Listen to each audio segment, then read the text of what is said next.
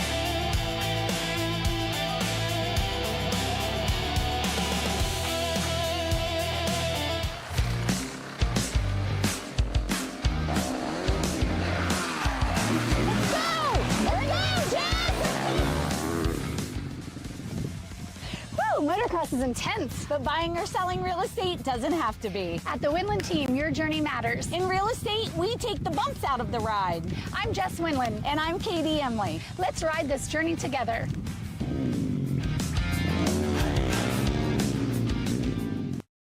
This is TJ with Premier Home Health. We proudly serve Licking County and surrounding areas for in-home therapy and nursing needs. If someone you love needs in-home care, choose Premier Home Health.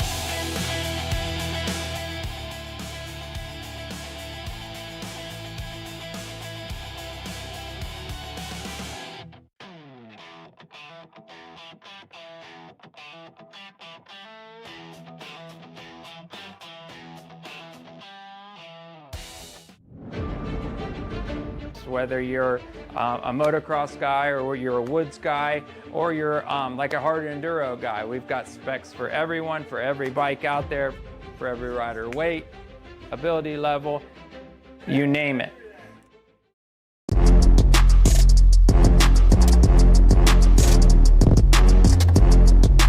Stop by Throttle Mob Powersports at 4030 Back Orville Road in Worcester, Ohio for all your powersport service and part needs.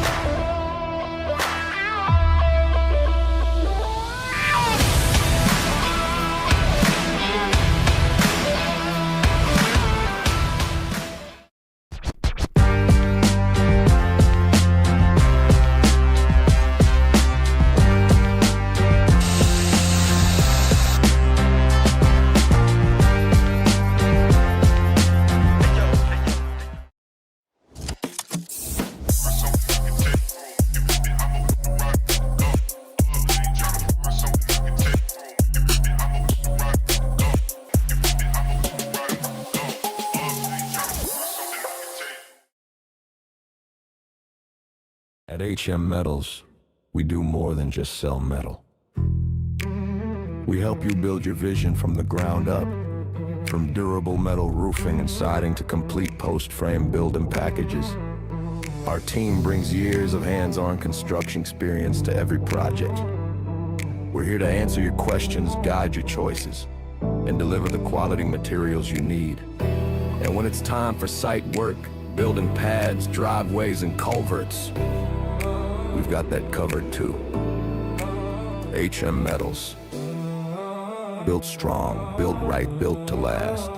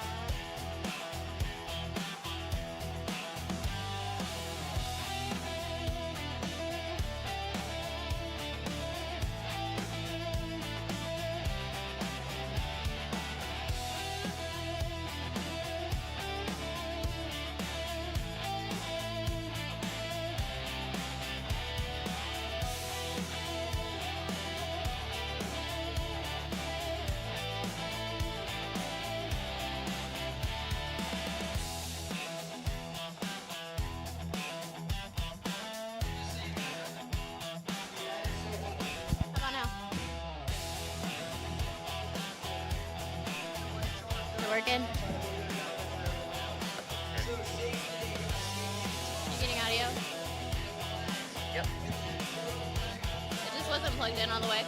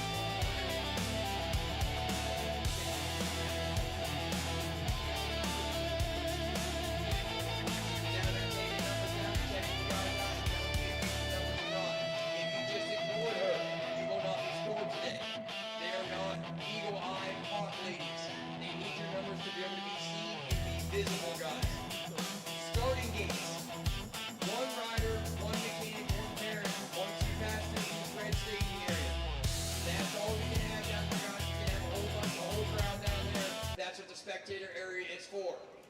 Also, when the 2 card comes up, that is the time you have to put your hand up for a mechanical. That's when you get your 2-minute hold. Mr. Rick, our AMA referee to my left, I'll turn it over to him in just a second, but that's when he'll start the 2-minute card, or 2-minute time watch, and then you'll have 2 minutes to get that mechanical fixed and we're going racing. But if that card turns to 1 and it goes sideways, we're going racing, there will be no holding the gate. So guys, always make sure that you got to get your hand up on the 2 card. 2 card and the hand doesn't go up for your goggles. Doesn't go up to set your hole shot device. It's for a mechanical only. Also in the starting gates, folks, you got to be square. Have to be coming straight out of the hole, straight out of the starting gate. Have to be parallel, guys. There's no turning your bikes in the starting gate.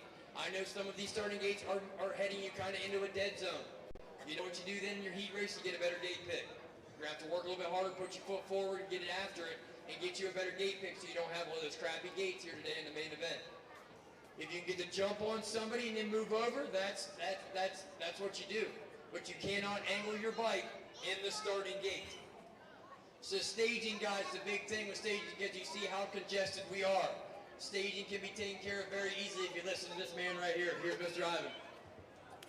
All right, guys. For those of you unfamiliar with our staging system, you can see over on the post right now, there's a 67 card. That is the class that we are currently staging. So if you're wondering when you're supposed to be in the crowd, that is what tell you. Now,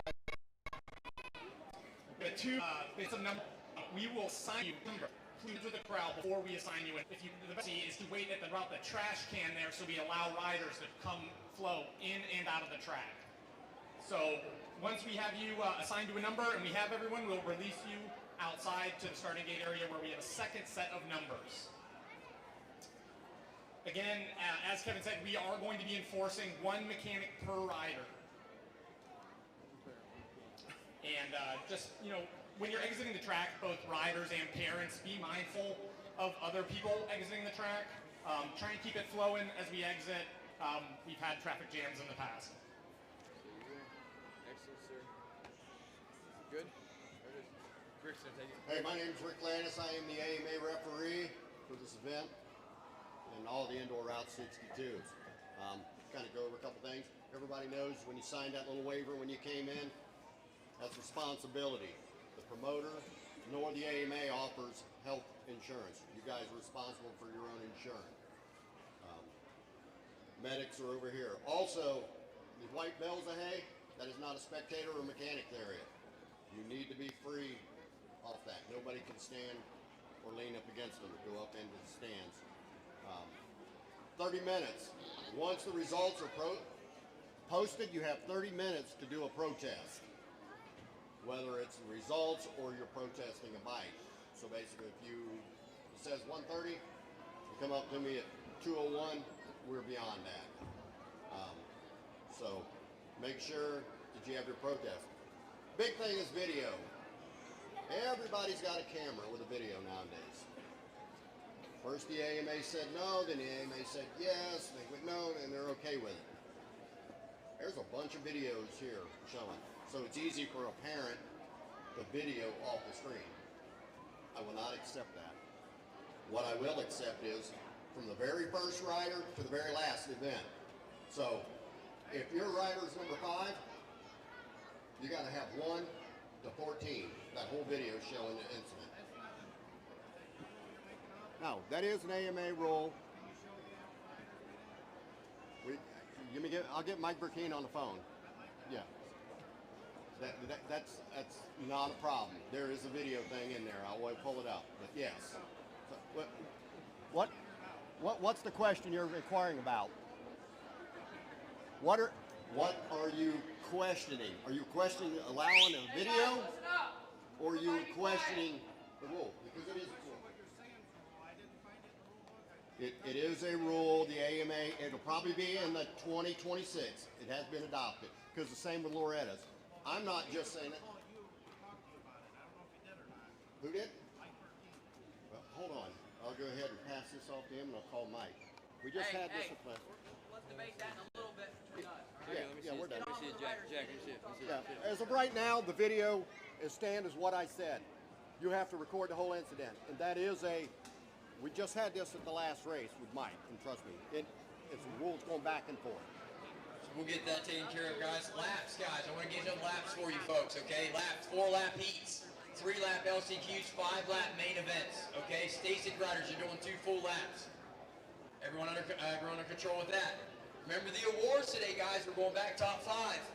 And at the banquet, you have to race 5 of our 6 races, but all 6 will count towards your points paying racing, guys. So definitely get involved in this banquet. It is a beautiful one a couple weekends after our last race in March.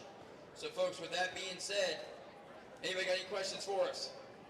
We ready to go racing? Let me hear it. Let me hear it out there. I'll tell you what, there's something special to race for today, folks. I tell you, let's get amped, let's get ready to rock and roll. I'm going to be calling race number 1 in just a few moments. Thank you.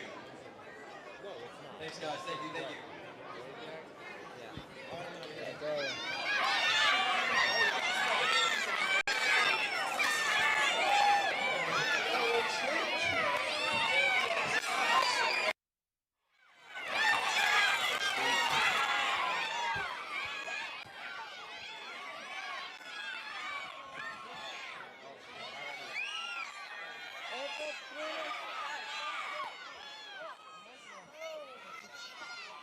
That shit was heavy.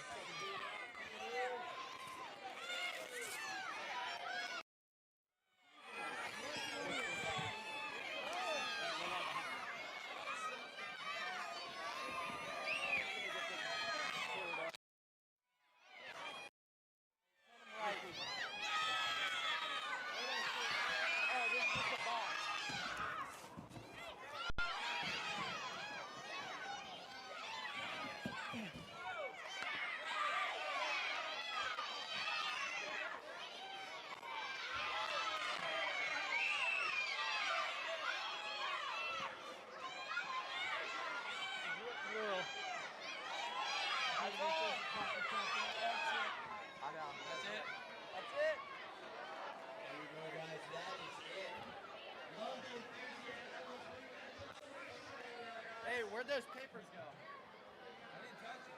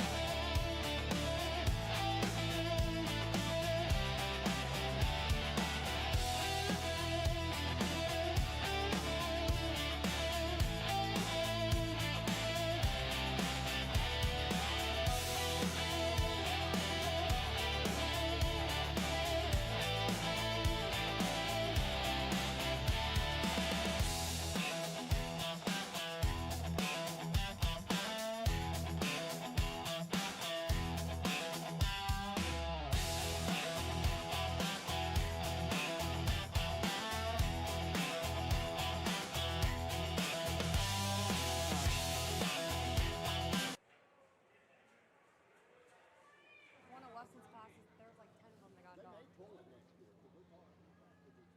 Because like Loretta's, okay, it's in here. It's even worse here. Oh, absolutely. You know, the last one, a lady brought me up a video of a video. I'm like, I am not even going to look at that. No. 6, that was horrible. I know. So over it.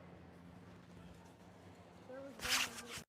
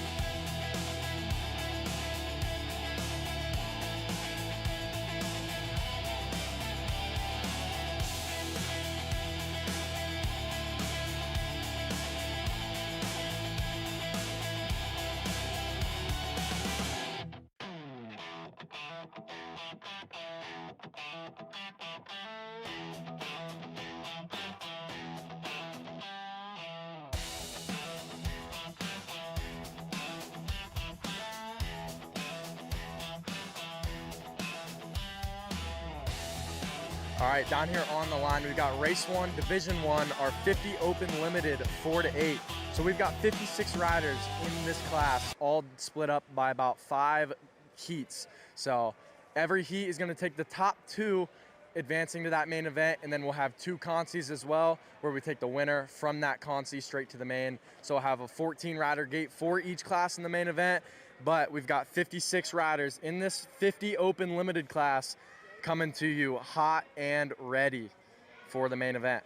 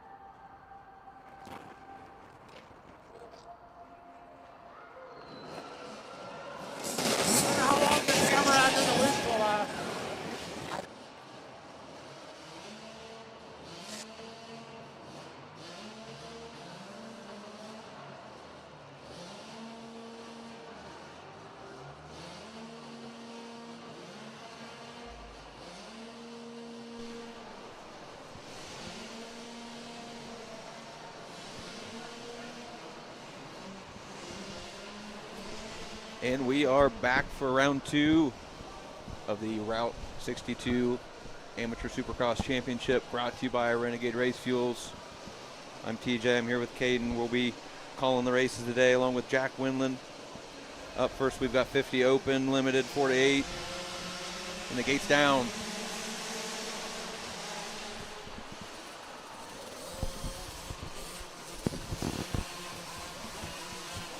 Looks like we've got the 322 of Henry Orwig out front, followed by Raiden Jones on the 119 machine.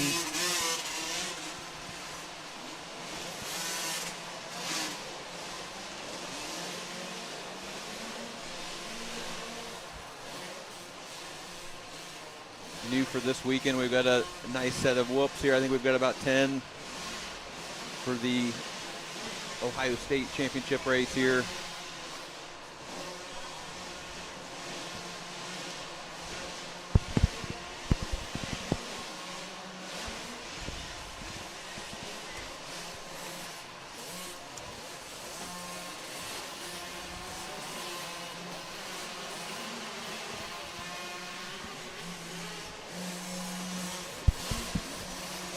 Green flag, we're good to go. Looks like we had a clean first lap.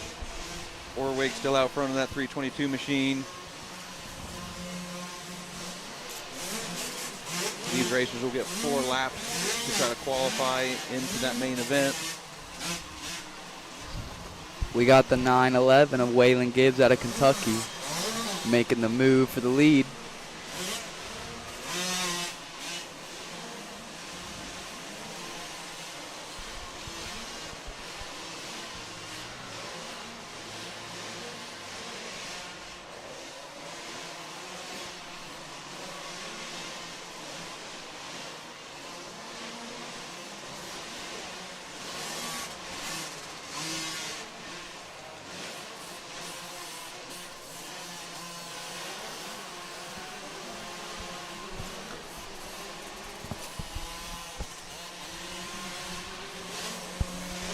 Looks like we got the 576 of Erez Roberts out of Portage, Michigan, checking in that second place spot, holding down the final transfer spot going to the main event.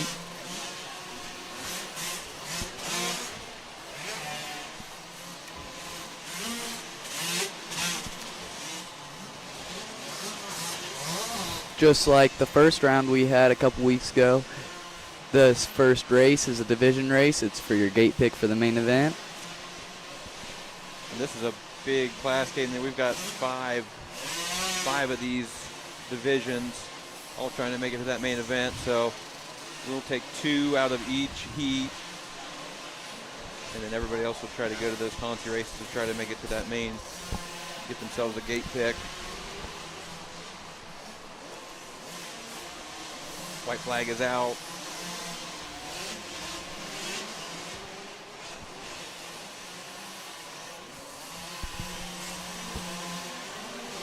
Your 2 leaders have checked out a bit, but the battle for third is the 322 at Henry Orring. Looks like he's got a KTM right behind him. That is the 119 of Raiden Jones trying to get that third place spot.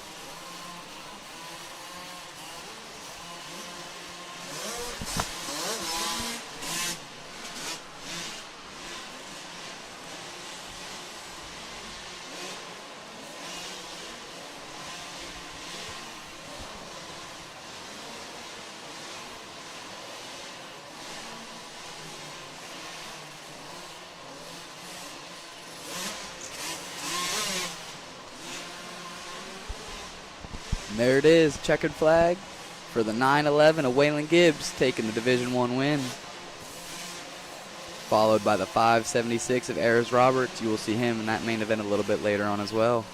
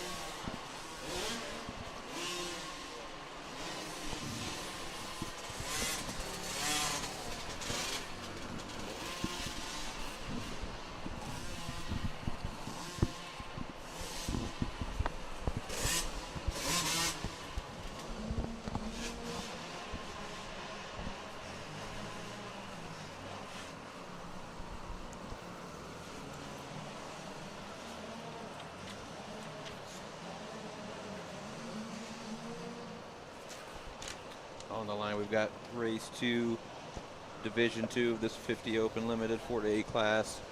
Again, there will be top two racers out of this will advance on.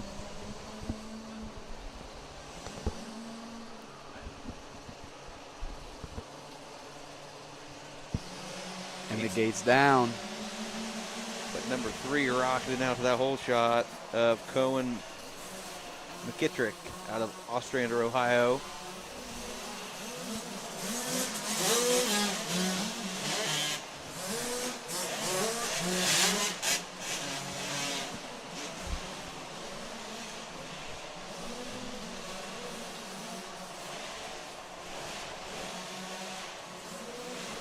Looks like we had a pass to the lead. That's number 16 of Marshall Blankenship. He was a heavy hitter at that first race. Good to see him back for a state championship race.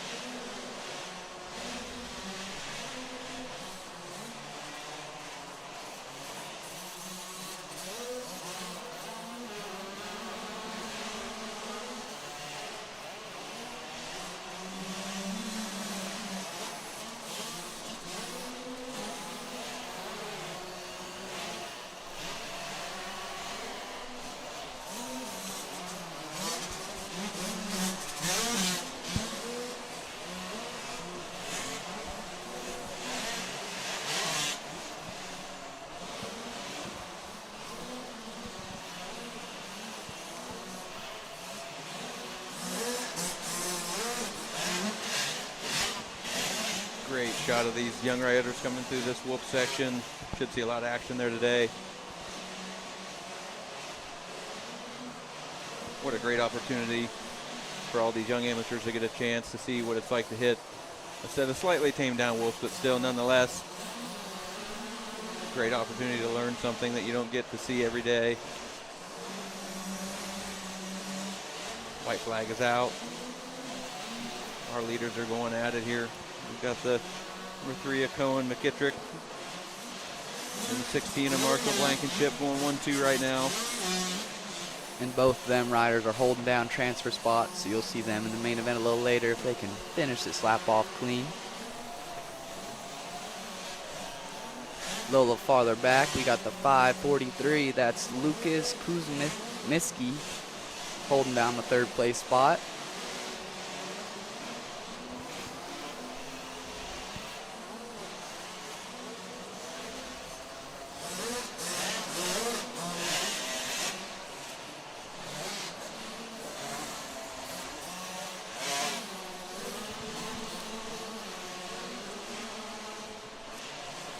Here comes number 16 to take that checkered flag and the Division II race win in the 50 Open class.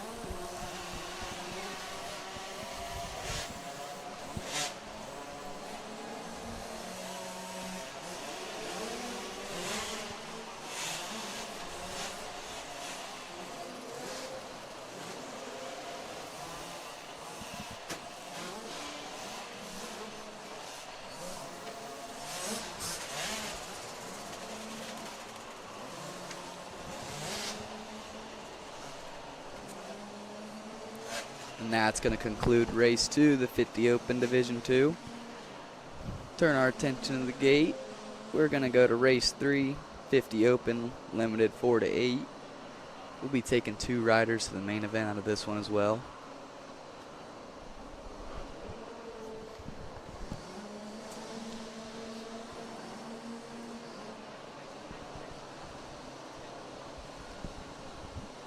Two car goes sideways. And the gate's down.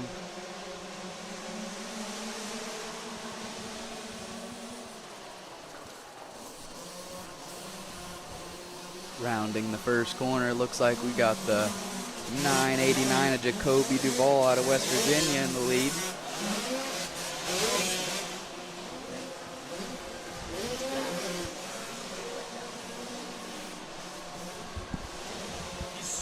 fast leg, went down in the first turn. 6-1, Ackerman.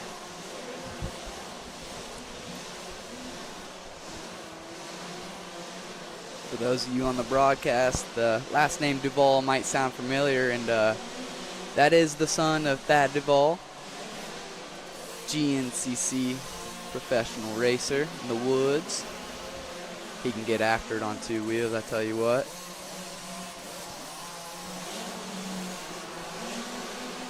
Checking in at the end of the first lap. In that second and final transfer spot, looks like we got the number 91 of Owen Burmeister out of Medina, Ohio.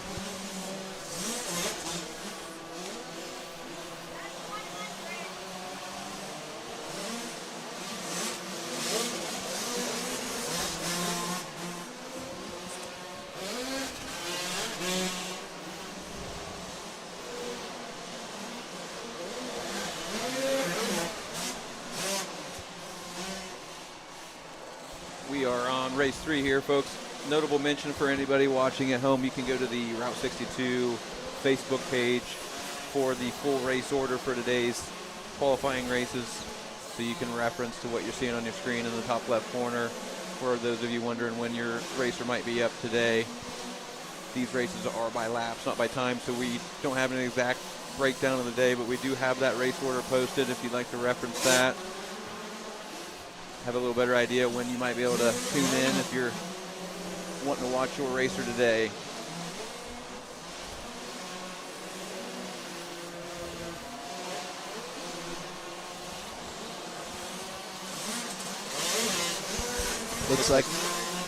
Looks like we got a couple 50 riders pulling out that single to table in the lane before the whoop section, so pay attention for that. That's a big line for them 50 riders that are pulling that out.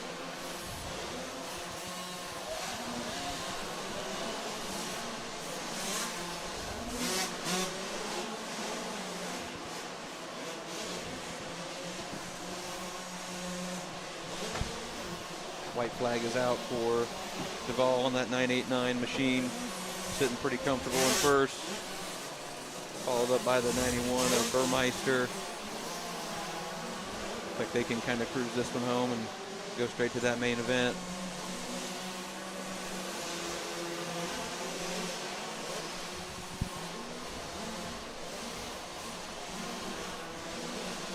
We go a little further back. In the third place spot, looks like we got the 111 of Bennett Hopper, followed by the 620 of Hunter Ackerman, who had a first turn crash, who's trying to make his way back. Also with 641 of Grayson Crockett in a little three-way battle for third.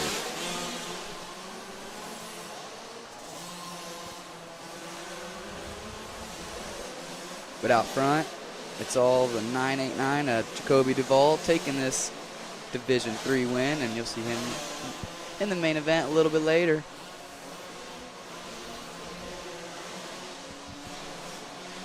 Big fist bump there by Duvall. He's pumped to win that one.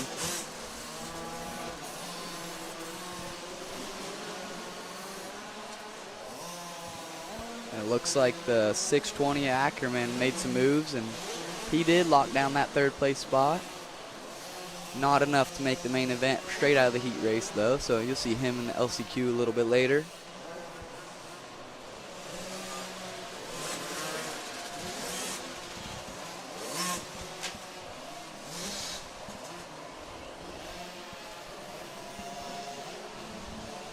On the gate, Division 4 of this 50 Open limited class, 4 to 8 years old, as we finish up race number 3.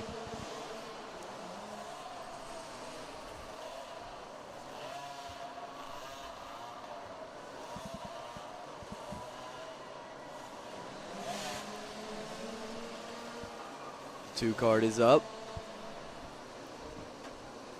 Turns to one, goes sideways, and the gate's down.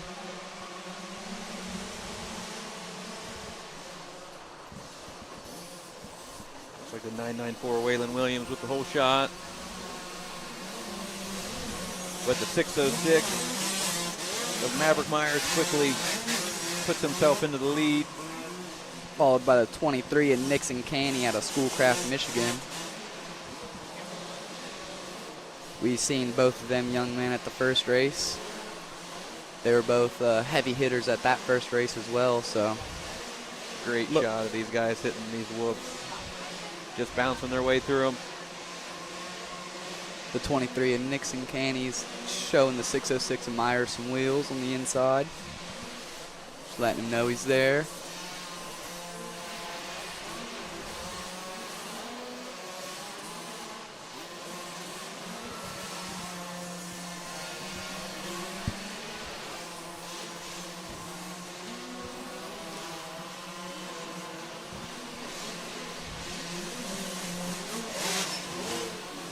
And Nixon Canny shows him a wheel. Couldn't get it done.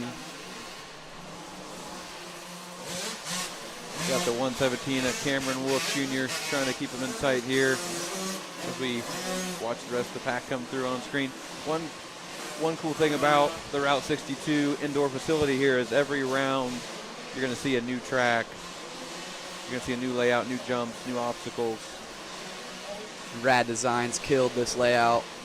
Bunch of different lines to choose from. It's a little more technical than the first round as we get deeper into the year. Loop section makes it a little more technical, so great job by Rad Designs.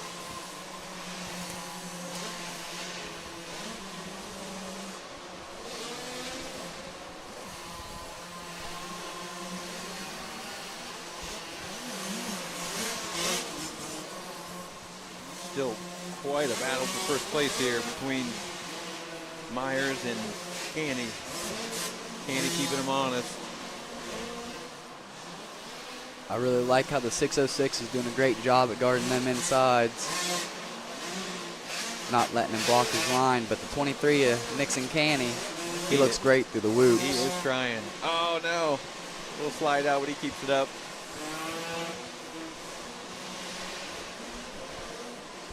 And the 117 of Cameron Wolf Jr., he's still right there and anything can happen.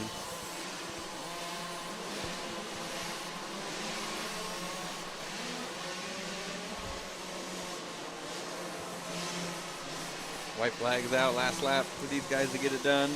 We got the 117 of Wolf Jr., Cameron Wolf Jr. out of Wellington, Ohio, still holding down that number 3 spot. Looking to capitalize on a mistake by our leaders. Canny is not letting go in that second place spot. He's been working these whoops. This is his shot if he wants to take this division win right here. There he is on the left side. Around the outside, gets the pass. Can he stick, make it stick?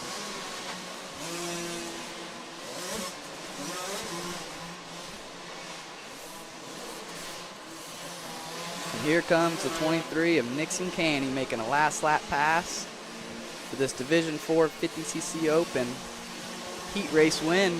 See him in the main event a little bit later with the 606 of Maverick Myers. Cameron Wolf Jr. crossing the line in third. He will be the first one of this bunch to go into that Con-C race to try to make it to the main event. Our very early leader, Williams, crossing the line in fourth.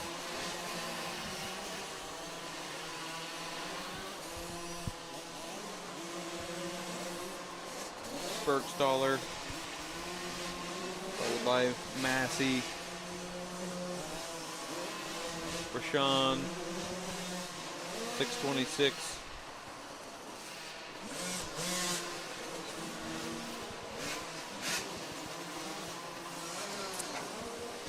.216 of Van Sickle, followed by the 517 of Colin Clifton.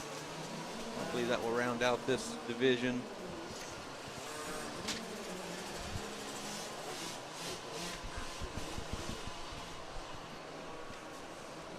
Race 5 up, the 5th division of this 50cc Open Limited 4-8 class.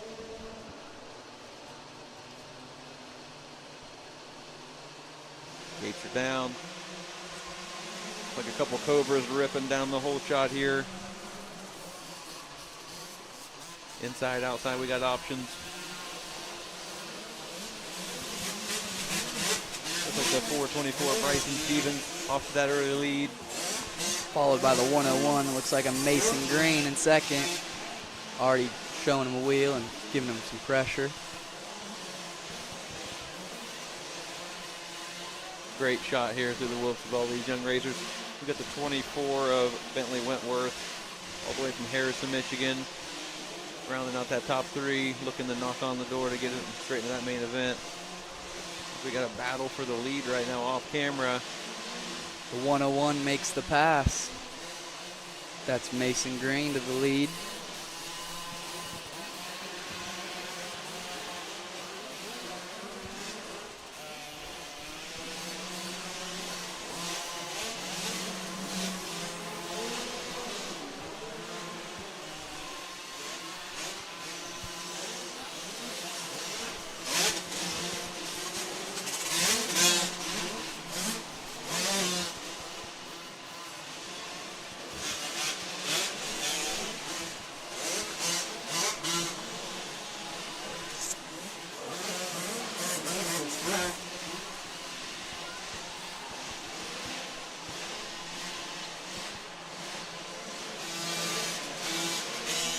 Just a reminder again for those folks watching at home, we do have the race order posted on the Route 62 Facebook page, pinned at the top. So if you would like to reference what class your racer's in when they'll be up today for qualifying, check it out. Get yourself an idea when they'll be up.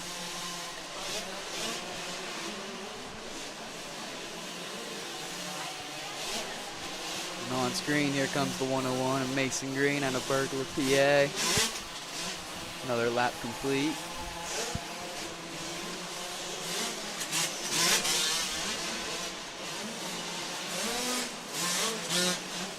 And he's pulling out the single to table in the middle lane next to the whoop.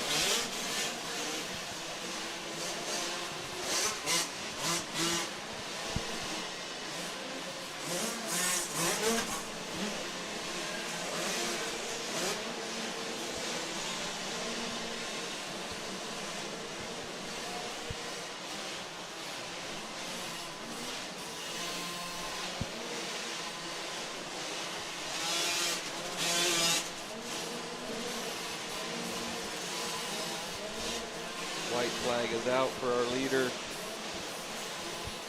101 Mason Green. It's still the 424 of Bryson Stevens in that second transfer spot, followed by the 24 of Bentley Wentworth out of Michigan, holding down that third place spot.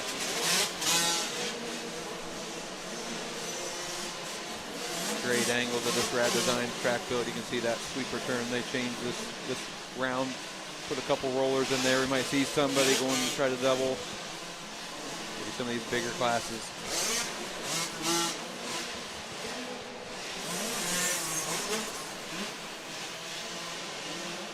Here comes the 24th of the whoops. That is Bentley Wentworth in that third place spot, followed by the 8 of Everett Krieg out of Amherst, Ohio in that 4 spot.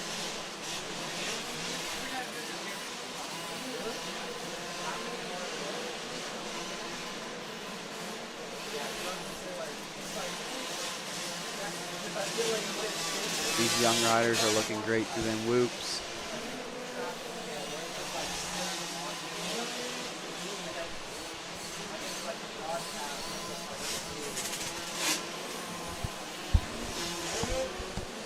As the checkered flag comes out, it was the 101 of Mason Green out of PA taking this Division 5 win. You'll see him a little bit later in that main event, followed by the 424 of Bryson Stevens out of MacArthur, Ohio. He's also taking a trip to the main event.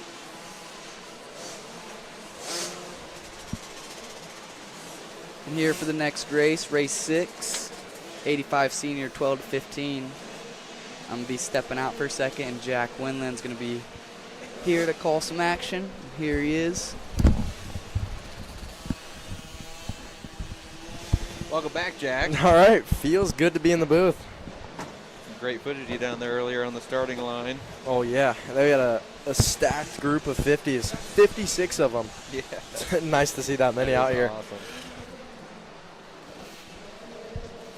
We've got 85 senior, 12 to 15 up next, race 6. We've got some big names that are coming back from round 1, trying to earn themselves a Ohio State Championship AMA number 1 plate. We're going to see some of these 85 riders skimming some whoops today, Jack. Oh, yeah. Number 11 got a great start out of the hole. Looks like Noah Rife. Oh, but he goes down in the first turn. Looks like he tucks the front. Bummer. That lets the number 7 of Gage Hall to the lead. He's going to have to make a comeback here.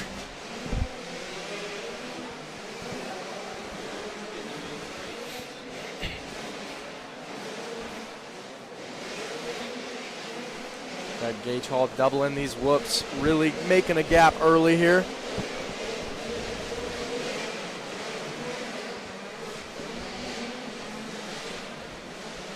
But that is the number 100 of Bryson Carnow up into the second position.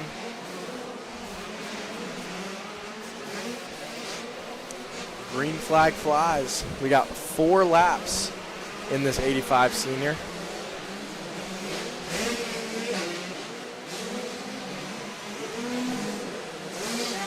Looks like we're taking 5 out of both of these heats, I believe. Yep.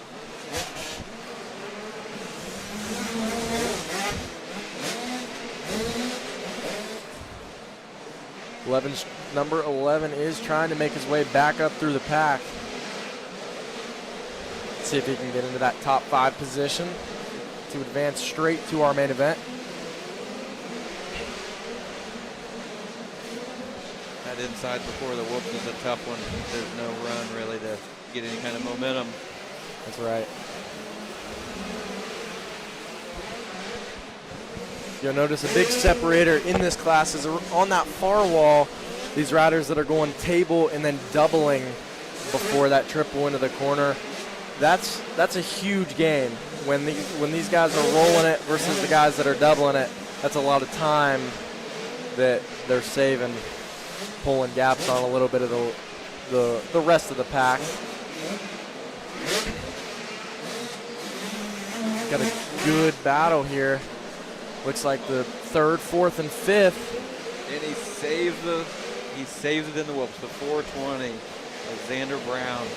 Got a little loose, but he kept it on 2 wheels.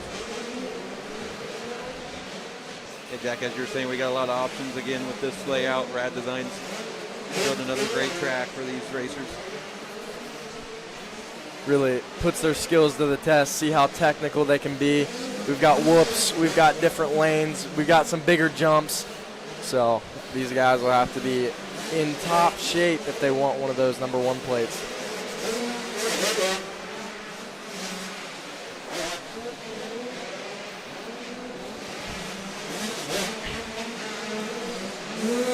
And here's the number 7 of Gage Hall coming down this start straightaway one more time.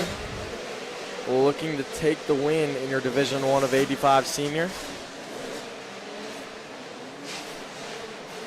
Takes the checkers. And there is the number 100 of Bryson Carnow in your second spot, straight to the main. Lincoln McPhee rounding out that 3rd place spot.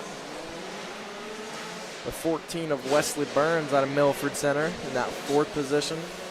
And the 420 of Xander Brown rounding out your top 5, taking that last transfer position.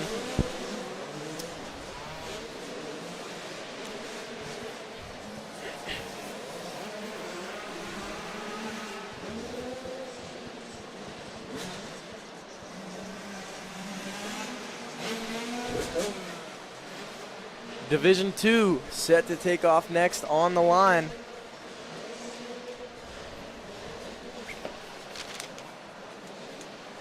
We still have another 11 riders in this race.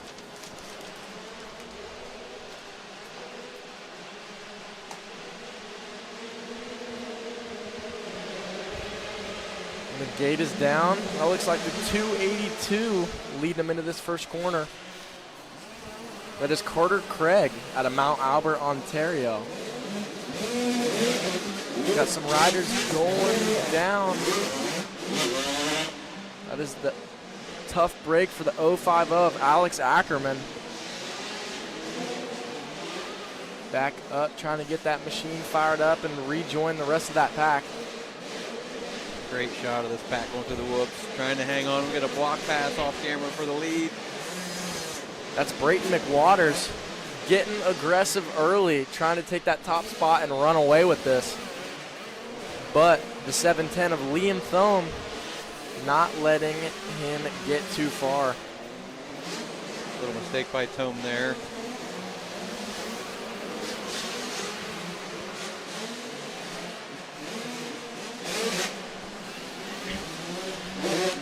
In our third spot, we've got the number 27 of Cameron Seals. Our fourth spot, 34 of Mason Fink. The fifth spot, the 211 of Carson Kuehl. You can see there all your top 85 racers are doing that single to table right before the whoops, trying to shave down a little bit of time. See Mick Waters tripling into that back corner, carrying all that speed.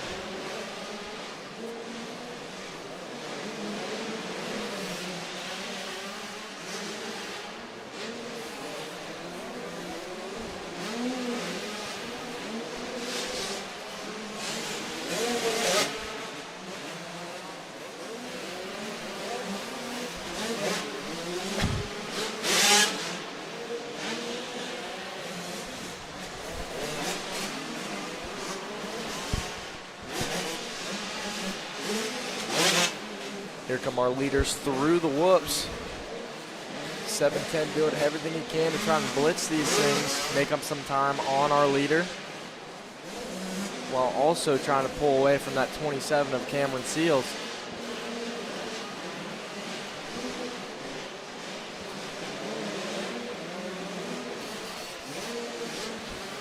The white flag flies. 1 lap to go in this race 7, 85 senior. But that's our second place down on the finish line. Up and remount, trying to remount. Looked like he dropped the front end a little bit there, Jack, and just kind of went over the bars. Tough break for our number 2 position. With only 1 lap left. He's up on 2 feet. Hopefully he's okay, and we'll see him in the Ponce a little later on. That was a tough fall for that number 710. And as we conclude race 7, that's Brayton McWaters taking your win with our new second place of 27, Cameron Seals. Let's see who we've got rounding out our final transfer positions. That's the 211 of Carson Kuehl in your third spot, the 34 of Mason Fink in the 4th spot, and the number 230 of Ollie Brunner. Oh, 282 tries to make a last-ditch pass for that final transfer spot. Little contact, but everybody stayed on 2 wheels. But Ollie Brunner takes that last position straight to our main event. Good to see the 710 of Liam Thome up and riding away. We'll see him in our last chance qualifier.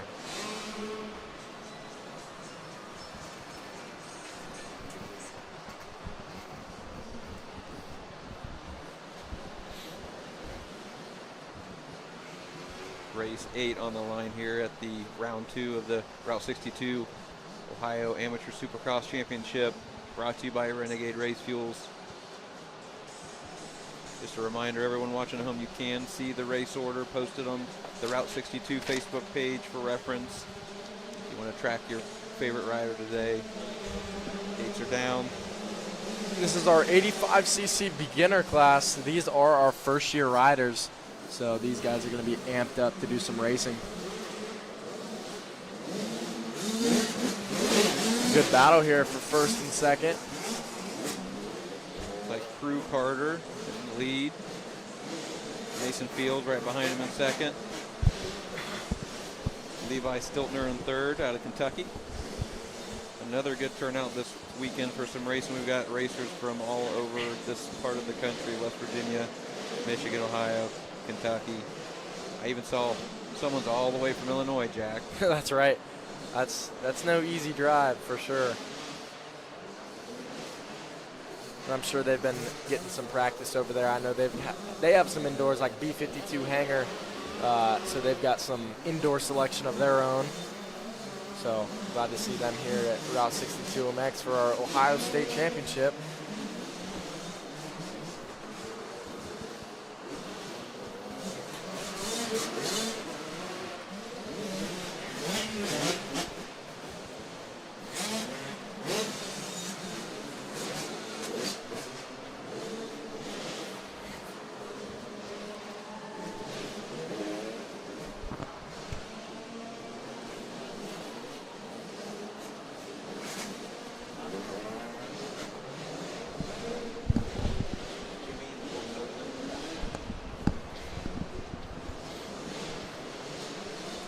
is Route 62's own Jimmy Walton, helping that 338 of Gannon Casto get remounted on his Kawasaki. Such a great facility here Jimmy's put together. So many hours, work that no one gets to see. Up early, out late, putting in the hours. Great staff here.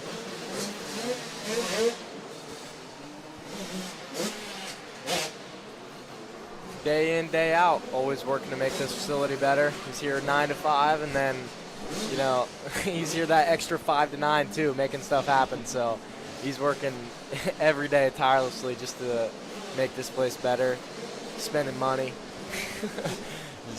doing everything he can.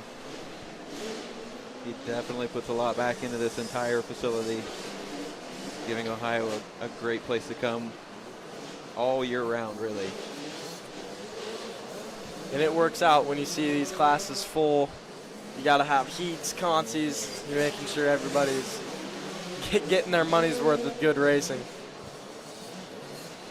Not a lot of places you go where you see 5 divisions of one class because there are just so many entries.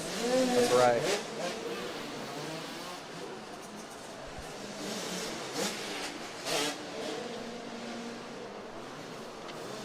Speaking of a lot of heats, we've got our 50 Senior Limited up next, and there are 38 of these guys.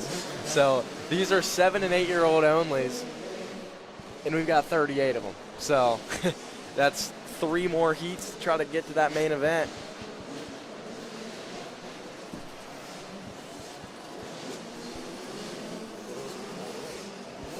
It kind of gives you an idea of the climate of Ohio motocross, amateur motocross. These young classes are just so full.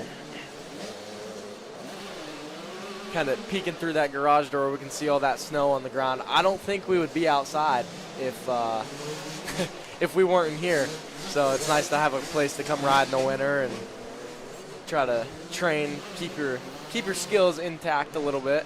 Everybody who rides knows that there's just nothing better than putting laps in on the bike. The gym is great, but there's no replacement for seat time. That's right. Doesn't matter age, skill level. The fact they're out here getting to put these laps in December in Ohio when there's snow on the ground, pretty amazing. Yep. And even if some of the riders don't join us for the race weekends, I mean, they can come and sharpen their skills, just kind of take the winter easy, work on technique. I mean, they can slow it down. Just honestly, getting on the bike, like you said, is a whole nother world of its own. You don't got to race, but I mean, if you're on the bike, you're getting better. Yeah, something people may not know is you can actually rent this facility out. That's right. Certain days of the week, certain time slots. And it's funny you mentioned that because I've actually seen a lot of these riders throughout the week, like especially this 50 Senior Limited. These guys will rent the facility out and have their own like little training days, or maybe it's just a ride day, pizza party, birthday party, anything, any reason, honestly. But yeah, I mean, when they come here for their 4 hours, they probably ride 3 of those 4 hours. They're getting their time on the track. Who wants to go to the bowling alley when you can go to the dirt bike track? Right. Exactly. The gate is down for this race 9.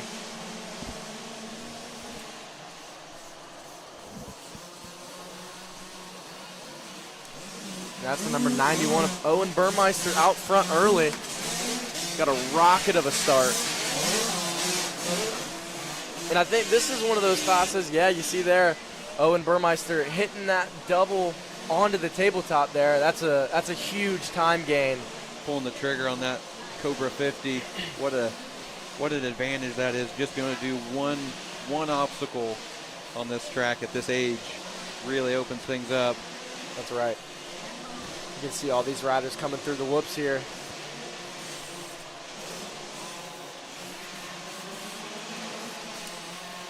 And our green flag flies. We've got 4 laps in this 50 Senior Limited. This is Division 1 of 3, 38 riders between these 3 divisions.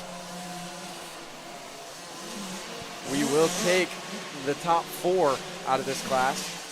So that is the number 3 of Cohen McKittrick in your second spot. out of Ostrander, Ohio. And then we've got the number 111 of Bennett Hopper out of Johnstown, Ohio in your third spot. And the number 119 of Raiden Jones out of Lancaster, Ohio, rounding out your fourth spot and final transfer position. But that's the 159 of Nico Massey in fifth, kind of on the outside looking in, seeing if he can make some time up through these whoops and get into that fourth spot. What a great addition this weekend, having that camera set up right there. The whoop cam. The whoop cam.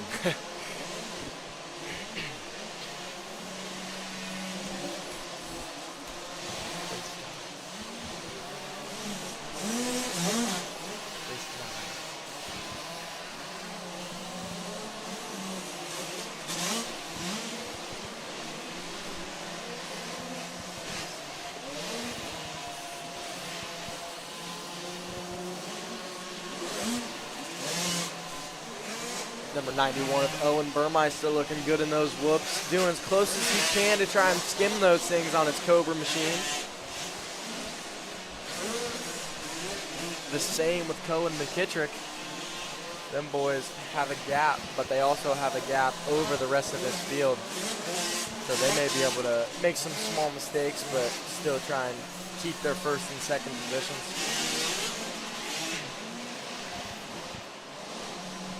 Number 111 of Bennett Hopper still holding your third spot down strong. About to come down this straightaway for another lap. And again, that's still the number 119 of Raiden Jones holding your final transfer position.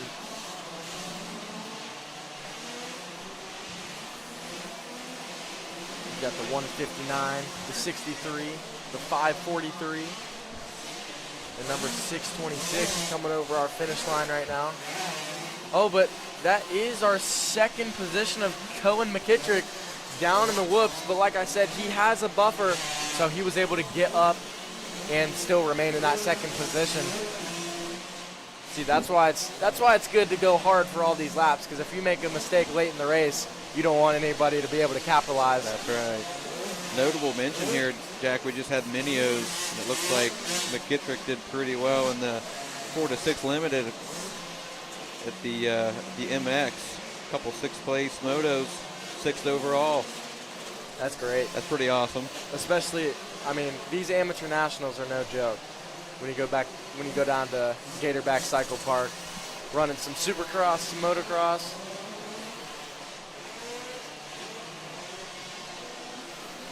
Trying to see if all the work here at Route 62 MX can translate when you go down to a supercross track like Minios.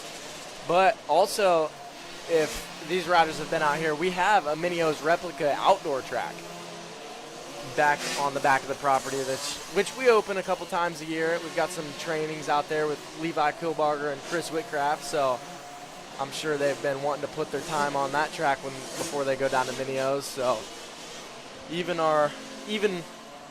in addition to our inside, we've got some pretty cool outside tracks. It is great. I tell you, as an old vet rider, even I enjoy the Supercross track. It's pretty safe for really all skill levels, but there are a couple big lines you can pull out there. Awesome variety here at Route 62.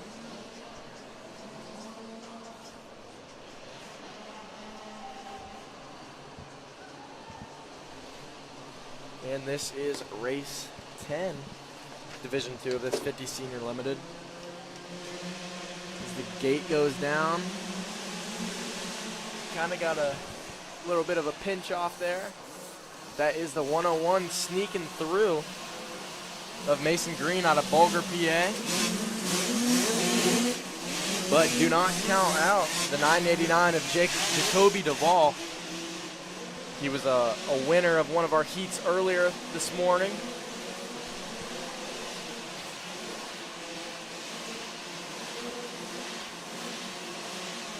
Sounds like Jacoby's got a pretty good mentor at home, Jack. He does, that's for sure. His dad knows a thing or two about how to ride a dirt bike. Woods or moto, they can get it done, that's for sure. They ride all the time. Backyard motos, snow motos. I think I actually saw an Instagram video of Jacoby on a P-dub just in the snow running laps. So he definitely has fun doing it. And he has pressure in the 101 of Mason Green hardcore. But don't count out the 620 of Hunter Ackerman. He's on their tail. If I recall, it was Ackerman down in his first heat in the first turn, and that's right. Almost made his way back. One thing I noted was Hunter Ackerman has phenomenal whoop speed. The way he's able to kind of get that front end up and almost wheelie through these things, he looks good. He's going for it. Oh, and that's the 989 of Jacoby Duvall to the lead around the outside through the whoops. So we have a new leader. You can see Duvall has excellent corner speed.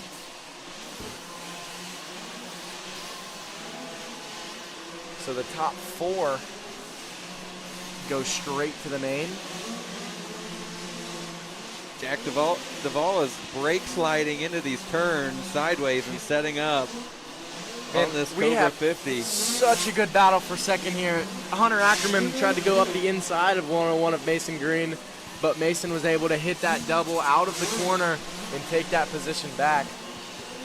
And that is the 16 of Marshall Blankenship out of Chesapeake, Ohio, holding down that 4th and final transfer spot. On the outside looking in, but she definitely has a buffer on that 5th place. I believe that's the, let's see here. I think that's the 68.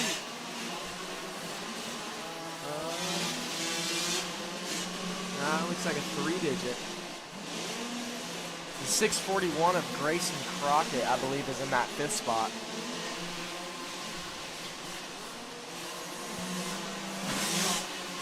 And there in the 6th spot is Mark Marker. In the 7th spot, you've got the number 8 of Everett Krieg out of Amherst, Ohio.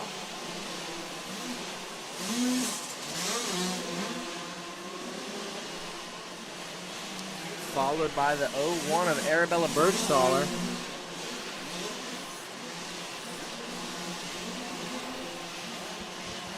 And here comes the 405 of River Dodge, the 37 of Giovanni Waller, and the 122 of Hunter Daniel.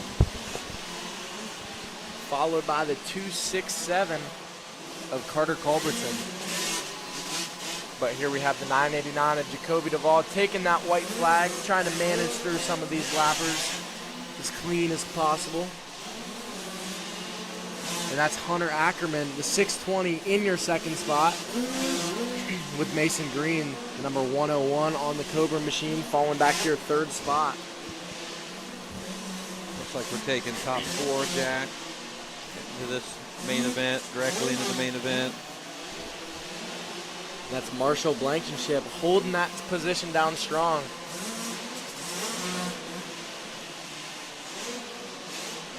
Riding smooth, riding ahead, just trying to put it into that main event with a good gate position. We've got 4-lap qualifiers today, followed by 3-lap Conti races to try to get those last spots into the main event, and then the mains will all be 5 laps. So these riders will have a little bit more time to do some work in the main event if they get a bad start or maybe the tip over or something. But that's right. And there's your 989 of Jacoby Duvall going 2 for 2 on heat race wins this morning. Again, followed by the 620 of Hunter Ackerman. The 3rd spot going to Mason Green, and your final transfer spot going to Marshall Blankenship. I see a lot of these little Cobras with the mitten on the side, Jack. That's right. And you'll actually see that probably the best person to be out there on the track is Carson Mitten, our 1-2 board holder. So if anybody's going down in a corner and needs that thing fired back up, I think Carson Mitten might be the guy to get that thing fired back up. He knows a thing or two about those Mitten cycle Cobras.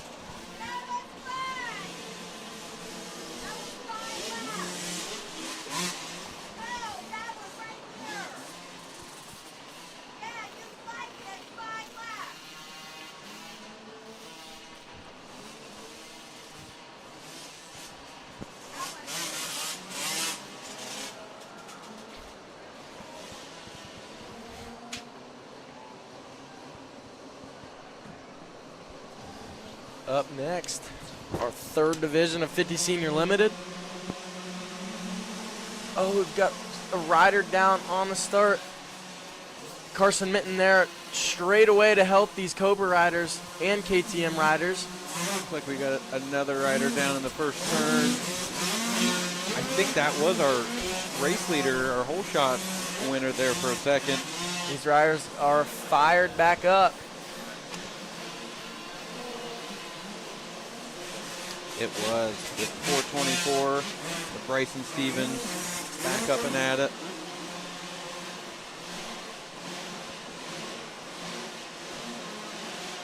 Looks like out front we've got the 23 of Nixon Canny. All the way from Schoolcraft, Michigan. Trying to get a good gap here early on the rest of this field.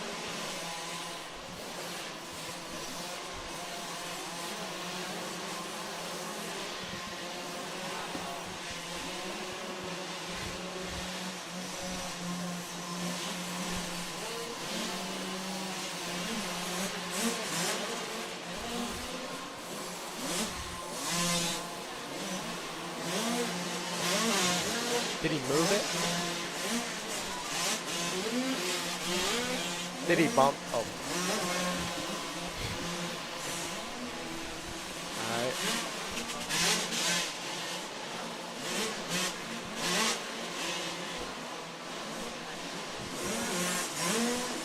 And that still is the number 23 of Nixon Canny out front early. Followed by the 994 of Waylon Williams. And the 22 of Emery Case. Trying to read that number on our final transfer position in fourth.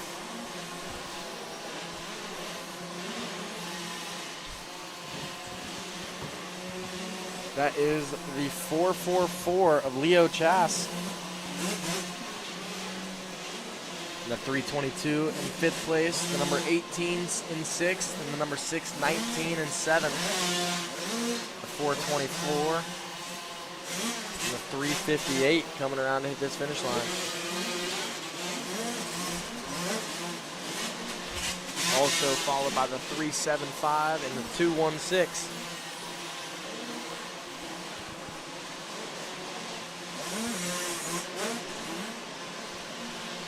And there is the number 4 of Grayson Lanzer-Dobie. Had a small issue after the whoops, but he is back up and running.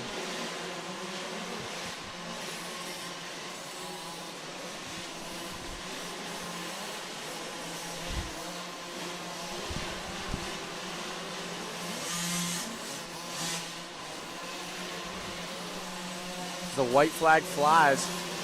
One more lap for this last division of 50 Senior Limited.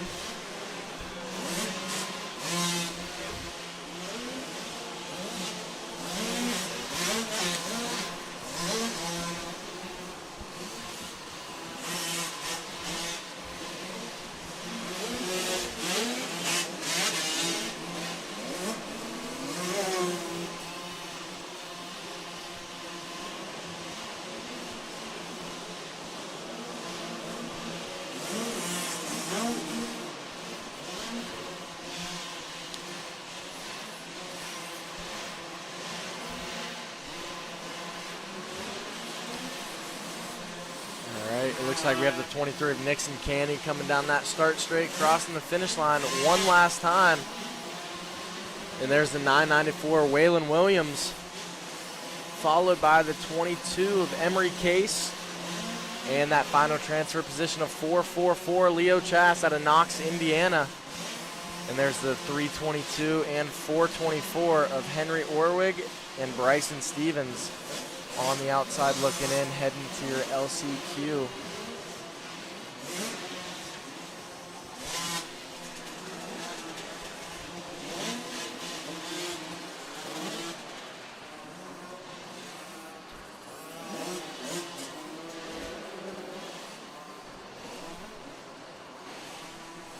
Great shot of the facility here, Jack. Overhead. You start to see all the lines, all the shiny spots, especially in the turns, the main lines. Usually one nice one inside, one nice one up in the berms.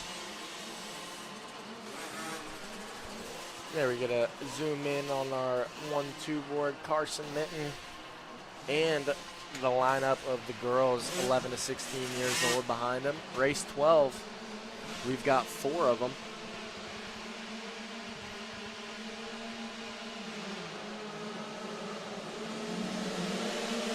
And that is the number 1 of Ashley Card, looking like she's taking an early hole shot and a lead. Out of Canada, Jack. Sombra, Wow. Ontario. That'd be a hike. That is a hike, but it's good to show. What a great facility we have here for these riders to make the long trips down to the race in our series. During practice yesterday, we were talking to some Canadian folks, and they were saying it was like negative 20 degrees up there when they were coming down here. So it was, that's insane. I mean, we're coming to 20-degree weather here, but they probably feel like they're going to Florida. I mean, that's like a 40-degree difference. We go to Florida, they come to Ohio. Right. Yep. And I think some of them said it was about an 8 to 10 hour drive, but with the snow they get up there sometimes, it can turn into 18 hours. So that's ridiculous. Commitment. Yeah. Shout out to the parents from everywhere bringing these young racers here today.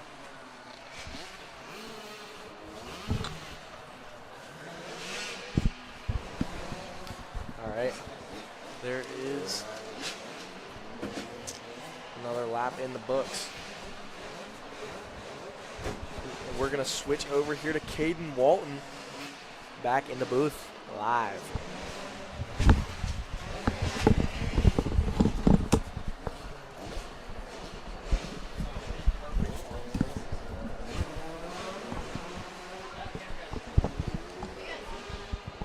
Hey, hey.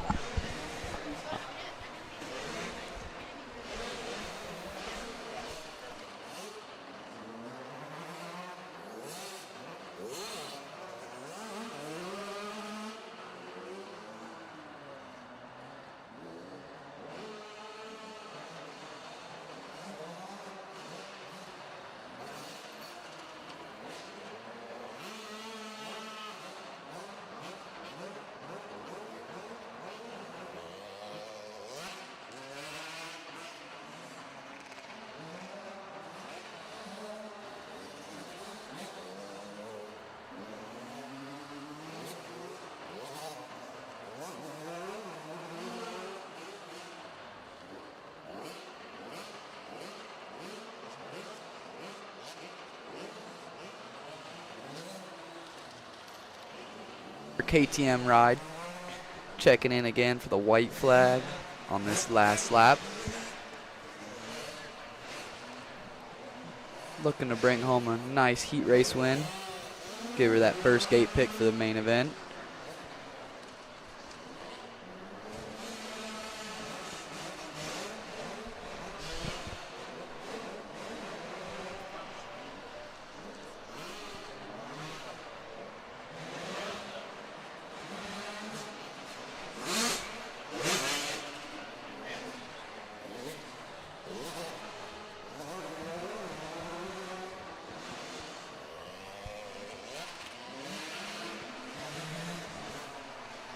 The number 1 Ashley Card will take the heat race win.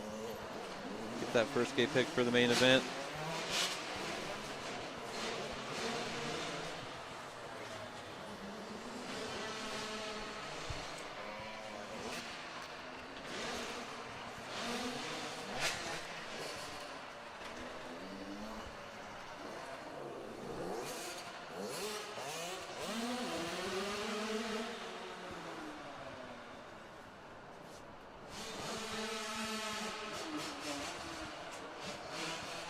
The 121 of Emerson Russell out of Parkersburg, West Virginia will round out that number 4 spot.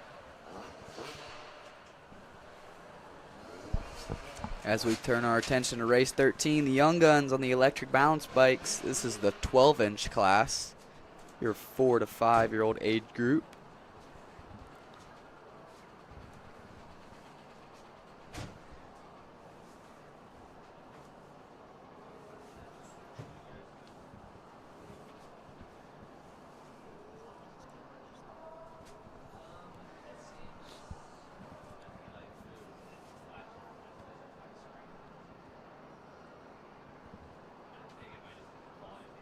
And these young rippers are the future of our sport right here.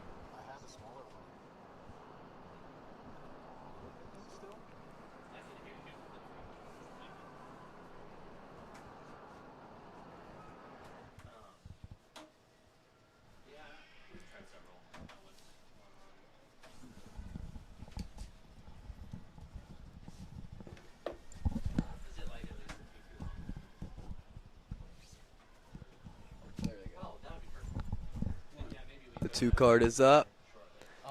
The gate's down. They put them in front of the gates because they can't go through the gate. They catch in the tires. Yeah, just explain that if you want. It makes sense. Yeah, so they start in All right, we are off. So you'll notice these little rippers, they start actually in front of these gates because these little Stasic electric balance bike tires are just too small to make the gap between the gate. Taking your early race lead, it is the 211 of Barrett Barnes out of Millington, Michigan.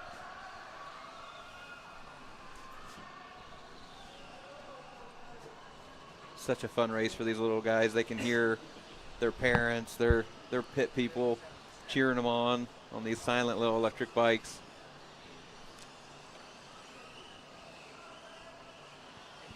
And this is a great opportunity for these young riders to really feel what it's like here in a couple years. I'm sure they'll be on 50s and 65s and with motors under them, so it's a good stepping stone class to get them ready for that.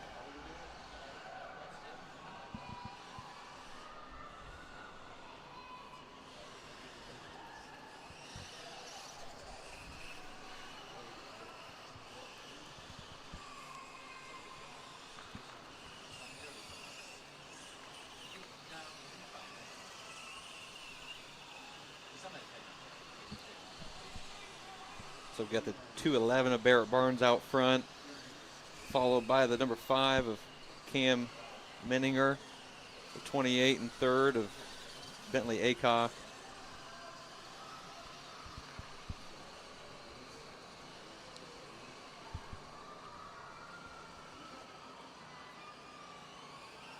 '21 of Miles Witten in the 5 spot. The 322 of Macy Fullhaber in the 6th spot.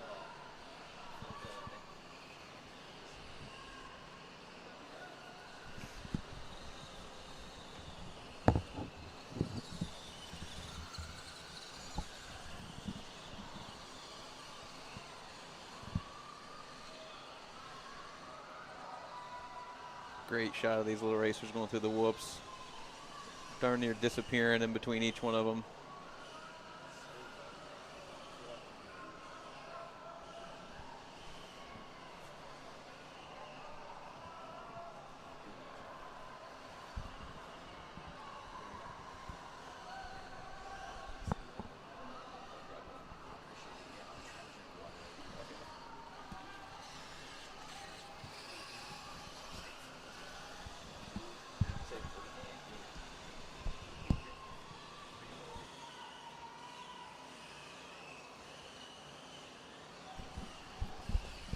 And it is the 211 of Barrett Barnes out of Millington, Michigan.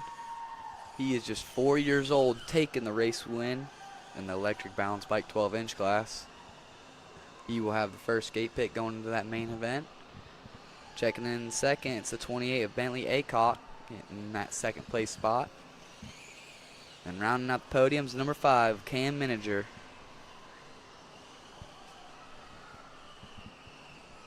All these racers will get another crack at it in the main event. No consi for these little 4 to 5 year old racers.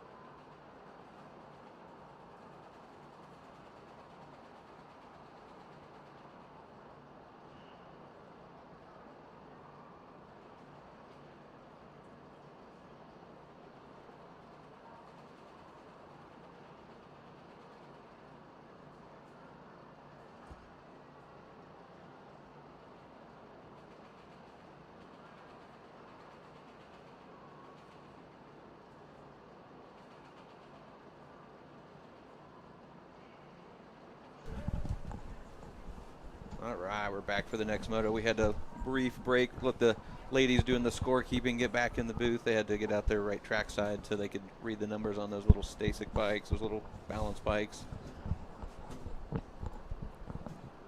Up next, we got the Silent Rippers, the e-bikes, race 14, Division 1. The gate is down.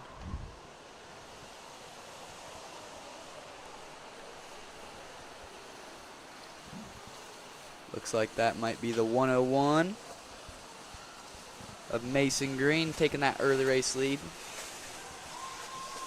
Followed by the 731 of Wesley Jackson.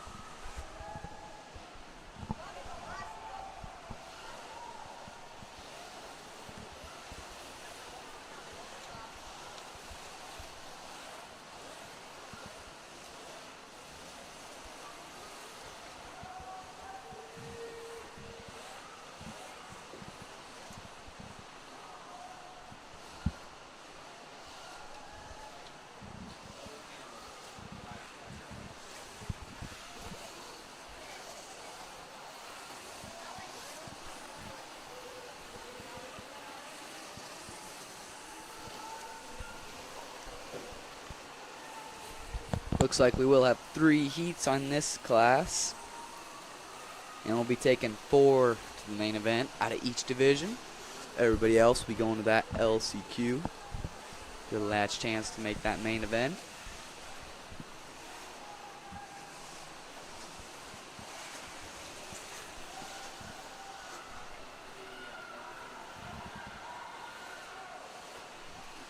Checking in the whoops, still the 101 out front. Keeping that front wheel light and carrying it right over them whoops.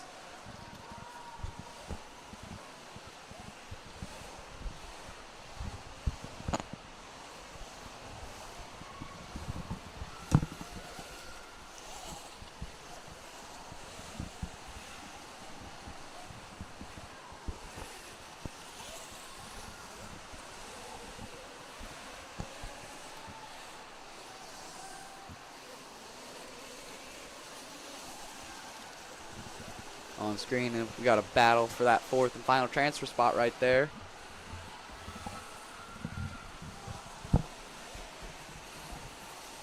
Looks like that might be the 517 of Colin Clifton, if I'm not mistaken. Followed by the, I want to say that's the, yep, that's the 201 of Weston Blake out of Holy, Michigan, who actually just makes the pass in that final transfer spot.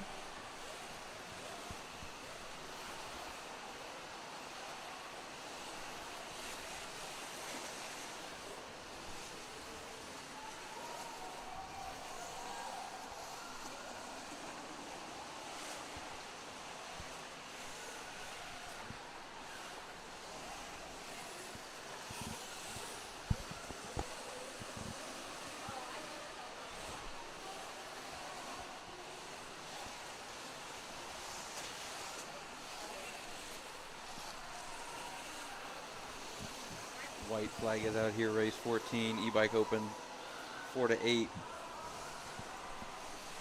Again, if you would like to follow along today, the race order is posted on the Route 62 Facebook page, pinned at the top, so you can check out to see when your favorite little racer is going to be on track today.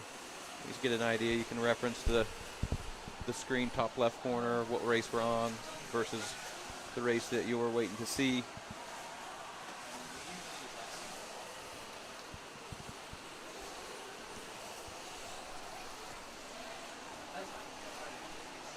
Rounding that final corner one last time. It is going to be the 101 of Mason Green taking the Division 1 win in this e-bike open class. You'll see him in the main event a little bit later. Followed by the 731 of Wesley Jackson out of Wadsworth, Ohio, coming home in that 2nd place spot.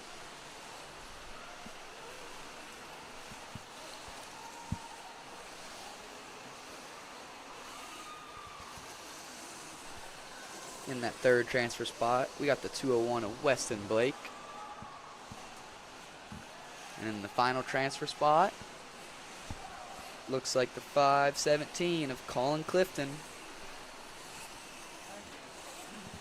Bringing it home and taking that final transfer spot. We will be seeing them 4 riders in the main event a little bit later.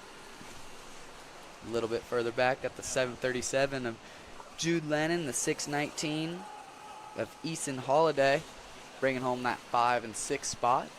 You'll see them a little bit later in our Concy races. Also with the 116 of Bo Shields, the 17 of Maddox DiBernardo, the 176 of Trip Carter, and many more.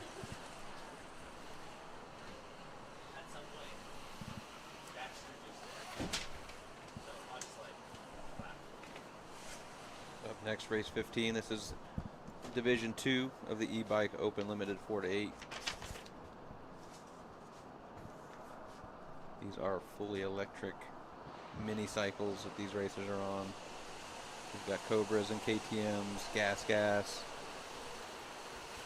And it is the 911 of Waylon Gibbs out of Cattlesburg, Kentucky, taking that whole shot in the early race lead. He is checking out already.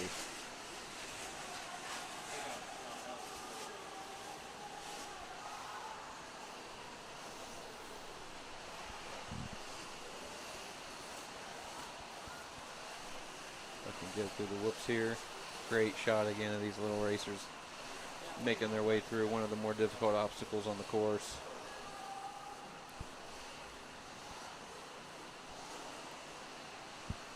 Shane at Rad Designs knows how to make a set of whoops, huh, Caden? Oh yeah, hitting them things on Thursday night.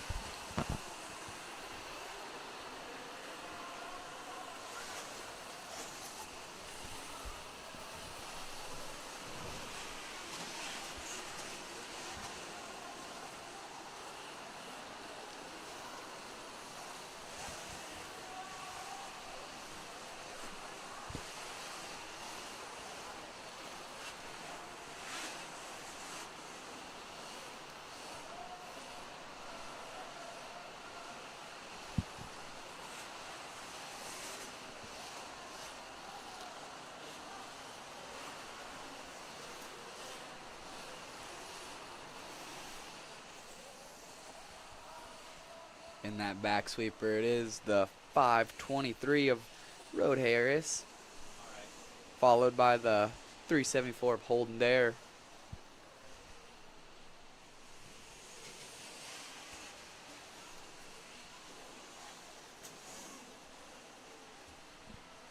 Basically, once you see about there, you say we're switching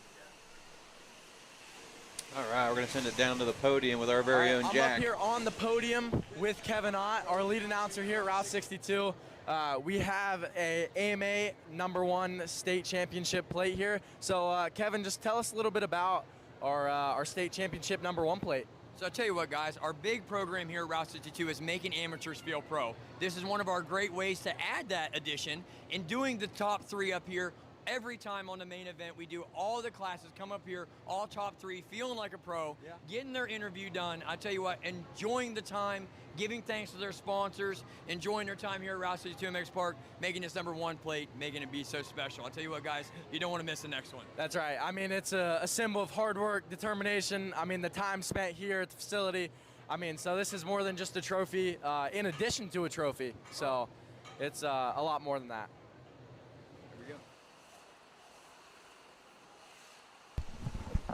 As we check back in on the track, it's still the 911 of Waylon Gibbs out front, followed by the 523 of Harris. And then in that 3 spot, we got the 374 of Holden Dare, all holding on to their transfer spots. I think I saw our leader throw maybe a little no-footer in the back section, Caden. Out there having some fun. Showing some stees around the track. Ooh, is it with the little slide out in the back corner as he makes his way to the finish, rounding that final corner to take the Division II race win, stamping his ticket to the main event.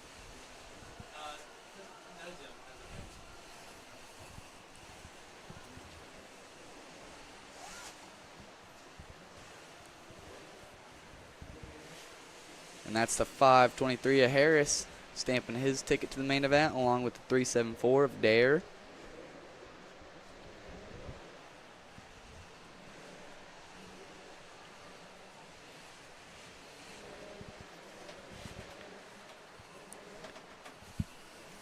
And I'm sorry, that was the 58 of Mark Marker in second place.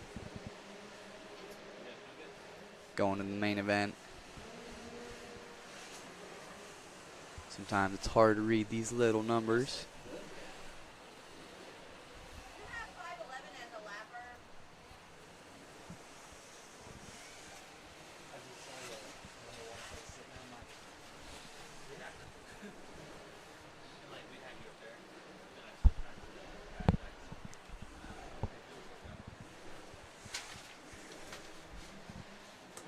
And that concludes race 15. Our third and final division of E-Bike Open. The gate's down.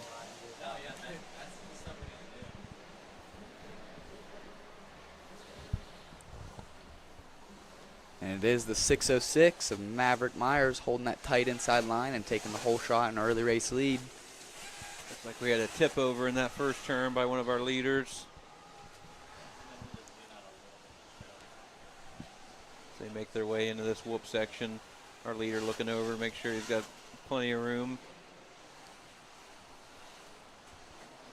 Looks like we've got a good battle brewing here for second, third, and fourth. That is the 18 of Braxton Webster holding down that second place spot.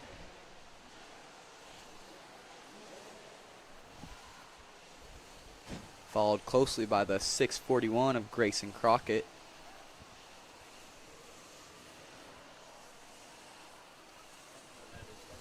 Block pass on the finish line by the 614 of Oaks Bacinda. Putting the move on the number 18 of Braxton Webster.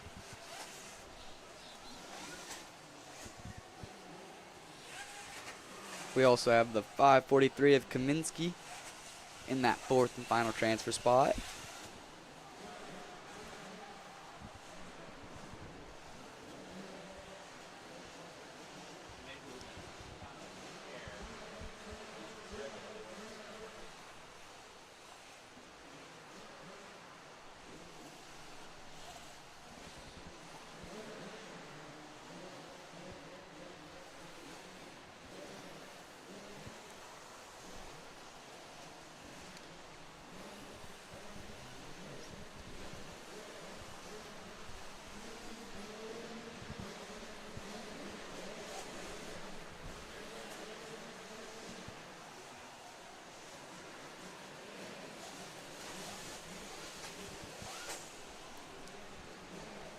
As these silent racers continue to battle it out, we'll take a second to thank the sponsors for this race series. We've got Rad Designs building us a great track. We've got Apex Moto Works bringing you the coverage at home. Iron Pony, Trail City 4x4, Full Throttle Images, getting the great shots of your racers. SNS Landscaping, Homes Rental, FCR Suspension, Mid-Ohio Powersports, Electrics, Mitten Cycle, the Windland team at Caldwell Banker Realty, Coughlin Cars, Tough Trucking, and the Thomas Boys, making this series possible at Route 62.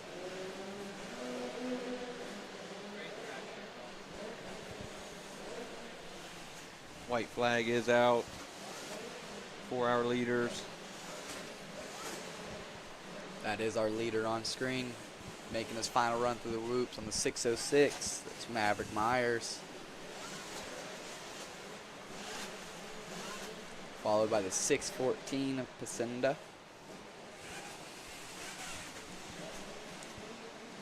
Then the 18 of Braxton Webster, rocking through them whoops. Then the 543 of Kaminsky, holding down that final transfer spot.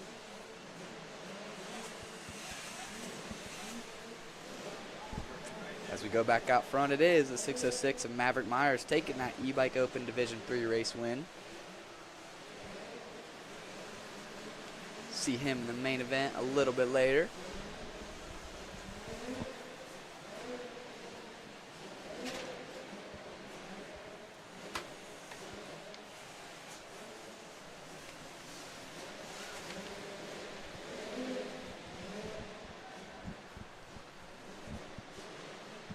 On the line, looks like race 17 is your 85 junior class, 9 to 11.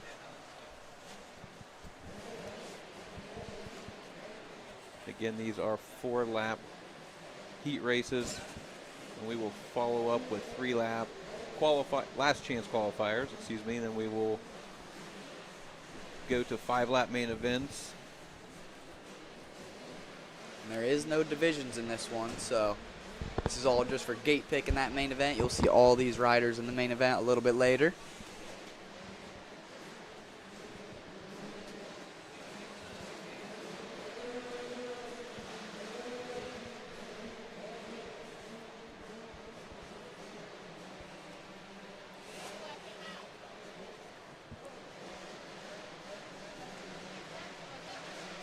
Two card is up. It turns to 1. It goes sideways. And the gate is down. There's a 3-way battle into that first turn, it looks like. Let's see them as they come by here. The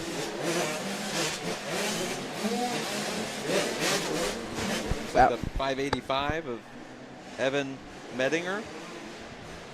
Followed closely by the 55 of Emil Treatnault.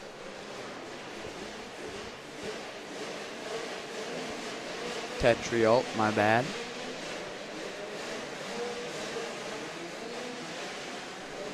And I want to say that's a 327 of Connor Etches in that third place spot.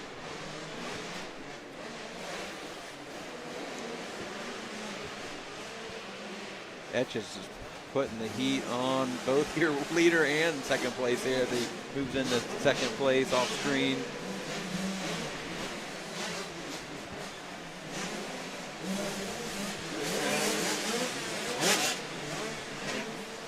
There you can see Etches putting the pressure on our leader right now, Medinger.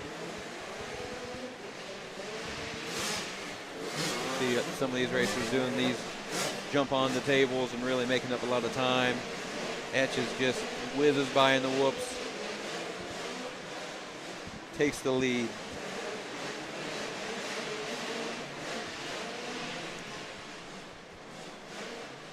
Holding that tight line around that. Them back couple rollers.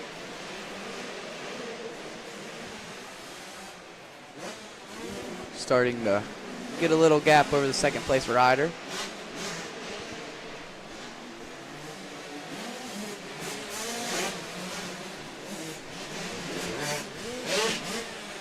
Looks like we got the 76 of Parker Chappell starting to make his way into that podium battle. He just made the pass in the third place. Now into second place as he doubles onto the table.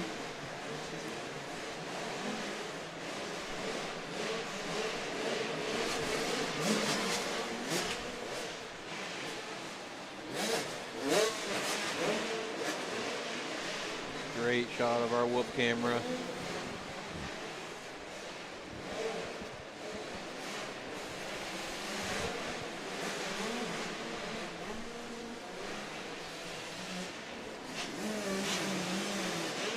White flag is out. Connor Etch is still sitting out front with a comfortable lead.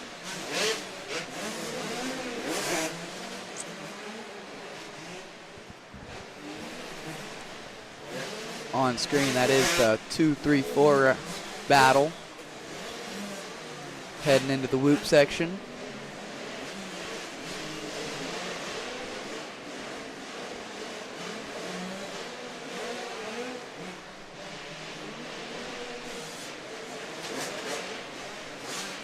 And here he comes. The 327 of Connor Etches rounds that final corner and takes that checkered flag. and the heat race win in the 85 Junior 9 to 11 class, followed by the 76 of Parker Chappell, the 585 of Evan Menninger, and then the 55 of Emil Tetriol, bringing home that 4th place spot.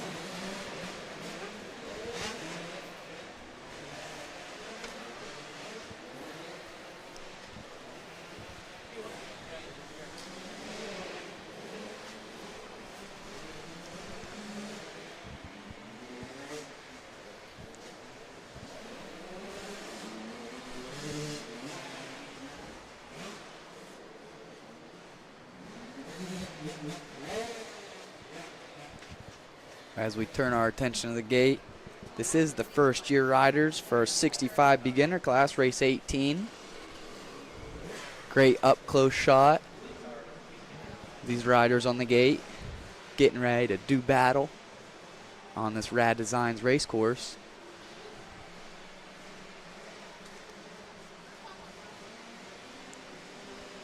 Card is sideways, and the gate is down. Like the 18 of Cole Wentworth rockets out to the first turn with the whole shot.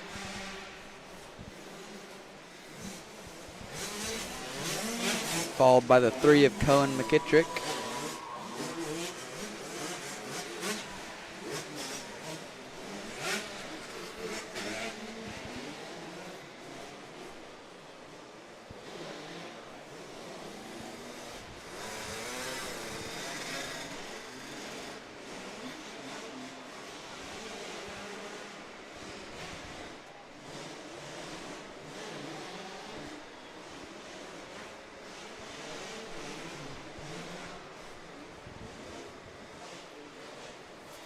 Even these first-year riders handling these whoops no problem.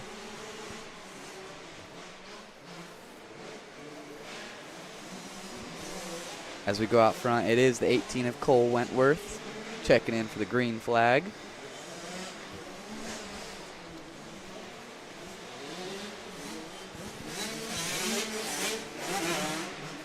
But that is the number 3 of Cohen McKittrick, applying a ton of pressure to your race leader, looking to make that move. Side by side they go.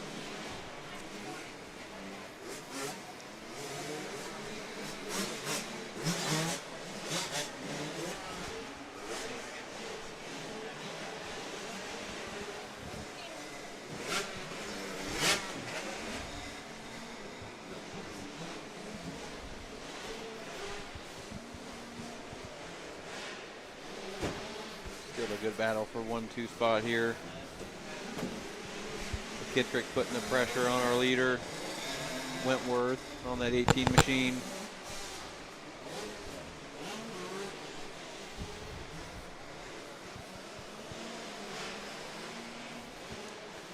We go a little further back. It is the 782 of Jackson Martin in that 3rd place spot.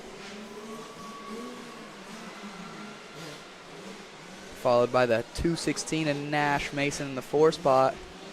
And then a 4-rider battle for that 5 spot. And that is the 531 of Casey Kersey holding down that 5th place spot.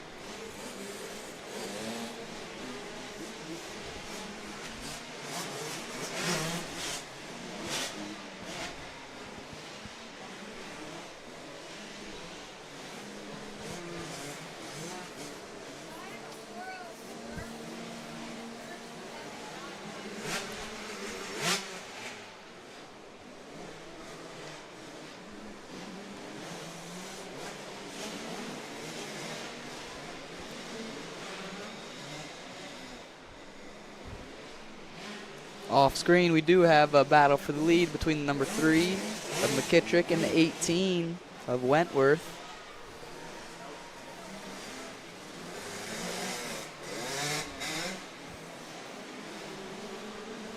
As they make one last trip into this whoop section here.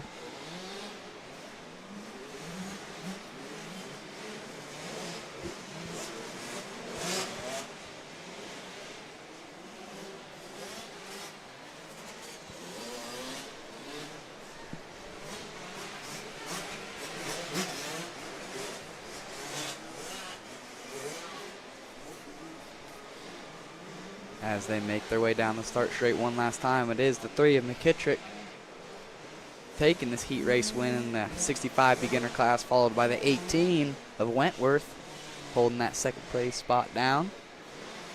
They will have the first and second gate pit going into that main event here a little bit later.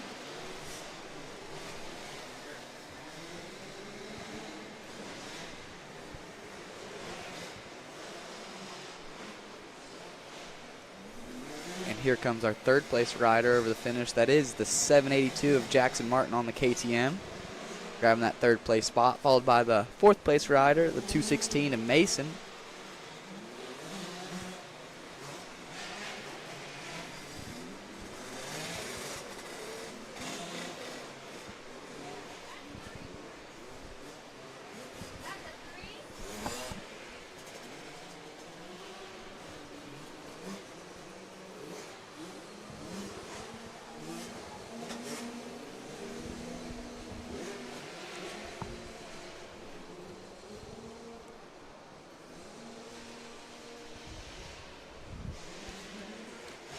As we come to the conclusion of race 18, the 65 beginner class, we're going to turn our attention to the gate. Race 19, the 50 junior limited 4 to 6 class. This is Division 1.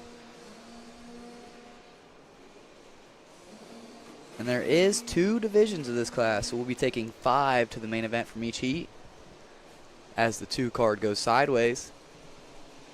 The gate is down.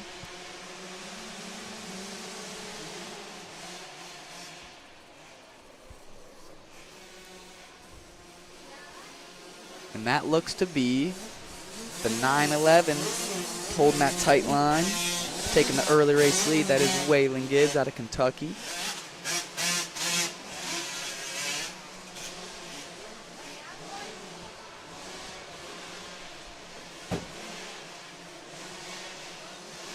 Just taking a look back on that inside line to see where that second place rider is.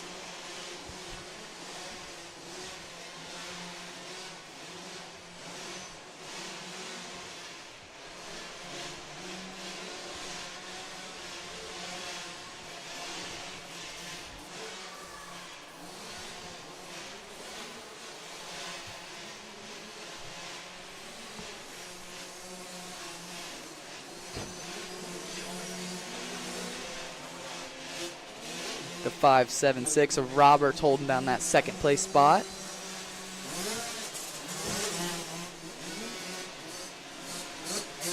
We also got the 614 of Pacinda in the third place spot. He's in a transfer spot, along with the 225 of Boosie and the 201 of Weston Blake, all holding down early transfer spots.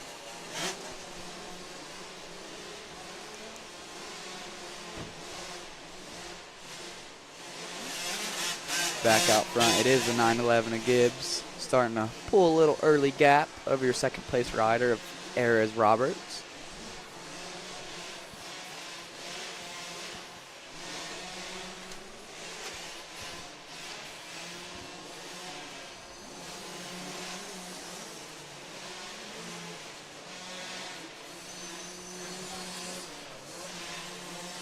That's such a cool overhead shot that Apex is bringing you guys over them 3 lanes right there. Gives you a good idea how big them whoops really are. As we go back out front, that is the 911 of Gibbs still holding on to it, as he shows you guys how to hit these whoops right here.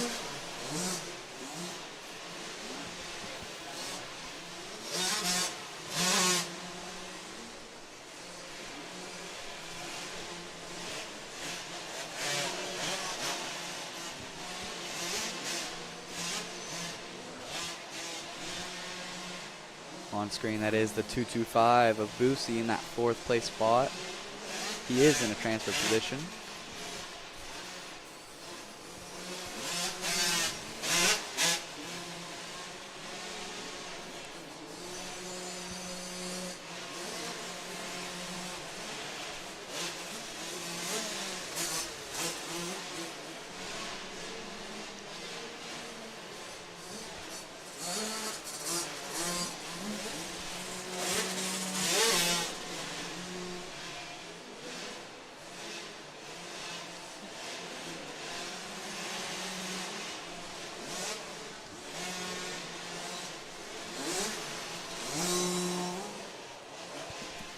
That is the 49 of Matthew Cole on screen, getting ready for his race.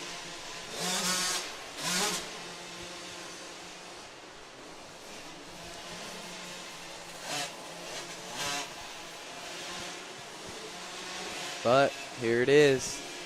That is the 911 of Waylon Gibbs, taking this Division I race win in the 50 Junior Limited class, followed by the 576 of Roberts, with the 614 of Pacinda in that third place spot. All three of those riders will be going to the main event.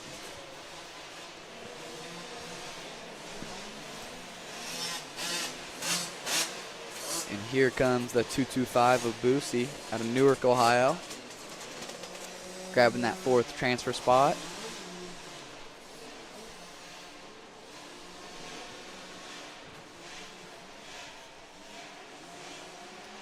What a great shot down here on the line of one of those mitten cycles. Oh, we got a couple of them in there. These kids got the coolest gear. They got the best bikes. What a great time to be a little racer.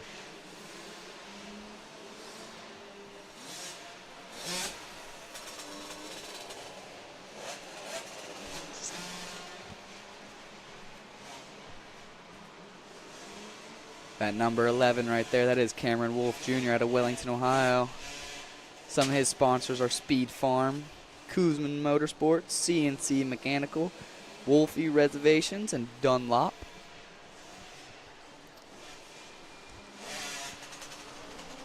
That Dunlop tires are going to help him hook up and grab this whole shot here. I'm calling it. Elbows are up. He's ready to go. Gates down. And he does grab that whole shot as he makes his way to the corner first.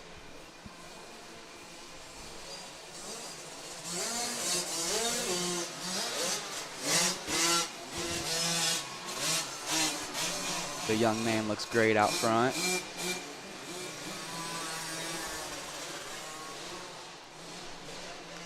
I believe Cameron Wolf Jr. was another one of our racers here that just recently did some racing down at the Mini-O's.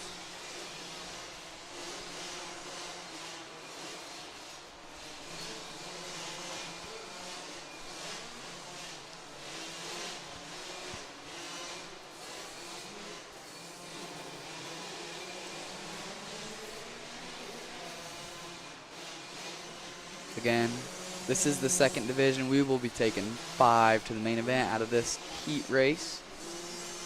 It is the number 19 of Archie Raber holding on that second spot, followed by the, who is that in that third place spot?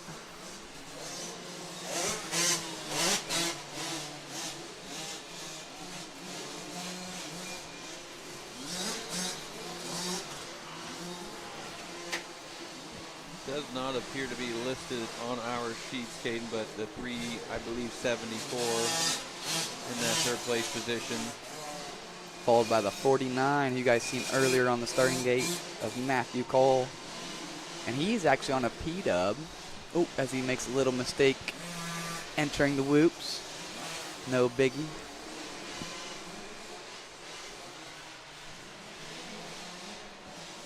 And on screen, that is the 5th and 6th place rider.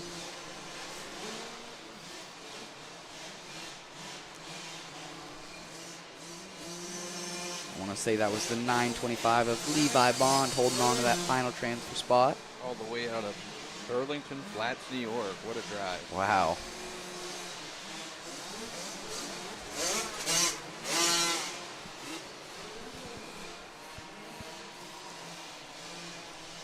These riders are coming from all over to win themselves the Ohio Indoor State Championship race.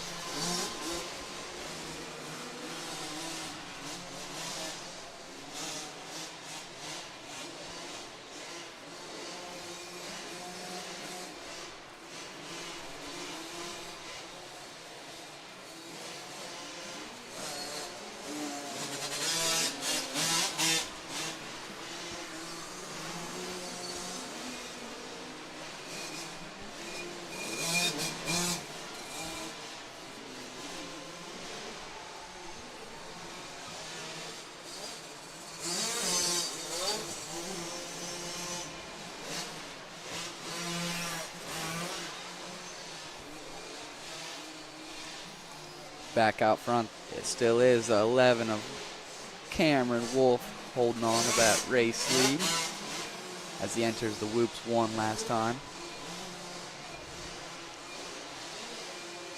Making them things look easy on that mitten cycle ride. This is a beginner class, but he looks like he has learned quickly this year how to maneuver that mitten cycle 50.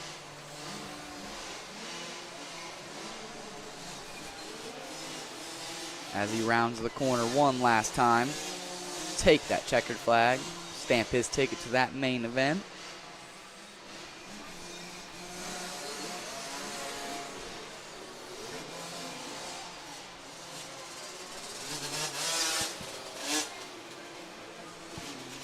We also have the number 19 of Archie Raber taking a trip to the main event as he grabs second place in this Division II heat race.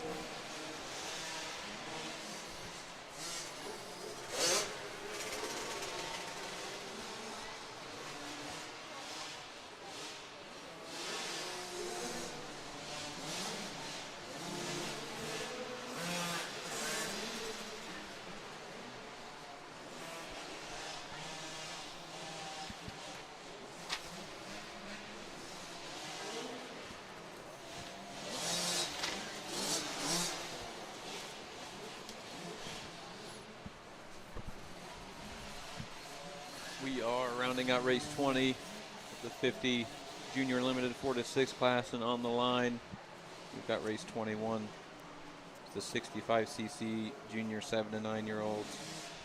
And again, this will be a multi-division race. I think we have 2 divisions. We will take 5 out of each of these going straight into the main event.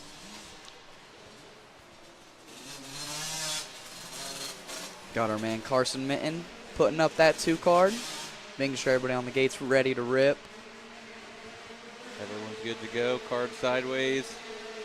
Gates are down. Ooh, someone tags the gate, but it still gets out clean. It's like the 558 on the Yamaha of Blake Coyne.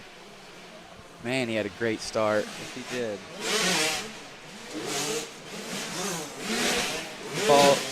That's followed by the 620 of Hunter Ackerman in that second place spot. As your leader pulls the trigger to hit that single to table in the lane to the right of the start.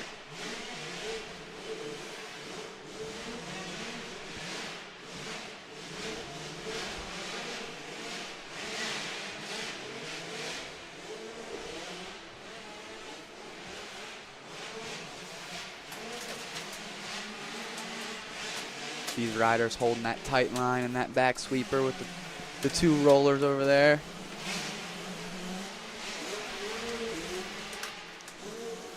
Green flag, clean first lap here, race 21. Again, for everybody watching at home, you can reference where we're at in the schedule. If you go to the Route 62 MX Facebook page, the race order should be pinned at the top. You can see where we're at in the day versus the race that you're maybe waiting to see. And look at that. First 65 I've seen, that was the 55.58 of Blake Coyne. He was doubling through the whoops.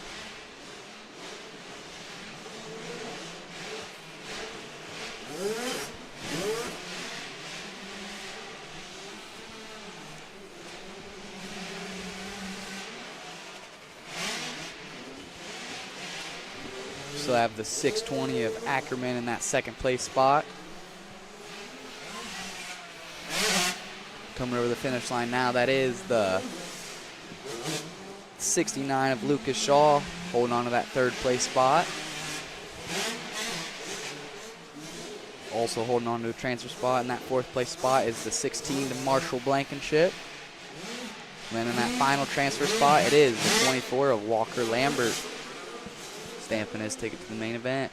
Coyne and Ackerman make it through the whoops clean. Ackerman keeping Coyne in sight, but nowhere near close enough to make any kind of move, but sitting safe in second place. Coin takes the white flag.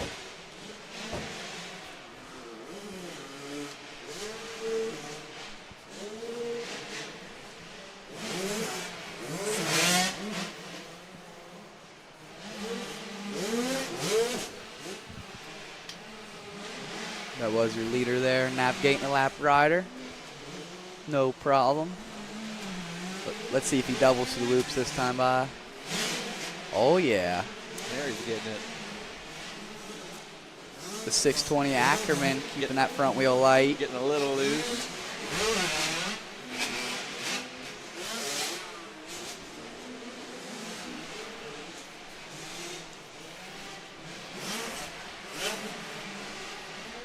Here comes your leader, the 558 of Coin, taking this Division I heat race win. See him in the main event a little later with the 620 Ackerman, grabbing that second place spot. Get another shot of these, the whoop cam. Got the 994 Waylon Williams on screen. Little preview of the next race on the line. Division II of this class, the 65 Junior 79. Looks like we had the 743 of Paxton Gassaway. His dad giving him a little pep talk before his race. Telling him what lines to hit, what jumps to hit.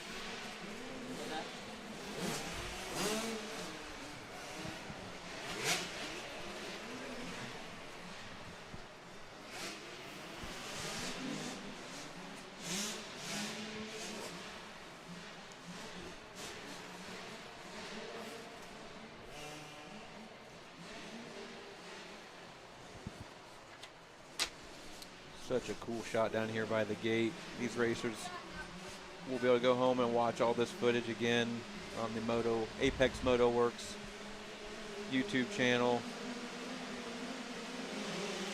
Gates are down.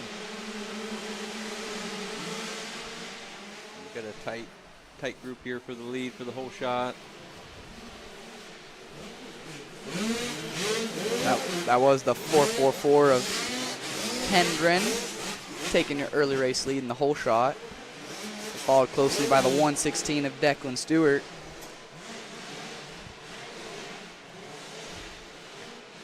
Declan doubles by him to the whoops, making him look smooth. Wyatt Miller there on the 104 machine. 91 of Owen Burmeister. 55 machine, the 22 machine, rounding out this group. Back to our leader.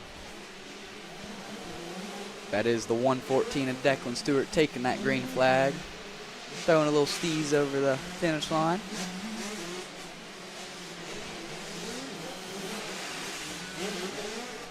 Tripling out, it looked like our leader coming past the scores. He is on one right now. Finding the smooth way around this racetrack, Declan Stewart is. Double. Declan is a local here out of Newark, just about 20-25 minutes away from the Route 62 facility.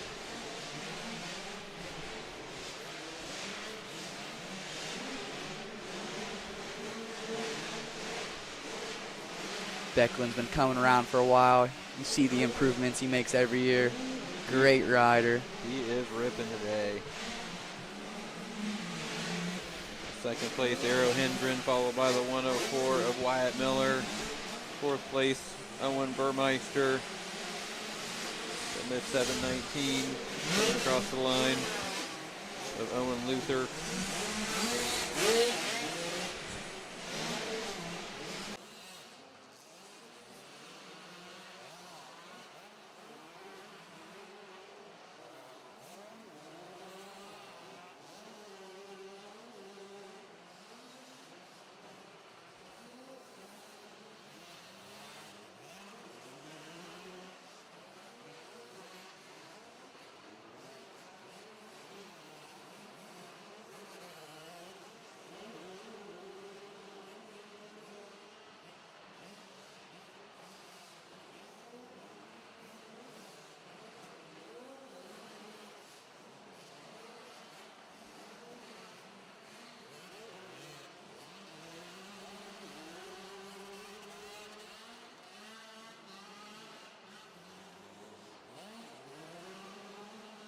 technical difficulty. We're back in business.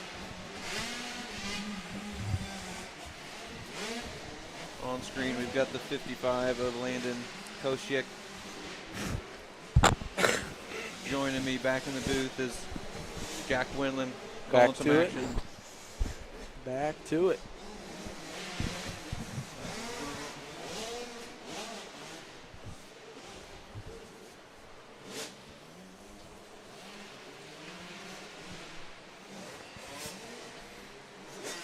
Looks like the 55 of Koshik will come over the line to conclude race 22. As we look ahead to race 23, the 50cc girls limited 4 to 8-year-olds will be a one division class. All these young racers will make it on to the main event, so they are battling for gate pick. Looks like we are good to go. Card sideways. Gate is down. We've got the 01 of Arabella Bergstaller jumping to the early lead, followed by the 18 of London Ringler. Ringler putting the pressure on early. And we've got no divisions in this class, so all these girls will advance to the main event. They are side by side. Looks like Ringler's just slightly ahead. Will take over the lead. Going inside and outside, trading lines, trading positions. Bergstaller back, takes the lead back, takes the inside line. Shortening up the track as much as she can here. Those inside lines on the 50s are pretty ideal. A lot shorter distance to go.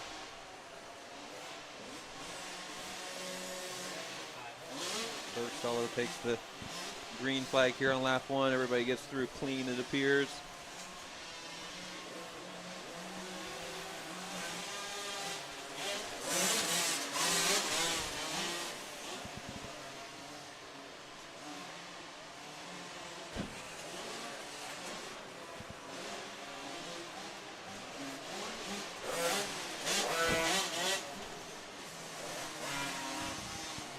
Still have a battle for the lead. There's London Ringler coming up again side by side through the whoops.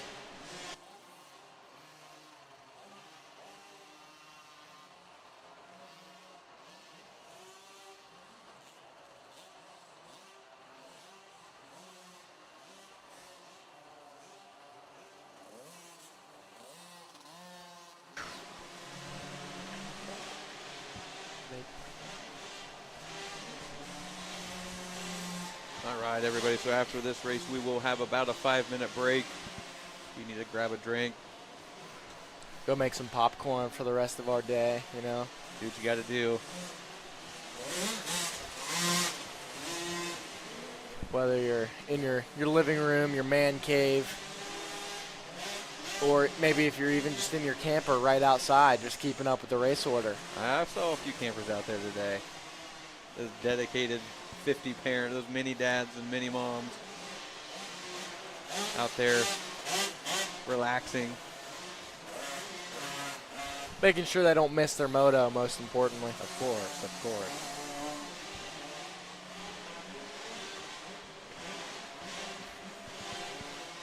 We do have a great heated pit area here, and it is absolutely huge with, I don't know, Jack, how many TVs we have out there? 8?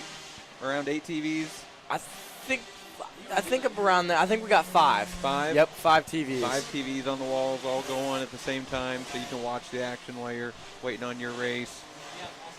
And it's about 65, 70 degrees in there. We've got 2 torpedo heaters and the tube heaters. It is toasty. Who? Where?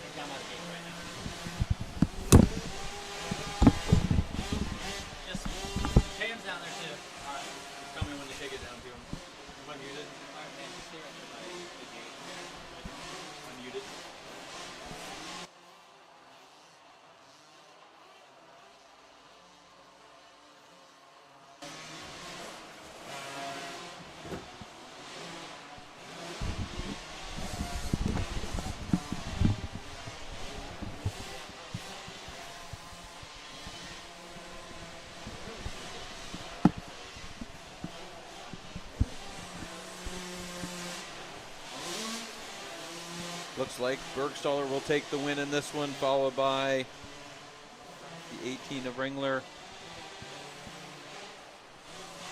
As we see the rest of the pack coming through the whoops here, the 807 of Abby Lawhon, all the way out of Salt Rock, West Virginia.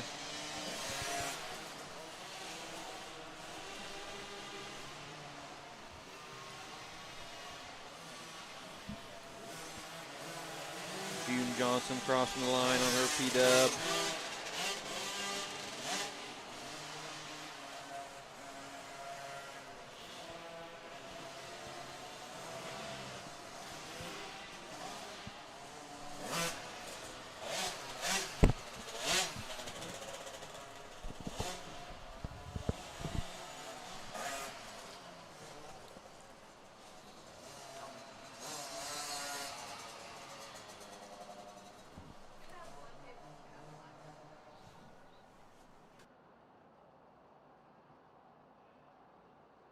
We're about halfway through these motos. As you can see, we have a great pad right in front of the starting gate. Still a bunch of traction left, regardless of what gate pick you guys are picking.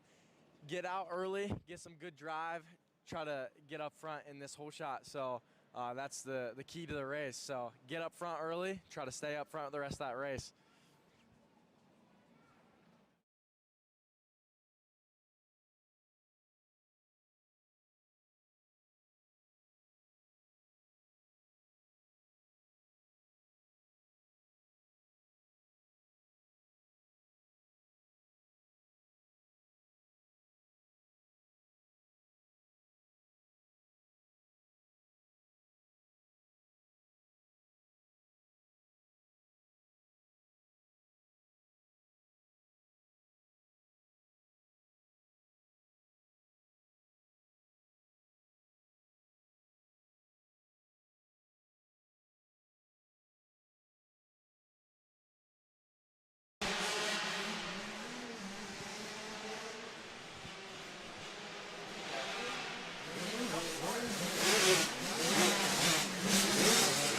We are back, folks. Not quite that 5-minute break, but we are back in action here with some racing. We are on race 24, I believe, the 65 senior 10 to 11. This is not a big interclass, so you'll see some pretty good action here with these 65cc racers.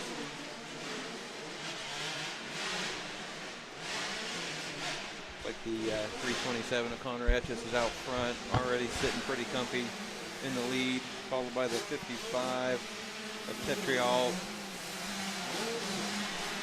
Tetriol out of, it appears to be another Canadian racer. Yep, we've got a few young racers that have made the trip today in this qualifying race.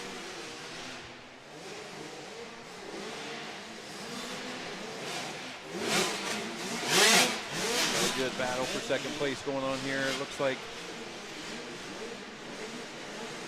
the 19 of Galuli putting the pressure on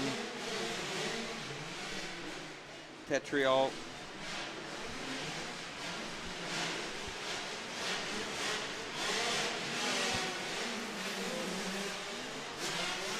Your leader out front, that is the 327 of Connor Etches. We did see him earlier take a division race win on an 85, so he knows how to get things done up front.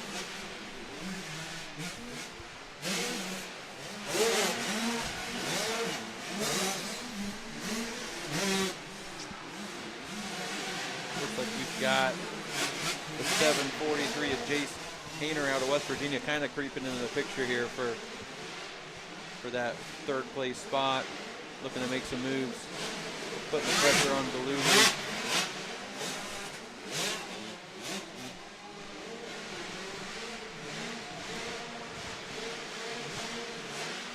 Great shot of Waylon done there in the whoops as we flip back to our leader here, Etches.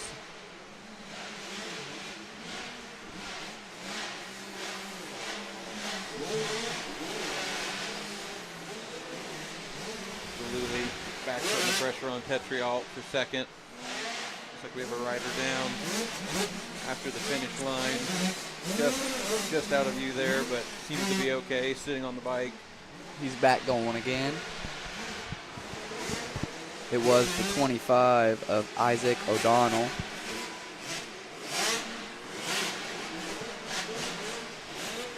Tetriol to kind of pull back out again from Galooly with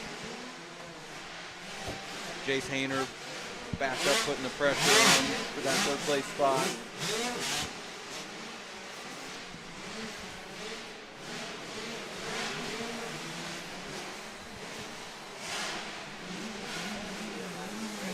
And out front, it was the 327 of Connor Etches taking this heat race win in the 65 senior 10 to 11 class. He will have the first gate pick in that main event coming up a little bit later. The 55 of Tetriol came home with the second, followed by the 19 of Galooly getting that third place spot.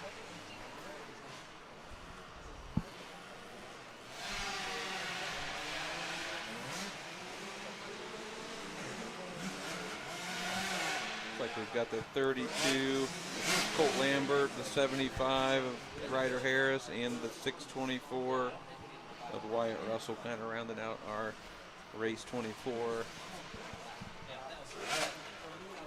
On the gate we've got race 25. This is the 50cc shaft drive, and we have multiple divisions, so they will have to qualify for their spot in the main event. This is the grassroots class where a lot of our, even our top pro racers in the country got their start on these PW50s. Oil injected, shaft drive, unchanged for 30 years. Solid little machines. Out front, it was the 49 of Matthew Cole hugging that inside line and taking that whole shot with the early race lead. With them bright neon wheels he's got there. He is definitely easy to find on the track.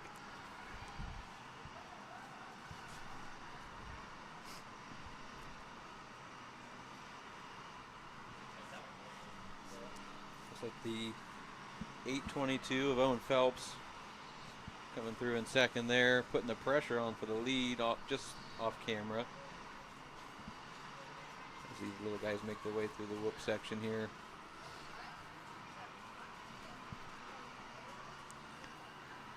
This 50 shaft class does have 40 riders in it. So we'll be seeing 3 heats. We'll be taking 4 to the main event. Great battle right now for the lead. Looks like Phelps took over the lead from the number 49 of Cowell. Cowell not letting him go easy though.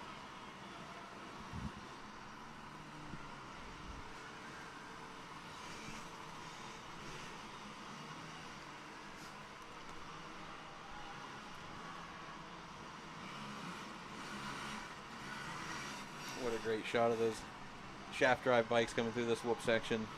Here comes the 201 of Weston Blake, followed by the 116 of Easton Rossell. Both those riders are also in transfer spots.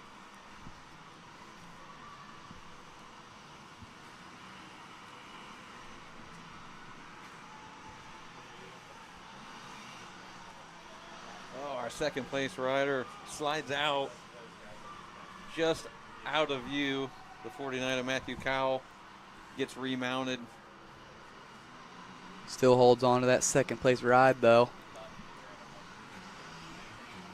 And that gives your leader, the 822 of Phelps, a huge lead. He just has to be smart and bring this one home.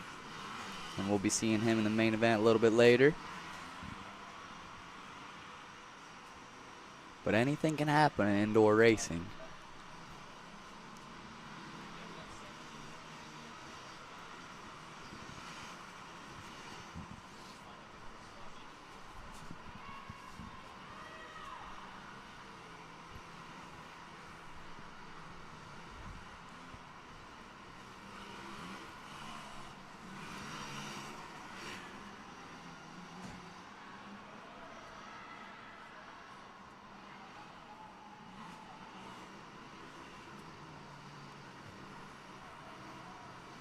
Looks like the white flag is out for Owen Phelps, who sits very comfortable in that lead position.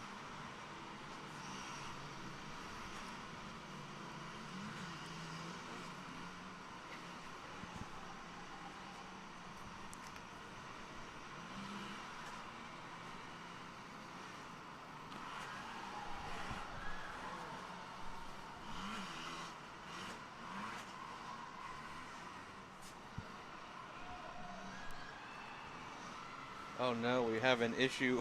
Just as Kate said, you just never know with indoor racing. Our leader looks to have tangled with another rider. He goes down in that rhythm section next to the whoops and hands the lead to the 49 of Cole. He is remounted though. Let's see what he can do with this last half a lap or so. Matthew Cowell will retake the lead. Just another example of anything can happen anytime. Of course, it's right after I say he's got a huge lead. It's usually how it works. Commentators curse. But it is out front, the 49 of Howell taking this division race win, followed by the 201 of Blake, followed by the 116 of Rossell. And I want to say the 822 of Phelps still hold on to one of them transfer spots. So I think he squeaked in maybe 5th. And that right there is why you have a big race lead in case anything like that happens.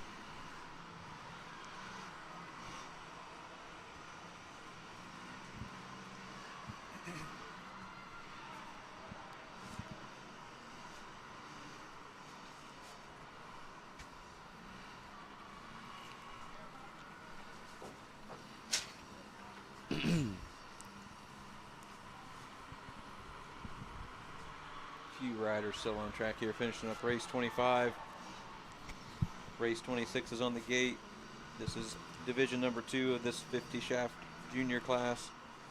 These young racers are 4 to 6 years old on these shaft driven Yamaha PW50s. This is one of our bigger classes for the day.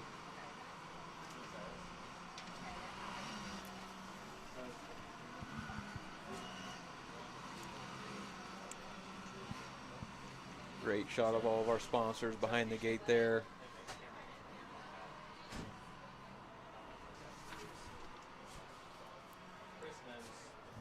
Race 26 on the gate, card is up.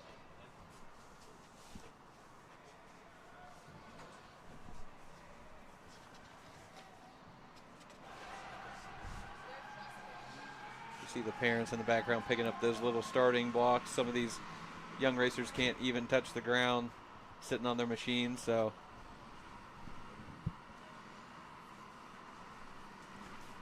like the 731 of Wesley Jackson out to an early lead, followed by the 111 of Forrest Evans. That name out front, Wesley Jackson, that is a name we have seen a lot today of, so and I'm sure you will continue to see that name a lot as we get through this winter series.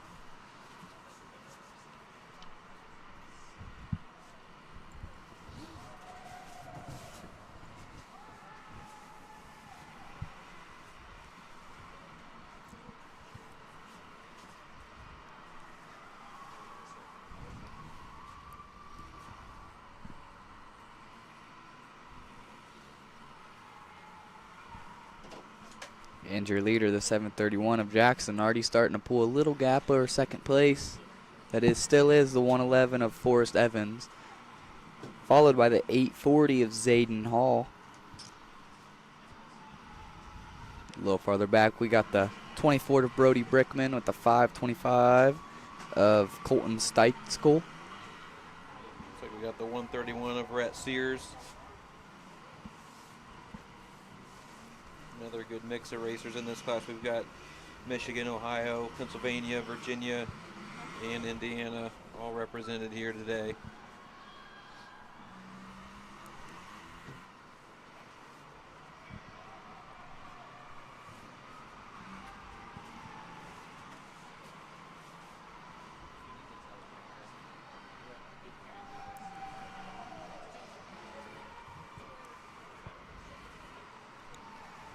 In the background over there looks like the 840 of Hall made the pass on the 111 of Evans to get in that second place spot as they make their way down that start straight.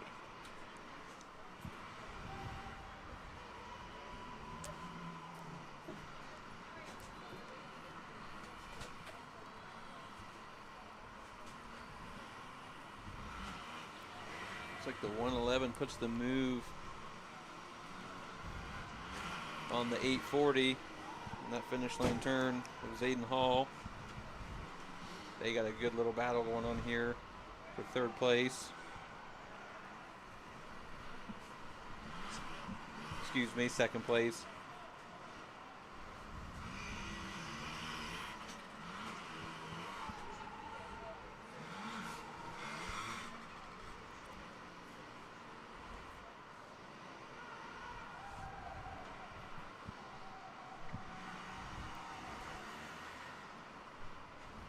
Entering the whoop section right there. That is the 131 of Rhett Sears holding down that final transfer spot. But on screen, it's still the 840 of Hall giving a bunch of pressure to the 111 of Evans, trying to make that pass for that second place spot.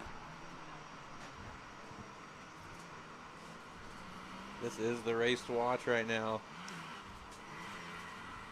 Second and third going at it. Both want that second place spot.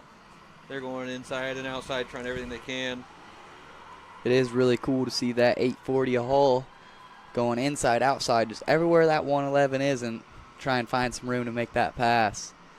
And they are airing out these little tabletops on these P-dubs.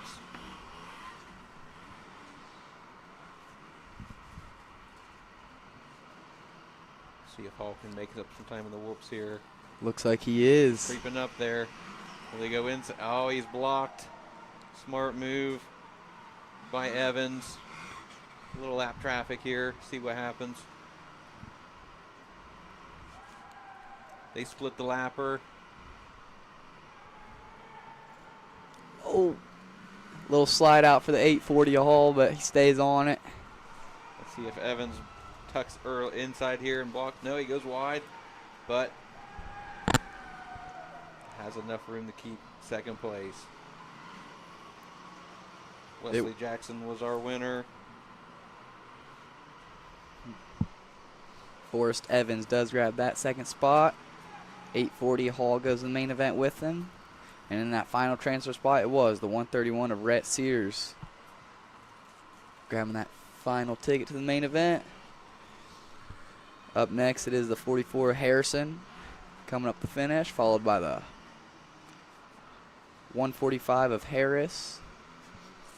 Also got the 525 of Steitschel.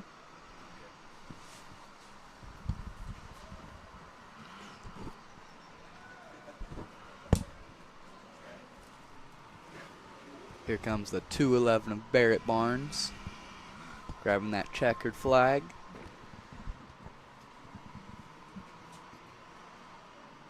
This is race 26, Division 2.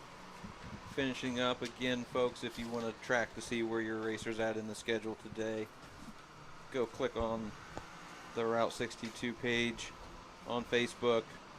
We have the race order posted there.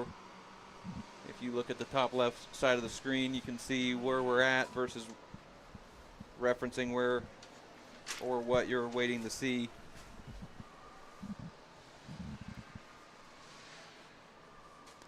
As that 2 card goes to 1 and goes sideways. The gate is down. This is race 27, Division 3. Looks like it is that 911 of Waylon Gibbs holding that tight inside line. Grabbing that early lead, followed by the 606 of Maverick Myers and the 419 of Oliver Garbrough. As they already start to break away from the rest of the pack.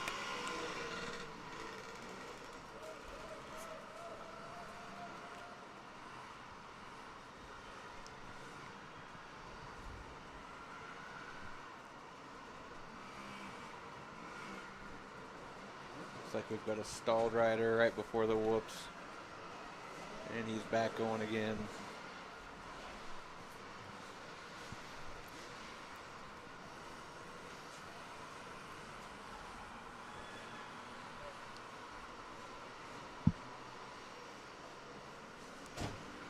Again, this is race 27, Division 3 of this shaft-driven class. If you're watching from home, our broadcast producer will be back momentarily to get that screen updated, but we are on race 27. This is the third and final division of this class. We will be taking 4 out of this heat race to the main event.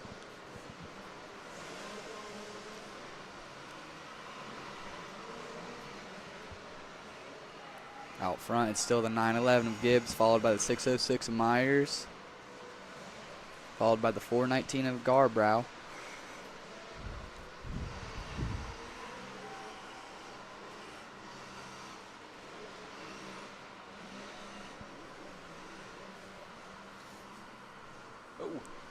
Oh, little push there from, I think, the 419.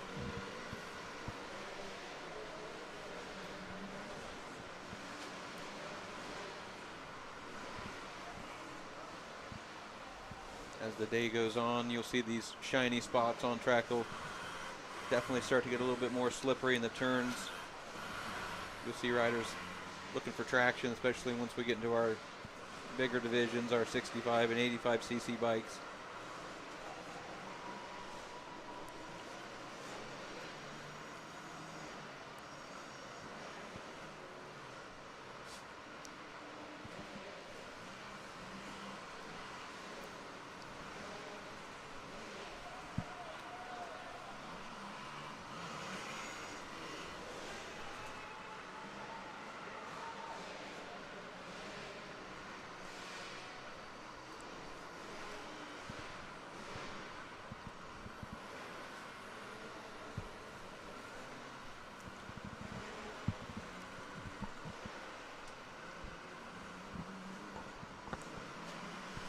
On screen right there, that is that 4th place rider.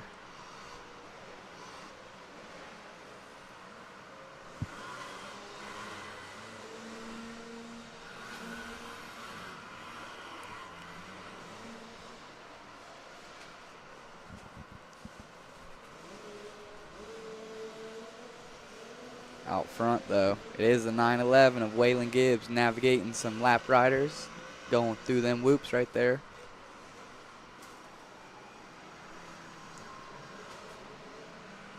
Oh, a little wild ride for the 419 of Garbrow. Getting a little wild in the whoops there. He is pushing hard this whole race. That's the second little mistake we've seen on camera, but he's giving it everything he's got. He's trying to catch the 606 of Maverick Myers in that 2nd place spot. But out front, it's all the 911 of Waylon Gibbs out of Kentucky taking this Division 3 heat race win. Followed by the 606 grabbing that 2nd place spot. That was Myers.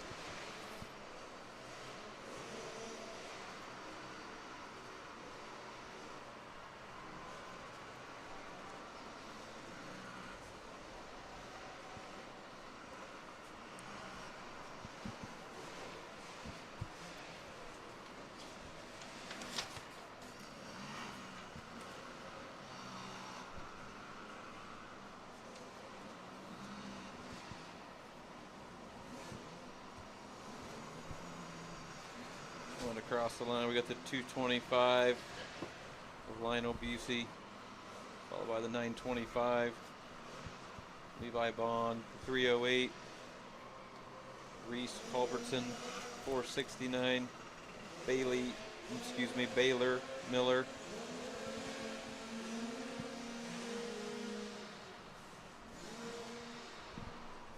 That should round out this division. On screen, we've got race 28. This will be the 50 beginner class, 7 to 8 year olds. Again, this is race 28.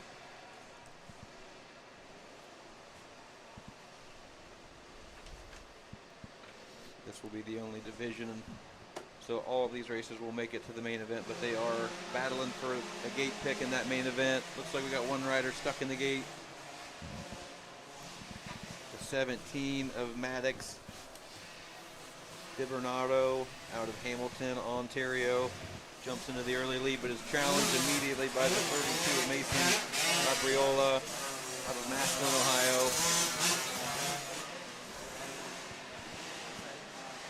Like the 14 of Conrad Grossman in that third place spot.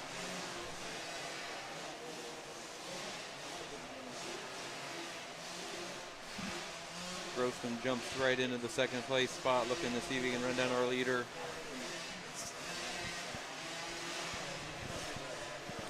Again, this is the 50 senior class. These are the beginners, 7 to 8 years old. This is the first year racers.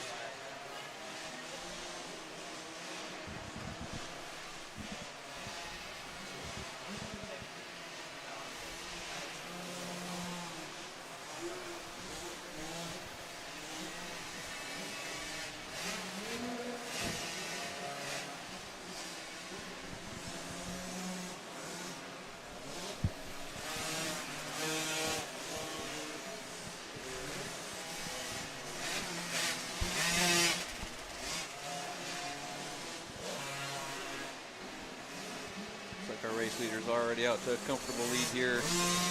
But as we saw earlier in that P-Dub class, it's not over till they cross the checkered flag.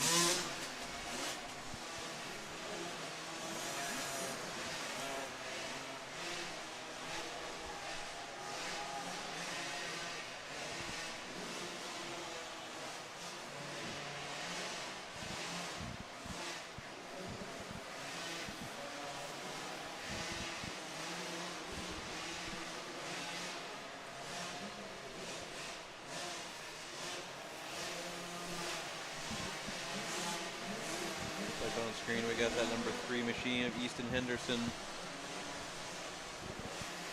followed by the 8 of Grayson Bauer.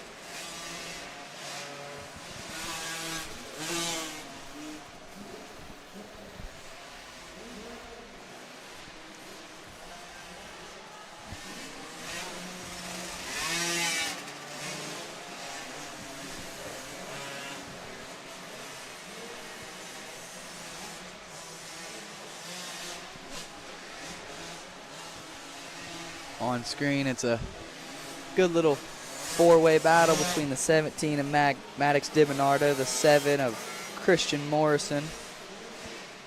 Looks like we also have, who is that? The 525 of Maverick Jordan in there as well, as they all make their way through that rhythm section heading into the whoops.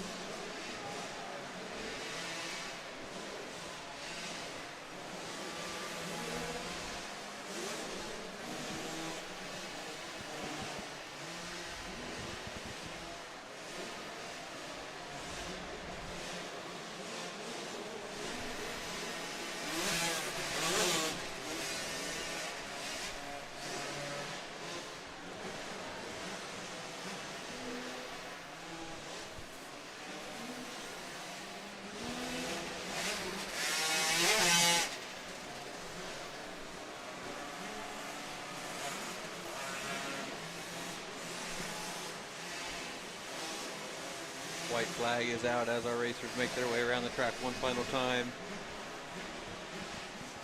Again, these racers will all make it straight to that main event. Finishing spots will determine their gate pick. Oh, we do have a rider down in the whoops.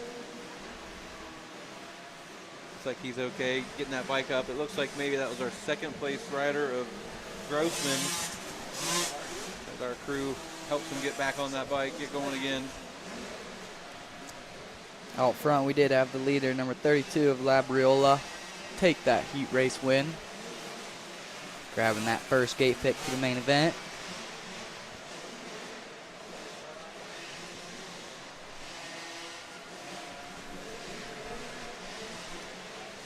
Looks like Riley Cummings will take over that number 2 place as Grossman gets mounted on that bike and is able to cross the finish line in third. Christian Morrison will come over in fourth. Maverick Jordan fifth. And then we got a little battle here for 6th and 7th between the 17 and the 804.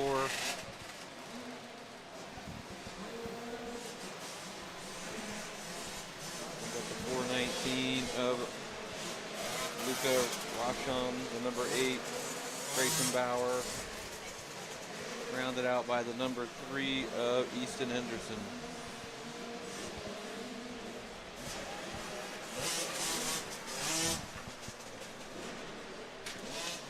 As we finish up with 50s, we turn our attention to race 29, the 85 Open class, Division 1. These are bigger size machines. We do have 3 divisions in this class. Top 4 will go to the main event, but the gate is down. Looks like it was the 282 of Carter Craig trying to take that early race lead, but he got passed by the number 7 of Gage Hall out of Mount Vernon, Ohio, who will take that early race lead.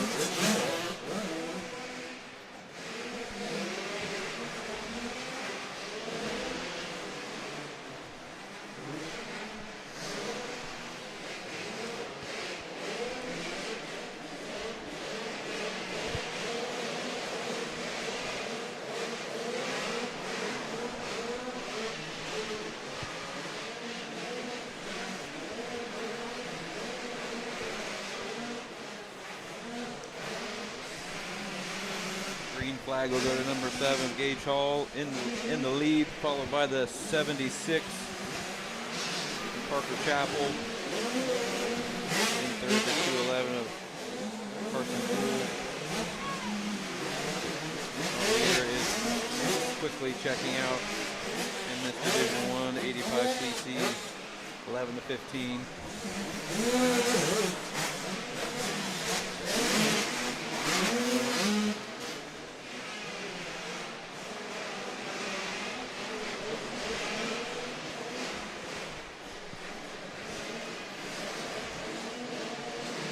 Everyone tuning in right now at home, again, you can reference where we're at in the day for these qualifying races. If you go to the Route 62 MX Facebook page, we have the race order listed there for you to follow along and see where we're at on the day to keep track of your racer.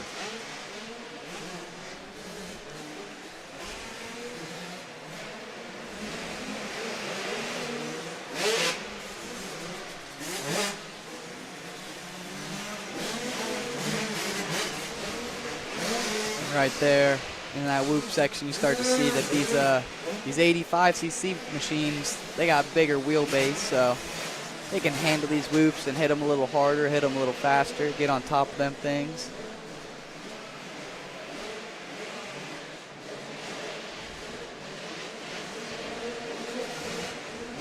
As we see the number 5 doing a great job. That's Anthony Joseph. Looking good. Number 10 looks good.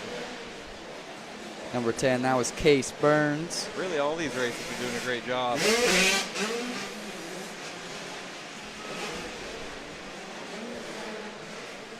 This is the CCs. You start to see these kids start to really push the pace in the whoops. Starting to see what the limits are. These little tires. I think our number 5 is exceptionally tall. And all that leverage with those long legs definitely helps him get across those things on that YZ5. Absolutely. Have to check back in with our leader here, Gage Hall. He did. Just cruising out front, getting ready to take that checkered flag in this race 29, 85 Open. I did like that line, number 7 to Gage Hall. He hit that double in that back corner, saved him a bunch of time instead of rolling it. Went outside, squared it up. He's pumped on that heat race win, giving a little fist bump. Behind him, it was the 76 of Parker Chapel with the 211 of Carson Keywill, going 2-3, stamping their tickets to the main event. And then that 4th place spot, it was the 282 of Carter Craig.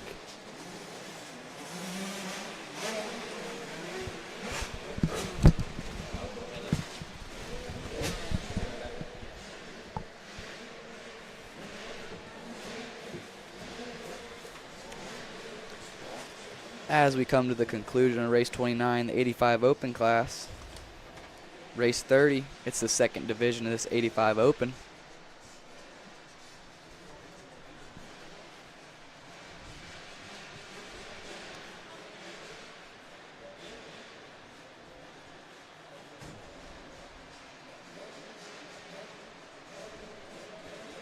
Mr. Minton puts the 2 card up, points down the line, make sure everybody's ready to rip.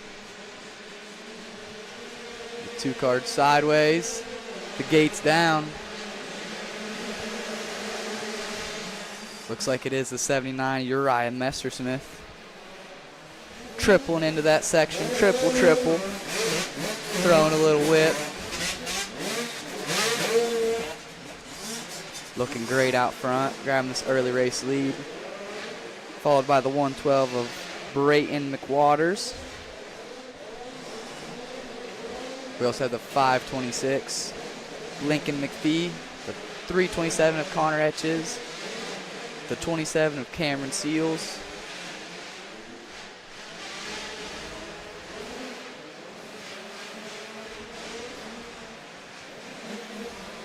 as the 585 makes a pass on screen on your 27.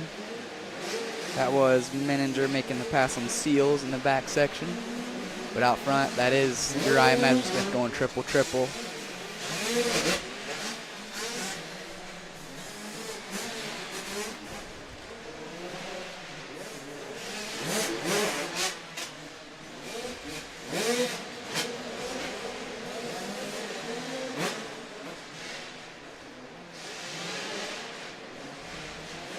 That is your third place rider at 327, Connor Etches, holding down a transfer spot. But out front, it's all Uriah Messersmith on the 79 gas machine.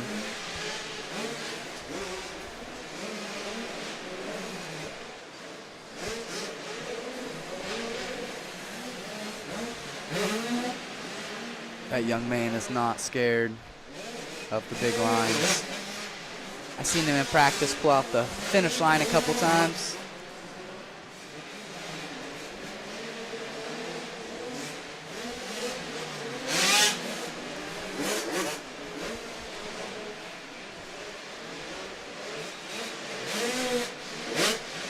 See if he goes outside and doubles this. Oh yeah. Comes up a little short, but no biggie.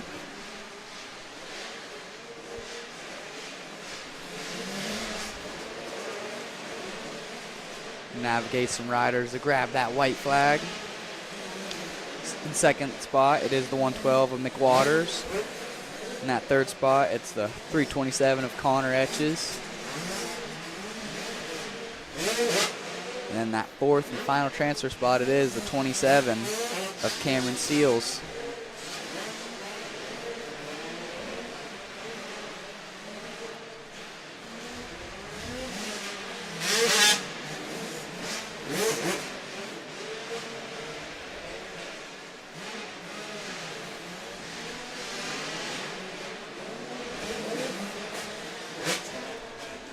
Go back out front. Uriah Messersmith hits the finish line to take that Division II 85 Open race win. He skies out that finish line. I knew he was going to do it. The 112 McWaters comes home in second place, stamping a ticket to the main event, followed by the 327 of Connor Etches.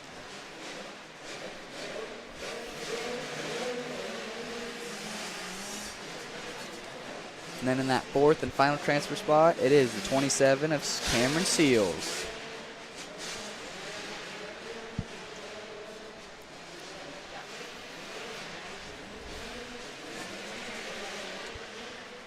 We also have the number 11 of Noah Rife out of Kentucky, bringing her home over the finish with the 526 and the 933 battle into the finish. That was Lincoln McPhee with Gannon Casto battle into the finish. As we come to the conclusion of race 30, race 31, it is 85 Open, our third division.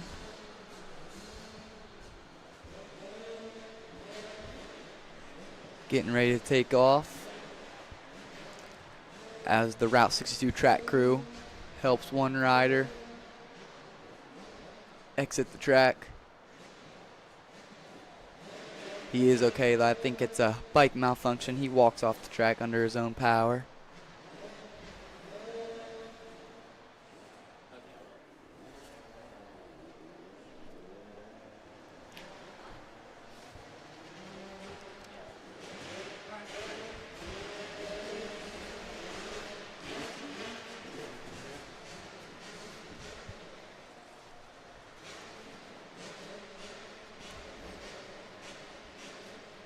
Race 31, we're flying through this thing here.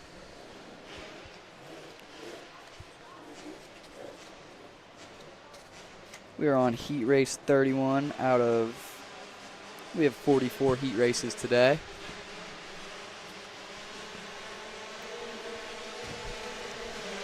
But the gate is down on 85 Open Division 3, and it looks like it's the 420 of Xander Brown. Hugging the tight line, trying to get that race lead, but it was the number 14 of Wesley Burns doubling around the outside, grabbing that early race lead as the 420 slots in second place.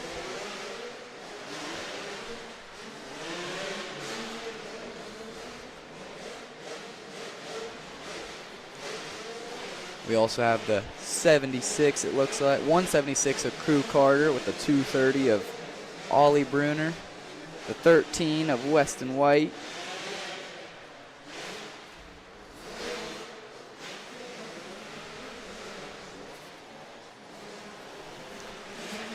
But out front, it is the 14 of Wesley Burns taking that green flag in the early race lead.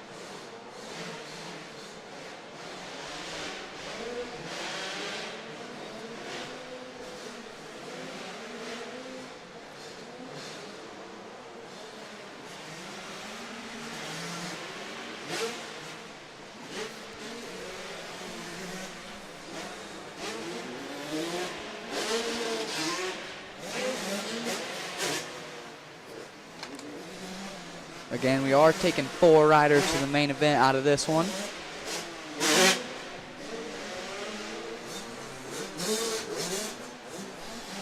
And it is the 176 of Crew Carter holding down that 4th and final transfer spot. Looking good on that Yamaha.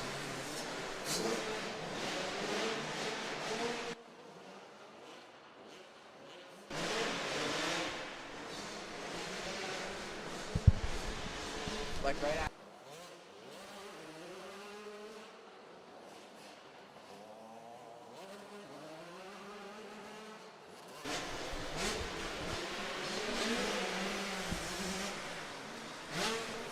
It is the 14 of Wesley Burns checking in for that white flag lap.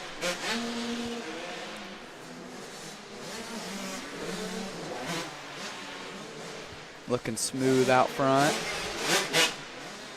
Going table, triple out through that rhythm as he tries to get on top of them whoops, looking great.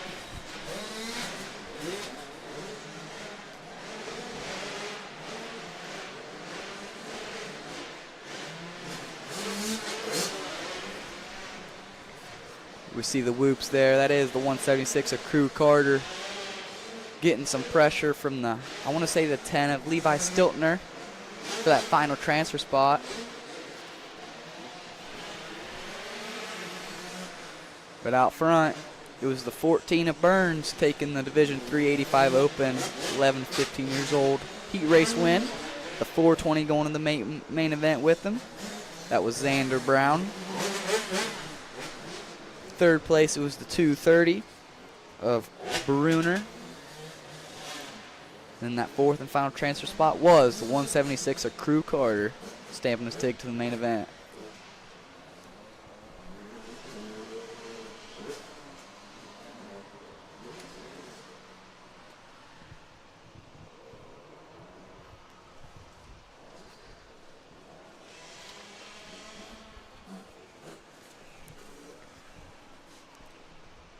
Up next, race 32, 50 beginner.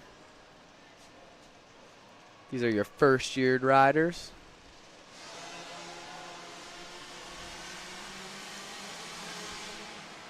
Looks like we got the Cobra rider, the 116, Easton Rossell, grabbing that whole shot in the early race lead.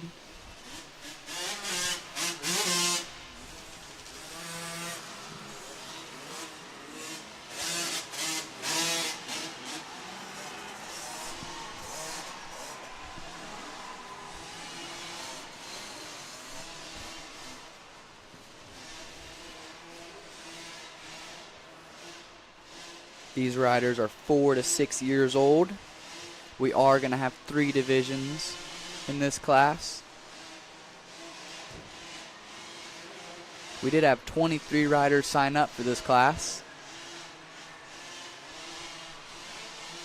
As we go trackside with Jack Winland.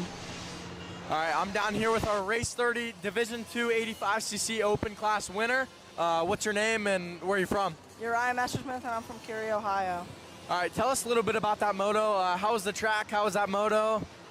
Track was a little slick. I got the whole shot, and then I just rode my own race, but track's definitely shaping up good. Dirt's pretty good. I just can't get that much traction, but overall it's good. A good deal. Well, we look forward to seeing you in Maine, and good luck. Thank you.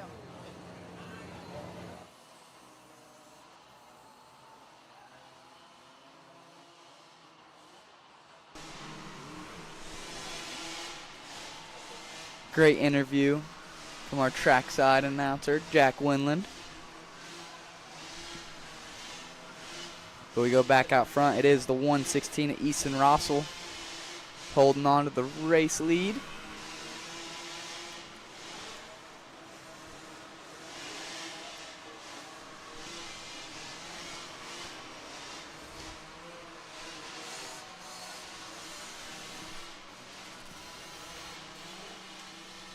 As we have a rider going down in the whoops.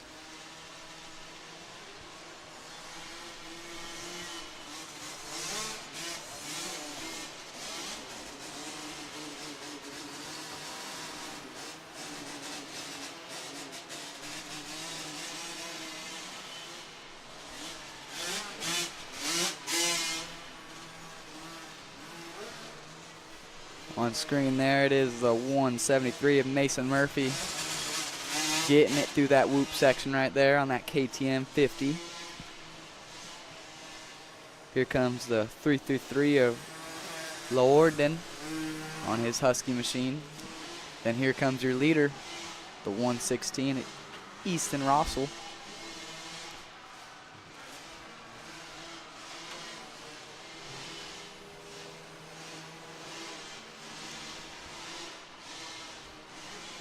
In the second spot, looks like we have the 840 of Zayden Hall holding on to that second place position.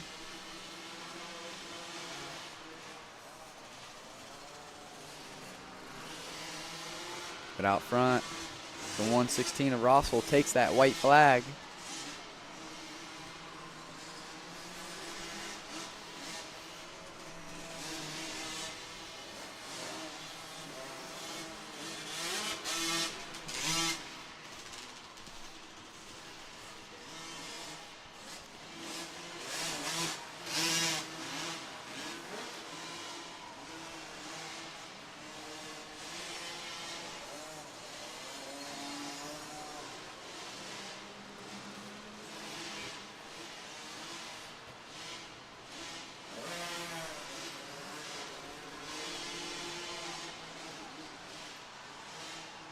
There's the 840 of Zayden Hall, making his way through the whoops one last time.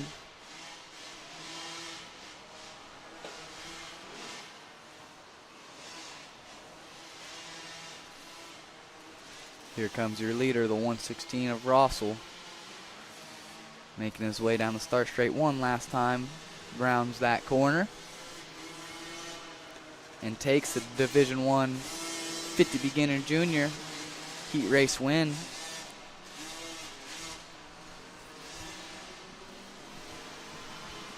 Followed by the 840 of Zayden Hall.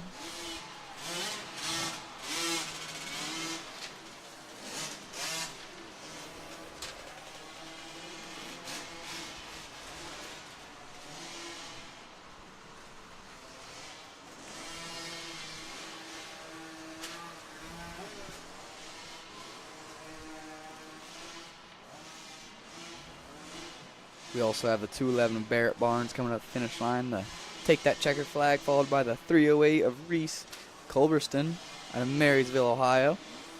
Just 4 years old on that PW, Reese is.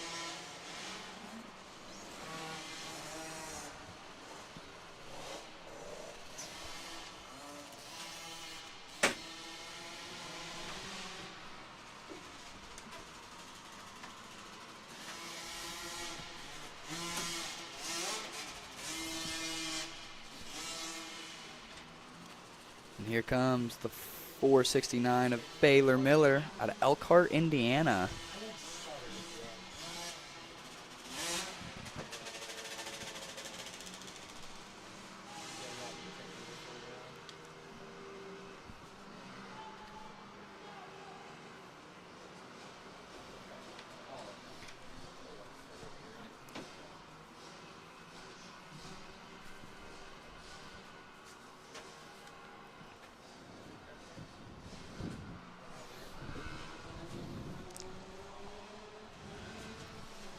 On the gate, race 33, 50 beginner, 4 to 6, Division 2. Got our card going down. And the gate is also down.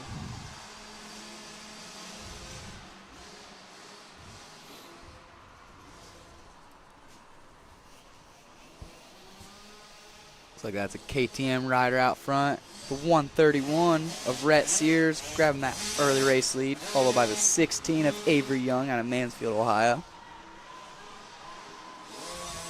And that's the number 2 of Lane Geyer in that third position out of Burgettstown, Pennsylvania. Coming into our whoop cam.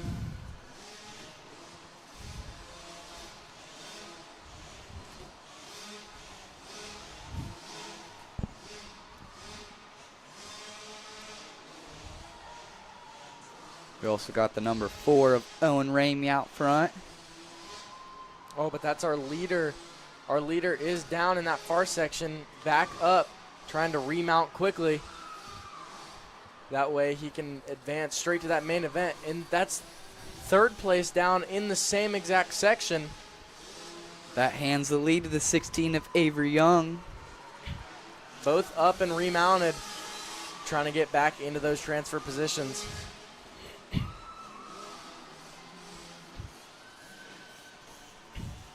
Number 4, Owen Ramey sending our finish line jump, almost clearing that whole entire tabletop.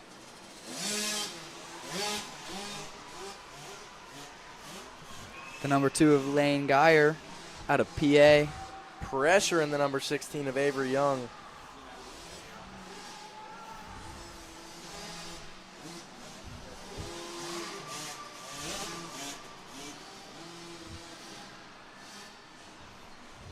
Pulling alongside the 16 of Avery Young. Can he make the pass happen on the inside? Comes up the inside. But Avery Young gets the lead back.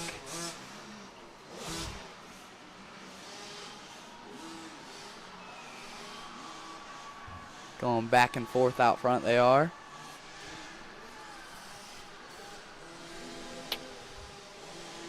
We've got a nice 4-way battle also coming into our whoop section. But here's our 2 leaders coming in for another lap. But the 16 goes down on that finish line. So that gives the lead to the number 2 of Lane Geyer.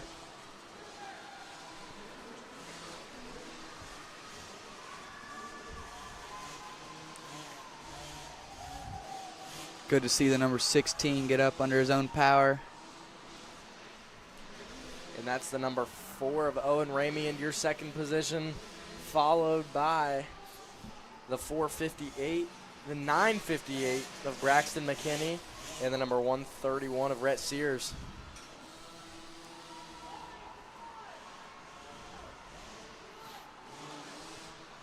The number 16 trying to get that bike re-fired up and into that 5th spot. There's still plenty of time to get back into that transfer position. Shout out to the new 5th place rider, number 5 of Knox Lanzerdoby, coming up to Ohio all the way from Texas. Wow, that's a gander there. The young man's making it worth his time, though. Holding down a transfer spot, looks like, and he's going in the main event. And that is the white flag that's came out for the number 2 of Lane Geyer.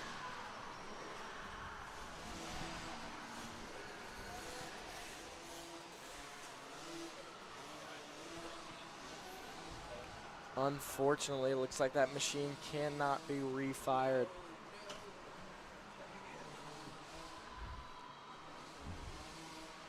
We've got an eventful moto here. That's the number 131 of Rhett Sears down in the corner before the finish line.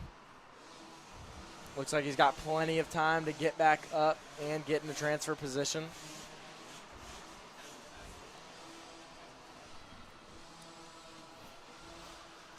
Let's see where our leader is. Number 2 on that far side.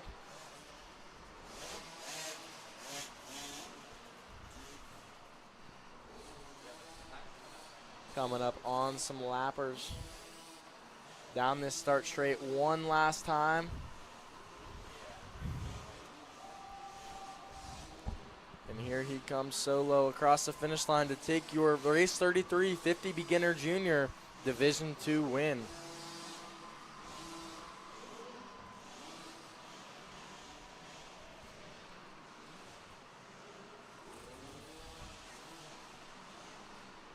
Here comes that number 4 of Owen Ramey, coming down the start straight one last time.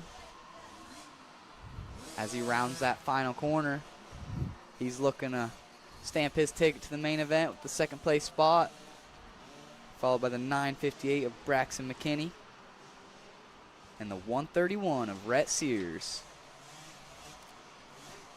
Also that number 5 of Knox Lanzardobe from Texas. He did end up getting that 5th place spot, so should see him in the main event a little bit later.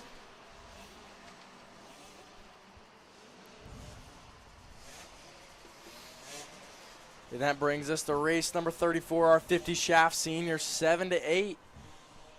This is 4 more P-dubs.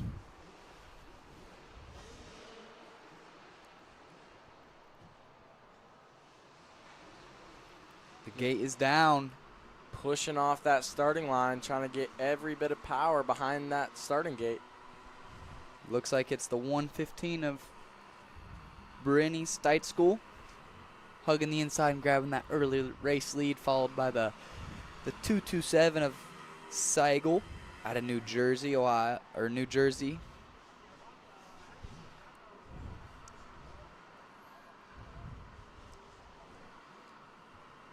Looks like the number 32 of Mason Labriola trying to make a push, and he gets that second position.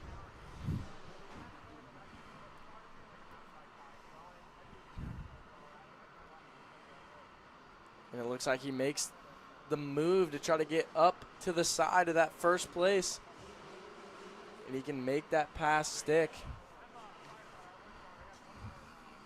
Great job out of the number 32 of Labriola, setting himself up to get that inside line and take over the race lead over the 115 of Steitzkel.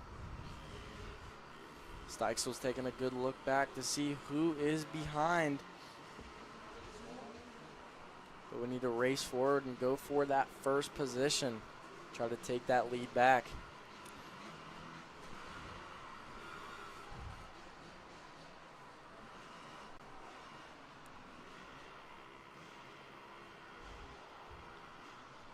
Don't count out the 115 just yet. She's carrying that really good corner speed through these flat corners into the tabletops, trying to jump those as far as you can. And you can hear him from up here in the booth just slamming, since these PW50s don't have very much suspension. These young guns out here just sending it.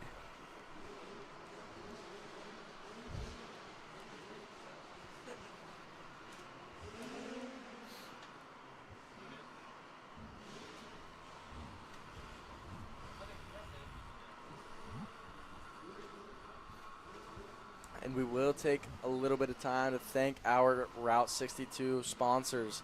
Fueled by Renegade Race Fuels. I'd like big shout out to Rad Designs for building these tracks. Different track layout every week, every race week. Sorry. So we get about 3 weeks on each layout, and then Rad Designs comes in and does a full revamp, full new track layout for the next race. Apex Motorworks, Iron Pony, Trail City 4x4, Full Throttle Images, S&S Landscaping, Holmes Rental, FCR Suspension, Mid-Ohio Powersports, Electrics, the Minton Cycle Team, the Winland Team at Caldwell Banker Realty, Coughlin Cars, Tough Trucking, and the Thomas Boys, as well as Schmitty's. Amazing group of sponsors supporting us here at Route 62 for the Winter Series. We can see one of those boys from the Minton Cycle down there before the finish line. Flag and 1-2 board in hand. Making sure these races are getting started properly, on time, and efficiently. Mr. Minton can do it all.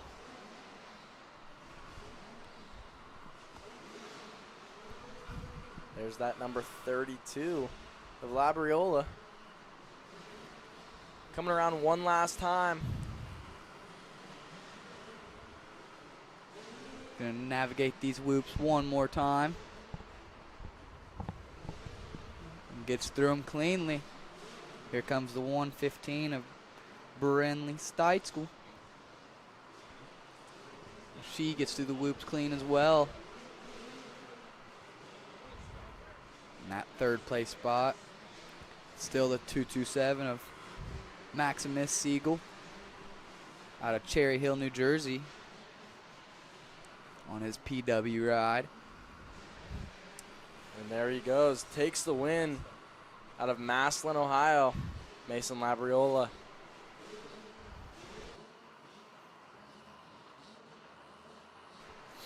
All right, and we have Brinley Steiskel coming over the finish line. We are heading to commercial.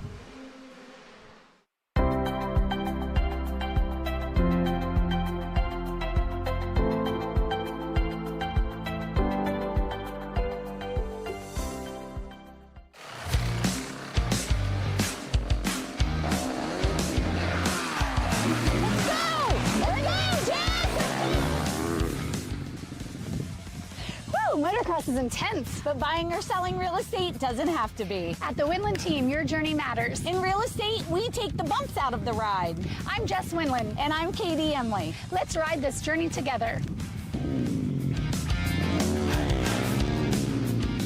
This is TJ with Premier Home Health. We proudly serve Licking County and surrounding areas for in-home therapy and nursing needs. If someone you love needs in-home care, choose Premier Home Health.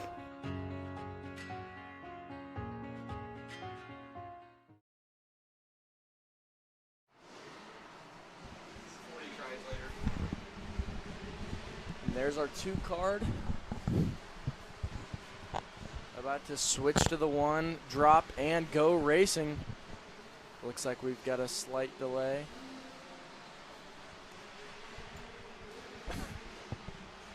This is 65 Open 711 Division 1. Notice we do have a full gate here. We will be taking 5 to the main event out of this one. That looks like the 743 of Paxton Gasway. Followed closely by the 620 of Hunter Ackerman. No, that's actually the 74 of Jace Hayner in the lead. Jace Hayner able to double through those whoops. Hunter Ackerman doing the same. These 2 boys are going to be fighting for the lead this whole race. They're already pulling a little bit of a gap. Over in third place, that's the 145 of Elliot Eckert out of Paynesville, Ohio, holding down the early third place spot. How many are advancing from this heat race? 5. So we've got 5 running out of this heat 1. Looks like we got the 994 Waylon Williams in transfer spot early.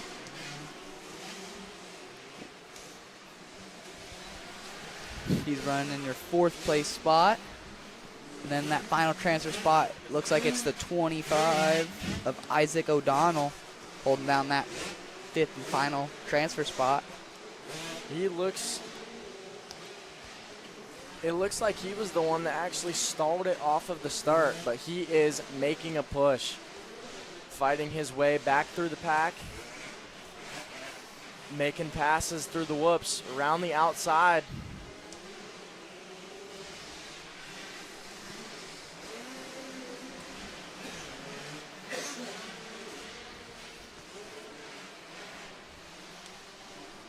There's our 2 leaders coming around the finish line. And there's the number 145 of Elliot Eckert in your 3rd position.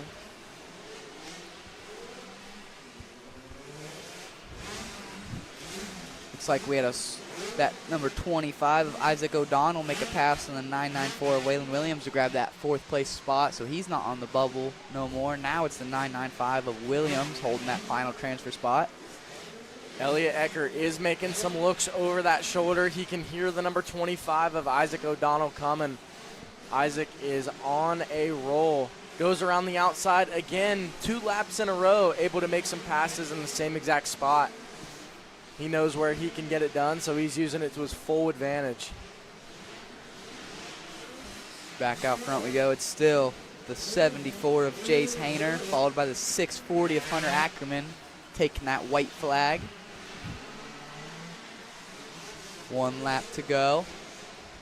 And that's the 994 Waylon Williams in your final transfer position in that 5th place. But he does have the 743 knocking on his door. That's Paxton Gasaway from Kokomo, Indiana.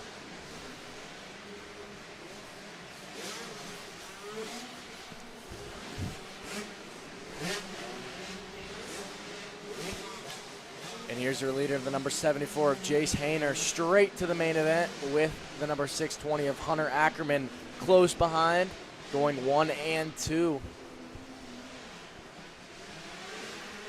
With your 3rd place ride coming down your straightaway now.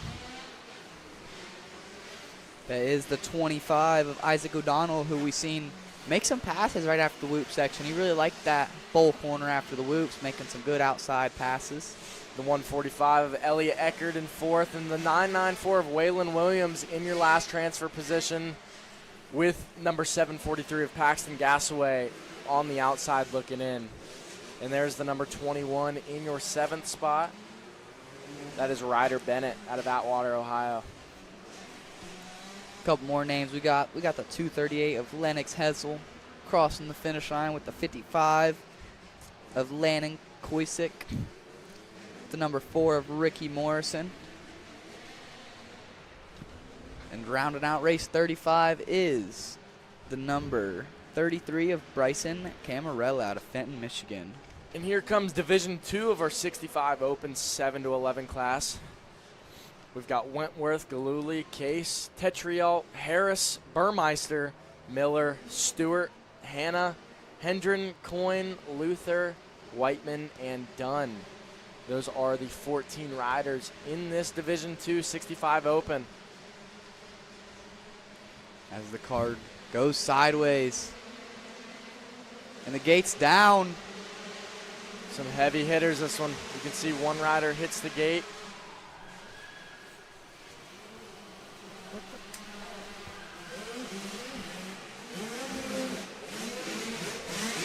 Out front early, it is the 104 of Wyatt Miller grabbing that early race lead, followed by the 114 of Declan Stewart.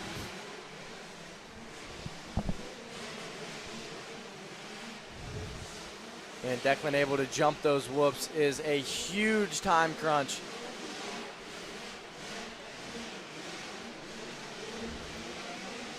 And able to hit that double, triple on the far side, hitting these big lines that the 85s are hitting also.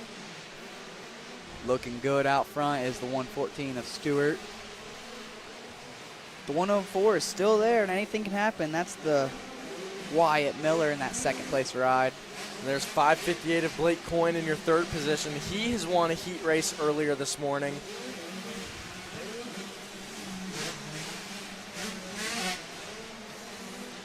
There's the 813, 402, 444, and the 19 and 55. Be taking 5 riders out of this heat race to the main event as the 558 of Coin passes the 104 of Miller around the outside of the whoops.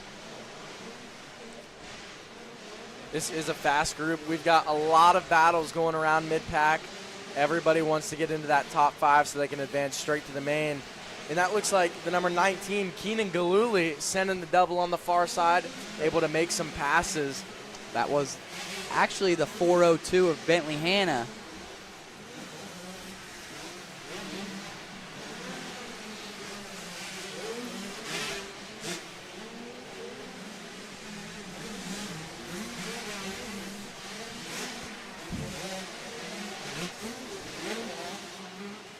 Galuli is on a charge in that 6th spot, catching up to the 813 of Matthew Whiteman.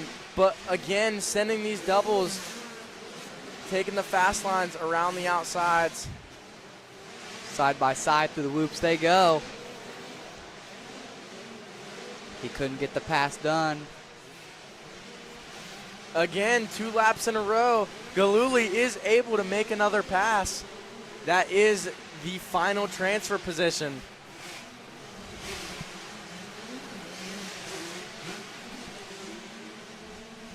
The 813 of Whiteman's not done yet, though. Tries to look in the inside line before the finish, see what he can do, but nothing happening there.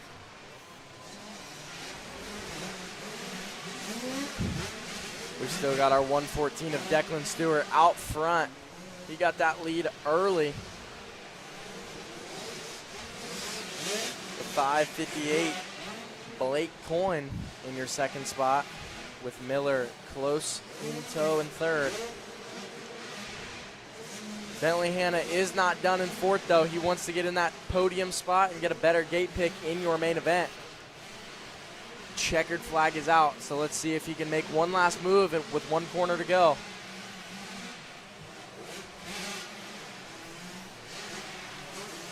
And then here comes the number 19 of Galuli. Coming from the back, hard charging, deserving that 5th spot and ticket to the main event. A little farther back, we've got the 719 Owen Luther battling the 910 of Waylon Dunn to the finish. Also the 91 of Owen Burmeister followed closely behind. Also have the 22 of Emery Case. The 75 of Ryder Harris with the 18 of Cole Wentworth. Finishing this race in the 65 Open Division II class.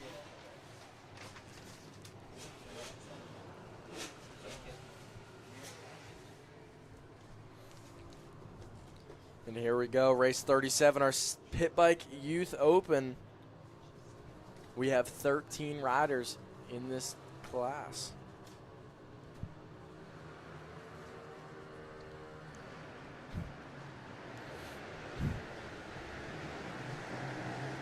Looks like that was the 12 of Maxwell Curry. Rocket into a fast start, but the number 13 of Weston White goes up the inside to grab that early race lead. In this pit bike class, got the 1 of Ashley Card followed close suit in 2nd place. She looks on the inside of West. Can't get nothing done there. Now we got the number 100 of Bryson Carr now. Bryson able to wheelie over those last couple whoops, take charge, and take that 1st place position. And the 1 of Ashley Card follows close behind to make the pass on the 13 of Weston White. We have a tight battle for 2nd.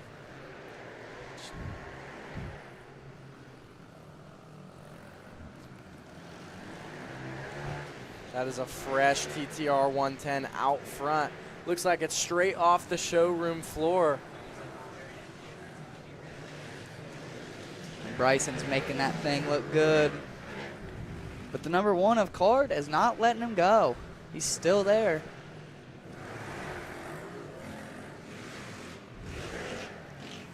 Card trying to send all these doubles to make up time on the number 100 of Carr now. facing into these whoops.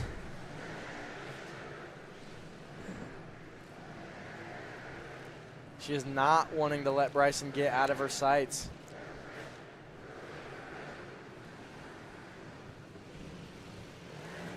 They both tuck to that inside line in that back sweeper corner.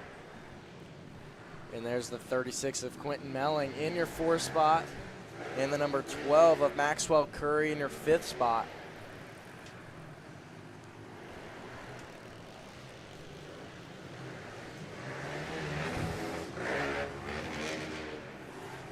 Card not giving up. Letting that CRF 110 breathe.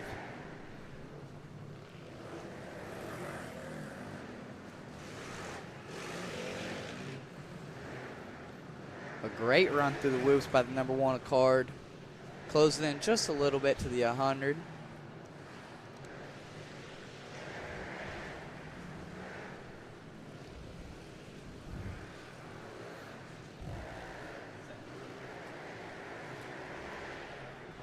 As your number 100 rider, Bryson Carnell, takes that white flag for the last lap.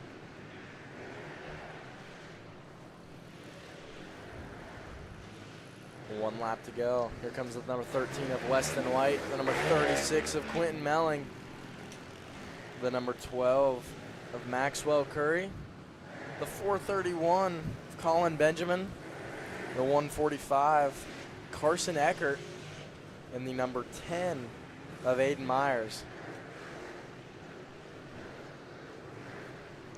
There's your 2 leaders trying to keep that front wheel light on them pit bikes through them whoops. Doing a great job.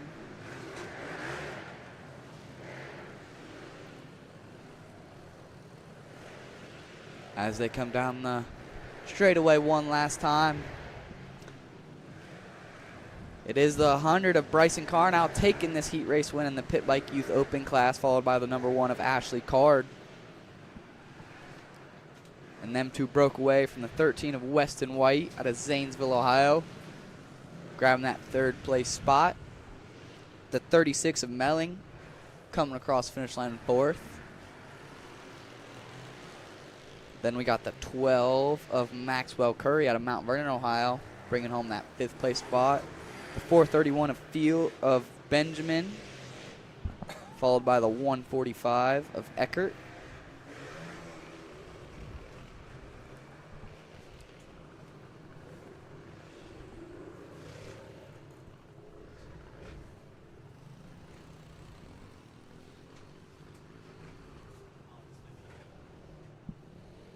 Here comes the number 11, Isaac Hartley. As we turn our attention to race 38 on the gate, we got the Silent Assassins, the E-Bike Junior Limited, the E3 class. These riders are 4 to 6 years old. 11 of them. This is their only heat race. No divisions for this class. As Mr. Minton puts that 2 card up, points down the line, make sure everyone's ready to go, flips to 1, it goes sideways. And the gate's down. And it's the 731 of Wesley Jackson that's rockets off the gate. Hugging that tight inside line right there. Takes your early race lead over the 576 of Erez Roberts. And that is the 131 of Rhett Sears out of Blanchester, Ohio, rounding out your top 3 around these first couple corners. Followed closely by the 373 of Jude Lennon in that 4th place spot as they break away from the rest of the pack.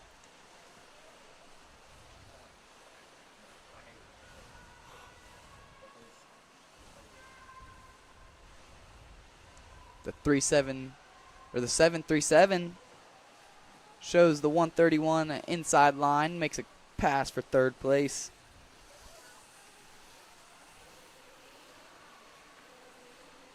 But out front, it's the 731 of Wesley Jackson checking in for the green flag. Wesley Jackson coming home from a nice week in Florida at Mini-O's, coming straight to Route 62 to try and get that title in this E-Bike Junior Limited class.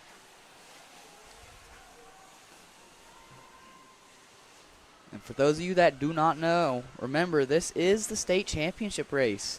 So these riders are racing for number 1 plates today. This first race is a gate pick race for your main event a little bit later. And that's where they'll be going for them number 1 plates. And again, top 3 in that main event do get to do a podium interview with Kevin Ott, present our winner, the Ohio State Championship number 1 plate. So it signifies some hard work, dedication, and just all that time spent to try and chase a win here and be a state champion.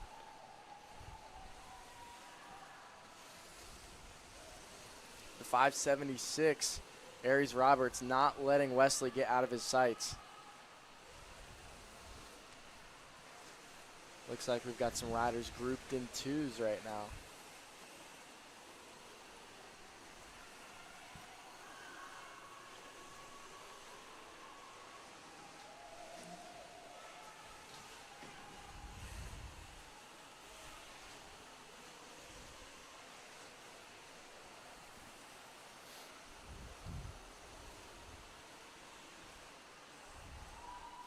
Coming up on about a lap and a half left to go for your leader.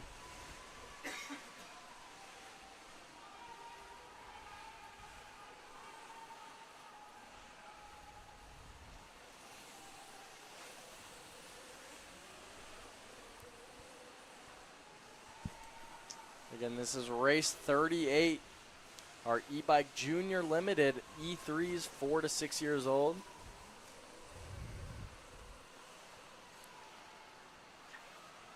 And if you're just now joining us, if you're curious on the race order, it is on our Facebook page, on the Route 62 MX page. So head over to Facebook and check out the race order if you want to do so. Can't help but notice the 576 of Aries Roberts getting right to that rear wheel, try to put a last lap push on your leader, try to get a good gate pick for that main event by winning this heat race. That was a smart move there by the 731 of Wesley Jackson to guard that inside line there. He just got to stay clean and stay smart as he has 2 more corners left. Looks like Wesley was feeling that pressure a little bit, got his gap up a little bit longer. Was able to make that outside still happen and take the win in your e-bike junior limited heat race. Followed by the 576 of Aries Roberts, pushed him to the finish, coming home in 2nd place. In 3rd, it is the 737 of Jude Lennon, bringing home that 3rd place spot. Followed by the 131 of Rhett Sears, bringing home that 4th place.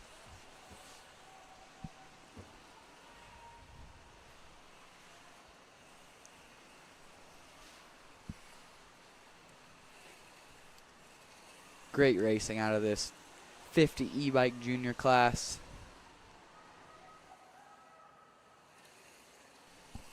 All right, before we head to race number 39, our e-bike senior limited, we are going to head to a quick commercial.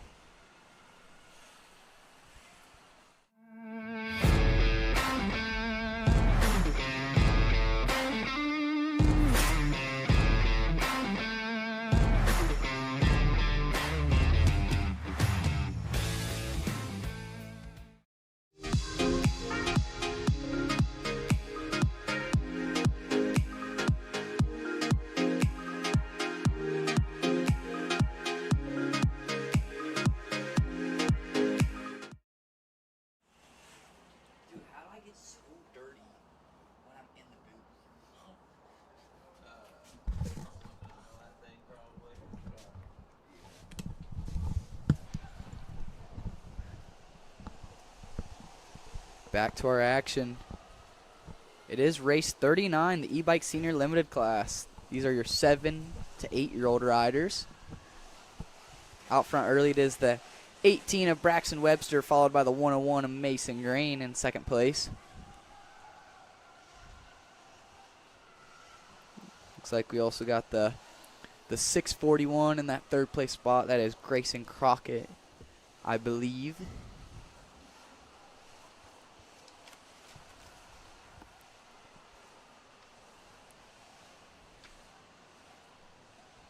And we do have 2 divisions of this class. So we'll be taking 5 riders to the main event.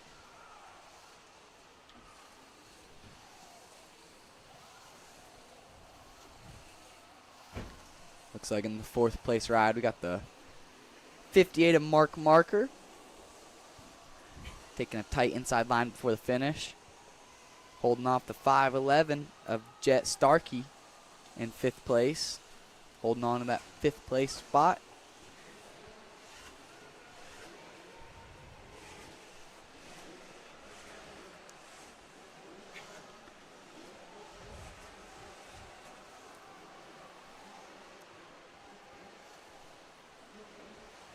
That right there is the 101.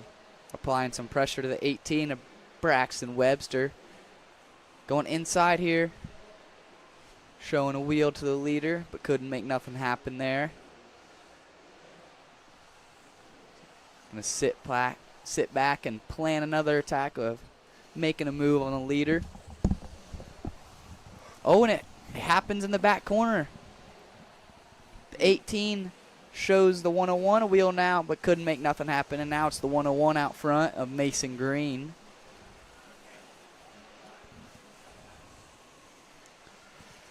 Man, this 50 e-bike class has some exciting action. Now your leader, the 101 of Mason Green, starting to pull a little gap over the 18 of Webster, so he's going to have to catch the toe of Green and stay there. And this is a division, so we have top 5 out of this heat. It looks like we've got the 3 riders up front. Mark Marker in 4th, and 511 of Jet Starkey in your final transfer position with the 619 of Easton Holiday on the outside looking in, trying to make a push to get into that main event straight through.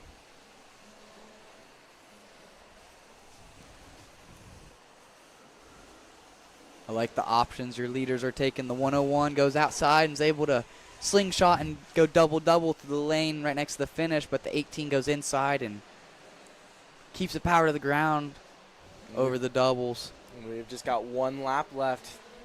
Only a couple more opportunities to make some passes, get a better gate pick, make it into the main.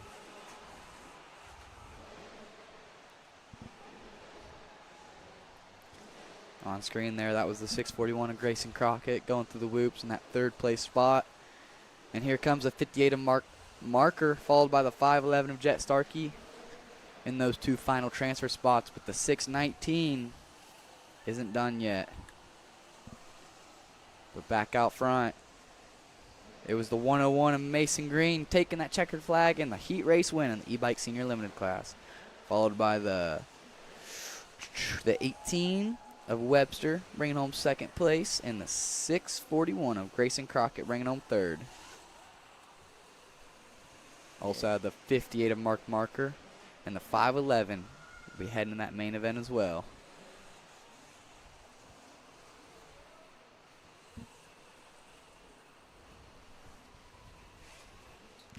So that was Division 1, race 39 of the e-bike senior class. On the gate, we have e-bike senior Division 2, race 40. Second group of these 7 and 8-year-olds on these electric bikes. Another one of those classes with riders from all over the place. We've got Ohio, Michigan, Kentucky, New Jersey, Indiana. Even some Canada. Pretty awesome. Little slide out with a 374 of Holden Dare, who I thought was going to have the whole shot. But it's really the 23 of Nixon Canny out front early.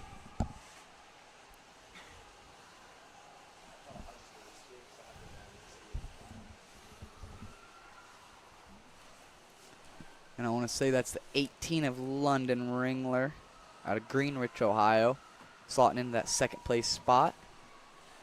With the 543 of Lucas Kaminsky out of North Royalton, Ohio.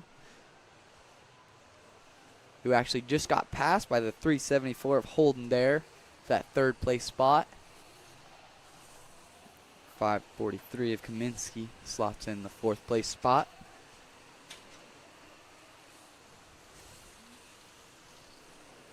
As your top four break away early in the e-bike senior division 2 class. Fifth place, we have the 14 of Conrad Grossman. Sixth place, looks like the 104 of Max Miller.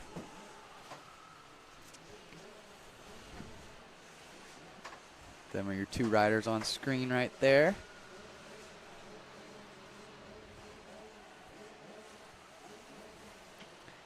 And again, we're just taking 5 to the main event out of this one.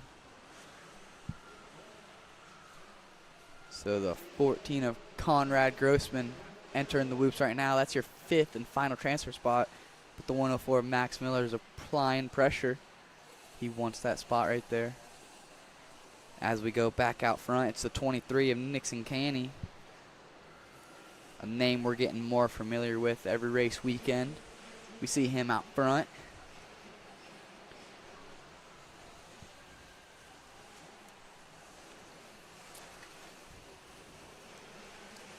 The 374 of Holden Dare starting to close the gap on the second place rider of London Ringler. As they enter that rhythm section, head to the whoops.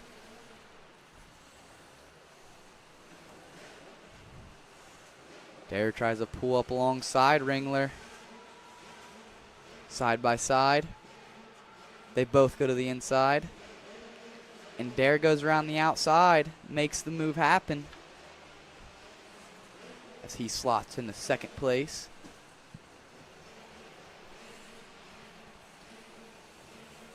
As they make their way to this white flag lap.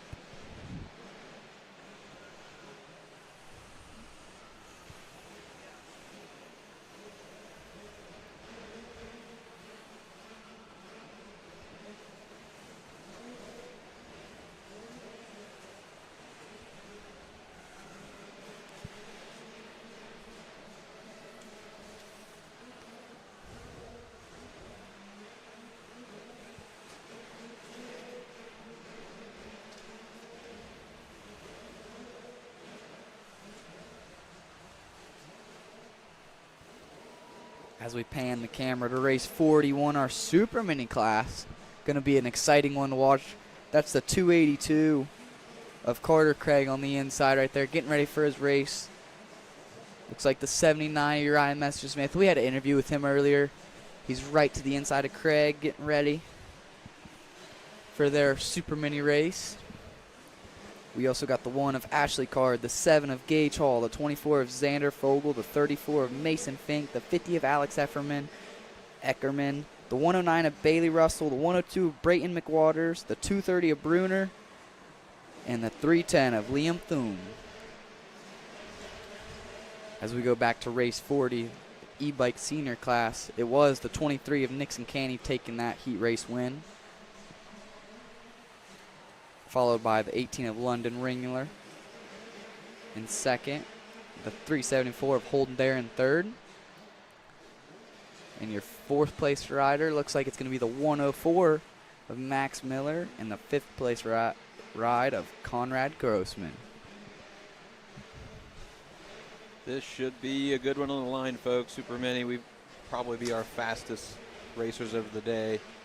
Should be some good action. Messersmith definitely one to watch out for. Had a great first weekend here at the Route 62 Amateur Supercross Series.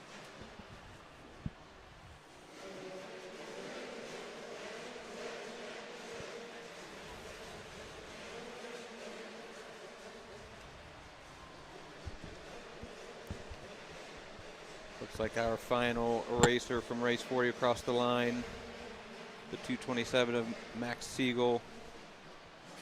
As we get ready for this race 41 super mini class. The 2 card is up. Everyone's good to go.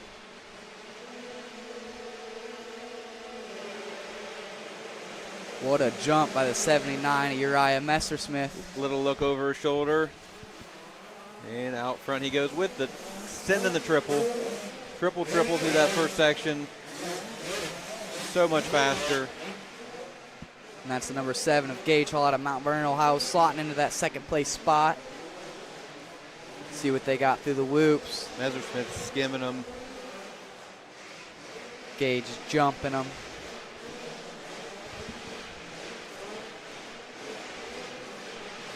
I like this line here by Uriah, going outside and doubling over. Been waiting to see if anybody would do that yet today. I think that might be the first time we've seen it. Messersmith hucks the finish line. He's the only one doing that as well. Piecing together this Rad Designs course. He's already got a comfy lead out front. His style looks so good out front on that gas machine. He's got that suspension dialed, I'm sure. Looks good. And the number 7 at Gage Hall is no slouch. He is very fast. He's done well today so far. Just not quite piecing together the track the way that Messersmith is doing it. Well, I like that off screen. The number 7 at Gage Hall picked up on that double in the back corner.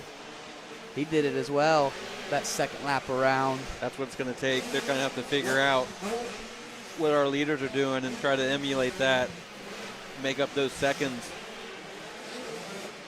A little further back, we got the 50 of Alex Eckerman, checks into that third place spot, followed by the 112 of McWaters in the fourth place spot, and then the 1 of Ashley Card rounding out the top 5.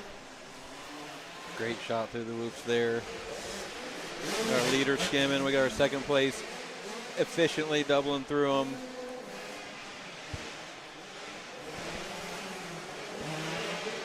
Here he comes. Let's see if the number 79 pops the finish line. Oh, yeah, he does. He's not quite got enough to get to the downside, but he's going far enough. That's a pretty safe landing. These guys, if they know through, they can bounce off the top of that thing and keep it upright just fine. And it is just so much faster.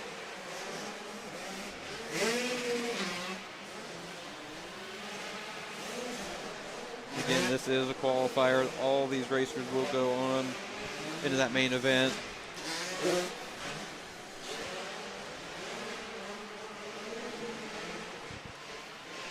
And we see Hall doubling through. 050 of Ackerman also doubling through. Out front, 79 takes the checkered flag, and your Super Mini 1216 race 41 heat race win. Followed by the 7 of Gage Hall, bringing home a good ride for that second place spot. And then the number 50 of Alex Ackerman, bringing home that third and final podium spot in this heat race. We also had the 112 of McWaters, bringing home 4th. The 1 of Card, bringing home 5th. The 230 of Bruner, 6th. The 282 of Craig getting 7th. And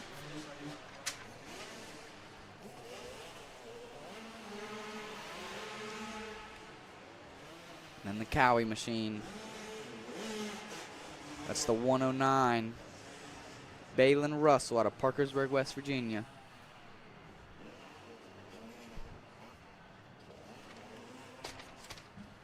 Race 42, another pit bike junior class.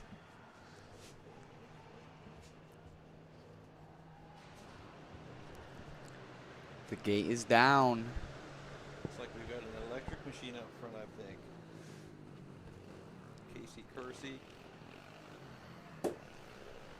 on that X machine. I think this is the first time I've ever seen an electric pit bike. They are definitely gaining popularity on the pit bike scene. It looks pretty cool if you ask me. And all 4 of these riders stay in a tight-knit group.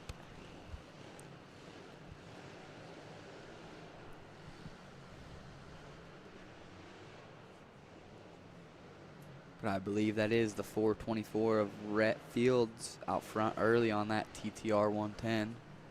Looks like the X of Kersey is dropped back to that number 3 position. Yeah, great time to shout out one of our sponsors, Electrics, over in Gahanna, Ohio. I'm sorry, that was the 524 of Paxton Gasaway, who takes the early race lead.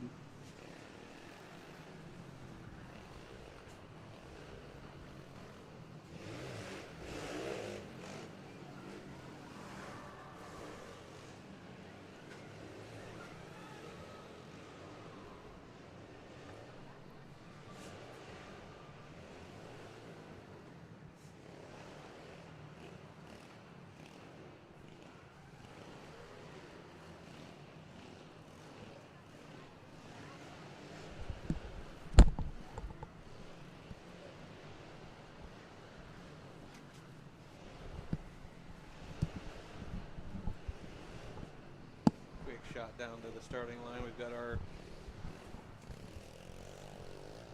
race 43 in the line, the balanced 16-inch bikes, 48-year-olds lined up.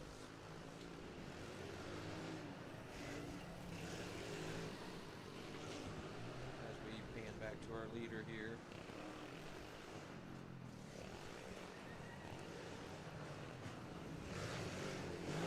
Paxton Gasaway out of Kokomo, Indiana, on that Yamaha 110 machine.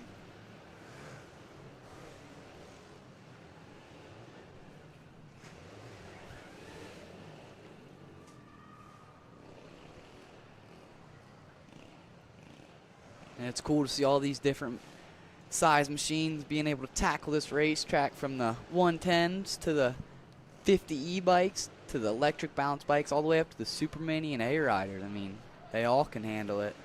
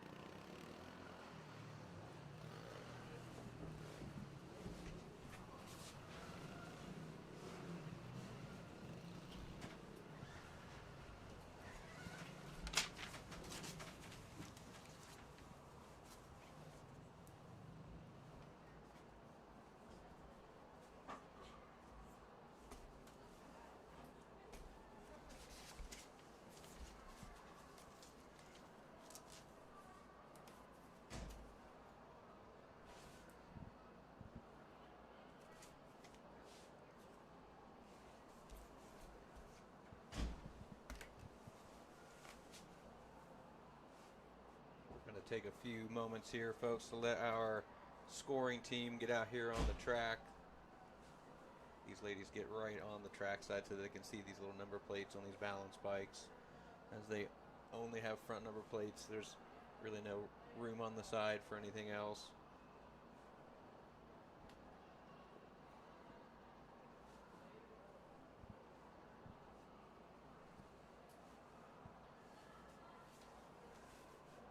Like this will be race 43, the 16-inch models that you can see here on screen.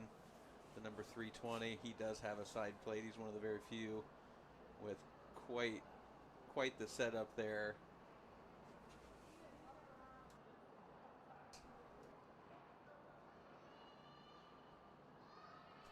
You can see that thing flexing. He's got shocks front and back, a pretty long swing arm there. Quite a long wheelbase, and they are off.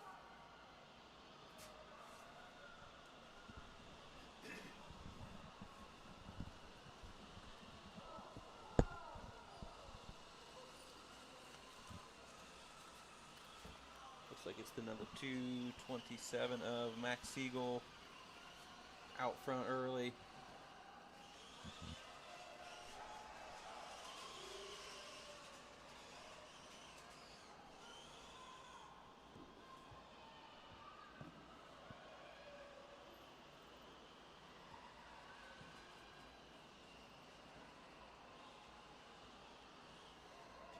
.227 leads the way through the whoops, followed by, oh, 227 gets a little loose, but he's okay. We have a new leader.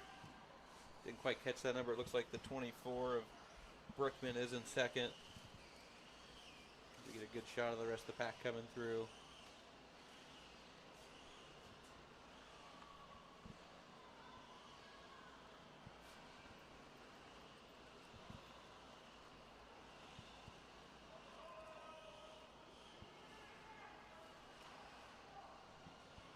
Looks like the 440 Ford Leo Chase from Knox, Indiana, leading the way right now in this electric balance 16-inch class.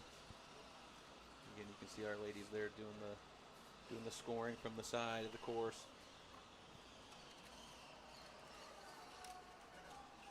Shout out to them putting in a long day.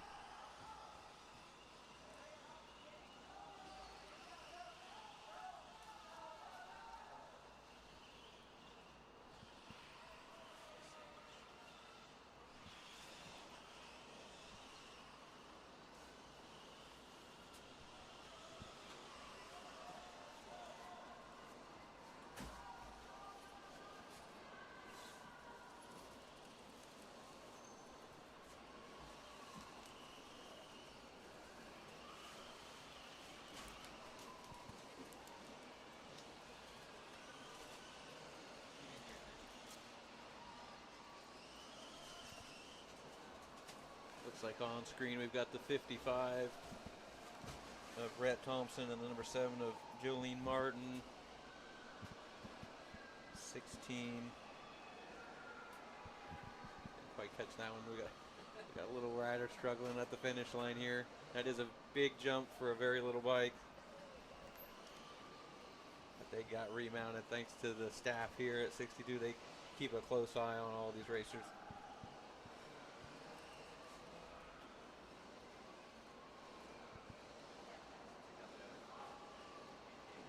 See on screen, owner-operator Jimmy Walton here helping out.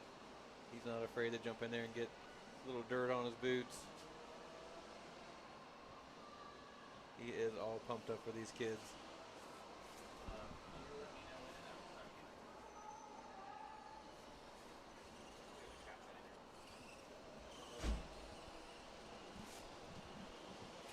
On screen, we've got our very own Jack Winland jumping out there to help out.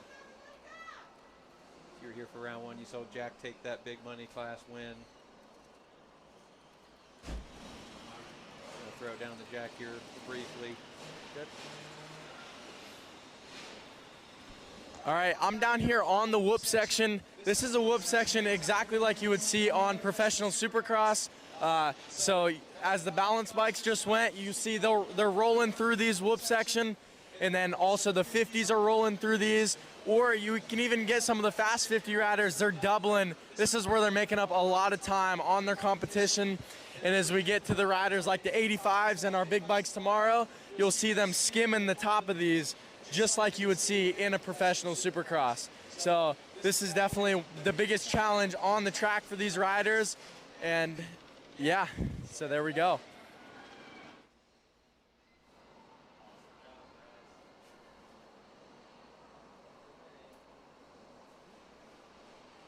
All right, thanks Jack for getting the scoop down there in the whoops. If anybody in the building knows how to hit a set of those, it's that guy.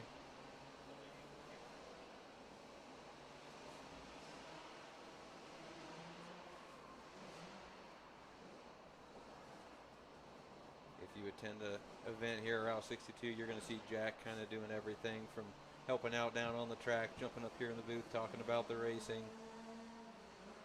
He's out in the pits. He kind of does a little bit of everything.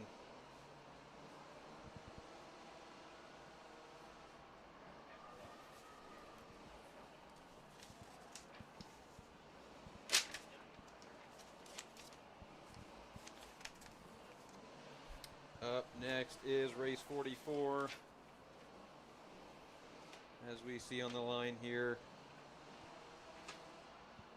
this is the last of the qualifiers, the e-bike E2 limited 4 to 8. You see all those racers down there with their mechanics, aka Dad. Now they have to kind of keep those throttles going because they will time out and have to be restarted if they sit too long. So you'll see them all kind of twisting on the throttle, keeping that bike jumping a little bit.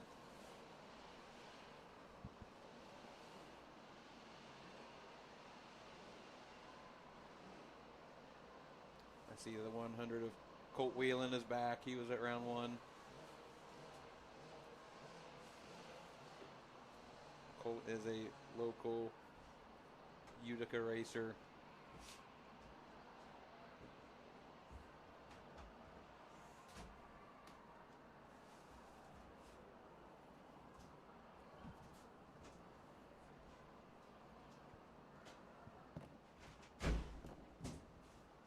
We are good to go. Card sideways and the gate is down. Looks like we've got a pretty good battle that first turn.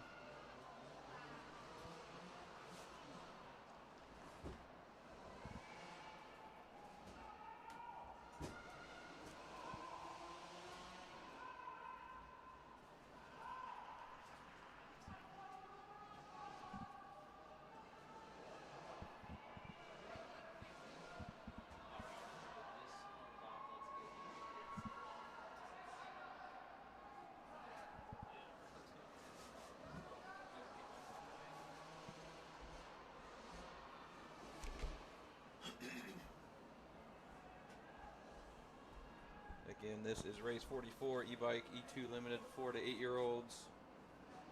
Out there zipping around on these little electric bikes. These are essentially an electric version of a Yamaha PW50. You see KTMs and Husqvarnas out there. Even some gas models. These are powerful little bikes. We're no bigger than they are. As our leader comes around here, it looks like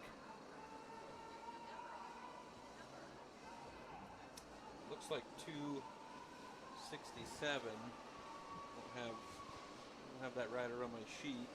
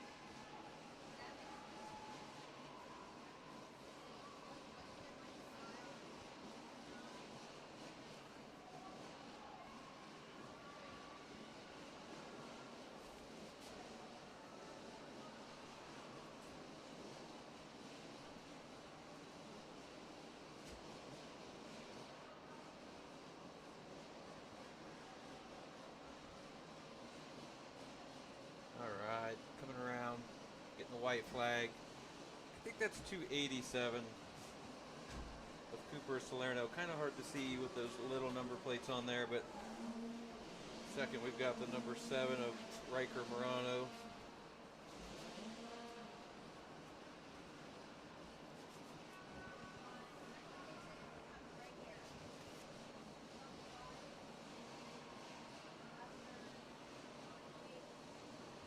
Third place, we've got the 28 machine of Bentley Acock.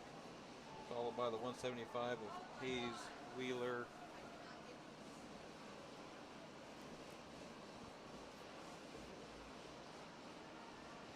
Looks like we got a little guy down on the landing of the finish line. Get some help back on that machine as we watch the 276 of Maverick Wheeler come through. On screen, Colt Wheelan 100.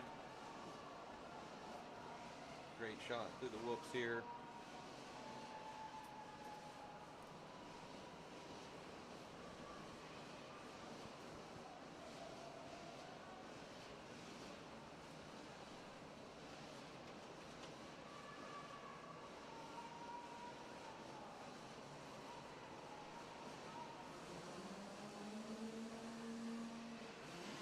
Like we've got Adeline Gantz on screen right now, number 9, followed by the 100 of Colt Wheelan in tow. Trying to catch back up.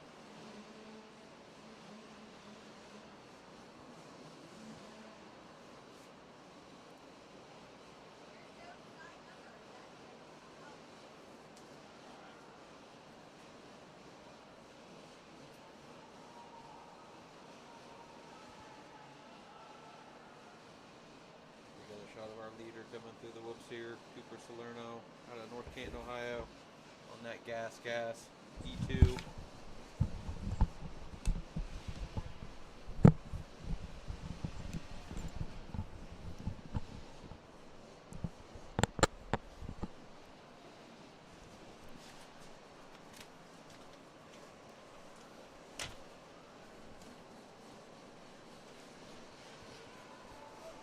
Salerno rounding the last turn, going to take the checkered flag in the win in this E2 limited qualifying race. This is the only division, so all of these racers will advance onto that main event.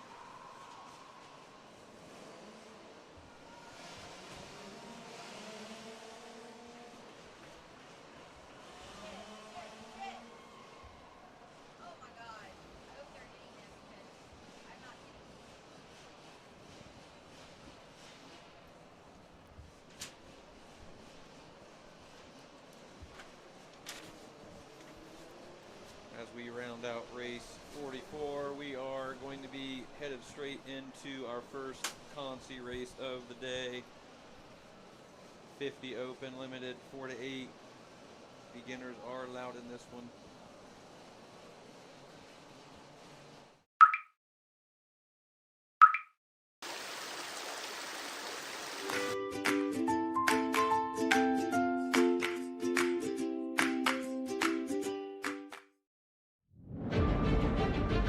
Whether you're a motocross guy or you're a woods guy or you're like a hard enduro guy, we've got specs for everyone, for every bike out there, for every rider weight, ability level, you name it.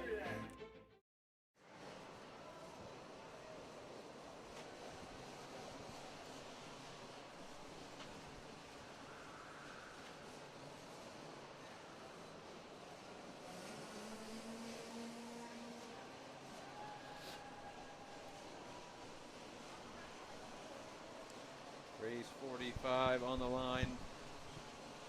2 card is up. Again, folks, you can follow along using the schedule posted on the Route 62 Facebook page to see where we're at in the day, where your rider is as these 50 cc's rocket out to the whole shot here. Oh, our second place rider slides out, can't quite make it around that third section. Out front, looks like we got the 994 of Waylon Williams taking the early race lead, followed by the 322 of Henry Orwig. Like River Dodge on the 405 machine running third as they all start to pile through this whoop section. And these races are short, so your whole shot and your early race positioning really matters in this race, especially because we also will only be taking one to the main event out of this race.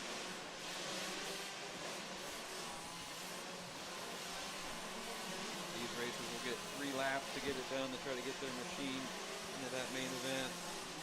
As our leader comes around, this is that green flag 994 Waylon Williams. All the way out of Michigan.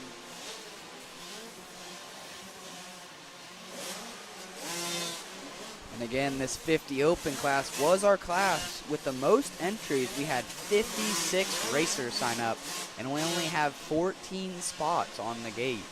So, got to filter them out.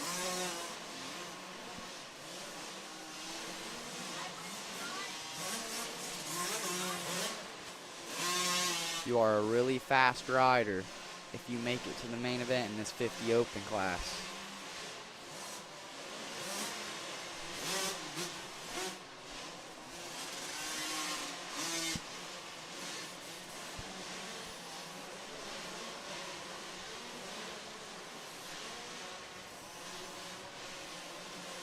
Out front, it's still the 994 Waylon Williams out of Decatur, Michigan, taking that white flag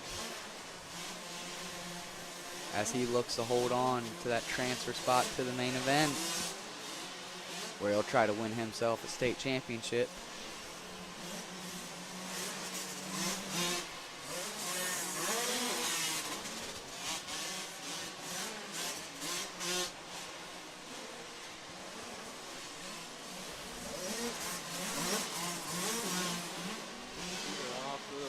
Holding it together as we see our number 2 creeping into the picture there, the 322 Henry Orwig out of West Virginia.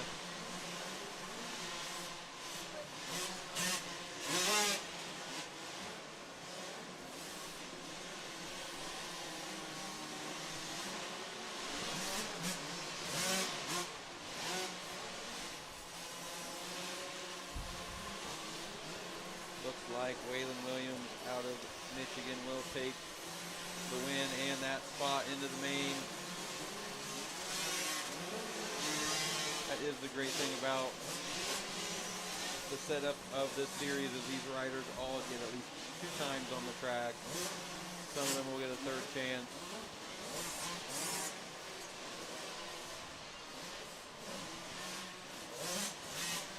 That's also what's cool about these last chance qualifiers, is that if you do, say, you hit the gate, you go in the first turn, you slide out, and something bad happens, and you have a bad heat race, this last chance qualifier does give you a good opportunity to, have that other chance to make it to the main event and stamp your ticket to the main event. Something else is these guys will get another look at the track right before they're going to race the main, so depending on how much different the track is from their first race to the LCQ race, they might find some new lines or pick some things out that they didn't maybe see in their first qualifying race. That's absolutely right, because all day long the track is deteriorating, getting slick, getting bumpier.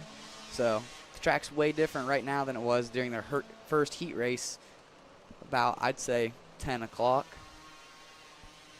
A lot can happen in a couple hours. It's amazing what these little bikes can do to a track. But you've got 40-some races going down. 50 Open Conti 2, the gate is down. That looks like the number 8 of Everett Krieg out of Amherst, Ohio, holding that tight line, getting the whole shot and holding on to that early race lead, followed by the 119 of Raiden Jones.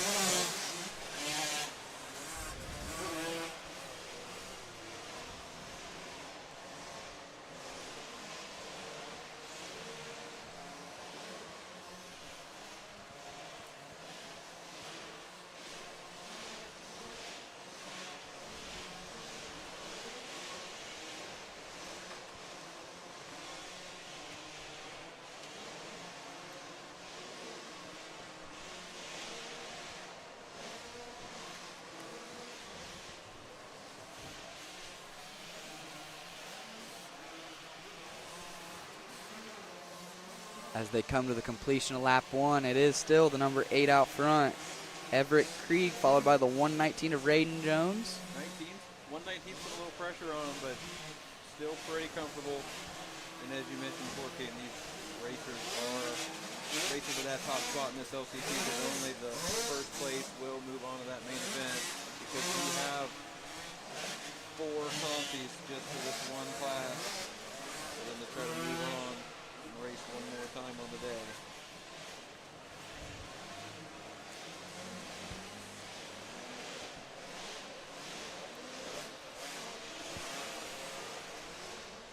This 50 Open class that we got here, with 56 riders signing up, it might be one of the most highly contested classes we do have, just because the age group, it is all 4 to 8-year-olds. The 50 junior class, it's only 4 to 6. The 50 seniors, 7 to 8. But this 50 Open class, it's all of them. So anyone can sign up for it, and that's why it's so cool to be able to win this class and make the main event in this class, because it's such a highly contested class. But as we go to the white flag, it's still the number 8 of Everett out front, holding on to that transfer spot. The 119 has not let him go, though, Raiden Jones. That is really great how they break these classes down to give these guys multiple chances to race different classes. I do believe once upon a time, you basically had to pick one age group, one class, and stick with it. So many more options these days for these kids to race.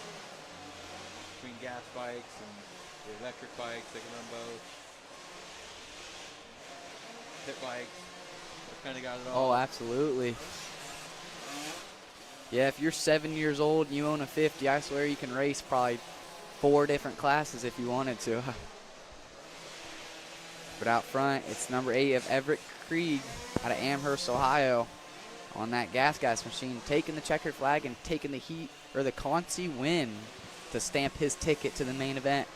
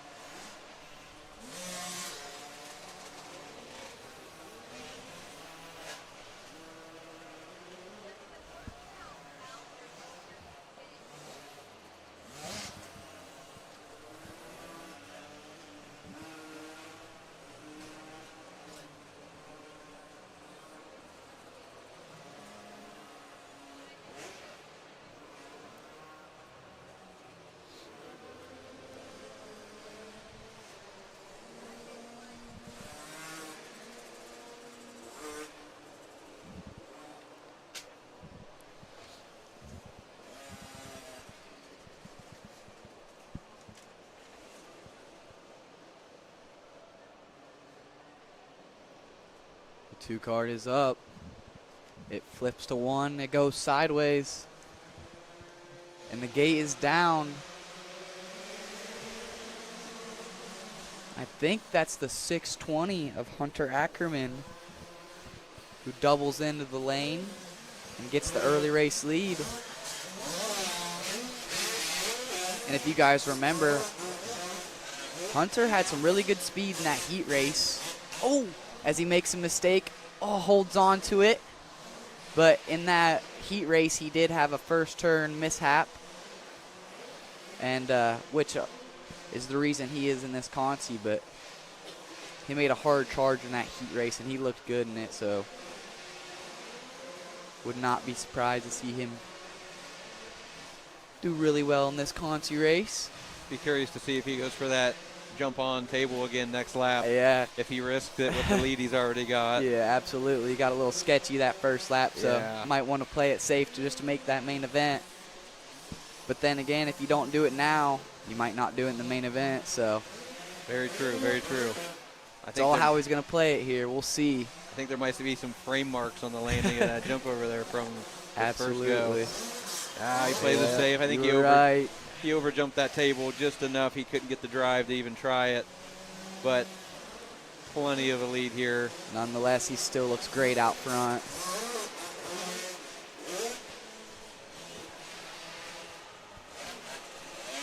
And to go down this list and race 47 in this 50 Open Conci, I see some really good names here, and it's crazy to think some of them won't even be making the main event. That just shows how fast this 50 Open class really is.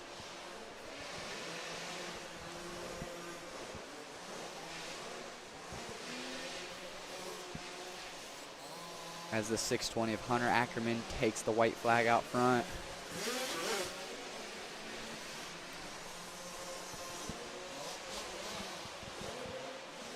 got Colin Adair running in the second place spot. And he got redemption out front. He ended up hitting that single to table. He did it. Colin Adair running that 2 spot, but out front it is the 620 of Hunter Ackerman taking the Conci 350 Open race win. Great job to the rest of our racers, but unfortunately they will be watching the main event from the stands.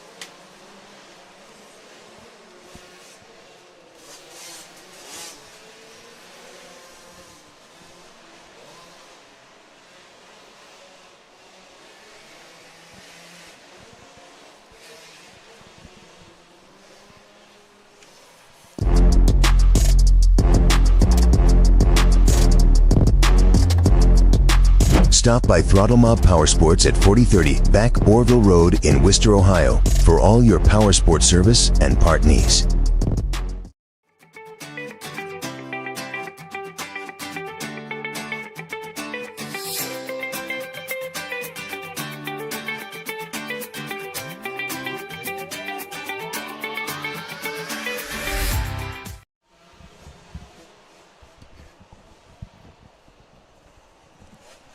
Back to the action we go, and it's race 48 of 50 Open, Conci 4, our last 50 Open Conci. Again, the winner will be going to the main event here. As the card goes sideways. And the gate's down. It's like the 111 with Bennett Hopper out to the early lead. Gets the whole shot. Looks like it's the 117 of, Cameron Wolf grabbing that early lead. I think he snuck to the inside of the 111. Yes, he did. He swooped in there and took it. That is the faster line if they can do it just right.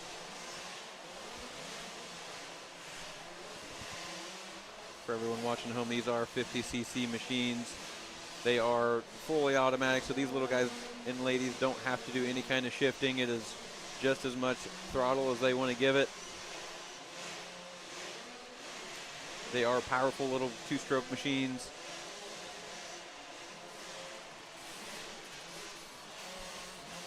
Your leader slid out in that back corner, but he holds on to it as he makes his way to the finish to grab that green flag.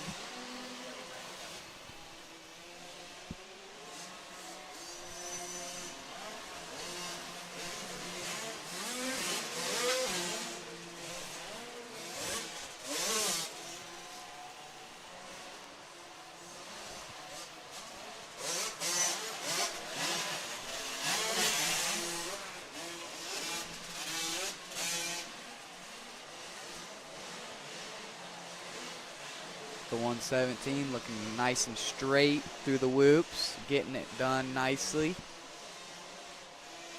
picking the right lines. He's taking the insides where they're better and the outsides that he needs to help get over some of these jumps.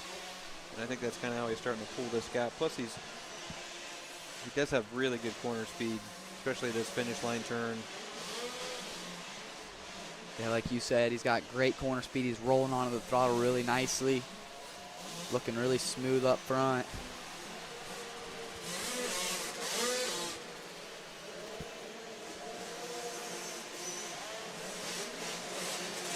Let's see if he takes this inside before the whoops again.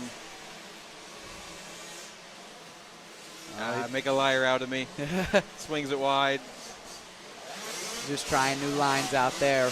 Trying to get ready for that main event. That's right. He's going to probably need him. Get a full gate. All the fast kids.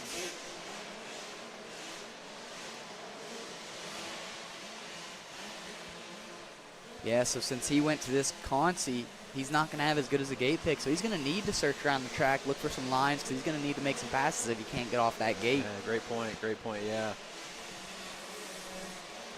But I'm liking what I'm seeing out the young man as he takes a checkered flag. That's the 117 of Cameron Wolf out of New Lubana, Ohio.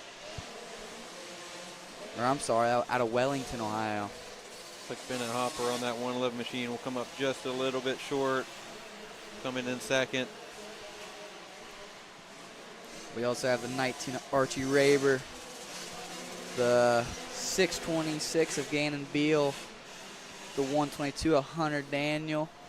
100 of Odin Barr came across there, I think maybe in third. The 267 of Carter Culbertson.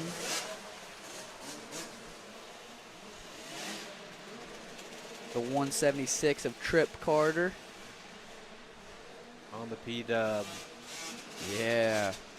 The 145 of Rowan Harris. And then the 116 of Bo Shields, just to name a few of the riders that were in that race. As we turn our attention to race 49, 85 senior, 12 to 15.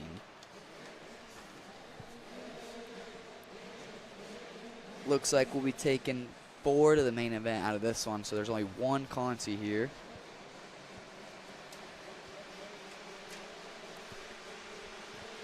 As the card goes sideways, the gate's down. Looks like it's the 282, Carter Craig. Number 11 of Noah Rife had a good jump, but he just came in a little hot and wheelied. Craig drags the early lead, followed by the 50 of Alex Ackerman. Case Burns in a close third, looking to make some moves, but it looks like Ackerman might have jumped into the lead there, doing that single on the table. And doubling through the whoops, skim out, build an early race gap. Looks like that is the 11 of Noah Rife, as you pointed out earlier, holding on to that 4th and final transfer spot. With Weston White in that 5th spot, looking in.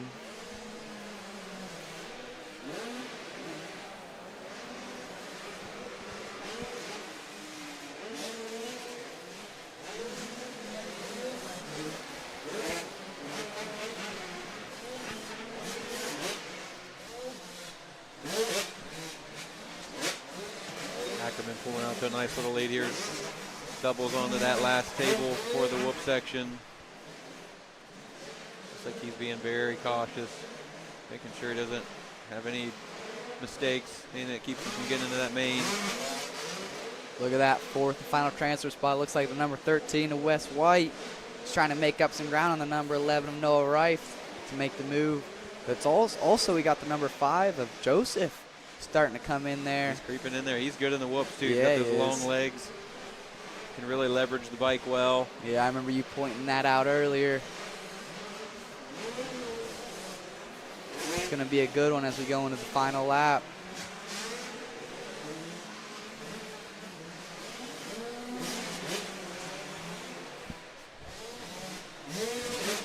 Put on screen out front, it is the number 50 at Alex Eckerman, looking to control it in this Consi.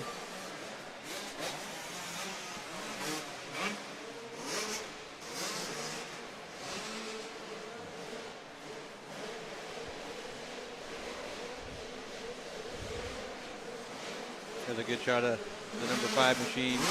Just hammering out the whoops. Passing number 13 of Weston White.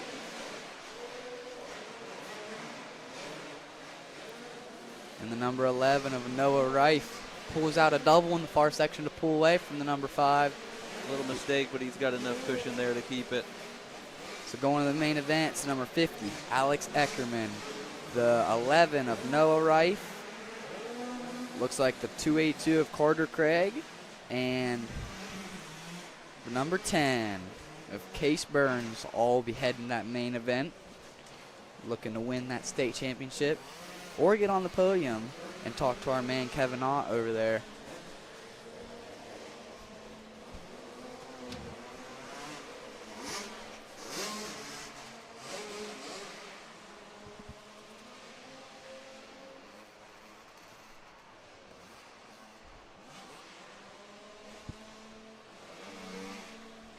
Mr. Mitten putting up the 2 card, pointing down the row.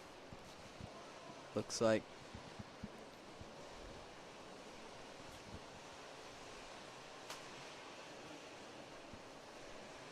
two card flips to 1. It goes sideways. And the gate is down on race 50. Big jump. But he goes wide. Ryder tucks to the inside. That is the move. And that was the 01 of Abrella Bergstaller, who took the lead for just one moment as Massey jumps back into the lead. jumps right past him.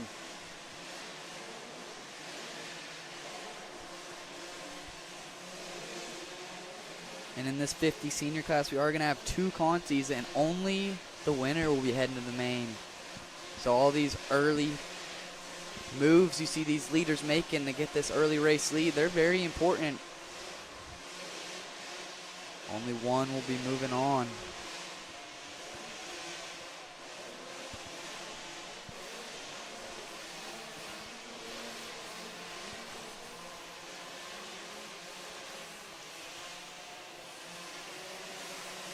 Still the 159 of Nico Massey out of Chillicothe, Ohio out front. Bergstaller not letting them get away though. Definitely keeping them in sight.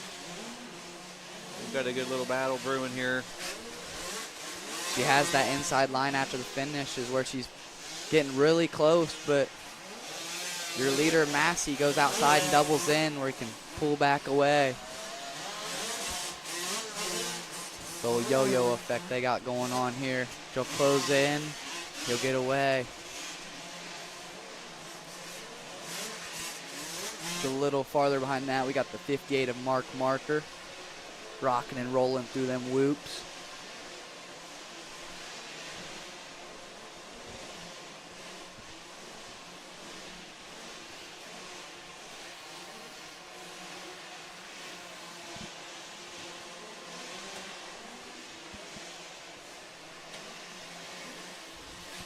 Let's see if the one of Bergstaller can take this inside after the finish and get close again.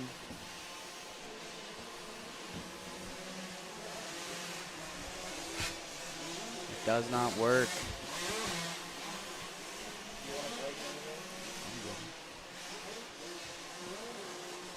As they make their way to the whoops, the 159 of Nico Massey is looking to handle them one last time.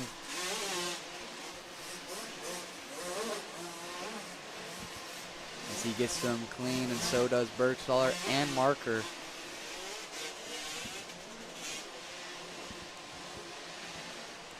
That early double that Nico Massey pulled out to pass Bergstaller.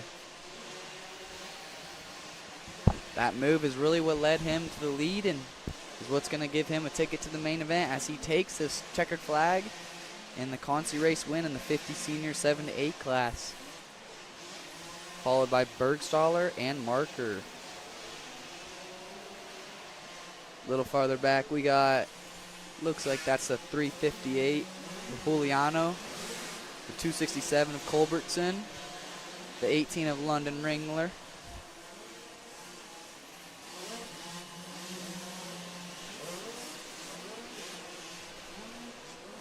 Who else we have? Looks like we had the 543 of Kuzminski,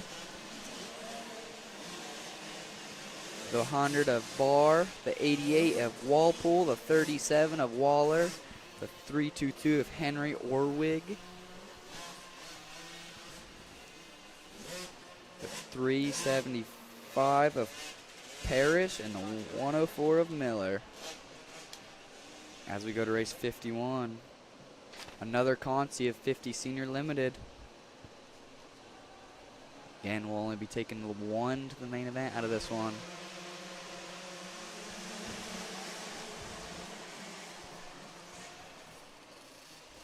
As he goes wide. That inside is Ooh, great. and kind of cases the double in. That's the 63 of Colin Adar. You can see that inside line's getting slick right there, the light spots. Yeah, I think that was the 424 of Bryson Stevens, who kind of slid up the face. Thought he was going to have the line, but kind of made that mistake. But he's going to try an inside before the whoops. And I like that inside before the whoops. Cutting off a bunch of track. Especially since these little bikes can't skim through them or really double. So shorten the track up as much as possible. Absolutely. Save some time. But out front, that is the 641 of Grayson Crockett applying some pressure to the 63 of Colin Adar for the lead.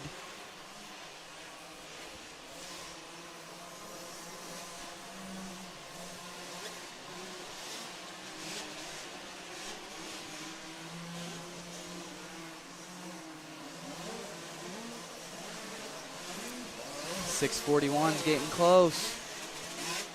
Looking to make a move. Let's see if he can use this inside before the whoops. Or will the 63 of ADR have it covered? Crockett is putting the pressure on our leader right now as they come into the whoops. Still got that 424 machine of Stevens creeping in the background, but Crockett is really trying hard here. Hugs the inside after the whoops off screen as we see the rest of our pack come through this whoop section. And it is super cool to see the racecraft of these young riders inside, outside, trying different things to make the move happen. And I'm liking what I'm seeing out of the 641 of Grayson Crockett, really trying a bunch of different moves to make this pass happen. I think he's got just a little bit of pace on our leader. And he tries the inside before the double, but the leader doubles. He doubled it. Nice move. That was a great representation of that racecraft I was talking about. That was... did he pull that out any other lap this race? He tried it the first lap, but cased it a little bit. What a move to go for it on the last lap. The 641 tries another inside. He's working these inside lines, pulling up alongside the 63 of Adar. That tells you that the 63 machine probably knows he's got to win this, or he's going to be watching it. Another inside. Crockett with the move. Blocks his line. Great pass. With 3 corners to go, he makes the move happen on the last lap. He was working them insides, trying to make it happen. Can he guard this one? Not quite enough. Crockett's going to take home that Consi win. Impressive. And head on to the main event. Impressive ride by the young man. Good ride, too, by the 63 of Colin Adar. They both fought till the end. That was a fun one. Everett Krieg coming across the line. The number 8 machine. All these young riders battling has got me wanting to ride my dirt bike out here on this Rad Designs race course. You know, whether they're trying to get into the lead or 6th place or whatever, they want to beat the person in front of them. They don't care. They're going for it.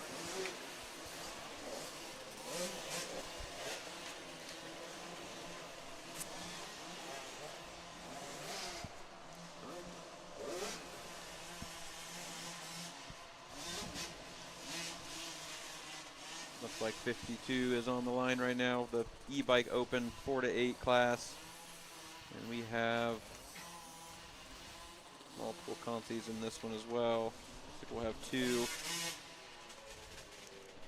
Again, we're only taking the winner to the main event.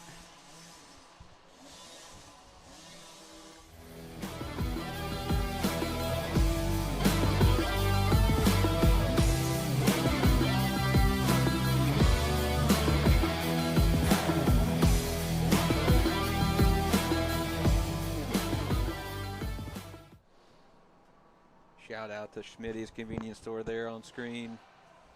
The corner, the exit of 146 Route 16 in Nashville, Ohio. Stop in there.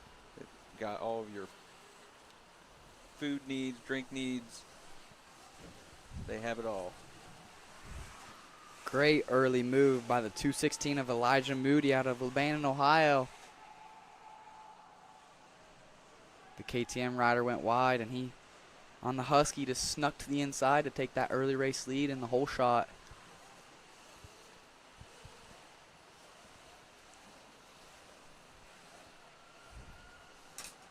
Got the 737 of Jude Lennon coming in the 2nd place spot.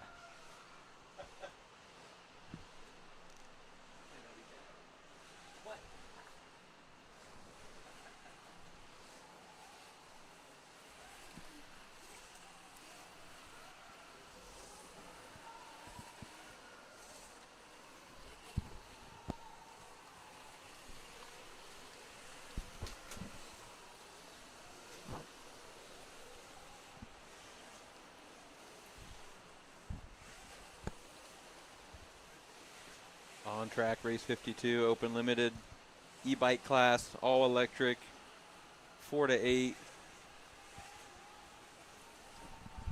We've got junior and senior equivalent electric bikes out there.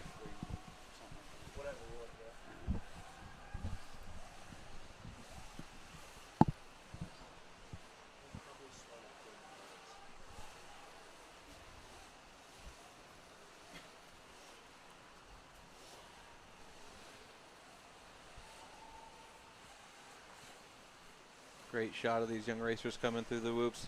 Again, if you are watching from home and you're wondering where we're at in our daily schedule, head on over to the Route 62 MX Facebook page. We have the race order posted so you can reference where we're at in the day versus where your racer will be.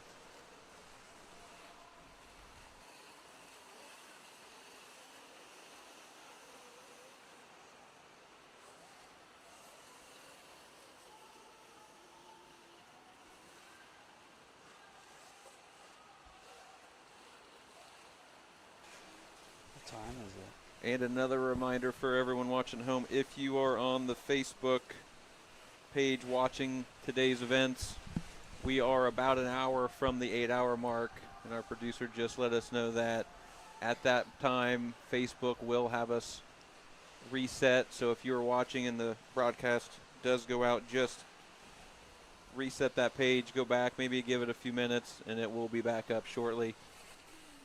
Or you can head on over to the Apex Moto Works YouTube channel, where we are streaming live all day long.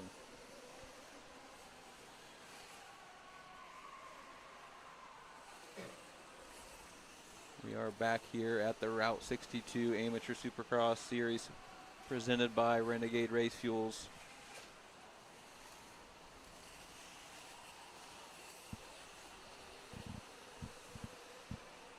Looks like the checkered flag is out for our Race 52 e-bike open class.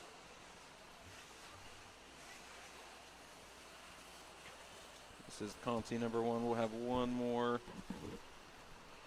to determine which riders make it to that main event.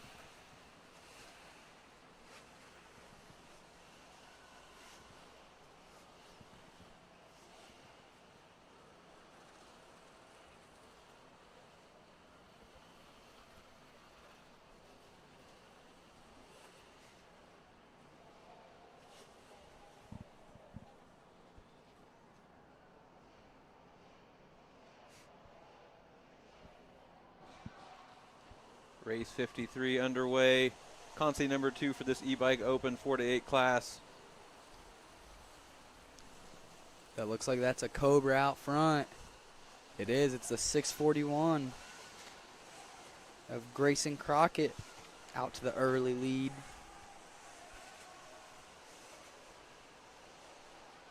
Already starting to pull away a little bit.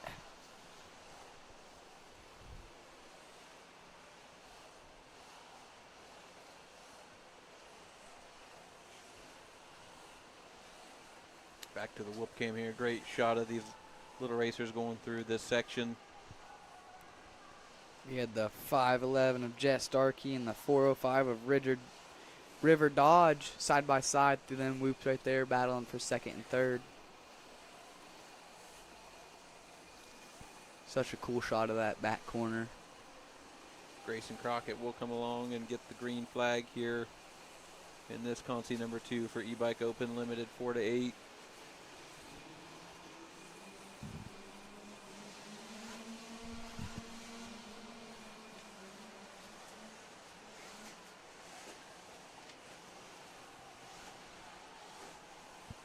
Crockett out front looking to put himself in that main event, as we will only take one racer out of this race 53 and move them on to the main.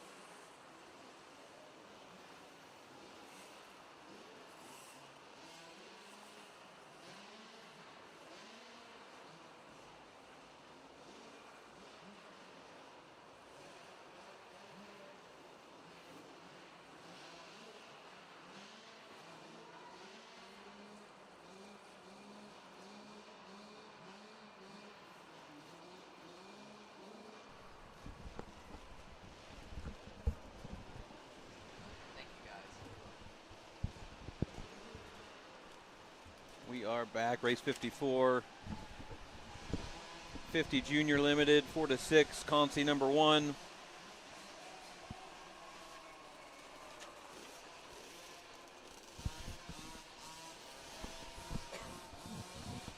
These riders tiptoeing around that inside. It's definitely looking slick. We got the 925 out front. Levi Bond, followed by the 332 of Charlie Wolf, all the way from Makina, Illinois, coming here to race this Route 62 Amateur Supercross Series.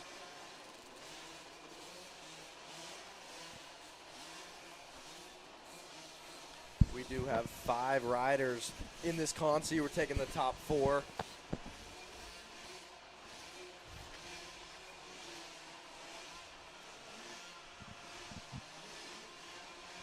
Keep it down there today, Jack. How's the track looking? Up here, it looks like it's getting a little shiny, a little slick.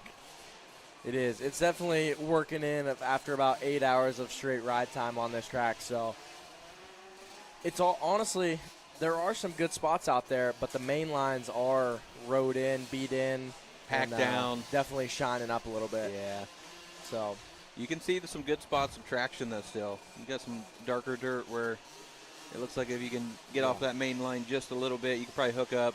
Yeah, just like this inside before the finish line, you tuck inside, and if your class isn't hitting the finish line anyway, I think that inside could be a really good passing opportunity in that main event. Definitely, yep, I agree. I think a lot of the same with the whoop section, these smaller racers that can't skim them or even double them, they can tuck inside there. That's they right. just shave off so much of the track. Exactly what our leader just did there versus our second place ended up using that whole entire berm.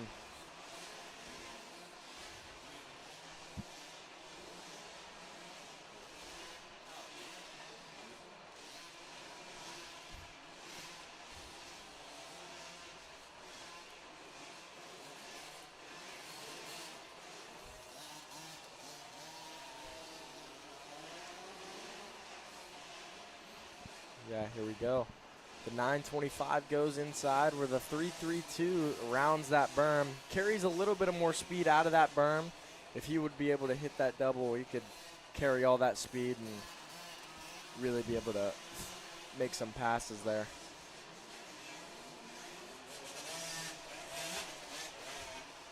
Wolf is trying to put some pressure on our leader, Bond. Not quite close enough. But as we've seen all day long, all it takes is one little bobble, one little mistake, and the whole race can change. We've got a good battle here between the 67 of Isaac Rhodes and the 287 of Cooper Salerno. Both in transfer positions, but you can get a better gate pick the better you place in this consolation race. Side by side coming out of the whoops.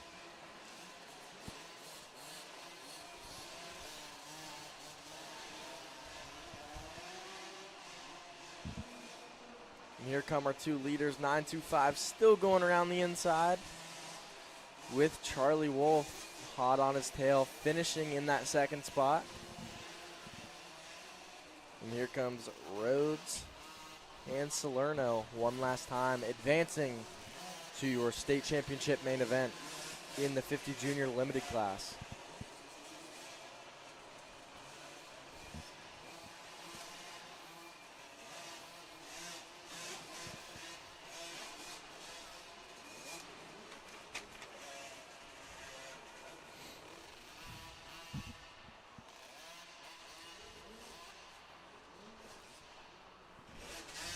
On the gate, race 55, we've got the 65 Junior 7 to 9 class. This is a non-beginner consi.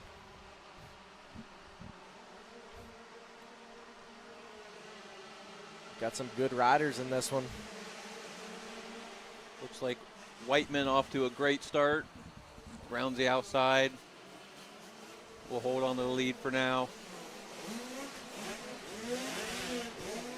Followed by the 145 of Elliott Eckert.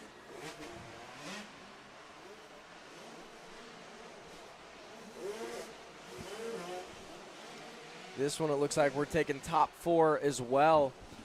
So a good start gets you on your way to advancing to that main event. You got Gasaway knocking on the door of that number 4 position on his Yamaha. Got Waylon Williams in that 3rd position.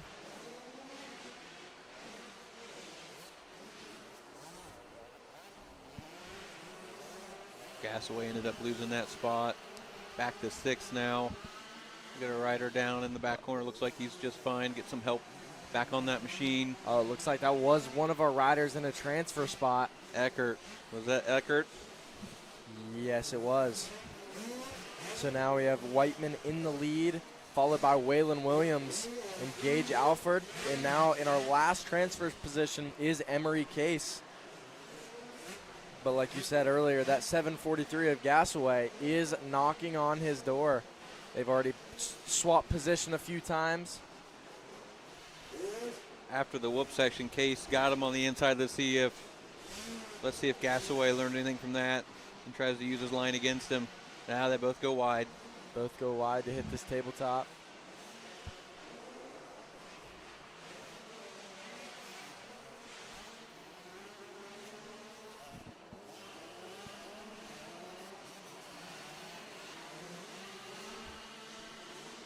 White flag is out. And what's so great about the broadcasting is maybe later on tonight or tomorrow, just an example like how Gasaway ended up getting passed from the inside. If he could make a pass just like that to get that rider back, that is one of those things that they can study, kind of look back on, and just make those moves for the future. Yeah, definitely something they can learn from. I mean, how great is it that literally every race this season they're going to be able to go back and watch and see what they did right, what they did wrong. You know, maybe a little still screenshot to send their buddies.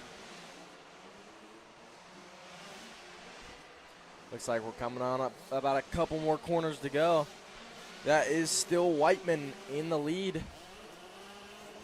And here he comes to round your finish line for your Consi win in 65 Junior, followed by Waylon Williams, Gage Alford, and your last transfer spot, the 22 of Emery Case.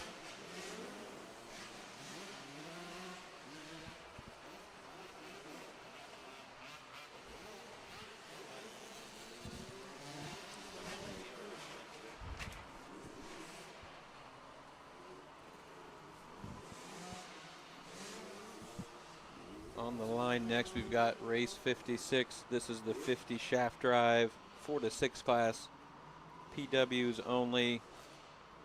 This is one of our bigger classes on the day.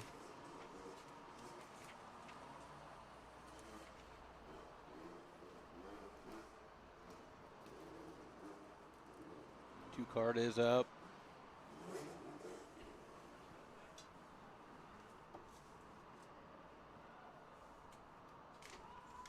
We have a full gate of PW50s here.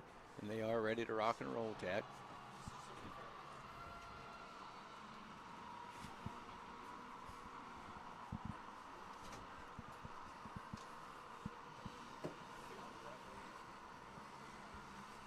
Out front with an early lead, that is the 925 of Levi Bond, followed by the 525 of Colt Steischel. With the number 145 of Rowan Harris in your 3rd position. Bond all the way out of New York, Burlington Flats on that Yamaha 925 machine.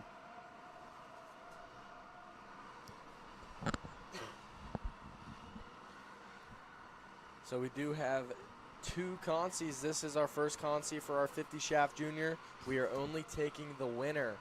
So it looks like that's still... We got a battle for second going on. I believe that's the 925 of Levi Bond still out front. All the way from New York, TJ. Yeah. Quite the drive for these little guys. Steischel still holding on to that number 2 spot, but 145 of Harris is trying to make some moves and get towards that front qualifying position. Levi able to perform under pressure here. He knows he has to win. He puts it up front, and he's trying to advance to that main event. So there is no shortcuts. Win or nothing in these Conti races sometimes. I guess that's just what happens when you have 28 P-dubs fighting for 2 spots between the 2 Consis. That's right. Got to do what you got to do.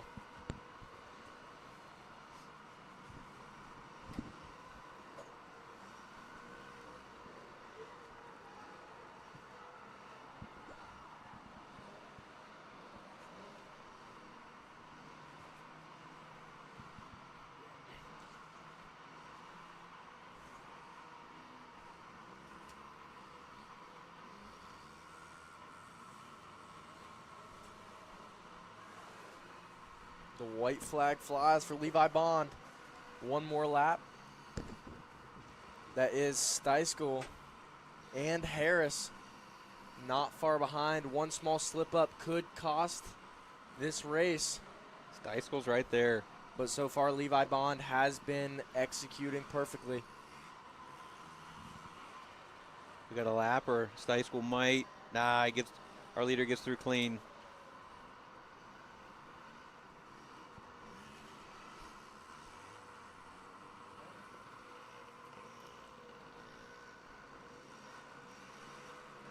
Takes a quick glance over his shoulder, trying to see where his competition's at. But it looks like he has about a 10 P-dub lead. I think that's pretty close.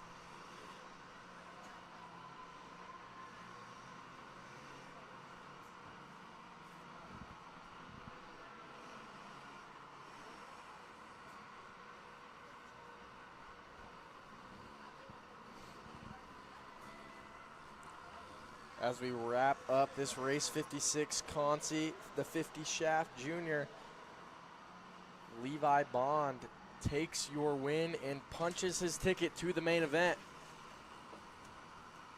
And as I'm looking down to the starting line, it looks like we have another full gate of these PW50s. Also, winner take all going to the main event to punch that ticket. I see another Steiskell on the line, Jack. It looks like a Cora Steiskell. Family affair in this PW class.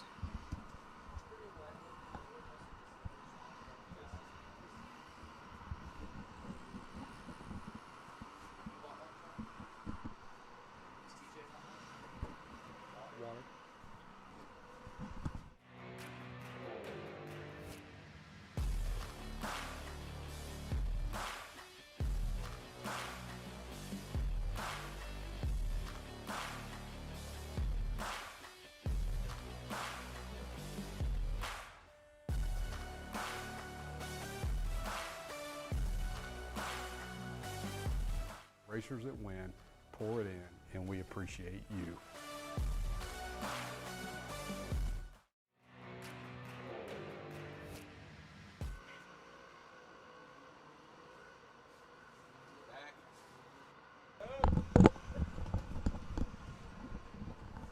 We back to another Conti of all these PW50s here.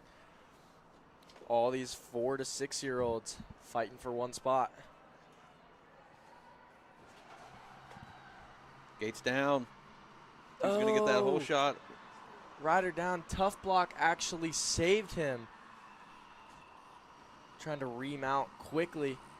There's Carson Mitten firing up that P-dub. 50 specialist. It doesn't even have to be a Cobra. We got the 469 out front of Baylor Miller. Another snuck around the inside and stole that whole shot from our second place rider. That looks like the 24 of Brody Brickman.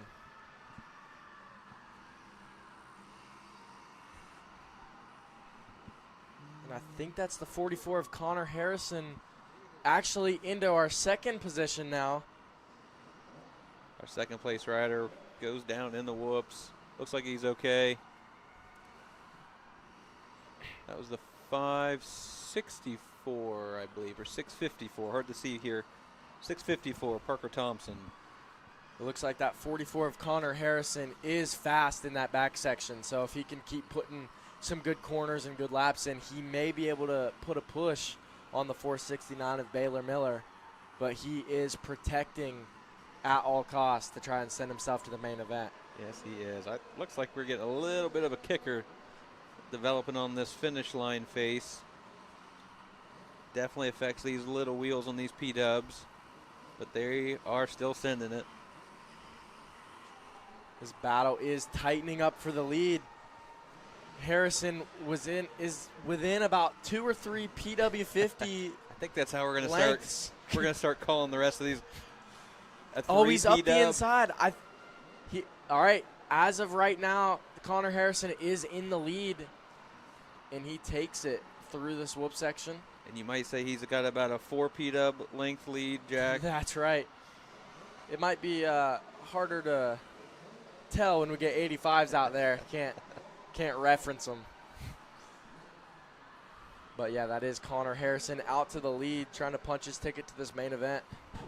Anything can happen in this next lap and a half.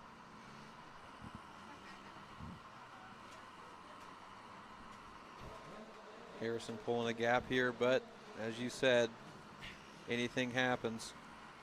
Showing us all he can get a third place start, pass up to second after a mishap in the whoops, and then getting that clean pass to the lead.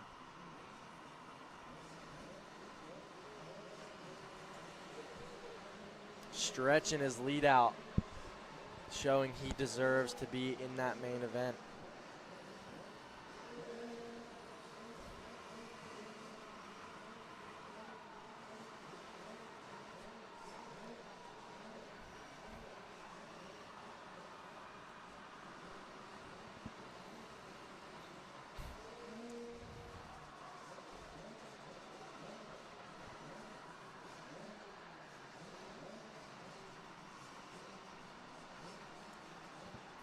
Got a whole pack of PW50s coming through these whoops.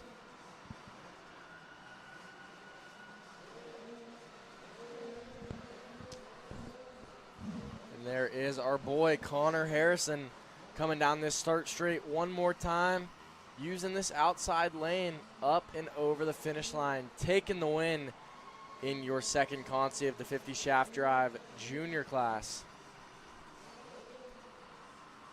Baylor Miller in your second position. That's the number 4 of Owen Ramey in third.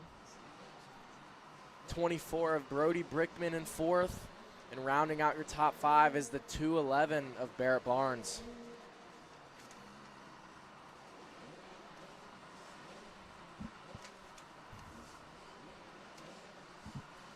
Race 58 on the line. We've got open, the 85 open 11 to 15.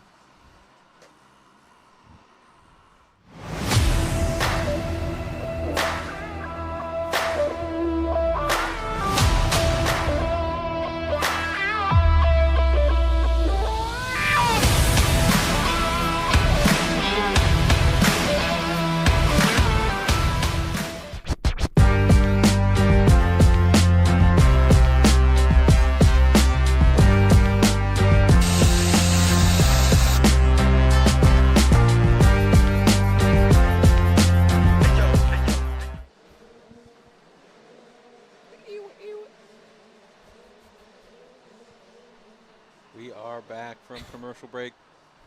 85cc open 11 to 15 on the line. This will be consi number 1 of 2, I believe. Yes, 2 consis for this class. And the card goes up.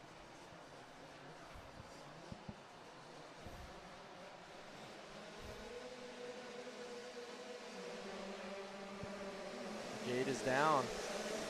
That looks like the 526 of Lincoln McPhee leading the pack into the first corner. Super important to get that early lead, Jack. It looks like we're only taking the top rider out of both of these consis to advance to that main event. This is another winner-take-all situation. So getting that whole shot is super important. You have the best chance to lead that thing start to finish. Number 10. I believe. Getting a great run through those whoops. Is that Burns? It looks like we have 2 number 10s. 2 number 10s, okay. One is 10 slash and one is 10. So we'll clear that up when they come around here. But whichever, I think it's just the number 10 like of Burns ripping through those whoops. The 10X of Levi Stiltner is in that second position.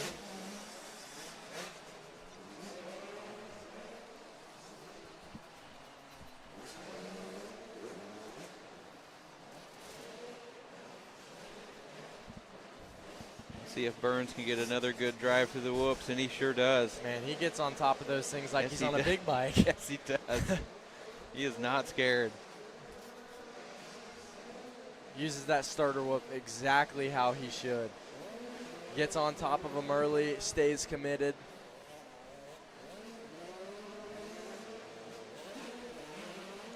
The number 526 of Lincoln McPhee, just having a well-rounded ride here. Pulling your whole shot, pulling a gap, and trying to send himself to the main event. Levi Stiltner in second, Case Burns in your third position, followed by the 145 of Carson Eckert.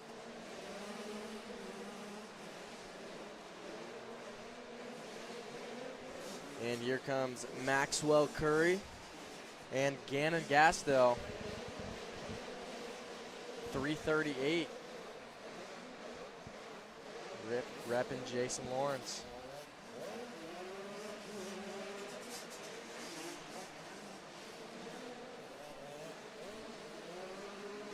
.526 looking down as he crosses the finish line.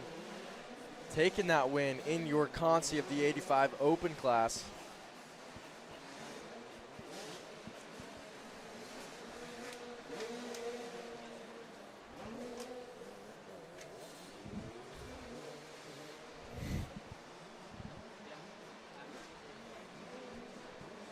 On the line, race 59. This is the 85 Open, 11 to 15, Consi number 2. Again, we will be taking the top racer out of this last chance qualifier. Only one will go to the main event.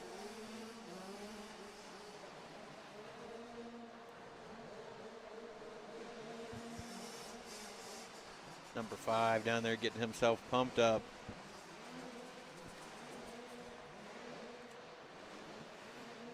Looks like we've got 5 Consis left, including this race 59 85 Open. Consi number 2. So we have an up-close look. Anthony Joseph getting himself all pumped, but oh, he does not get a good start. It's like the number 11, Noah Reif. You know what? He pulled a really good start earlier. I believe he actually, I think he was the one that tucked his front end in that corner after pulling the whole shot. So looking for some redemption here. That's right. He is a starting machine, if I'm remembering right. It is hard to say, Jack, after 59 races today. Right. I think it would check out if he's pulling that big of another hole shot. I think you got it. Doubles through, looking good. The 13 of Weston White and the number 5X of Anthony Joseph.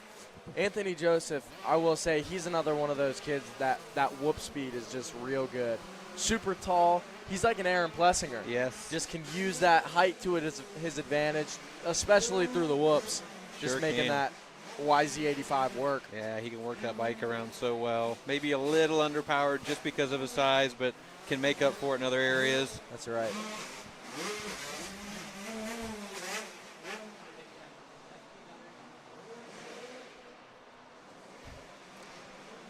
All right, I've seen number 5 make a lot of passes through these whoops. Let's see if he can get a good run. And here he goes around the 13 of Weston White. Oh, man, I think if we get another lap here, he might be able to catch up to that number 11.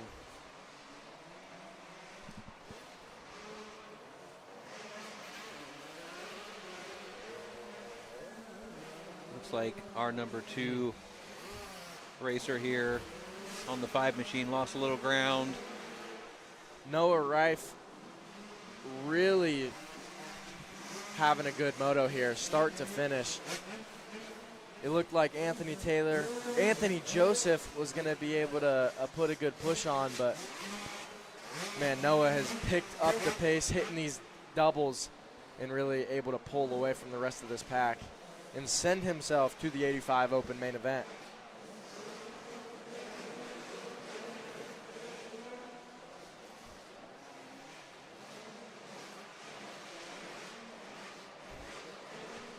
Buttery smooth over these big doubles.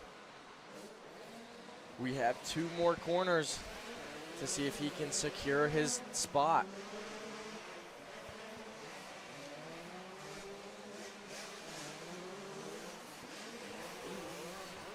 Looks like the number 11 machine will move on to that main event.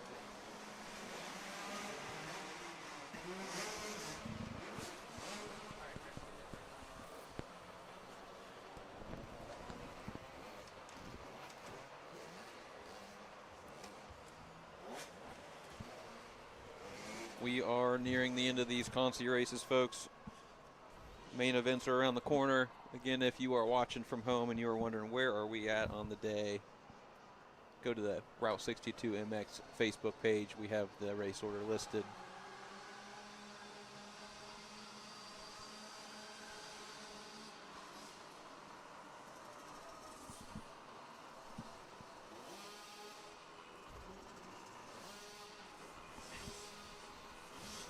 This is a stacked class, all 14 riders. 50 beginner, junior. Top 4 go to the main in this class.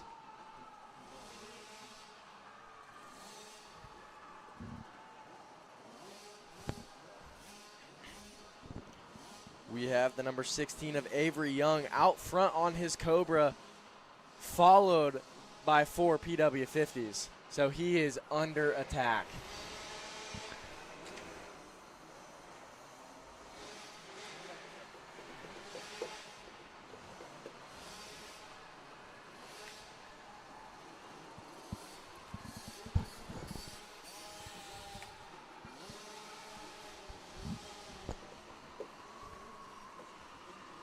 There's Avery Young coming around to take our green flag in this Conci for the 50 beginner junior riders. That is the 469 of Baylor Miller, followed by the 19 of Hudson Wolf. And in our last transfer position is the 105 of Bo Cosma? I'd say it's Cosma. And then on the outside looking in, that is the number 5 of Axel McGill.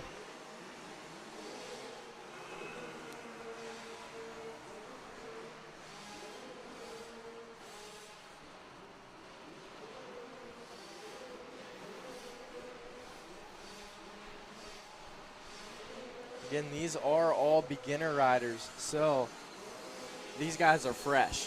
Yes. I mean, like first-year riders, first-year racers. Yeah, so. Which kind of makes sense why we're looking at so many PW bikes out there versus the slightly faster, more advantage Husqvarna KTM machines. That's right. PW50 was my first bike, so I would probably have been in this class about 15 years ago. You mean about 5 years ago, Jack. All right.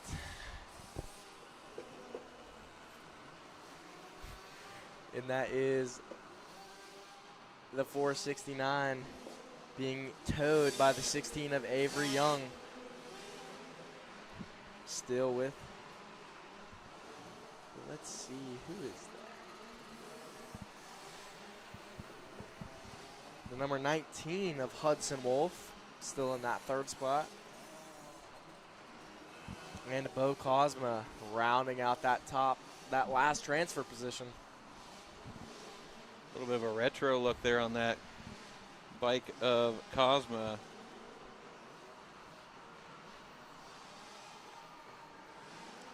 Looks like we have a rider having a mechanical in that start straight. Carson Mitten to the rescue, trying to get that Husky fired back up. That is one thing about these little two-stroke engines is they can be quite cantankerous. But no issues for the number 16 of Avery Young taking that Consi win.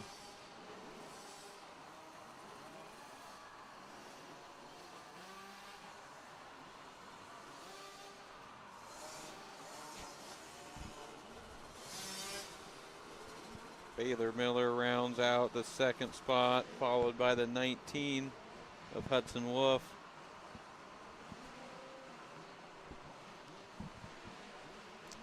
Bo Cosmo will round out that fourth and final transfer position. All four of those riders straight to the main event.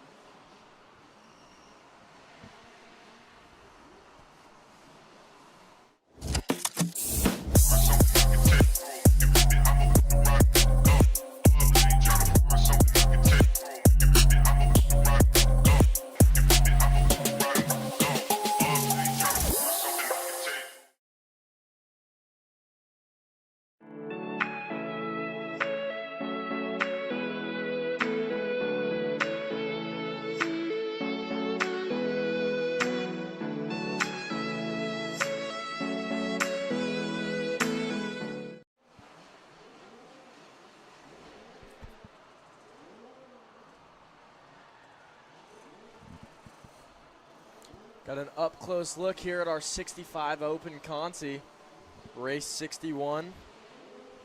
Only 3 more races before we head to our main events and start crowning Ohio State champions.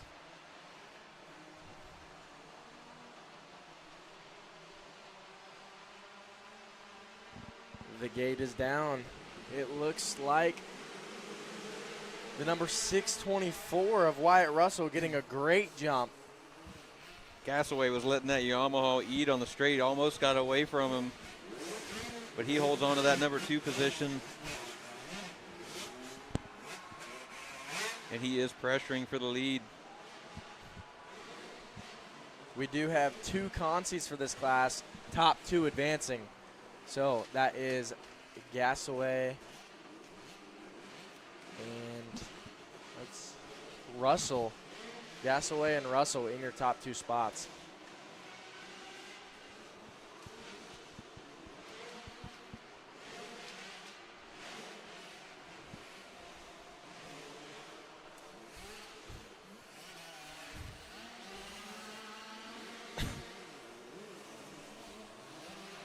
Looks like we had a change in lead here. 743 of Gasaway is now your race leader. Again, the top 2 will advance, but that's just one better pick for the main gate.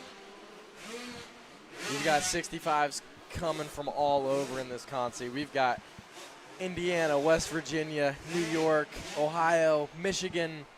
So we've got them all over the place trying to put themselves into the main event.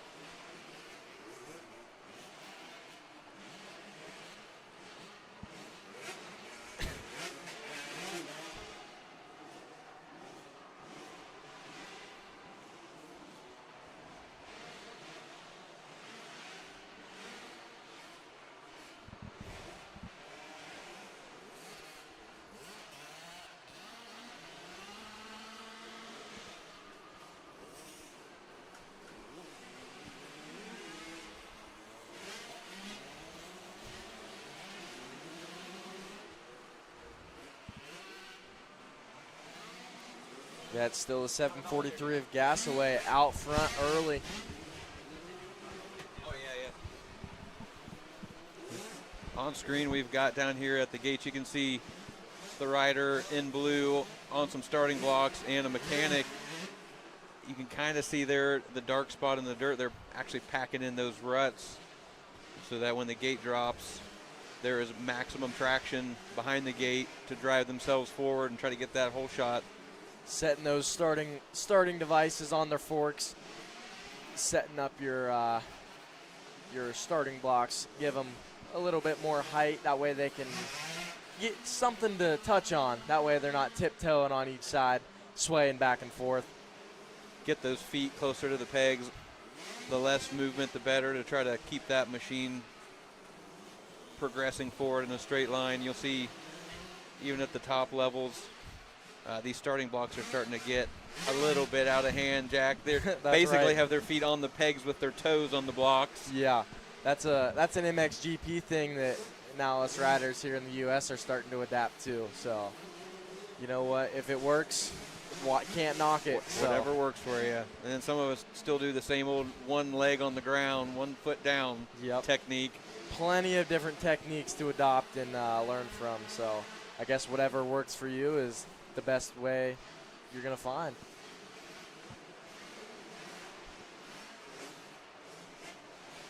You can see these riders on the gate are about ready to go. Warming up, getting pumped up.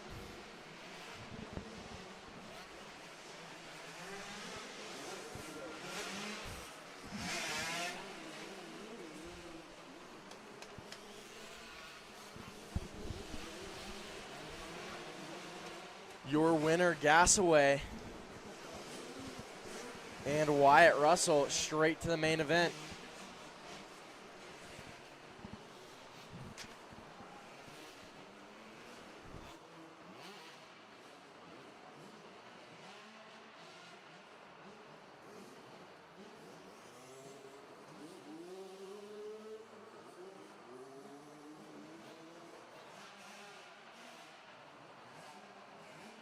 After which race?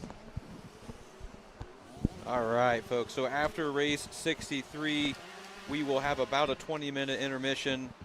And our producer says if you are watching on the Facebook platform to go ahead and shut that thing down and then fire it back up in just a bit. Or head over to that Apex Moto Works YouTube channel.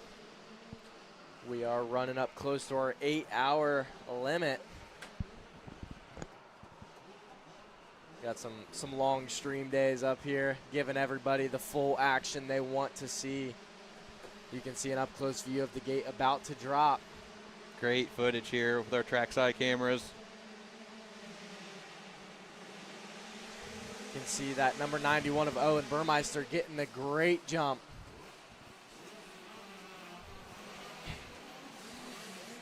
Leading him early with the number 55 of Tetriol out of Canada. That's right. And little OJ there. Whiteman. That is Whiteman in our third spot. He's one to watch for, as well as Waylon Dunn. We do have a little bit of a pile up. Both riders are good before the whoops. It looks like their hopes of going to the main event. I think Tetriol just doubled past our first place rider into the lead. Great look at our lights there. Not only do we have flaggers, we have flashing lights to let these riders know that there is caution. Those riders are back up and underway, heading into your whoop section.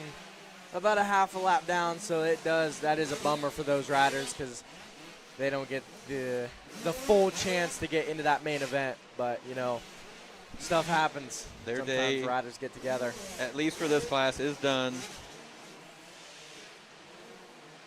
But we have so many of these racers that are running multiple classes that maybe they'll get a shot.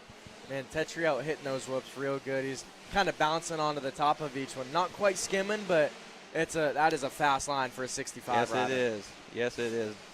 Table double.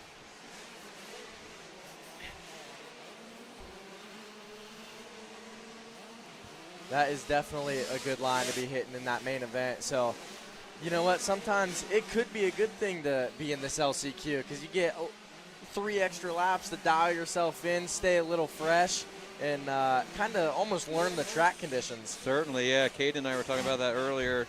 You know, some of these racers haven't seen the track since fairly early today, and you know that this track surface has changed quite a bit from then till now. So these LCQs give them a little bit of a glance before the mains to see how things have shaped up, maybe find a good line or find the lines that they don't want to hit in the main. That's right. A little bit of an experimental time.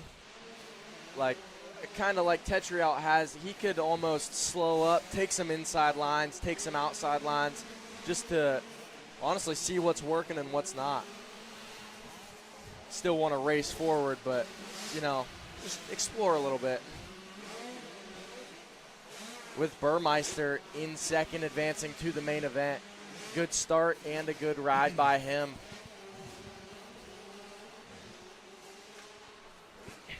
Looks like we are moving on to our final consi of the day here. Race 63, e-bike senior. This is the E5 7 to 8 consi.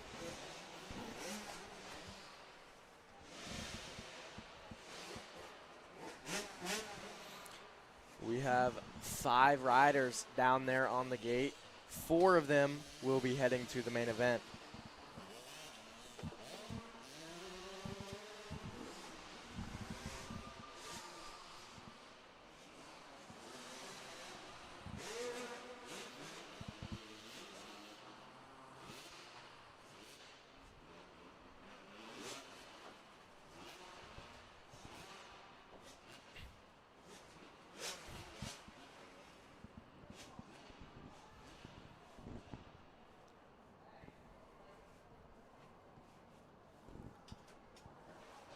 Gates are down. Oh, we have one rider briefly stuck in the gate. 501 of Elliott Marshall. Couldn't hear him take off, but you could hear the gate drop. And you can hear all the family and everybody cheering him on in the background. That is Easton Holiday to the lead. Easton has been putting a lot of time in here during the off weeks, coming in during some rentals, really trying to get that track time so he can put himself on the map.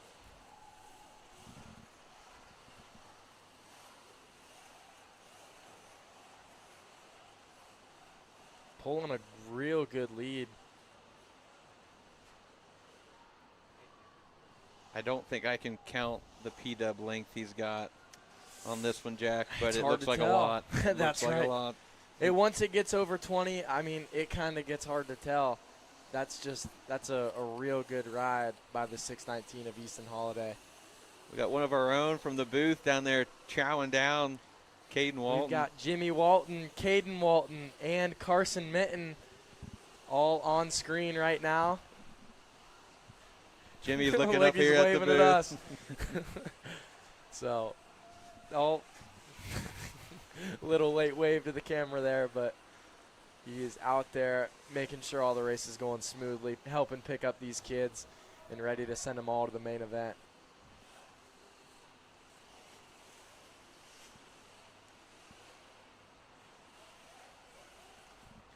Great footage of those kids going through the whoops there.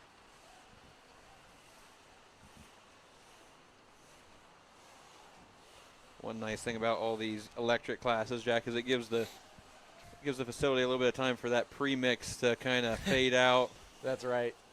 You get a whole bunch of 50 classes going, and it is just smoky in here. We've got fans open. We've got garage doors open. We're trying to keep the place ventilated as best as we can. But, you know, sometimes these pre-mix bikes just overrun it. 32-1 gives you a little extra smoke. Right.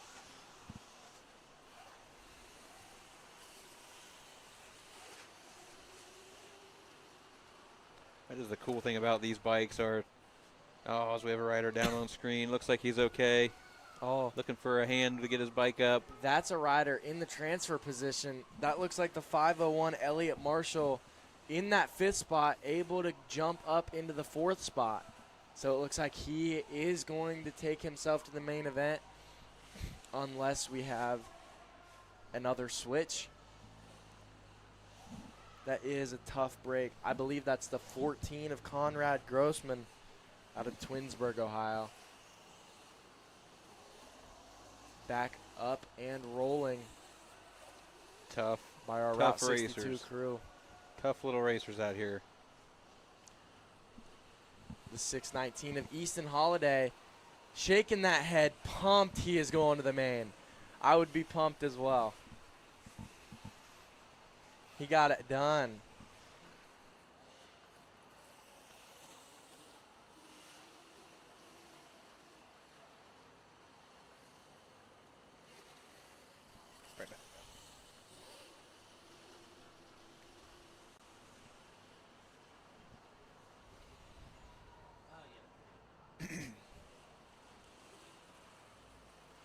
We are hanging upside down, Jack.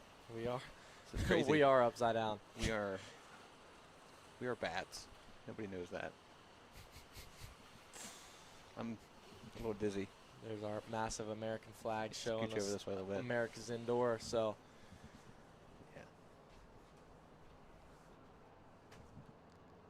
All right, it looks like that is the end of our race 63. We are going to take a 20-minute intermission, get some things situated, get some new race sheets, and we will be back. So.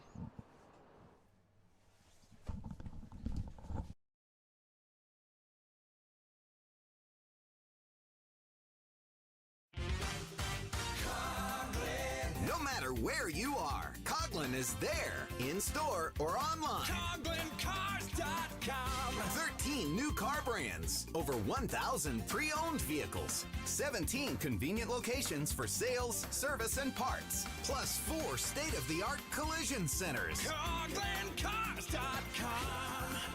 Shop locally owned, CoughlinCars.com. Coughlin has the car for you.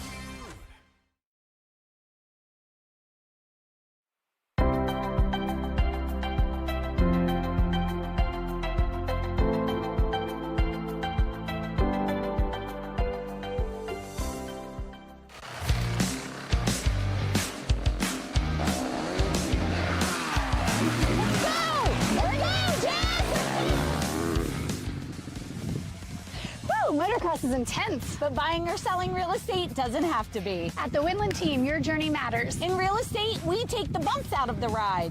I'm Jess Winland. And I'm Katie Emily. Let's ride this journey together.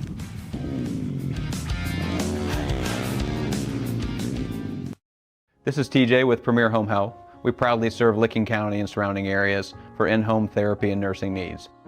If someone you love needs in-home care, choose Premier Home Health.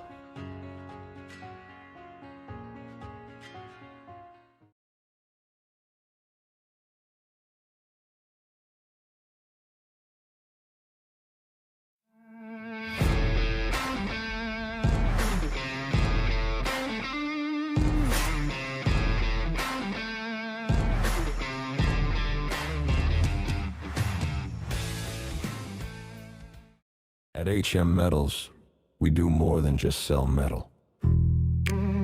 We help you build your vision from the ground up. From durable metal roofing and siding to complete post-frame building packages. Our team brings years of hands-on construction experience to every project.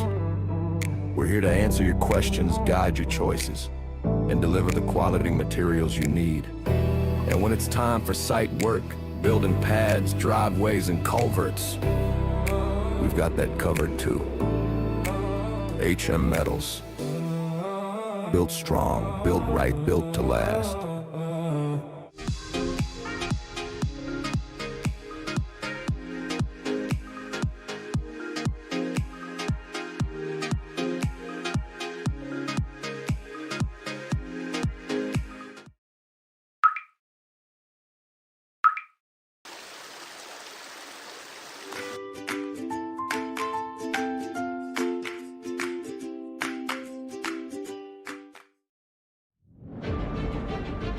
Whether you're a motocross guy or you're a woods guy or you're like a hard enduro guy, we've got specs for everyone, for every bike out there, for every rider, weight, ability level, you name it.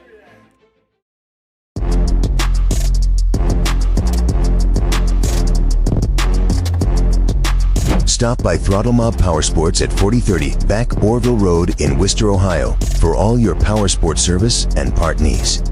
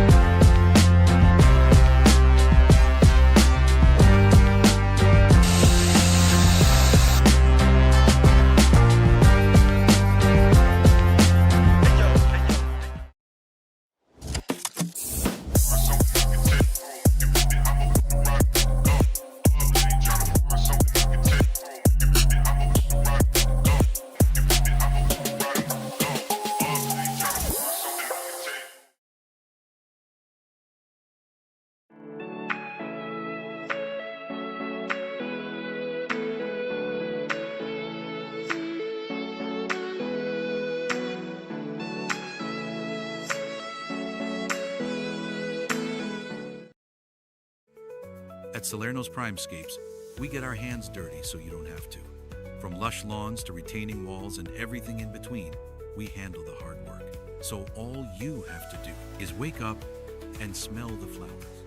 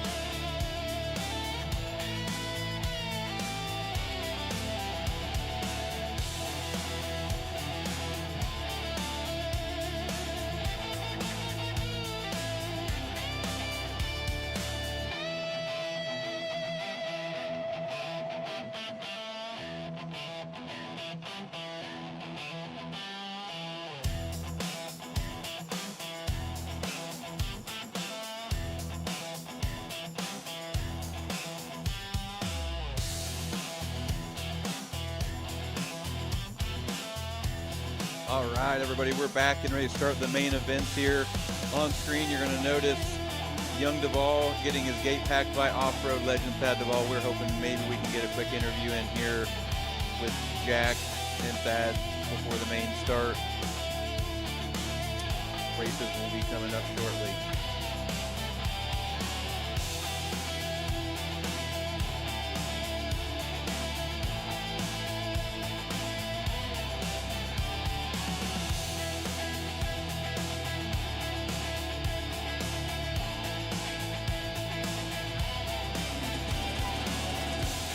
All right, I'm down here on the line with Jacoby Duvall, number 989 in this 50 Open class. You having fun out there today? Oh, yeah. That's what we like to hear. How was that first moto for you? Pretty good. I got a good start and all that stuff. What are you planning on doing for this 50 Open main event? Getting a whole shot, get front, and yeah. That's what we like to see. Jacoby Duvall, he's going to be one to watch out here in this 50 Open main event. So good luck.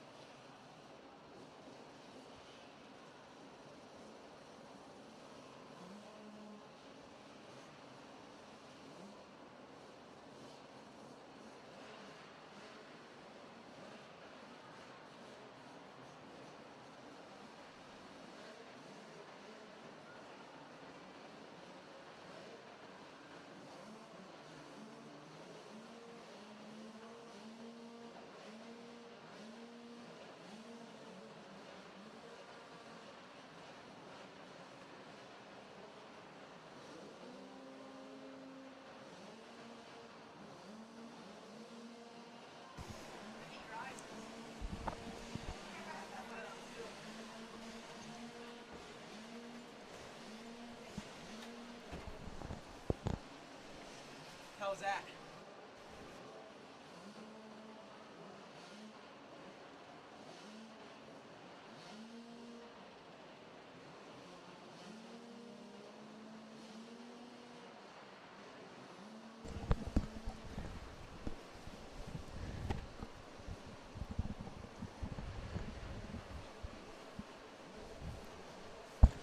All right, looks like we're about to get back underway and started for our first main event of the night, 50 Open.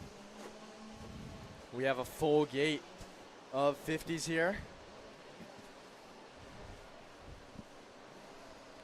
We've got some standout names in this 50 Open class. We've got McKittrick, Krieg, Blankenship, Canny, Burmeister, Green, Wolf Jr., Stevens, Roberts, Myers, Ackerman, Gibbs, Duvall, and Williams as our gate drops. 2 in the gate. Ancient early. Oh, but we have a leader that slid out on the face of that jump. Looks like the 989 of Duvall out to that early lead, Jack. Jacoby was telling me he wants to get out front early. That way he can try to get a win, and he sure is doing it. He is looking so good in those whoops. Yes, he is. Probably learned a thing or two from his dad. I think he might have. He certainly learned how to do an interview from him. That's right. I mean, he's probably used to it being up on the top step of all those GNCCs. He's media trained. For sure. pulling a great gap. He is off. That is Blankenship in that second spot. Winner of one of the divisions. We got Waylon Williams in third and McKittrick in fourth. Ackerman in fifth. And Waylon Gibbs in sixth. Nixon Canny in seventh. We've got a really fast group of riders. Jacoby still out front, blazing through those whoops. I think that might just be the separator of him and the rest of this class.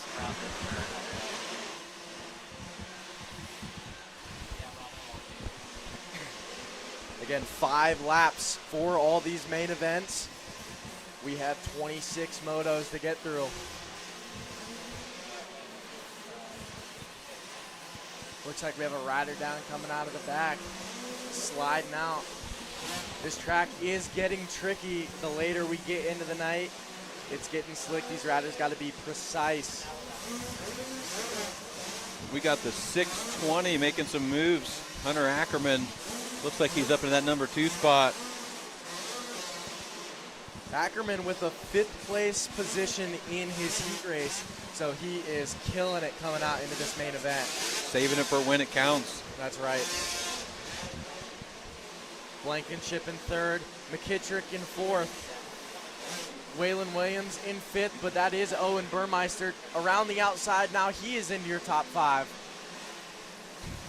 Again, our top 3, go and see Kevin Ott on the podium for a nice interview and to present your Ohio State Championship AMA number 1 plate.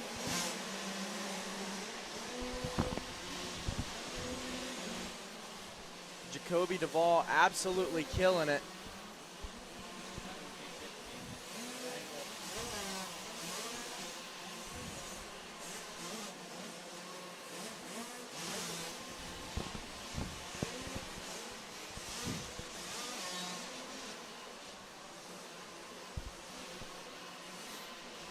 Pretty stacked class, Jack, but one thing I noticed as you watch Duvall come around here, this finish line turn, he is on the gas until he is brake sliding into the turn, immediately leans that thing over, and boom, he's in and out in a second. He's so impressive for it. He's got speed, he's got style, and he has that great technique. He's got the technique, that is for sure. So fun to watch. Uh-oh.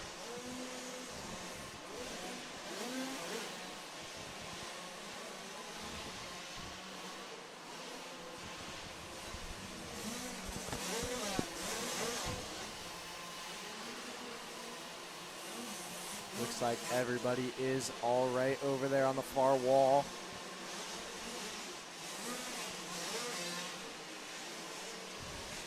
Oh, that is Ackerman down at the end of the whoops. He is back up and running. He had enough of a buffer to keep that second spot from Owen Burmeister in third. But here we go, Jacoby Duvall taking the win and becoming an Ohio State champion in this 50 open class. All right, he is going to be pumped on that one. From lap 1 to the end, he took control, and he is fired up. He told you what he was going to do in that interview, Jack, didn't he? He's rev bombing a 50. I don't think I've ever seen that before, but that just shows he knows what he's doing and how to control that thing. That's right. We got that 620 of Hunter Ackerman bringing home that second place. Owen Burmeister, Marshall Blankenship, Cohen McKittrick rounding out your top 5. Nixon Canny, Cameron Wolf, Mason Green. Tough break for him after winning his heat race. He got stuck in the gate and had to fight from behind. Aries Roberts, Waylon Williams, Bryson Stevens, Everett Krieg, Maverick Myers, and Waylon Gibbs. That is your final results. Race 2 on the line. 85 senior. Another full gate here, Jack. Oh, Gage Hall with a rocket start here.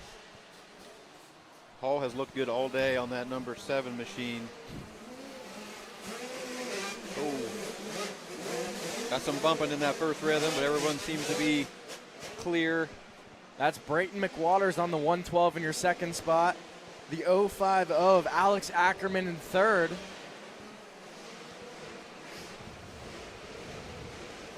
That's the 14 of Wesley Burns in fourth. Man, he was skimming them whoops good. I was seeing if he was going to make a run on our third place rider there.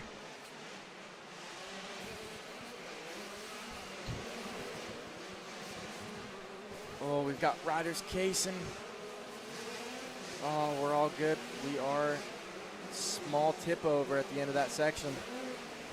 Our leader takes the checkered, making his way back down around to this middle rhythm section. Gage Hall leading them around this track. McWater's not letting him get away. He's still got him in sight, but he's going to have to put some work in to close that gap, especially how good Burns is, how good Hall is getting through that whoop section.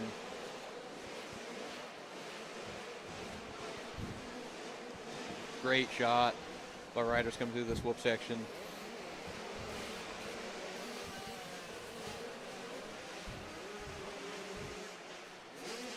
Two laps in the books. It looks like we've got a battle brewing up for this second spot between Brayton McWaters and Alex Ackerman.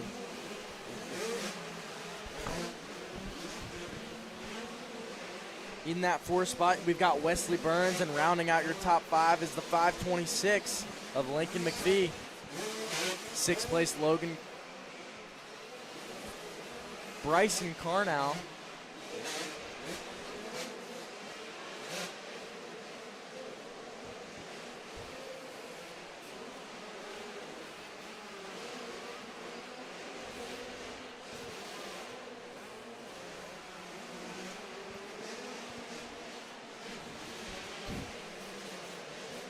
Another lap through the whoop cam. Everyone survives.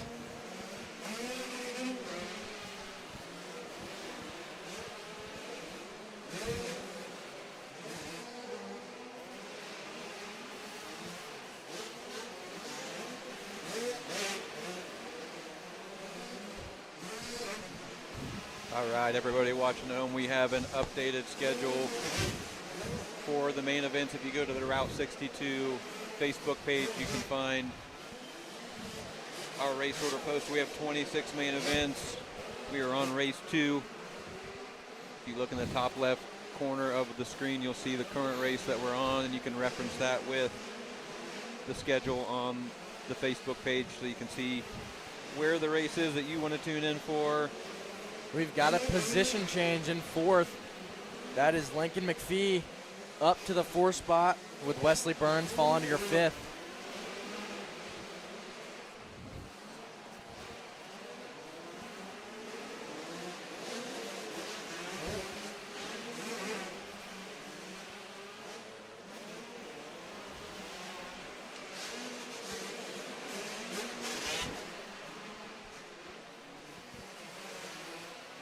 Your leader, Gage Hall, number 7, coming down this start straight one last time.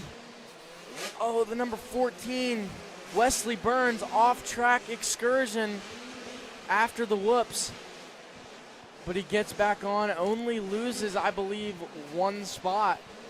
So he falls to 6th on the last lap. That is Gage Hall, your state champion in the 85 senior class.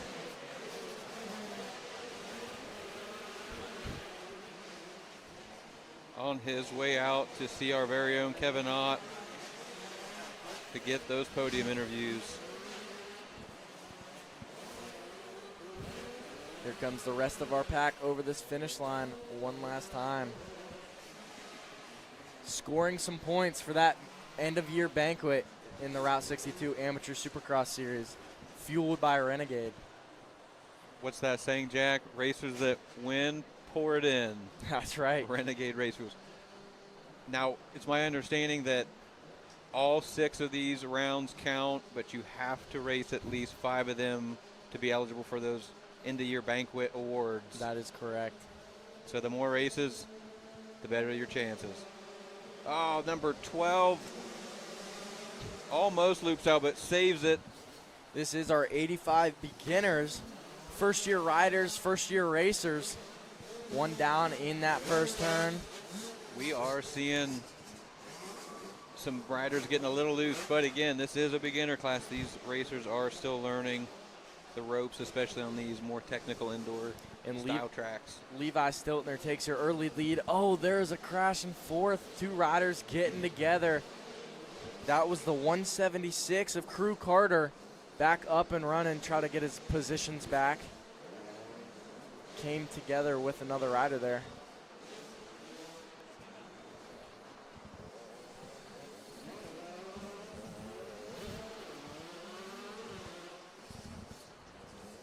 Green flag flies. Levi Stiltner out of Argolite, Kentucky, leading the 905 of Mason Fields out of Poca, West Virginia, followed by the 32 of Ryder Fields, the 176 of Crew Carter, the 12 of Maxwell Curry, and the 338 of Gannon Gastel.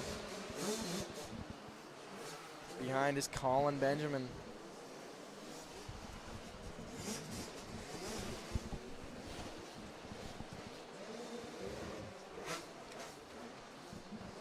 And there is Alec Lennon out of Battle Creek, Michigan.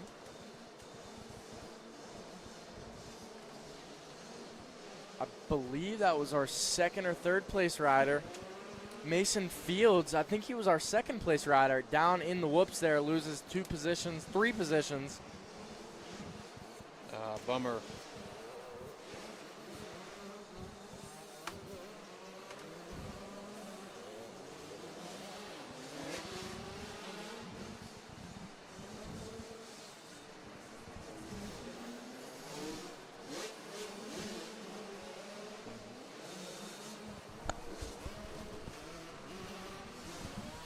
Levi Stiltner out front by himself.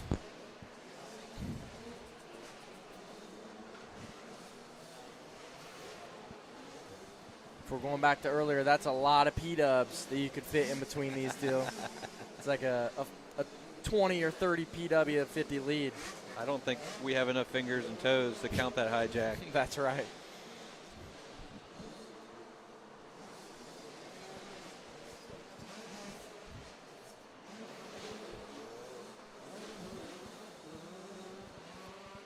And here comes the 176 of Crew Carter in that second spot. Number 12 of Maxwell Curry in third. Mason Fields in fourth.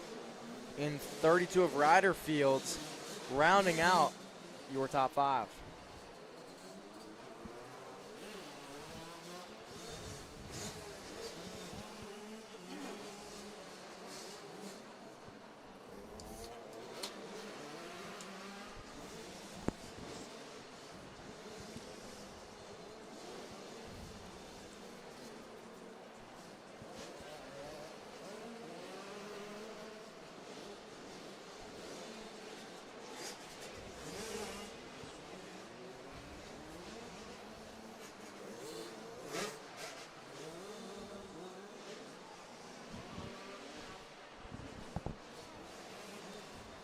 White flag is out for our leader, number 10, Levi Stiltner.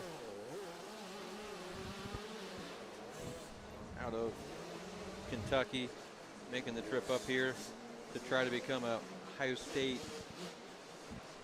champion in this 85 beginner 9 to 11 class.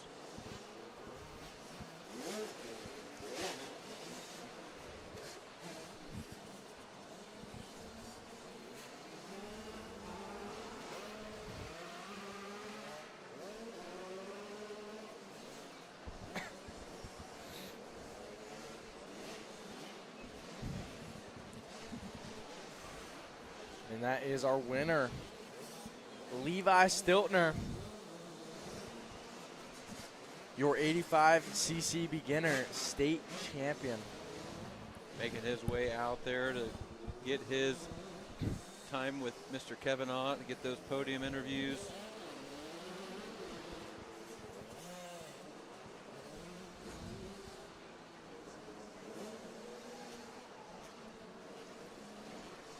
Can't help but notice we have another full gate down on the line right now. That is race 4, 50 senior.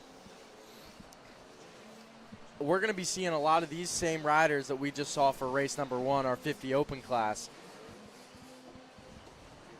So if some of them got a bad first moto in that 50 open, they can try to redeem themselves and get that state championship plate in this class as well.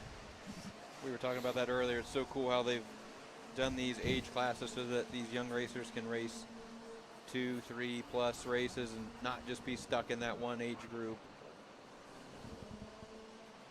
We've got the 989 Jacoby Duvall, heavy hitter, won by a marginal gap in that 50 open class. Won his heat race for this 50 senior class, as well as a lot of other big names in this one as the gate drops. Looks like the number 3 of McKittrick is off to a great start here. Duvall to the inside. Burmeister is able to jump and get a nice lead out there. Burmeister was one of our early heat winners here. Let's see if he can. We've got Burmeister, Duvall, Ackerman, McKittrick, Blankenship, Green, Williams.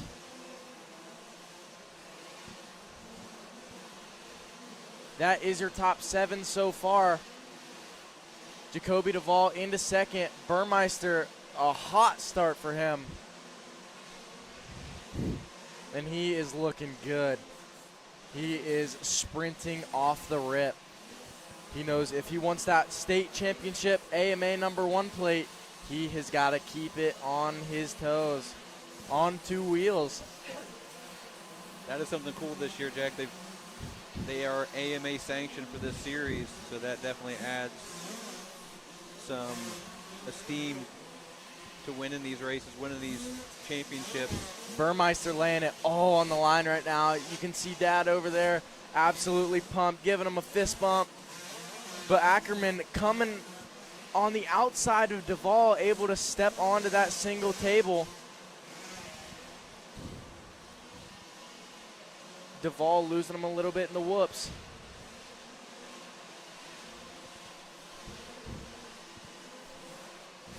In that 4th spot is Blankenship. 5th spot McKittrick. 6th spot Green. 7th spot Waylon Williams.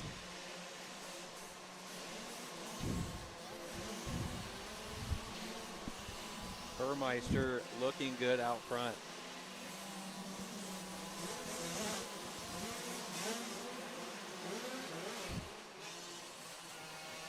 These boys are on a roll. Going single onto table. That is definitely helping Burmeister hold off Duvall.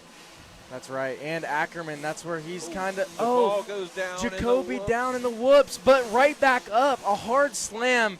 Duvall is absolute. That was the fastest pickup of the bike I've seen in those whoops, and he went down hard. He hit hard, but man, just bounced right back up. Tough break, but he only loses 1 position back to 3rd. That's enough to get on that podium, but he's got a little bit of a deficit. Sometimes that happens when you're just trying to go. Trying to make up that time on your 91 leader of Owen Burmeister. That's what makes these races so fun to watch, because you just never know what's going to happen. Clear down to the very last corner. He came in hot, too. I think he just clipped that whoop after the starter whoop and got a little loose from there. Yeah, side saddled it for a whoop or two before he went down. So our new running order, we've got Owen Burmeister to the lead, Ackerman in 2nd, Duvall 3rd, Blankenship 4th, McKittrick 5th, Mason Green 6th. And it looks like we have a new 7th. That's the 23 of Nixon Canny, with Waylon Williams back to 8th. Canny was one of our early heat race winners. Must not have got the start he needed. Buried in the pack there. Emery Case is in that 9th position.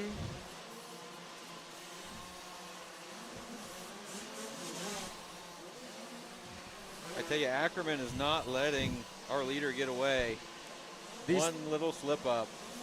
These two are having phenomenal rides. They are both doing that single on the table before the whoop, so they are matching each other. Oh, Ackerman's starting to double through the whoops on the last lap. Burmeister holding that lead high and tight. Oh, looks like we have a rider down in that back section where our leaders are starting to come through. Burmeister gets through. Ackerman gets through. Down the straightaway one last time. Burmeister And here comes Burmeister up the inside. Your 50 senior state champion. Followed by Ackerman. And Jacoby Duvall in that third spot on your podium. What a race. Here comes Marshall Blankenship in fourth. Cohen McKittrick in fifth. Mason Green in that sixth spot.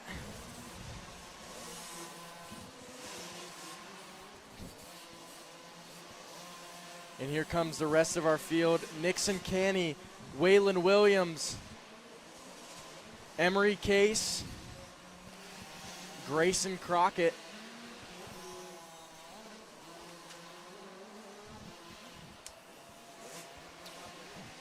Nico Massey, Leo Chassis, and Raiden Jones coming across that finish line in your 50 Senior Limited. Race 4. Up next, race 5, we've got girls 11 to 16 years. We've got, it appears to be 4 girls on the line. Yes, we've got 4 in this class. Let's see if Ashley Card can repeat from her heat race here and take home this state championship. Off to a great start. She's holding that number 1 for a good reason, trying to come out an Ohio State champion.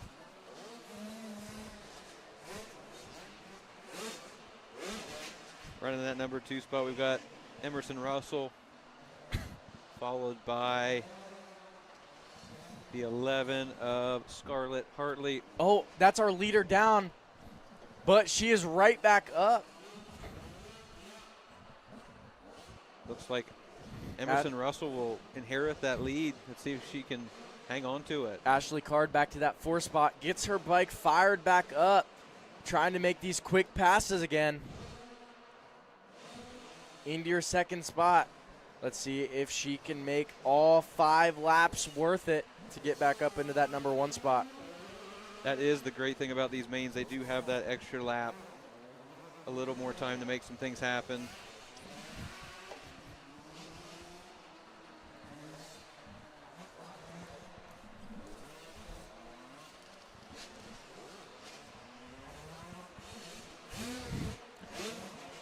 That's Emerson Russell out of Parkersburg, West Virginia, in the lead. Coming under attack from Ashley Card out of Sombra, Ontario, all the way from Canada. We have several riders again this weekend coming down from Canada, making that drive 10, 12 hours.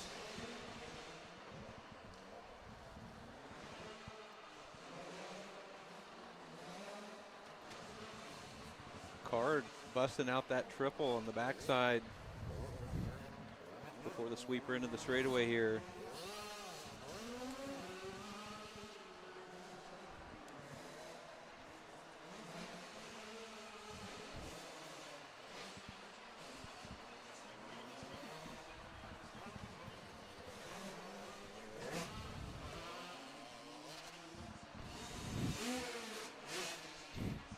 Our leader, Ashley Card, comfortably out front, has this race in control, but as we saw early in this race, anything can happen.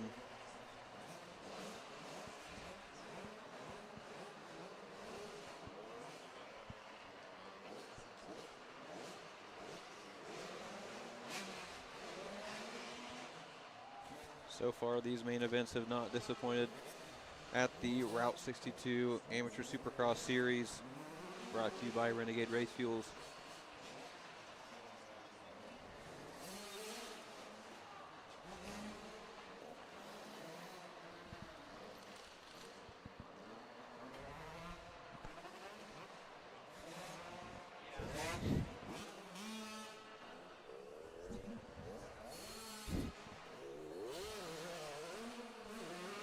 Our second place rider, Emerson Russell, having a little issue in that back 3 roller section, but able to get it remounted. Still in time to stay in that number 2 spot. I saw our leader, Ashley Card. She is also doing that table on right before the whoops, and she is doing the triple out of the back section before the sweep.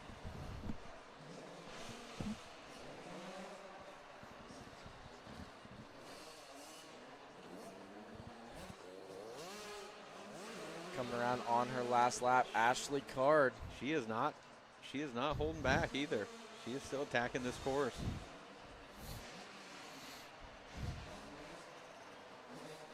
I think she could go out there and show those boys how to hit some whoops. I think she sure could. They ought to be watching right now. Pick up a couple things. Ashley Card will take your number 1 position and that number 1 state championship in the girls 11 to 16 division here at Route 62. Really?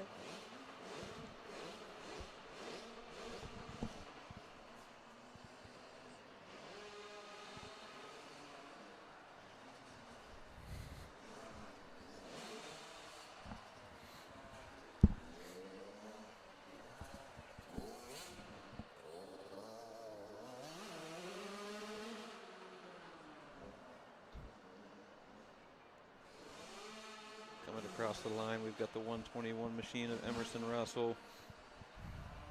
Still on track, we've got Gabby and Hito on the 310 machine on the Kawasaki. While we are finishing up this motor, we'll take a second to thank the sponsors again. Rad Designs for bringing us another amazing track this weekend. Apex Moto Works for putting on this great broadcast for everybody to watch at home. Iron Pony. We've got Trail City 4x4, Full Throttle Images, S&S Landscaping, Holmes Rental, FCR Suspension, Mid-Ohio, Powersports, Electrics.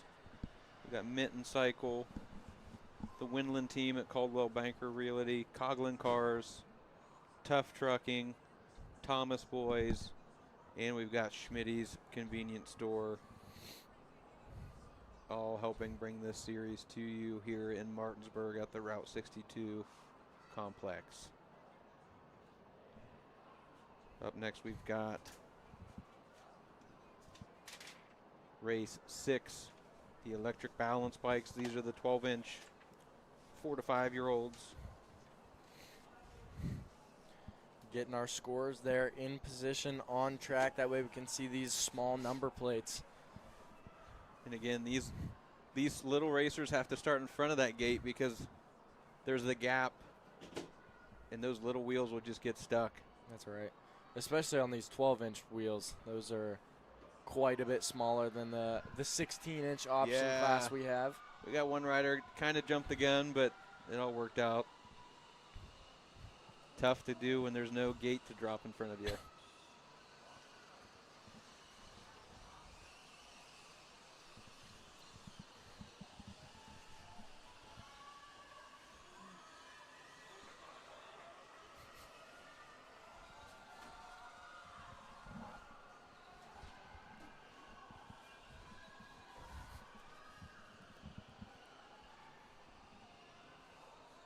You will notice on these little bikes there are no shocks on the front. There are no shocks on the rear. These little racers will feel every bump out there, and you will notice on screen their little heads bobbling around. That's right. And I think we've seen Cam Menninger. He's been running this class for a while.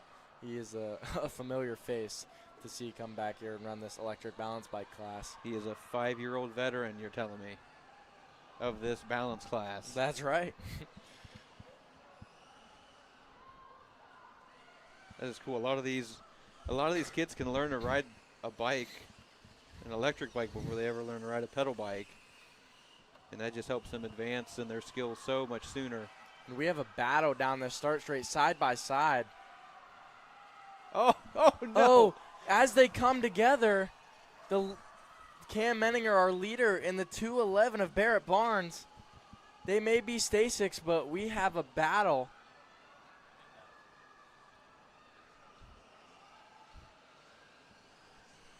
Unfortunately missed that on the camera, but here they come. Menninger came in hot on the inside and unfortunately went down, but he is remounted and going back at it.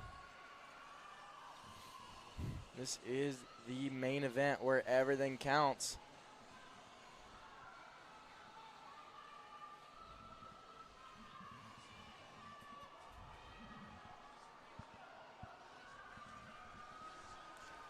You can hear the fans, the moms, the little brothers.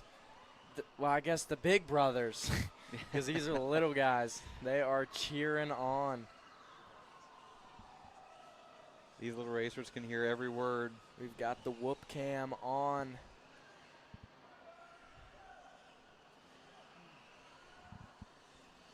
Heads bobbling.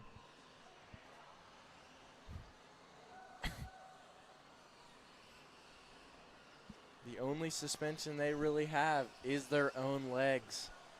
And yes, you'll see a lot of these guys, these little racers are sitting down, so they're just bouncing up and down all over this place. 211 going up the inside. That is our leader, Barrett Barnes out of Millington, Michigan, taking that white flag.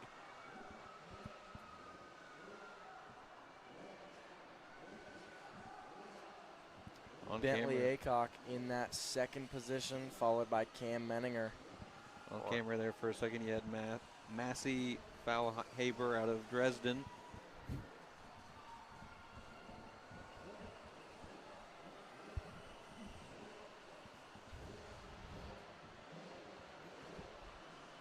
There is our leader there.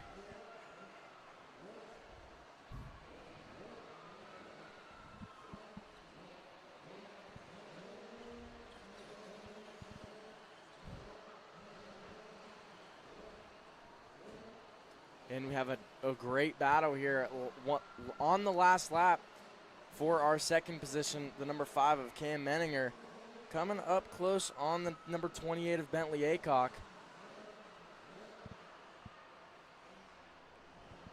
He is doing everything he can to get that spot back. I'd say he's... Cam going up the inside, trying to pull up as close as he can. Barring a mistake from our leader. We've got about 3 corners left.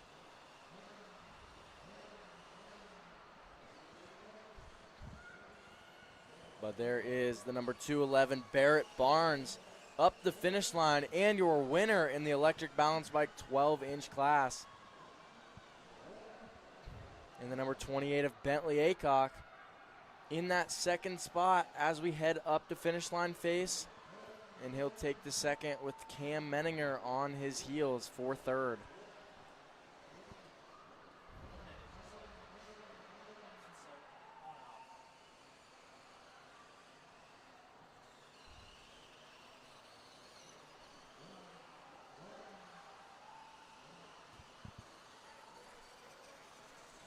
On screen, we've got the 21 of Miles Witten rounding this last turn.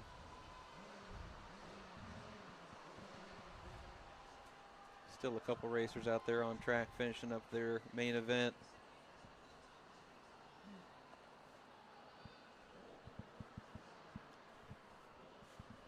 What a cool shot down there on the starting line from our trackside camera crew.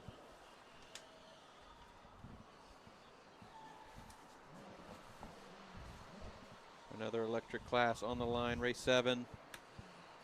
This is the e-bike open, 4 to 8. We've got another full gate, all 14 entries, 14 riders in this main event. We've got Webster, Marker, Walpole, Green, Blake, Moody, Dare, Clifton, Kuzminski, Myers, Pacinda, Crockett, Jackson, and Gibbs in this main event. We will be just a moment, folks, letting our scorers get back into their booth, getting set up.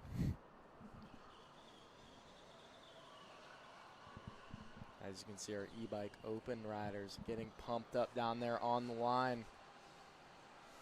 Shaking it out. Carson Minton pumped to be here.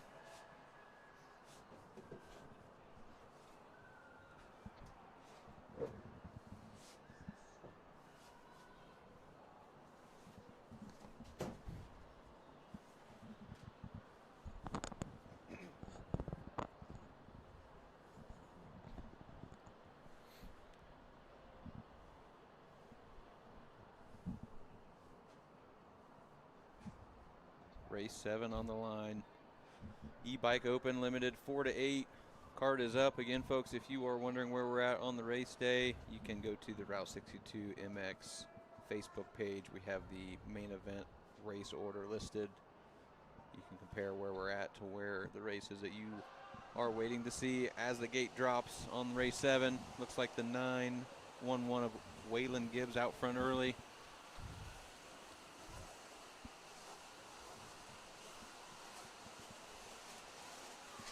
That is Mason Green in that second position. The 614 Oaks Pacinda. 606 Maverick Myers.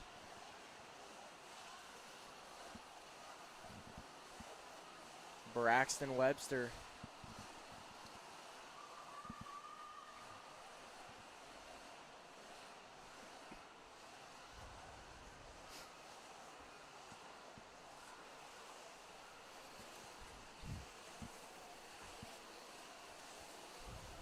These silent assassins coming around for their first lap of this main event, race 7.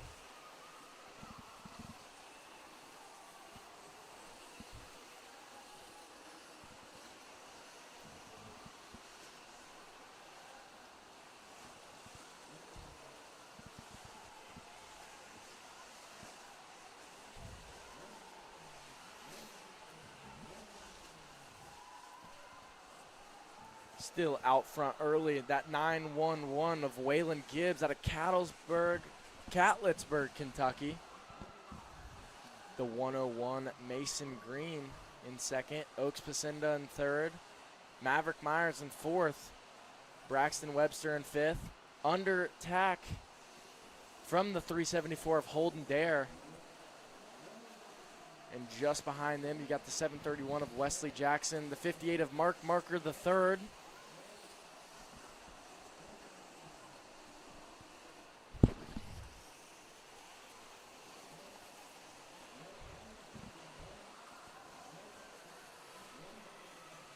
See all our riders coming through these last 3 sections.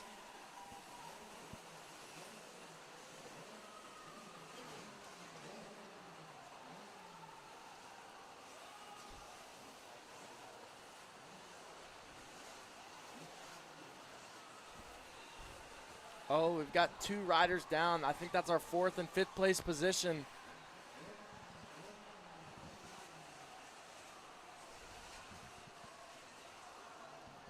Trying to keep our riders to the inside there. Avoid contact with our down riders. Great look there at our yellow flashing light system to help these riders see that they've got to take caution in that section. That's the 911 of Waylon Gibbs is throwing 1-footers over the end of the finish line. He's just having fun at this point. He's got his lead. He's done his work to get that gap. So if he can keep that, he will become a state champion in this e-bike open limited class. That's what it's all about. Get out there and have some fun with it.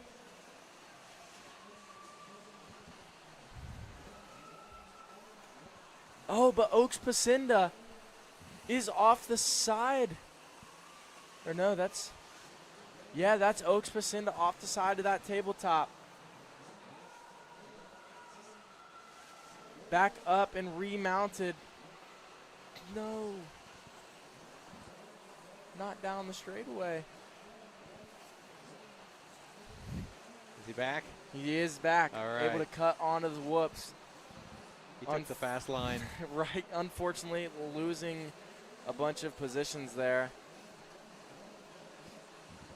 But again, the white flag flies for the 911 of Waylon Gibbs. In that second spot is the 101 of Mason Green. Braxton Webster, 4th place Holden Dare. And there in 5th is the 641 Grayson Crockett. 5th place Oaks Pacinda. That would be the 6th place.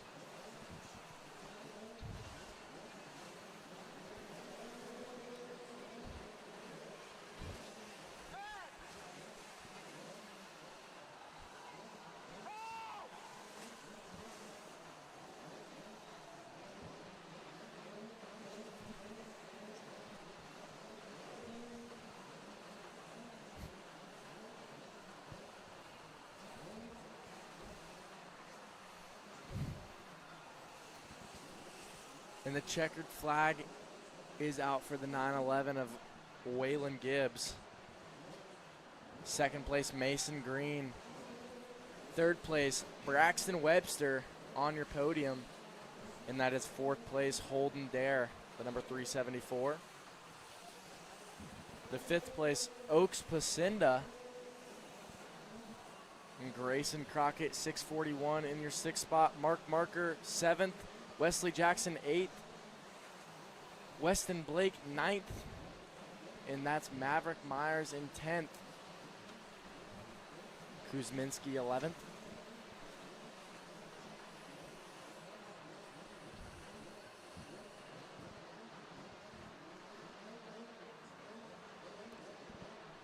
Colin Clifton, 12th.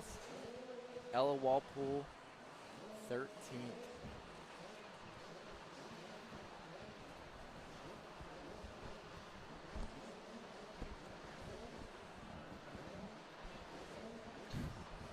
Up next, we have race 8, 85 junior, 9 to 11. No beginners allowed in this one, folks.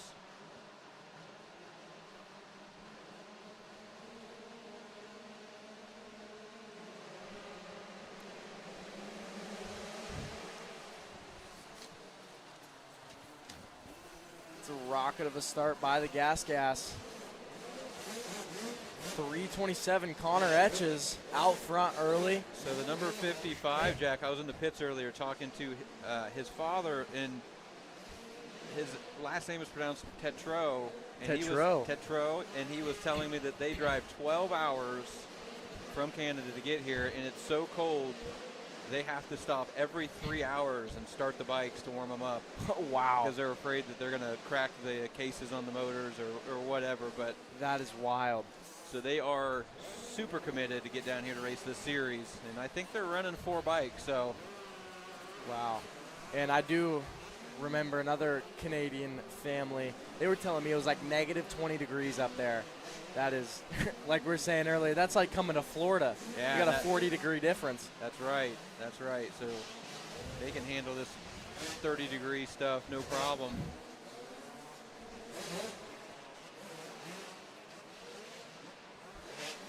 And that is Bentley Hanna in that third spot, the number 402. 743 of Jace Hayner in fourth. In fifth, that's the 345, Arrow Hendren. But up the inside, gets the position almost taken away. They're side by side.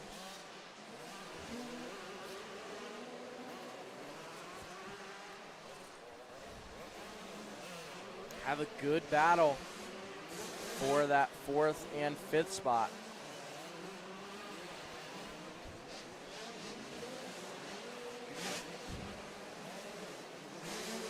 Connor Etches, another rider out of Ontario,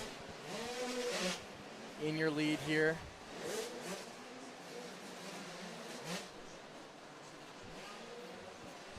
Canada's running this class. We've got riders 1 and 2. They have a strong showing down here in Martinsburg, Ohio, that's for sure.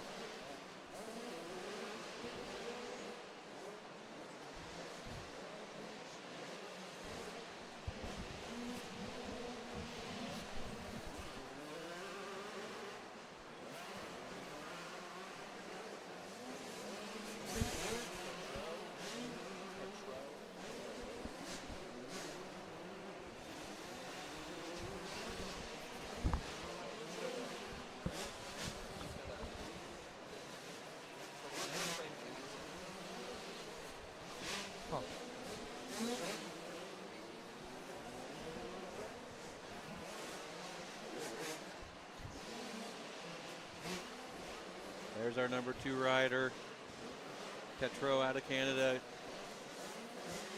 Bentley Hanna in third. And that is, oh, we got a slide out by the 76 of Parker Chappell. Looks like he stalled it, able to refire that machine. Jace Hayner in fifth. Arrow Hendren in sixth. Meanwhile, Connor Etches is cruising out front.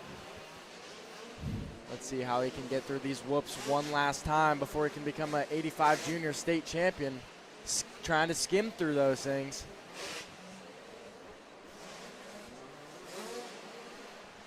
Still doubling and tripling out of that back section. Sometimes, Jack, when you try to slow down or ride different than you know how to ride, you're more prone to make mistakes. So you might just be better off to ride the track how you know how to ride it. That's right. Ride the same pace you've been running for 4 laps, and you get comfortable real quick. So maybe slowing down. You're not used to those speeds, making a mistake. So glad to see we've got Etches running that full pace the whole moto, able to take the win and the state championship in your 85 junior class. Like Petro rounds out the top 2.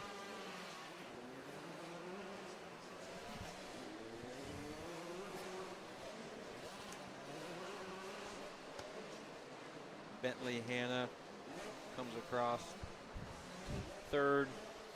Those riders will make their way out to the podium to get their interviews with Mr. Rip It, Kevin Ott. We do have one more rider down in that back section, so we will take a halt.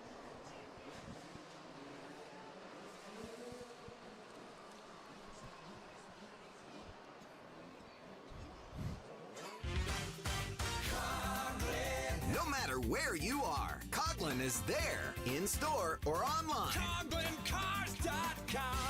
13 new car brands, over 1,000 pre-owned vehicles, 17 convenient locations for sales, service, and parts, plus 4 state-of-the-art collision centers. CoughlinCars.com. Shop locally owned, CoughlinCars.com. Coughlin has the car for you.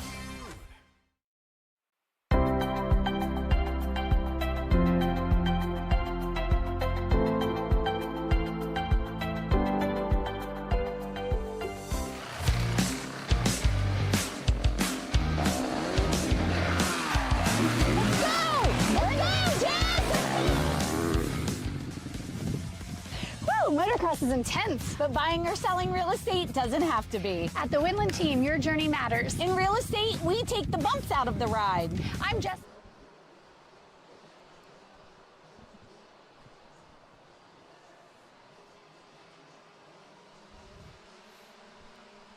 And the gate is down for race 9, 65 beginner. 18 of Cole Wentworth just rockets out of the gate. Doubling into that section. Looks like maybe the only one here.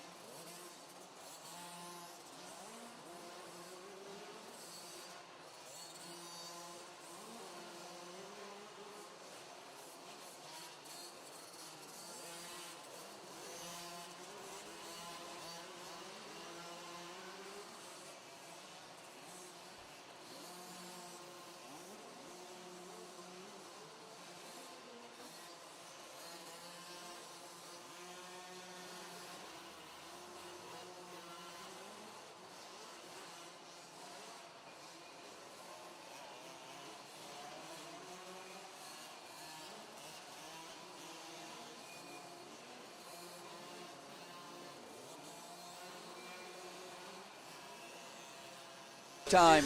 Don't think about it, do it.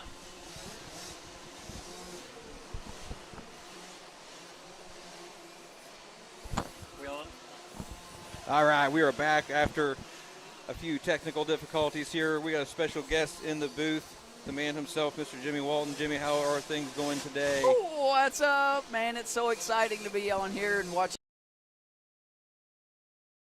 I usually down on the track or taking care of something in the office, but what I get to see up here in the booth and what you guys are. It's great to see, and I mean, you know, you have built this thing from the ground up to what it is, and it is going off great. Both rounds so far have been awesome. The racing's good.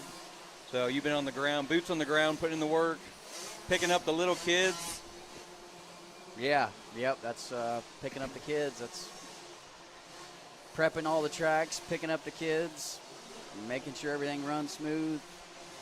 So far, so good. So we've had a good day. I'm super pleased with it. I think it's been great. I mean, you don't knock on wood, but we ain't even had an ambulance out of the medic or out of the ambulance yet. So that is always a positive, especially when we're doing something like racing dirt bikes. So right, we are here on race 10, watching this 50 junior 4 to 6 class. They're on the white flag. So far, I'm sure these kids have been just totally pumped to get on the podium out there, hold that. They have a plaque. What is it when they win this state championship? What do these guys get out of that? They get a number 1 plate from the AMA. They're in there doing their speeches. That's pretty cool in there to see the top 3. You know, then they're giving the number 1 the state championship title, the plates, the true actual number 1 AMA plates. We got them for all the classes. Get them except the beginner classes and not the pit bike classes either tomorrow or Okay. the beginner classes. But still, big show out for these people racing for this championship.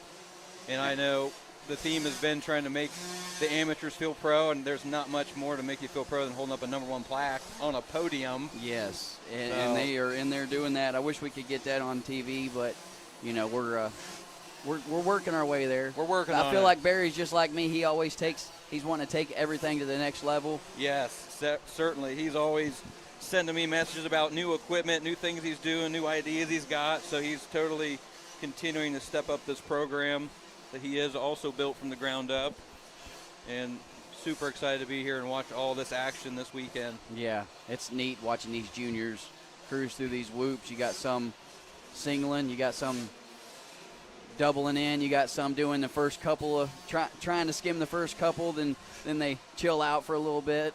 The whoops certainly add a component to it. So far so good. It's been fun to watch. So how did you get in this, Jimmy? Did you ride? Did you race? Were you just a fan? How did you kind of get your start? I'm always a dirt bike fan, but I never really did motocross, but I did do the cross country with my boys. The Wexers, OXCRs, raced all the woods races, and I had a shot at this. And I got my kids.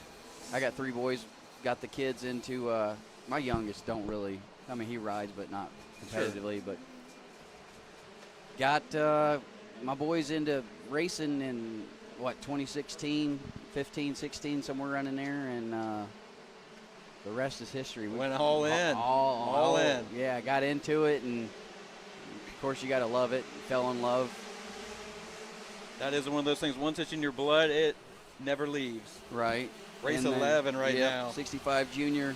It looked like Burmeister's out front. He's had a strong showing today. So far, we got the 114 of Declan Stewart, another local here. Okay. Yeah. Looks like Stewart, maybe Burmeister stalled almost in that turn, so Stewart takes over the lead, jumping through the whoops. All these kids want to be that state champion. They want to stand on that podium out there. Yeah, they do. Get that interview from Mr. Kevin Ott. Yeah, these boys are, it's cool to see them in the pits. They're playing together in the pits. They come out here and battle it out. Go back in the pits, play, do their speeches. That's awesome. They have almost as much fun out there hanging out and playing. Yeah, they do. So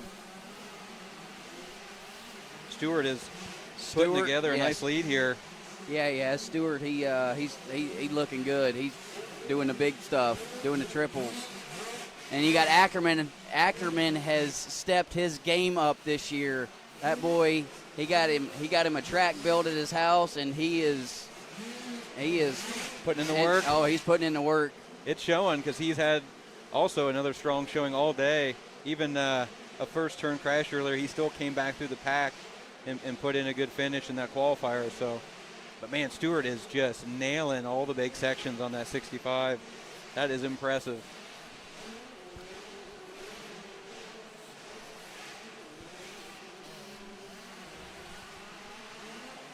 Stewart coming around in first. Ackerman close behind. Then you got the 558 of Blake Coyne. Yeah. Something. Out of Walton Hills, Ohio. Something we've been talking about, Jimmy, is you're getting racers from not all over the state, all over the country, and even out of the country. You're getting people from Canada coming down.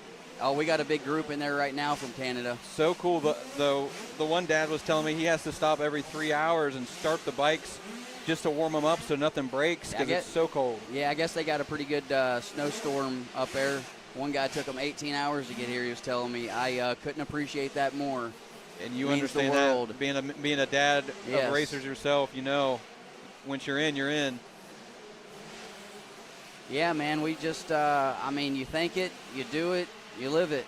Then, you know, I've been blessed to making, you know, I want these riders to feel like a pro when they're here, from signing up to the podium speeches, getting their trophy, getting their #1 plates today.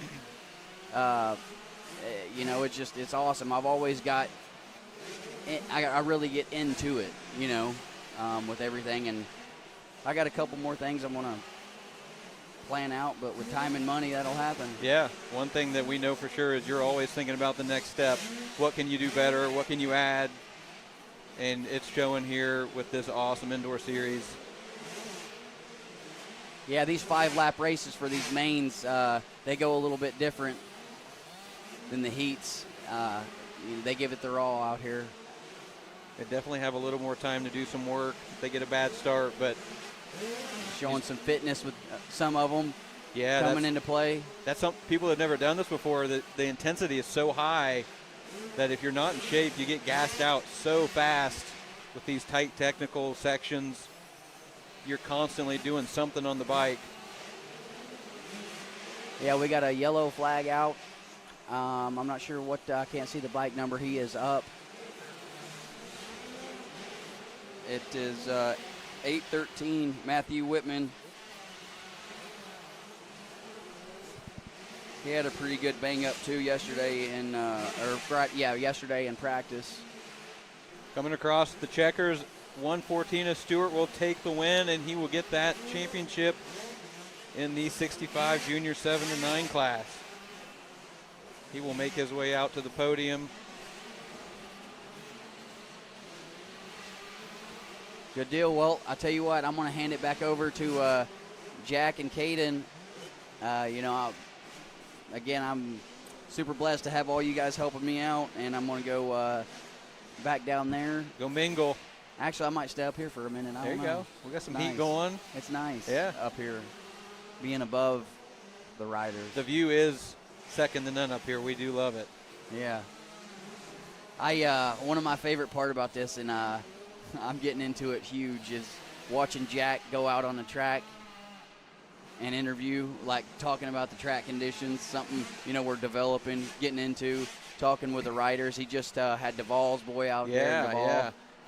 You know, that's awesome. It truly is a dream come true. Making the riders feel pro. You kind of make the staff feel pro because they're out there doing the things that we see on the weekends of the big races. Yeah. Breaking down the track, talking to the racers, talking to. Woo-hoo, it's exciting. Yeah. Yeah.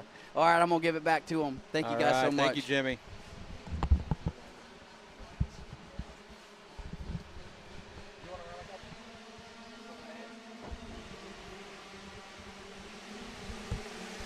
Here we go.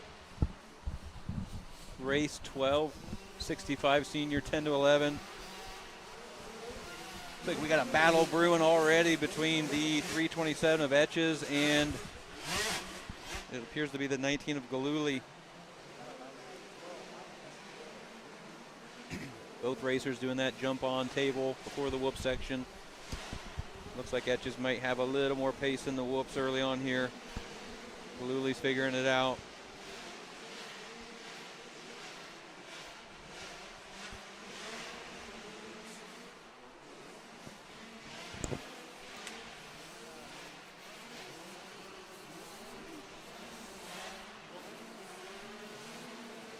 Green flag is out.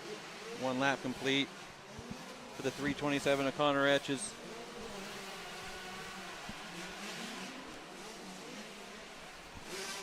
Galooly still holding down that number 2 place, but getting some pressure from the 402 of Bentley Hanna. Galooly knows that Hanna is there with a little look back after that finish line. Checking to see how much room. We've got more riders stepping up doing these sections.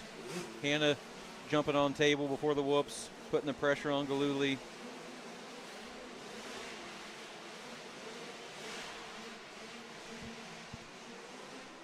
Great shot from our whoop cam here.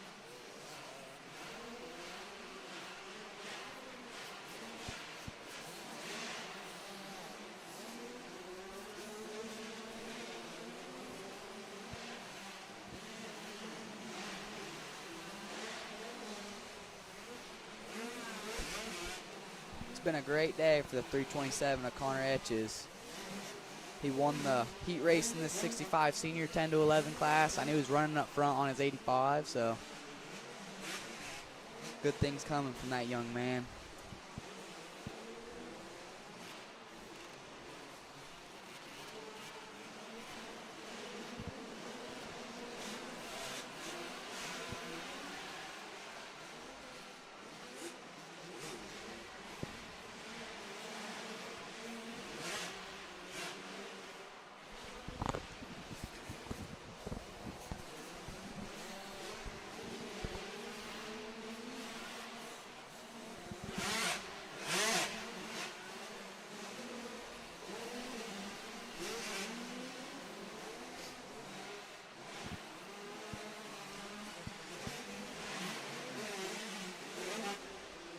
Great shot of Etches there, jumping on that single to table before the whoops.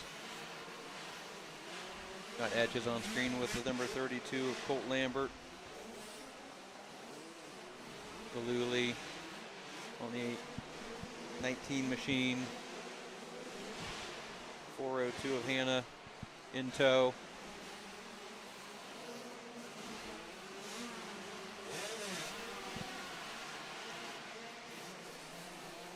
As a 327 checks in for that white flag lap. That's a 55 of Petro coming over the finish line. Looks like running fourth, trying to chase down that number 3 spot, get on that podium.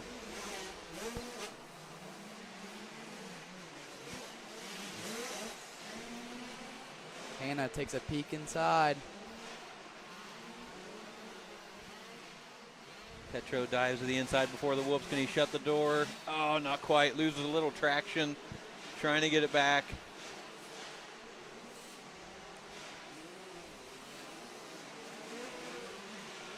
Great battle here. Connor Etches will take the win and the state championship title in this 65 senior 10 to 11 class, with Galooly in second. A battle to the finish for third place between Hanna and Tetro. Hanna will get the better and get that final step on the podium.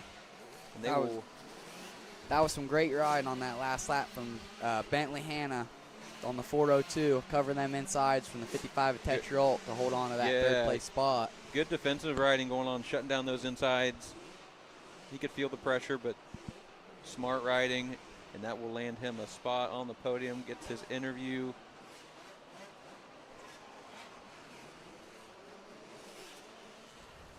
On the gate, we've got race 13. This is the 50cc girls class. This is a limited 4 to 8-year-old.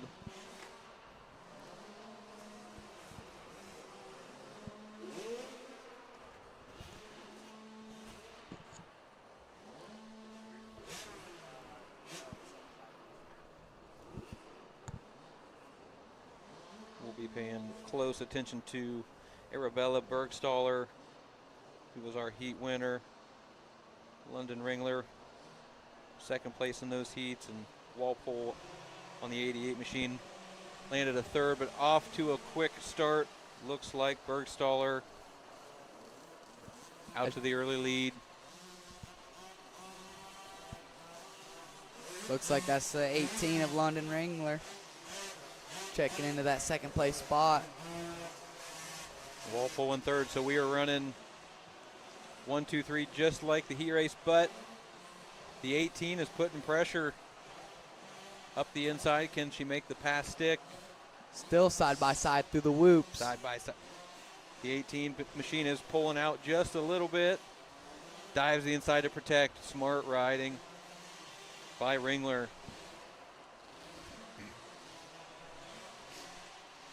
Bergstaller does not want to give up that number 1 spot. She is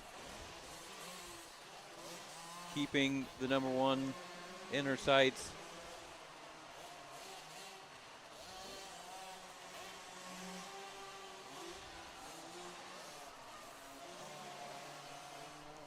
Looks like we got the number 88 Walpole checking in third, followed by the 121 of Paisley State School in fourth. Looks like we got a stalled rider in that back section. Yellow flag's out.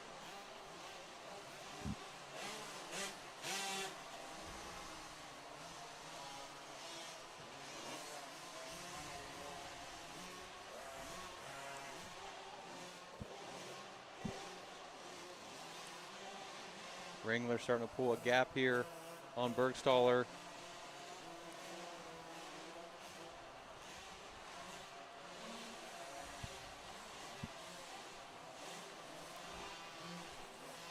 Great shot of the whole track here from the Apex camera crew as we see Ringler come around, still holding down that number 1 position. Bergstaller close behind, not close enough to make any kind of a move, but 1 bobble, 1 tip, anything can happen. This is a great ride for the number 18 of London Ringler after getting beat by Bergstaller in that first their heat race, and then remounting and getting ready for the main event and coming out here and getting the whole shot and off to an early race lead. It's good redemption.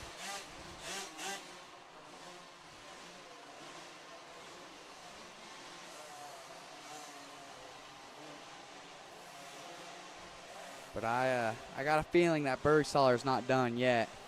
Starting to reel in that gap a little bit.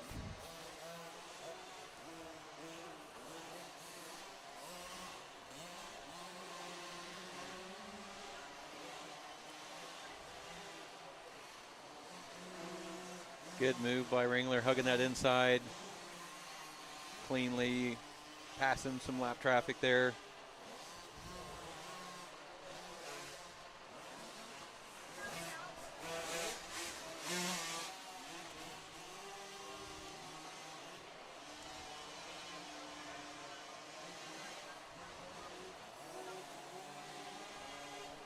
Great job by the number 18 of London Ringler navigating them lap riders. She made some quick passes and got through them quick, so see what Bergstaller can do with these lap riders. Getting a little held up there in the whoops, but she dives to the inside here. Clean pass on the lapper.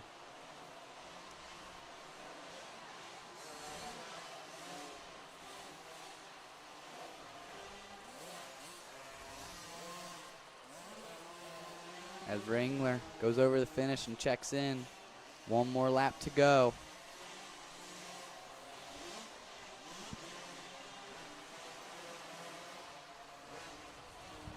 On screen, we got the 115 of Brenly Steischel.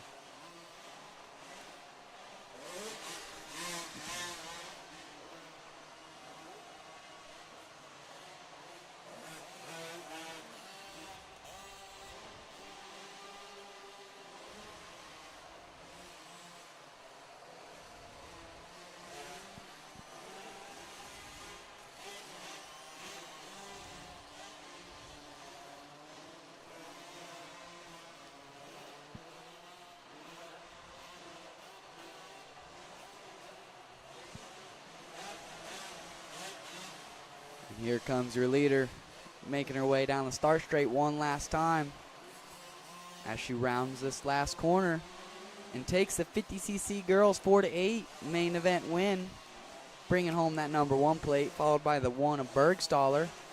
A nice second place ride out of that young lady.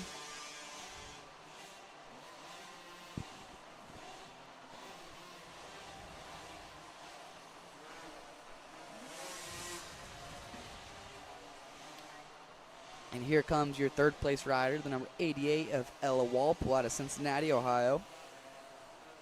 Getting herself a podium at the state championship. Quick glance down at the starting line. We've got the PW50 class shaft drive coming up here. This is main 14. And that is the number 44 of Connor Harrison on screen right there as his dad's clearing out that P-dub. Getting ready to rip.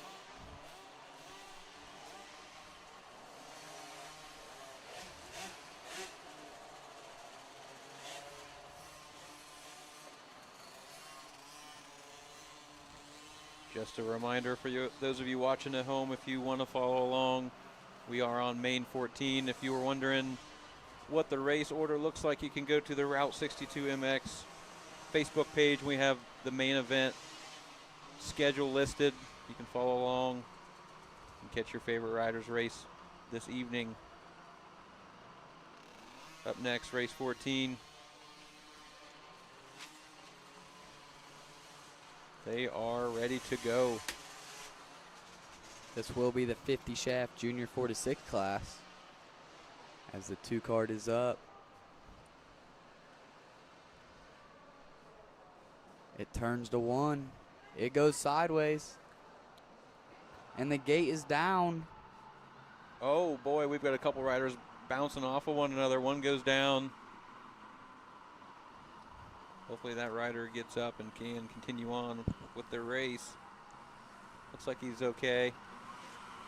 We've got a battle for the lead between the 911 and the 606. So we've got Waylon Gibbs on that 911 machine. Maverick Myers on the 606. The 606 machine, Maverick Myers, did get the whole shot, but the 911 of Gibbs, he had a nice move in this first rhythm section, just sending it just a little bit harder over this double and to grab that early race lead. Close behind it, you've got the 419 of Oliver Garborough out of Mount Washington, Kentucky. If I'm not mistaken, all 3 of these riders had a gnarly battle in their heat race as well and checked out on the rest of the field, so I wouldn't expect anything less but the same thing in this main event.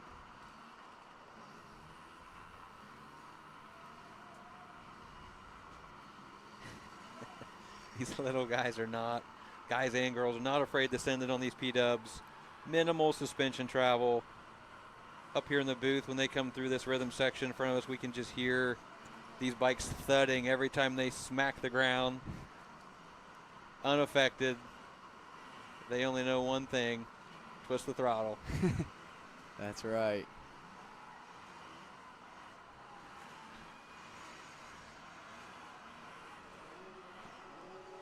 Great shot of 1, 2, and 3 all going through the whoop section there. There's our number 4 rider. That's the 49 of Matthew Cole. Them bright neon yellow wheels, the rims, can't miss them going across the lane.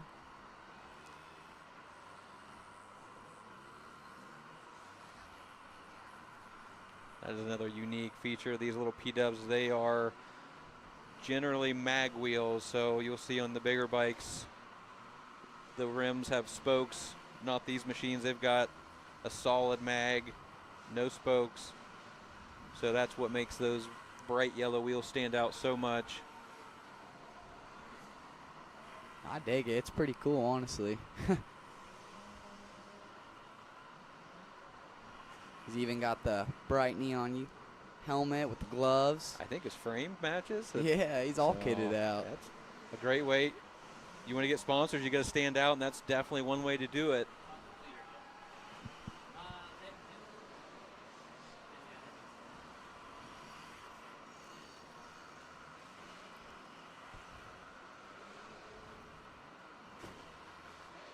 On screen, we got the 225 of Lionel Busey here out of Newark.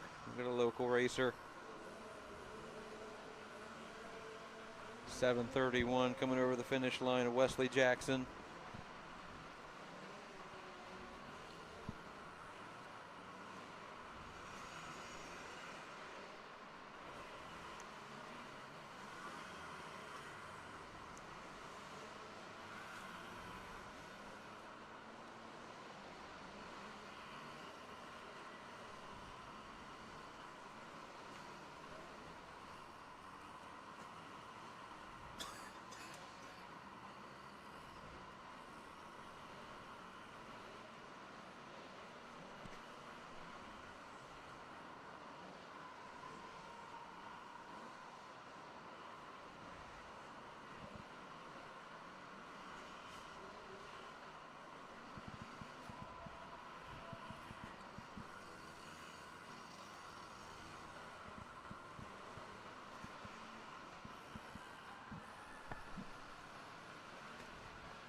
Picking that white flag, the 911, your leader, Waylon Gibbs out of Catlettsburg, Kentucky.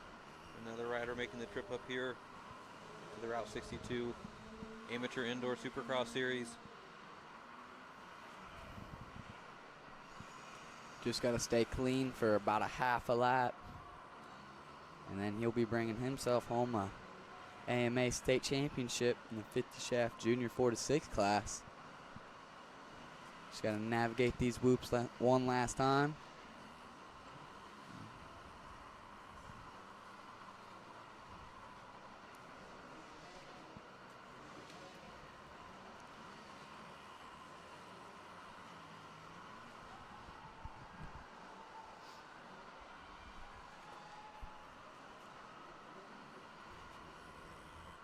And here he comes. This is your leader making his way down the start straight one last time. And it's the 911 of Waylon Gibbs out of Catlettsburg, Kentucky, taking that state championship in the 50 shaft junior 4 to 6 limited class. Followed by the 606 of Maverick Myers and the 419 of Oliver Garbrow.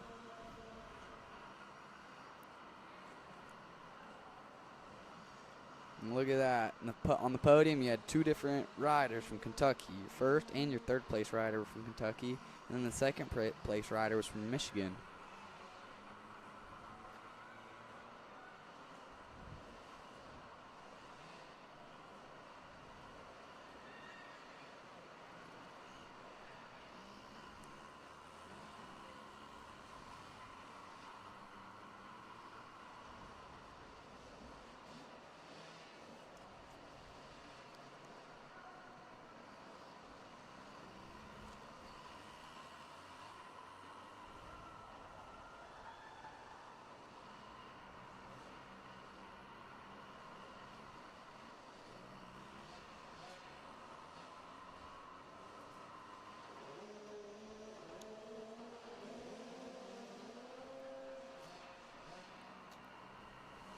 As we conclude race 14, we're going to turn our attention to race 15, the 50 beginner senior class. These are your 7 to 8 year olds. And these are your first year riders. So I believe Caden Jimmy was saying that these first year beginner classes don't qualify for the state championship races or the pit bikes. Okay. Is that pretty sure how that sounds right, how that goes for this weekend, but nonetheless doesn't stop any of these racers from wanting to be on the top step of that podium, getting that interview this weekend from Mr. Kevin Ott. Oh yeah, when that helmet goes on, don't matter what you're racing for, as long as you're in first place, it don't matter. And in this race, the number 32 of Maddox Labrola out of Massillon, Ohio, taking that early race lead.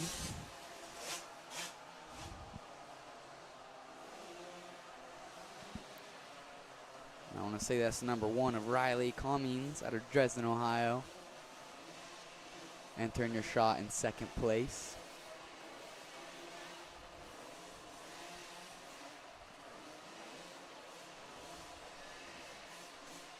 Then it looks like it was the 804 of Maverick Raffenburn out of Clinton, Ohio, rounding out that third and final spot on the podium.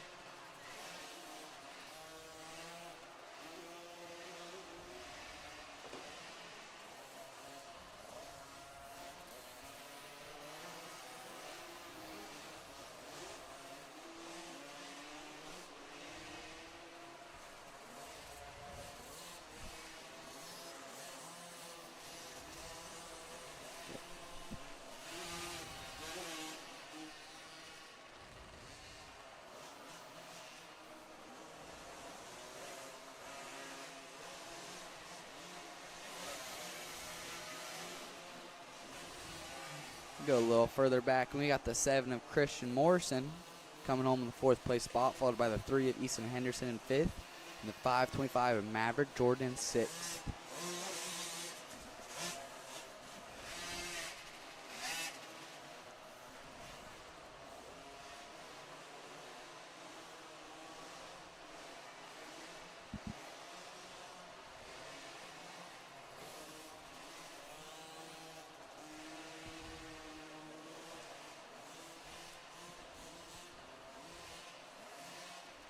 On screen there, that's the 17 leading the pack of Maddox Dibonaro, followed by the 419 of Lucas Roshan, and then the 8 of Grayson Bauer.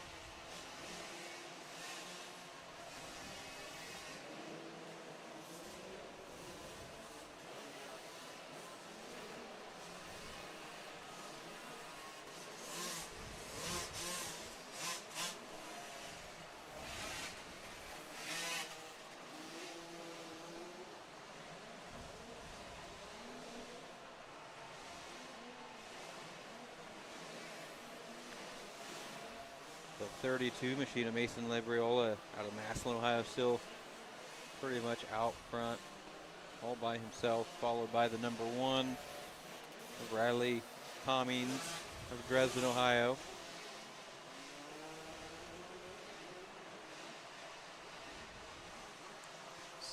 Starting to have a battle for 3rd heat up between the 804 of Rathenburn and the 7 of Morrison.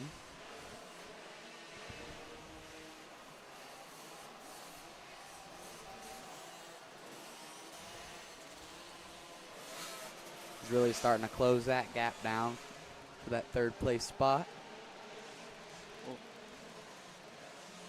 There's our number 1 machine of Cummings.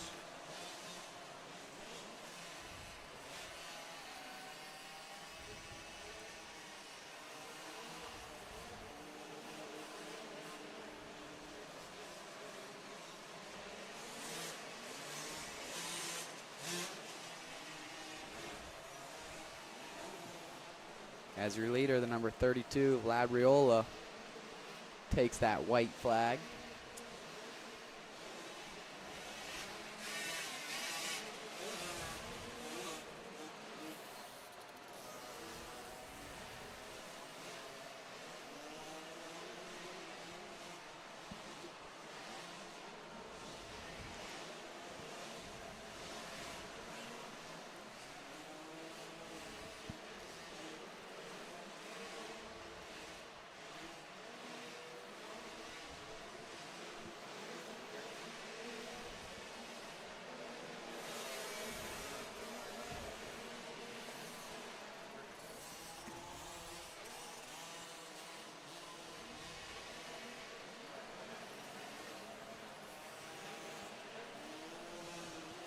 And here comes your leader, the 32 of Labriola, taking that checkered flag and the main event win in the 50 beginner senior class.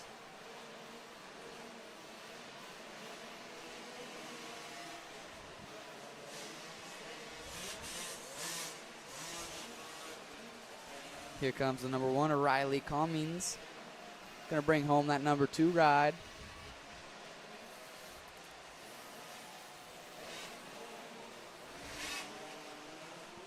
And the number 7 put pressure on him, but dives the inside. Photo finish. That's almost too close to call between the 7 of Christian Morrison and the 804 of Maverick Rathburn over the finish for that 3rd and final podium spot. I would not want to be one of those scorekeepers right now. That was so close. Great ride by the number 7, though. He was, I'd say, about a lane back and was working it. Caught to the rear wheel of him. About a half lap left to go. Then over the inside in that final corner. All right behind me now, I've got race 16, our 85 open class. This is arguably one of our fastest classes of the day. And this corner right here down by the start, you guys can see it is getting slick. The dirt's getting shiny. These riders are gonna have to focus ahead, kind of think about where they want to go, think ahead, ride ahead, and look for these darker colored dirt sections. That way they can get some good traction. All while racing ahead, trying to get that #1 AMA Ohio State Championship plate.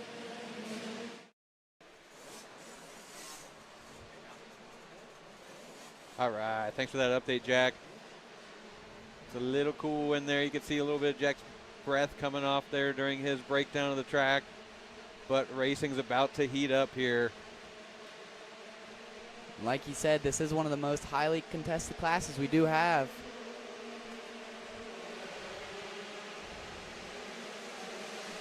The 79 of Messersmith, a little loose there in the start, but comes around, I believe, with the whole shot.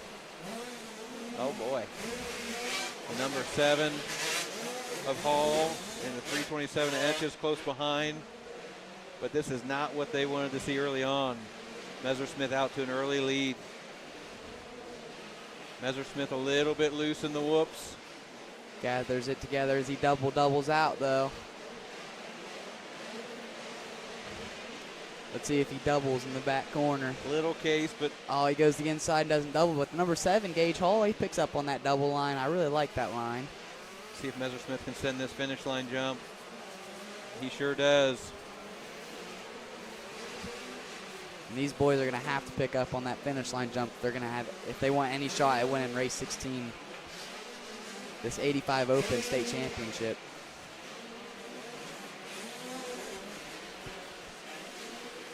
See Messersmith working that bike, put some English on it. Hammering through these whoops. Number 7 though, Gage Hall. I was just thinking that, man. He's almost like a little bit of an underrated ride, I feel like. Messersmith's got some flash. He's jumping the big stuff, but Hall is... He's just there every race. He's consistent. Smooth. Sometimes smooth is fast. But Messersmith just continues to air out that finish line jump. A little farther back in that third place ride, we got the 327 of Connor Etches.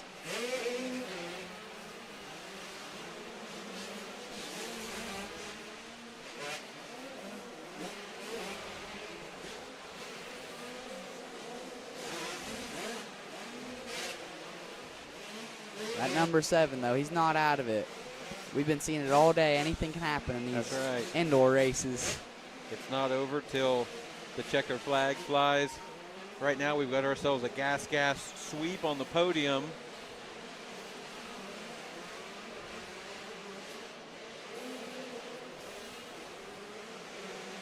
Messersmith would elect not to jump the finish line this lap, but still plenty of gap.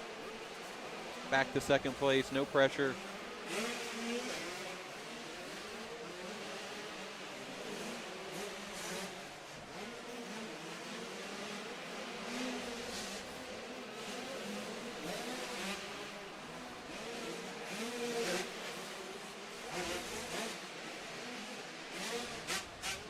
Messersmith holding about a 6-second lead right now.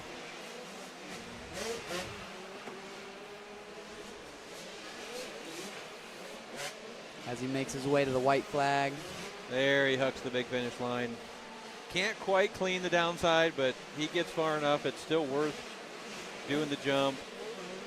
You can see him zip by our trackside camera there. Such great footage.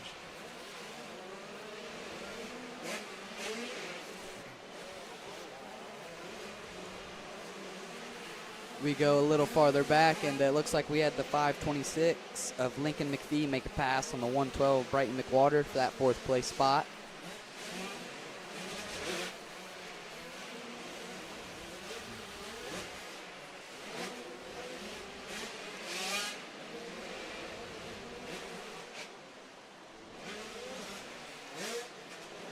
Here comes the 79 of Uriah Messersmith to take the 85 Open, 11-15 state championship. And he was pumped.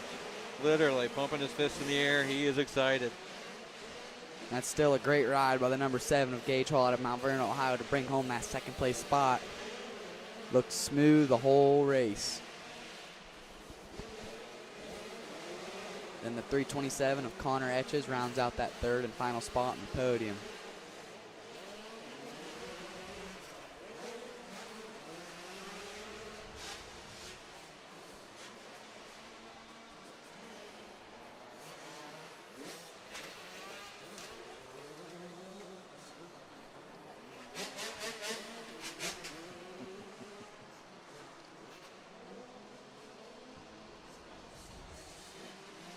We've got race 17 on deck here. Will be the 50 beginner junior class, 4 to 6 year olds.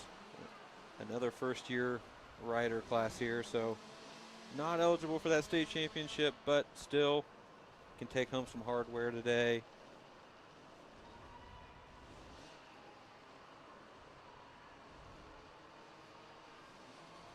Cart is sideways. Gates are down.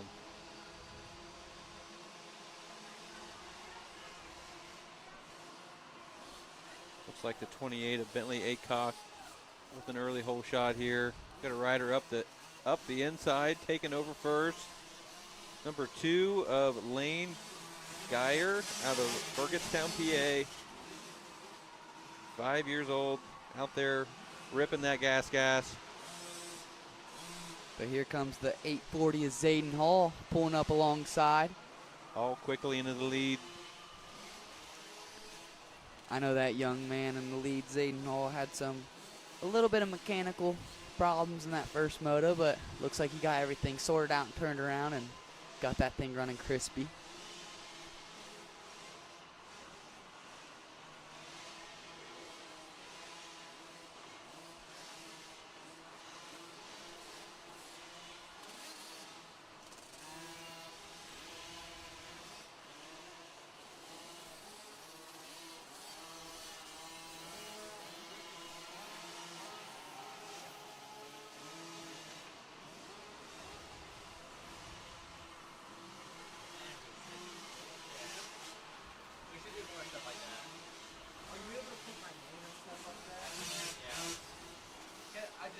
I was walking through the fence and I saw it and I'm like, ooh, that's cool.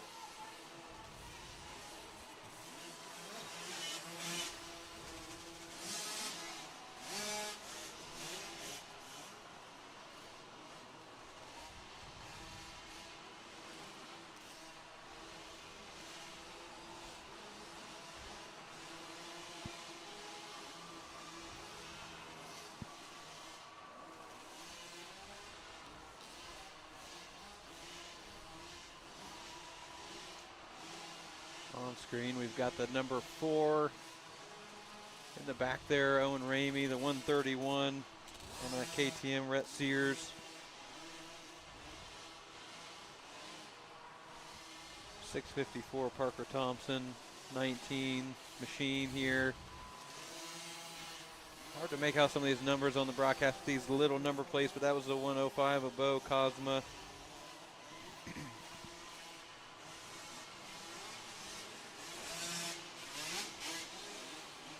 Looks like the 116 at Easton Rossell starting to apply some pressure to the second place rider of Lane Geyer on the number 2 machine.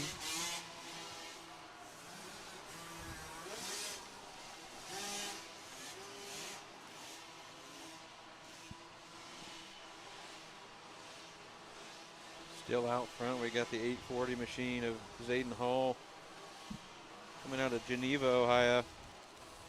On his Cobra. Off to a strong lead right now.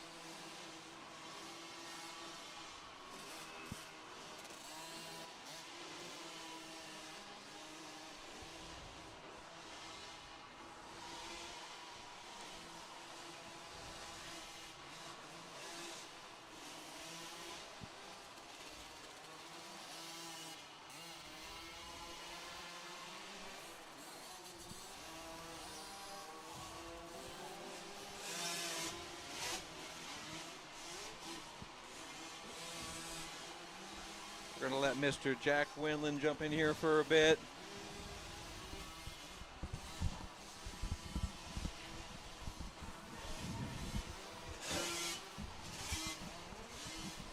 All right, Caden, tell me what you're seeing up here in the booth for this race 17 50 beginner. Right now we're seeing the 840 of Zayden Hall with an absolute great ride in the 50 beginner class. Got about almost a 2-section lead on that second place rider of Geyer. Wow.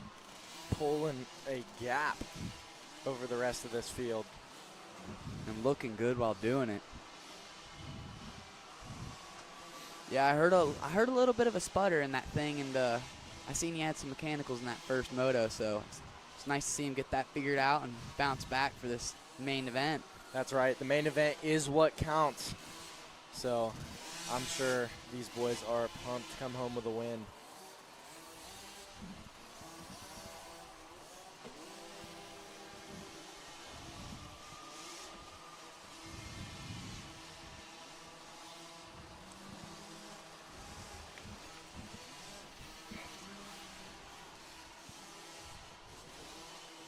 Looks like that battle for the second place spot starting to die down a little bit. The number 2 of Geyer starting to pull away from the 116 of Rossell.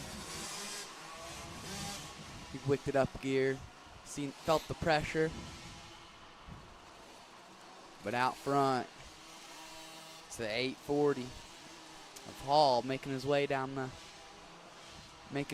the finish line, corner 1 last time, as he takes the main event win in the 50 beginner class. Zayden Hall.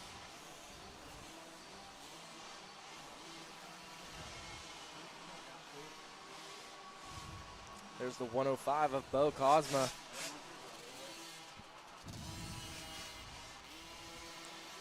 Here comes that second place rider on the number 2 of Lane Geyer out of Bergstown, PA. Bringing home that second place spot, followed by the 116 Easton Rossell, bringing home that final spot on the podium.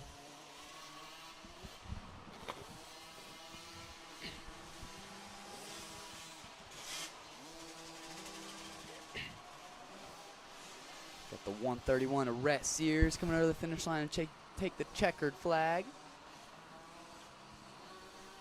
Here comes that number 5 of Knox Lanzendober. And that was the rider we were talking about earlier, coming all the way from Vaughn Army, Texas. That's a haul right there. Here comes the number 4 of Owen Ramey.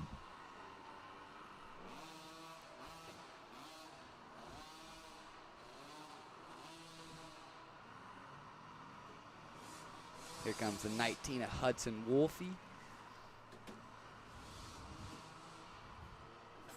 We had the 958 of Braxton McKinney, the 211 of Barrett Barnes. And that concludes race 17, our 50 beginner class.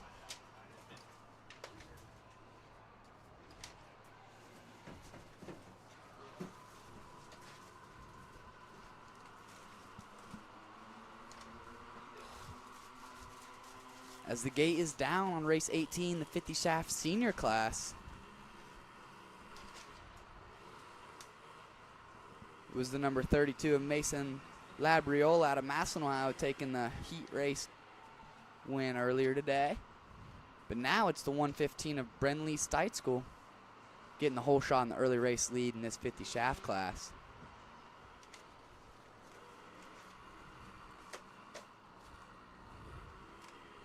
But here comes the 32 of Labriola, starting to apply some pressure, but the 227 of Siegel is there as well. Looks like we've got a nice battle for the lead. Takes the inside. The 115 of Steitzkel holds on to it, though.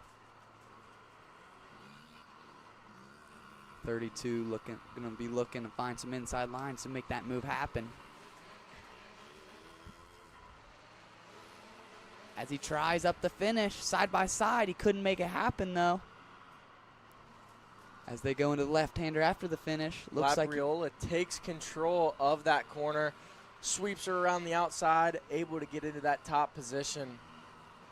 But let's see if Brindley can find her way back up to that lead spot.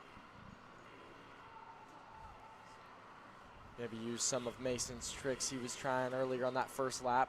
Cutting on inside, taking the short way around the track.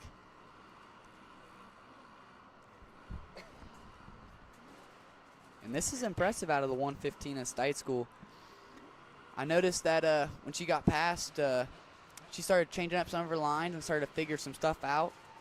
That just shows you how mature she is and how smart she is about just adapting as the race goes on to try and be better. Learning that racecraft early, that sure will pay off at a later age. If you can develop that early, everything else will come so much easier. Oh, absolutely. 32 is taking a glance over his shoulder because it is not over. Brindley is still in his sights. He is still in Brindley's sights. And there's the 227 of Maximus Siegel in that third spot. And here comes Desmond Garland over the finish line in that fourth spot.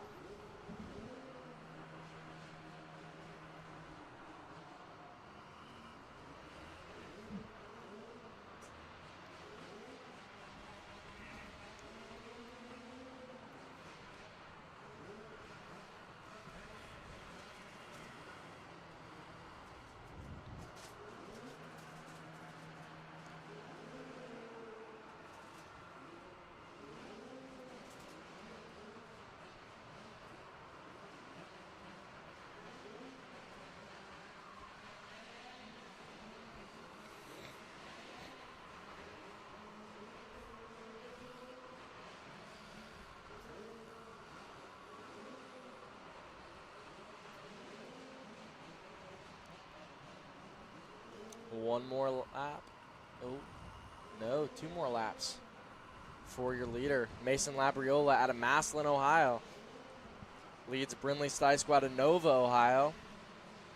And rounding out your top 3 is the 227 of Maximus Siegel out of Cherry Hill, New Jersey.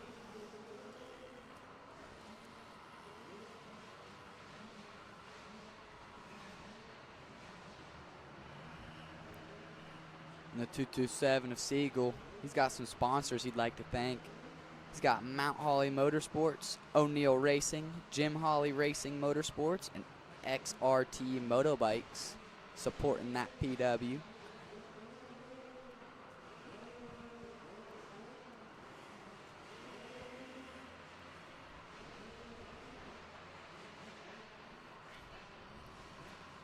Now it looks like our white flag is about to fly for our leader, Mason Labriola.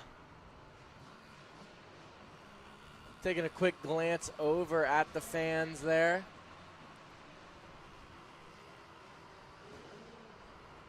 He's only got 1 more lap to check off the boxes until he heads up to there with Kevin Ott on the podium and to receive his AMA State Championship #1 plate.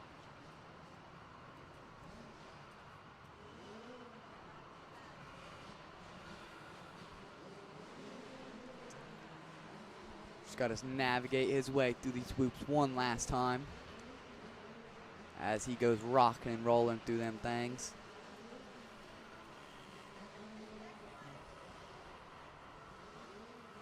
Just a couple corners left to go.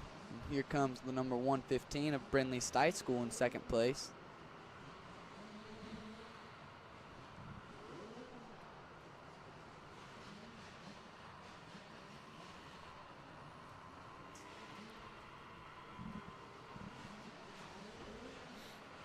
But out front, it's a 32 rounding that final corner and taking that 50 shaft senior main event win and bringing home that state championship. You see that little wheelie down the landing? He looks pumped. Followed by the 115 of Stite School out of Nova, Ohio.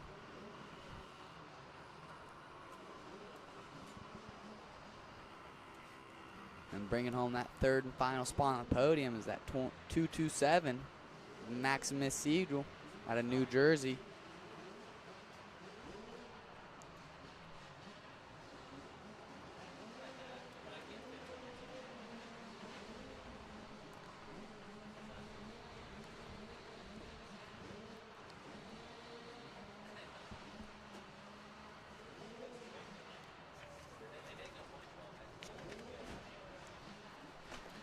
As we come to the conclusion of race night 18, we're going to turn our attention to race 19, the 65 open class. This one's got a lot of heavy hitters in it. We have a full gate, all 14 riders down there on the line. We've got Galuli, O'Donnell, Tetro, Hayner, Burmeister, Miller, Stewart, Eckert, Hanna, Coyne, Ackerman, Russell, Gasaway, and Williams. Man, I heard a bunch of heavy hitters in that race rundown right there. It's going to be a good one. It was the 74 of Hayner and the 114 of Stewart taking the 2 wins in your first heat races. So let's see where they stack up in this main event. That looks like the 114 of Stewart getting a great jump early. But there's Hayner close behind. That's your 2 division winners right there. Stewart, Hayner, Coyne, Ackerman, Galuli, Hanna, Whiteman. That is your top 7 right now. Tetro in 8th. As Hunter Ackerman on the 620 gas machine makes a move in that 4th place spot. Oh, and Galuli gets him back for the 4th place spot. Stewart down in the back. Looks like he tucks the front, but he's back up. Let's see if he can make a 5-lap charge. He's going to have to sprint to get back to the lead. And that hands the lead to the 74 of Jace Hayner out of Chapmanville, West Virginia. This won't be an easy task. This track is getting slick. He's going to have to work and pull out all his lines. Declan was telling me earlier that after that finish line, he's been going inside, rolling the first part of the triple, and then going double triple. That way he can, you know, cut some time off going inside, but still be able to go single, double, triple. He's got plenty of time, but we have to get moving here. Going double, triple into this corner, coming right back to the same spot where he went down the previous lap. He's definitely closing down that gap on your leader. It's still the 74 of Jace Hayner out front, followed by the 558 of Blake Coyne in second. Here comes the 114 of Declan Stewart. And in their own group, we've got Galuli, Ackerman, and Hanna close behind them. They're trying to get into those top 5 spots. Stewart closing that gap. And if I'm the 74 of Jace Hayner here, I am trying to sprint. Hayner looks good through those whoops. He is keeping the gap the same through that whole section. But I will say Declan Stewart, usually able to go double, triple, cannot this lap. So the gap stays a little widened. But Hayner holding it down up front, having a great ride. Declan Stewart up the inside of Blake Coyne. Coyne cuts down. And Coyne cuts down again. They are still side by side. Declan scrubbing these doubles. And he closes the inside down, locks down that 2nd place spot. Great defensive riding from Blake Coyne, trying not to let Declan get just an easy pass. But man, Hayner does look good in these whoops. He's able to keep that lead consistent. The only thing Declan is able to do that these other riders are not is going double, triple to the lead. Declan Stewart makes it through this corner, and he is in the lead, coming with about a lap left. The 74's got to pick up on that double on the far lane if he wants a shot at winning this state championship right here. Declan Stewart going outside, single, double, triple. Hayner close behind. Coyne is also still there. This is anybody's race. One mistake and they will capitalize. And with all this action out front, we've been missing the battle for 4th place between the 19 of Galuli and the 620 Ackerman. They've been going back and forth the whole race. That's right. Right now it's the 19 of Galuli holding on to it, but the 620 of Ackerman's pulling up alongside through the whoops.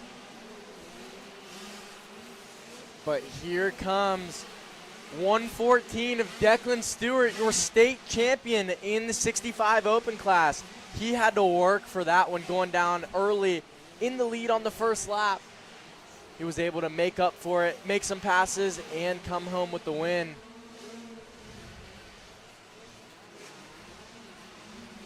Hayner second. And then Coyne rounding out that podium. Galooly fourth, Ackerman fifth.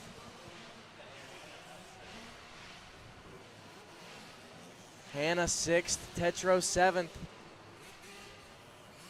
O'Donnell, Miller, Burmeister. Man, that 65 open class was stacked. That might have been the best race of the night. That was great.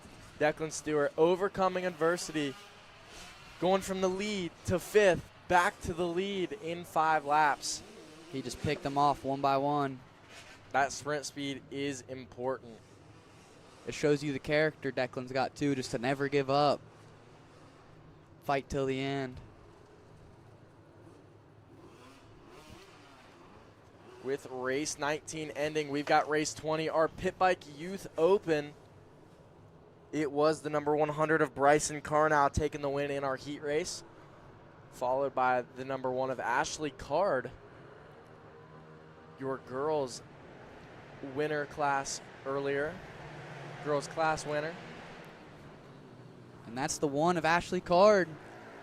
Taking the early lead. Oh, the number 10 of Aiden Myers had a great start, but dumps it early. That's the 12 of Maxwell Curdy checking in that second spot early on in this pit bike race. Where's the number 100? Bryson Carnow. He got held up in that first turn. It looks like he's passing into 4th right now. Ashley Carr does have a good lead. If she can keep the momentum going, stretch this lead out, this is going to be a tough fight for Bryson Carnow. She has almost a full section within a lap. Yeah, she does, but that number 100 of Bryson Carnow is making quick moves, and I like what I see through the whoops out of him. Oh, there he goes, up the inside, out to in. He's keeping that front wheel really light through them whoops and carrying it nicely on that brand new TTR 110. Ashley Card knows she has a lead, but we can't get too comfortable because that number 100 of Bryson Carnow is there and pushing to try to make a charge up to that number 1 spot.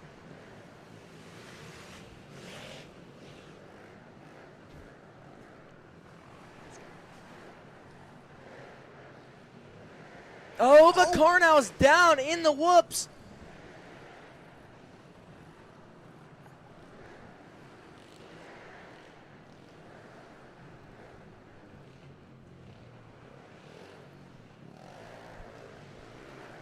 Wild ride for the young man. Hopefully he's okay. But back out front is the 1 of Ashley Card checking in for another lap. Tough break for the number 100 of Bryson Carnow. That moves the number 12 of Maxwell Curry out of Mount Vernon, Ohio into that second place spot, followed by the 13 of Weston White out of Zanesville, Ohio, holding down that third place spot. As he looks to the inside of number 12, Maxwell Curry. Nothing happening there, though.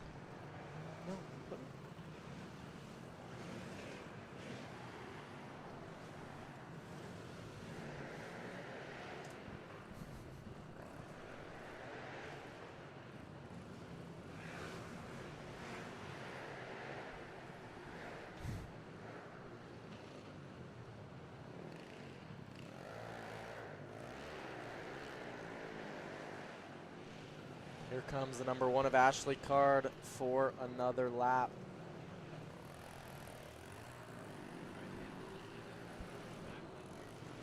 The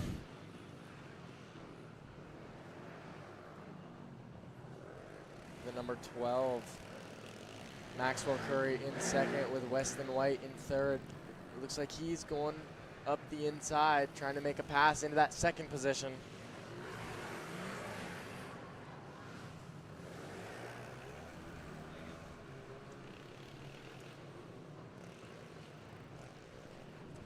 On screen, that's the 431. Colin Benjamin, followed by the 145. Carson Eckert. Then the 424 Ryder Fields coming through.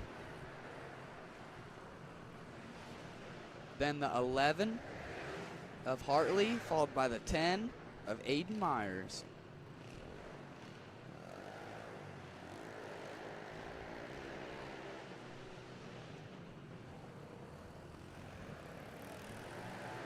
Ashley Card, 1 lap left.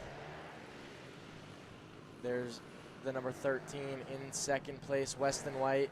Maxwell Curry in third. Quentin Melling in fourth place.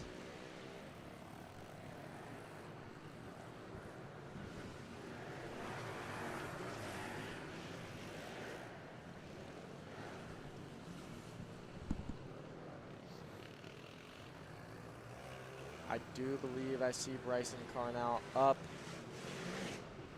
and talking in that whoop section. Tough break for him. We hope it's nothing serious. That was a tough slam.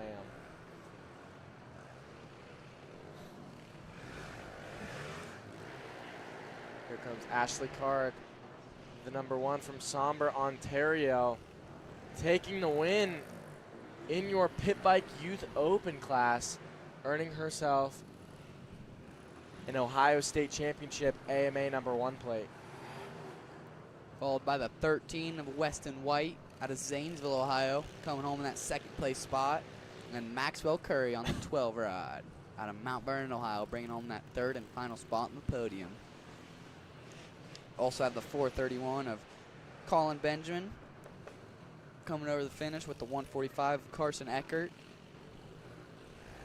I want to say that was the 5th and 6th place riders. Then here comes the 424 of Ryder Fields out of Gay, West Virginia, with the 11 of Isaac Hartley, followed by the 10 of Aiden Myers.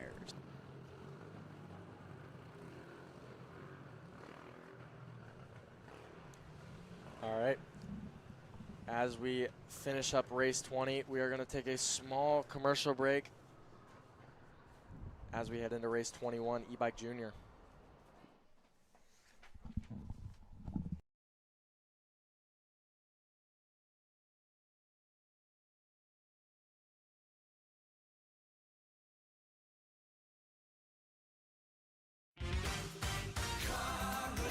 No matter where you are, Coughlin is there, in store or online. CoughlinCars.com. 13 new car brands, over 1,000 pre-owned vehicles, 17 convenient locations for sales, service, and parts, plus 4 state-of-the-art collision centers. CoughlinCars.com. Shop locally owned, CoughlinCars.com. Coughlin has the car for you.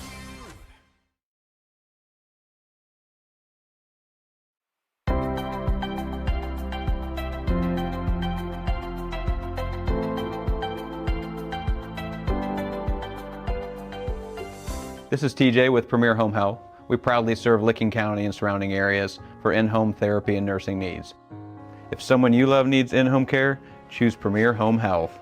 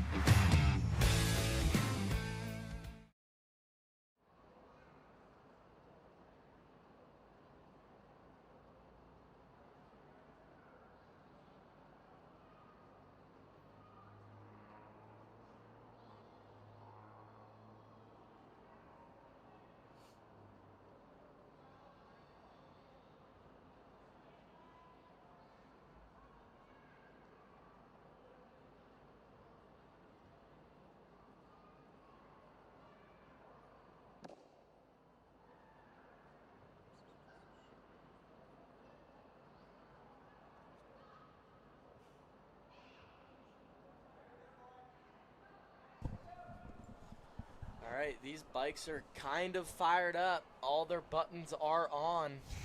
It's a good way to put it in the e-bike class. Silent assassins. We Gate is down. That's the 731 of Wesley Jackson.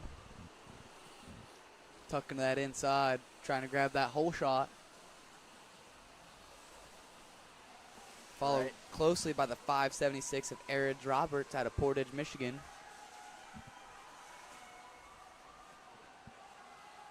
Already starting to pull a good gap over the third place rider of the 737 of Lennon.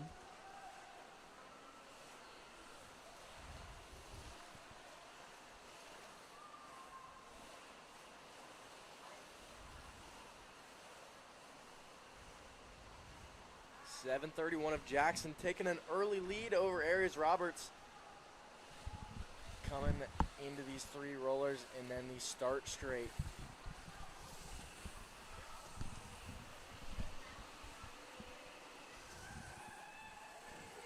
We've got 5 laps of this e-bike senior class.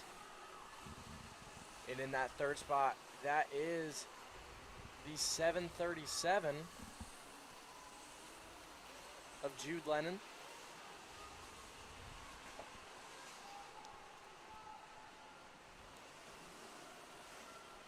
And these riders are all 4 to 6 years old. The future of our sport.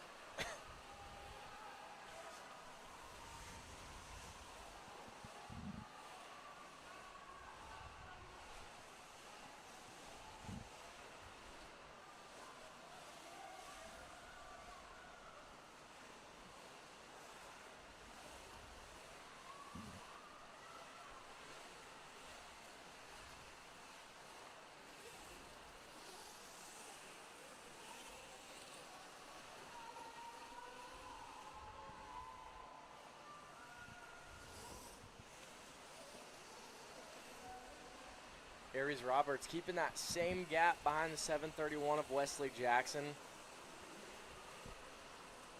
They're close enough to try and capitalize on any mistakes. And the 925 of Levi Bond just made a good inside pass on the 131 of Rhett Sears to get in that 4th place spot. Jude Lennon still in that 3rd position.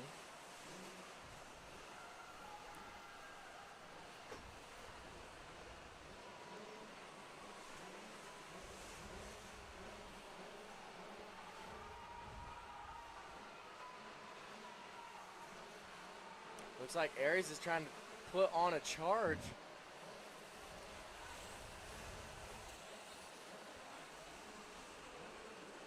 Hanging all out.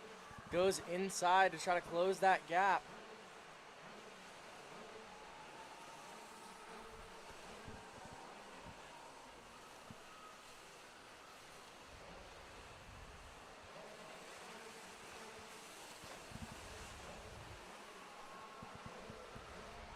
Got a rider down at the end of the whoops. Swagger's coming to save the day, pick them up, get them restarted, re-button pressed.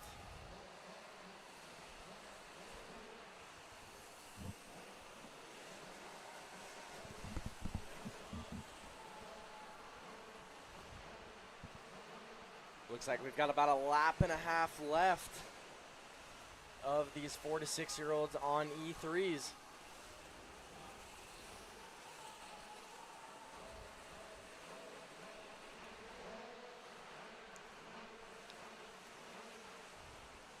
The 576 of Aries Roberts looks like he's not finished with that lead rider Wesley Jackson yet.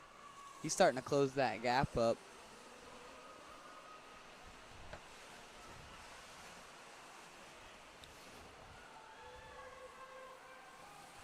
Trying to balance some of these lappers. Aries Roberts is trying to still put that push on. Got held up a little bit there by Labber, but he's still in it. Oh, but man, he goes inside, and he is only about 2 more bike lengths behind him. Can he make anything stick in these next 3 corners?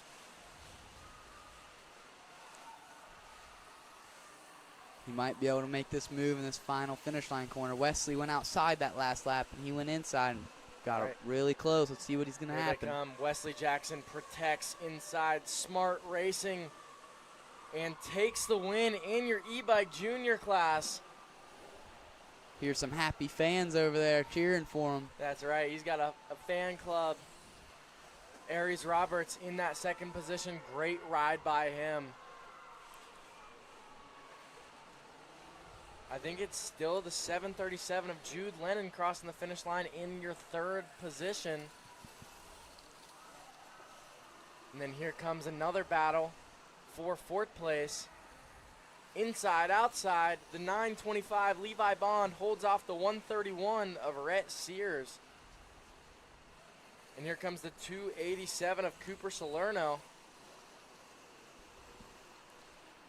Followed by the number 2 of Lane Geyer and the number 9 of Adeline Gantz. It's so cool to see these young riders learn what they learn just by watching older riders and just figuring it out while they're on their track, learning insides, outsides, how lines work, racecraft. It's just super cool to be able to watch these riders grow over the years and see how much they get better. And now we switch back. Actually, no, we stay with the e-bikes. This time, the senior class, 7 to 8-year-olds. Rider from the inside, managing that whole shot, pushing them right, taking control. That's the 18 of Braxton Webster, taking your early lead in front of the 101 of Mason Green. The 641 of Grayson Crockett in third. 23 of Nixon Canny in fourth. Holden Dare in fifth.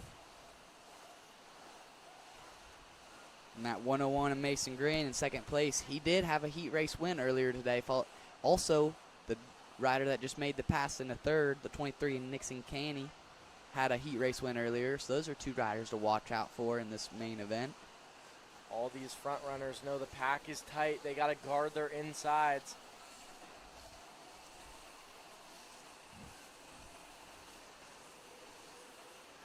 Braxton Webster takes your first lap lead with the green flag flying.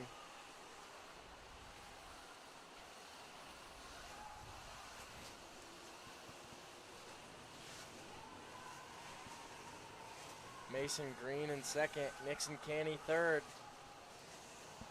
Grayson Crockett fourth.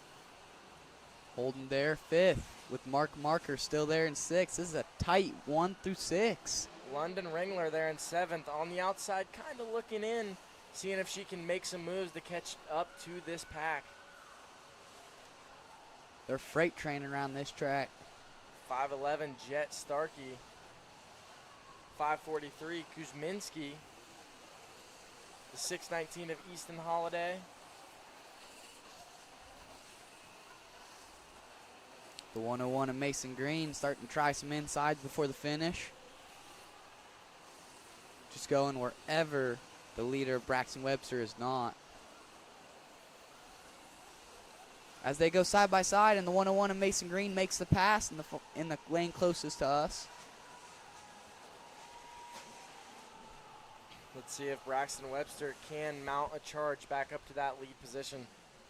And the 23 in Nixon Canny is still right there, and anything can happen. As he's looking to wheelie through the whoops. All these riders going inside. Taking the shortest way through these corners.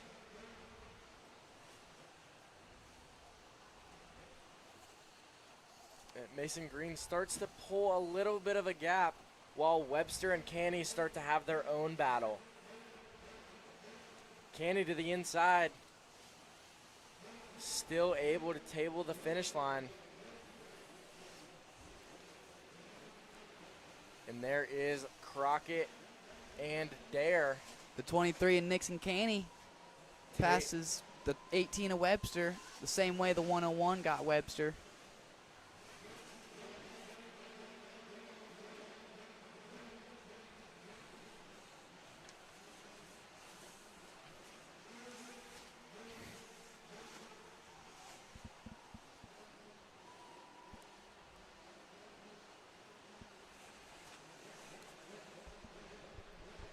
curious to see if the 23 of Caney is going to have anything he can do about the little gap that Mason Green has over him, if he can chip away at that lead and make something happen with 1 lap left to go.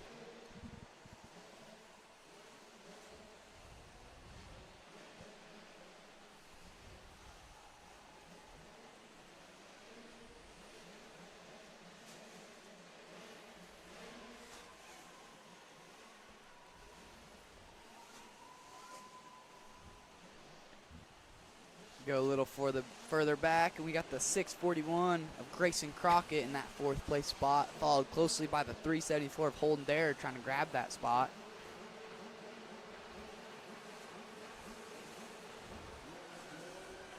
And the 23 starting to close up a little bit on your leader in the far lane. That's right. It looks like we only have about 2 corners left, though, so he's going to have to try and make quick work of that 101. Looks like there's about 3 bike lengths in between them, but he's coming in hot to the inside. Oh, but Nixon goes down. Can he remount fast enough so he can stay in second? Braxton Webster up the inside, but Nixon able to get up there fast enough, rail through that berm and stay in that 2nd position. Man, if he wasn't hustling, I don't think he would have been able to get in that 2nd position. So that is why it matters to be 100%.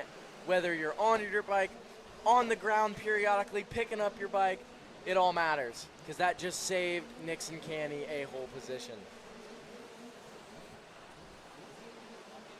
Great hustle out of the young man, Nixon Caney, out of Schoolcraft, Michigan.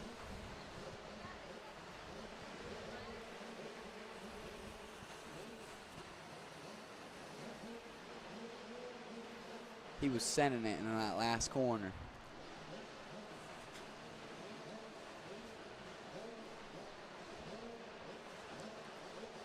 As we come to the completion of race 22, the e-bike senior limited class, turn our attention to the super mini class, race 23.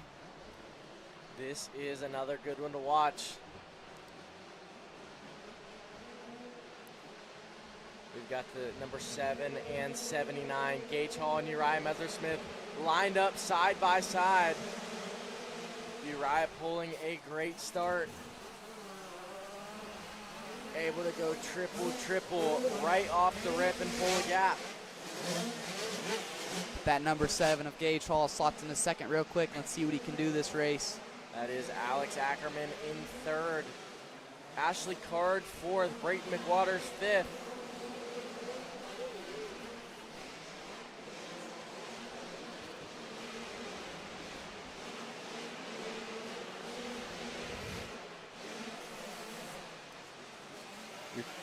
Your 1st and 2nd place rider pulling out that double in the back lane. Uriah Methersmith absolutely stretching that finish line. Everything that Super Mini has.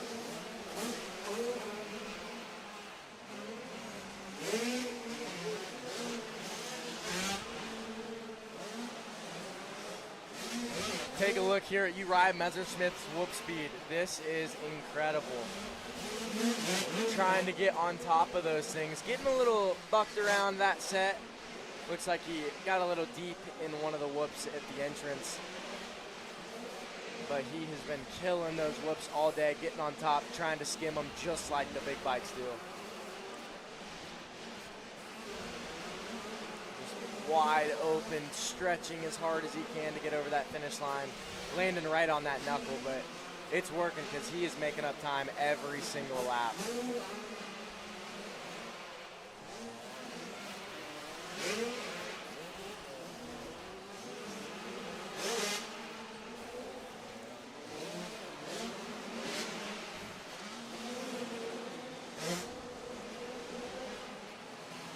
Gage Hall in that 2nd position.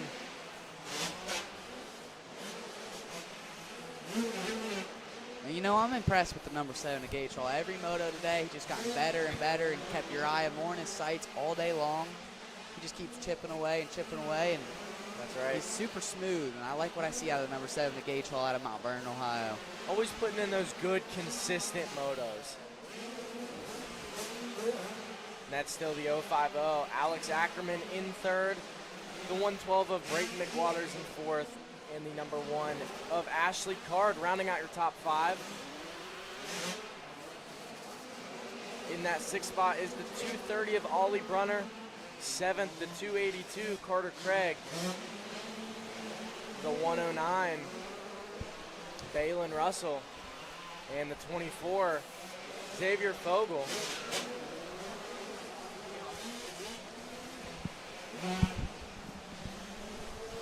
Yet again, another lap for the number 79, Uriah Messersmith. I'm going to get off here. We're going to have the man TJ step in. Cover the coverage for the last couple. Who? Uriah? It looks like Uriah had an issue after the finish line. No, it's a mechanical. He's pushing the bike. That is so unfortunate for our race leader in this Super Mini class. We have some sort of mechanical. Uriah is pushing the bike. That is such a tough break for the number 79. Our 85 Open winner. It looks like his chain is off or snapped, one of the two. It is not connected to that rear sprocket. Tough break for Uriah.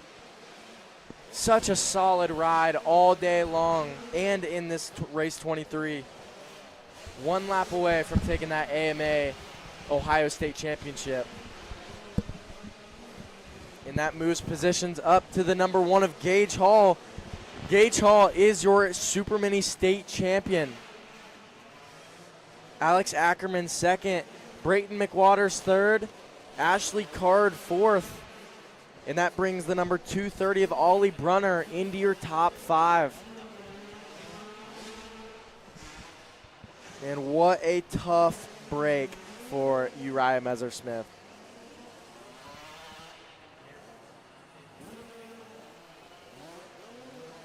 We're getting a report that when he cased that finish line, just a tough knuckle that he landed on, and it popped that chain right away. We've been saying it all day, Jack.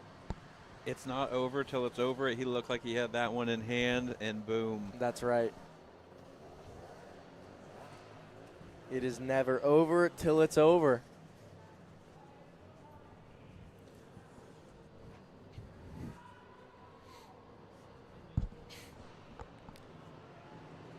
All right, race 24, our pit bike junior class, 7 to 10.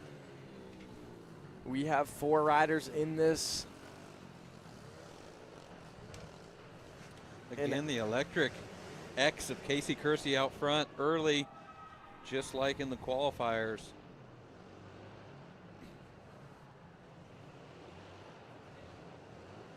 Rhett Fields on the 424 machine, close behind in second on the TTR 110. And these 4 are super close. We've got 2 side by side. This whole pack of 4 is super close. Slicing and dicing, positions changing every lane.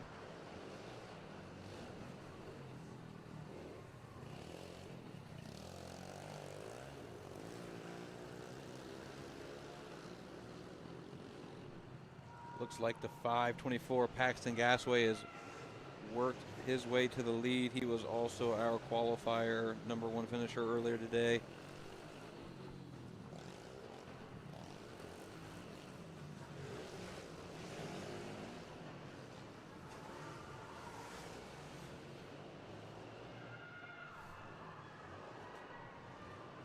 The X of Kersey putting up a good fight with the 75 of Ryder Harris out of Syracuse, Indiana. Paxton Gasaway ended up just dropping the hammer and getting a good lead there, leaving the other 3 to do battle on their own.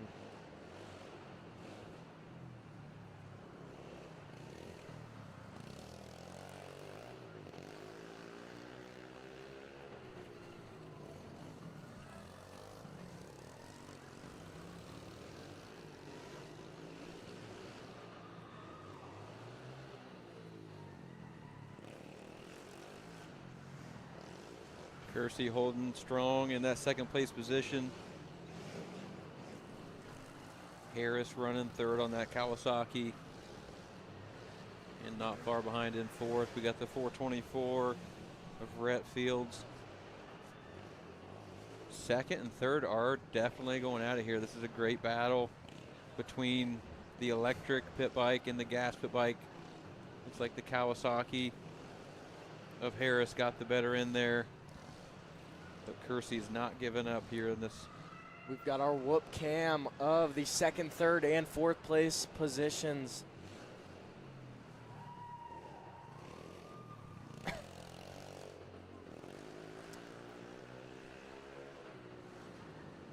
Ryder Harris, Casey Kersey, and Rhett Fields in that second, third, and fourth. In tow behind Paxton Gasaway. Gasaway is checked out though. But just like the last race, it's not over till the checkered flies.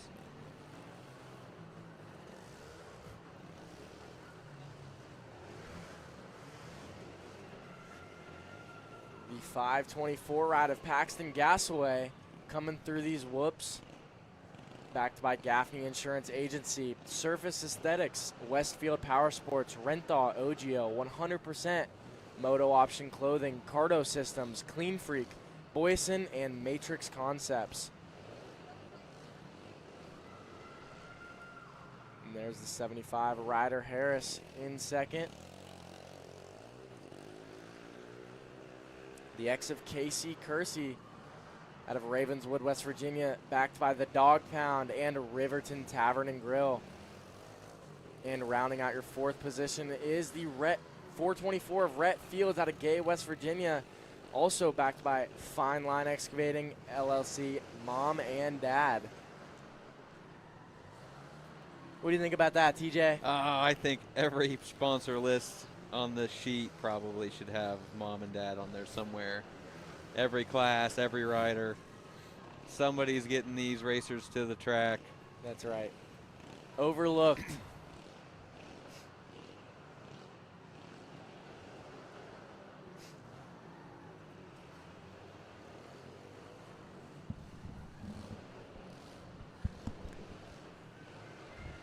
As we come up on about another half of a lap left of race 24.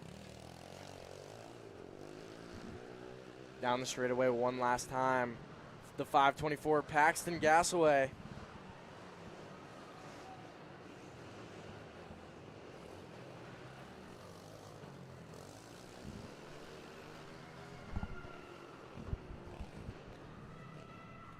Oh, the X Down going to the for a last-ditch pass. Almost made contact. Close. That 3 will go see Kevin Ott up on the podium. Ryder Harris hangs on to that second place spot. Kersey comes in third. And rounding out this race will be Rhett Fields.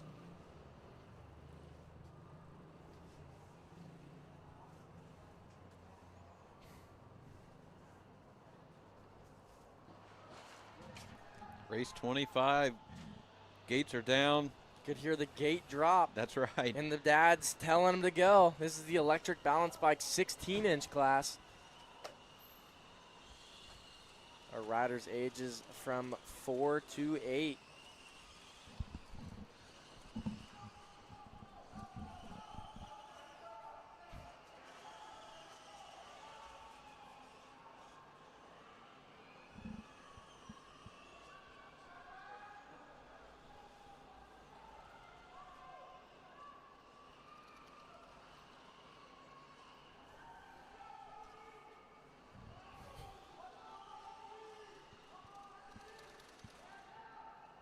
We got the top 4 here bunched up pretty close together on this electric balance bike class. These are 4 to 8-year-old racers on these silent electric bikes. They've got a 3-way battle here. Jack, I think these racers could talk to each other when they're on the track. That's right. They are that close, Yeah. and their bikes are so silent. There is no noise.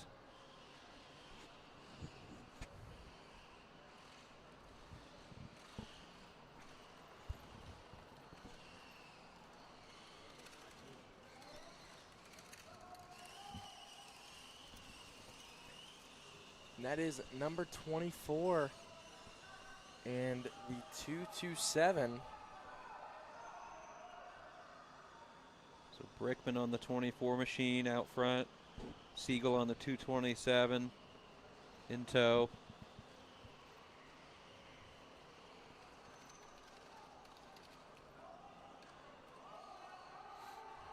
Man, look at the run through the whoops by our second place rider. Absolutely going for it up the inside. Almost to the lead. Struggles to get up that face just a little bit. But he is pumping these jumps.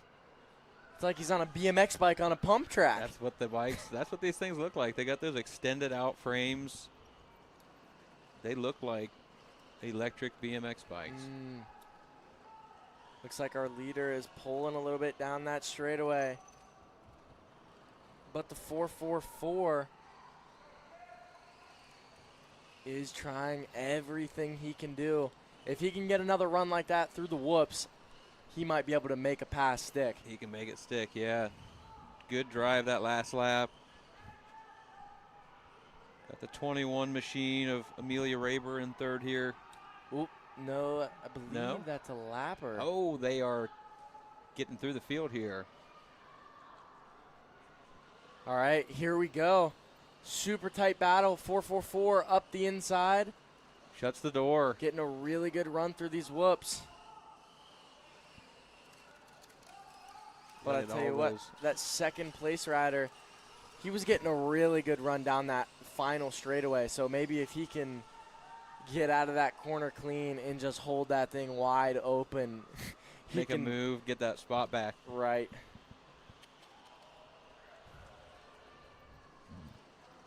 And here they come, the 444.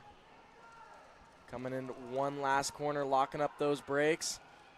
Taking the win in our electric balance bike 16-inch class.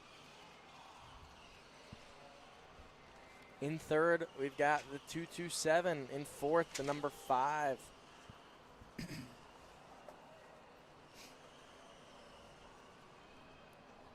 Leo Chassis. Brody Brickman.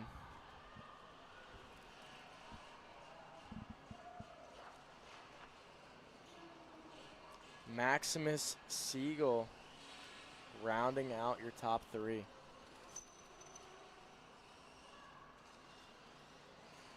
Desmond Garland. Still got some riders on track here making their last lap through the whoops. So you look at these little bikes out of the whoops, the braking bumps or acceleration bumps they're getting into look like their own little whoop section there. Heads a bobbling. You know what, TJ? This next race is our final race of the night. All that right. one snuck up on us. Sure did. Sure did. It looks like Leo Chassis did a victory lap. And a nice little wheelie over the finish line. Let that kid carry that checkered flag around for a lap. Give him the glory. Race 26 on the line. E-bike, E2. This is a limited class, 4 to 8-year-old. They've been waiting all day for their turn to get a crack at this track. This will be another group of silent racers on these electric bikes, PW size.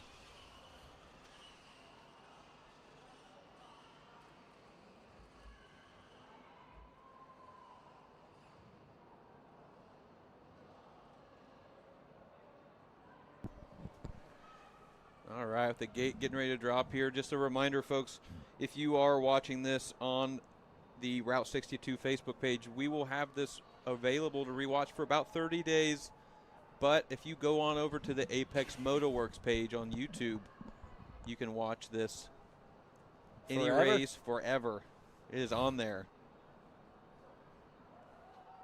That makes it convenient. It is maybe nice. 2 or 3 years from now, maybe this is your son or your nephew, grandson. Maybe this is his first race ever. You can come back, look at it on YouTube, on the Apex Motorworks YouTube channel here at Route 62.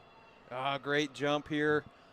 The number 100 of Colt Whelan out to an early, gets the whole shot here, hugs the inside. Yeah, Colt. Good deal.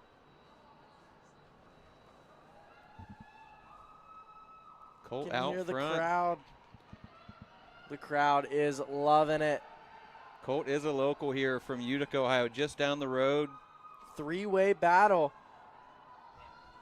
These KTM E2s and a few Huskies.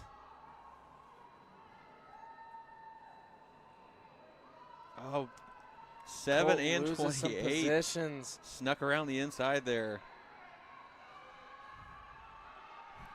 Number 7 of Riker Morano in the lead. Man, this is the loudest we've had the fans all day, and it's our last one. That's E-Bike right. E2s. They are pumped. No Cardo systems needed for this class. I believe that's the number 7 of Riker Morano in the lead, followed by 28, I believe. Oh, and nice. he makes a block pass. Good block pass for the lead there. He's been watching some Supercross, He I can has. tell. That was Bentley Aycock out of Waynesville, Ohio.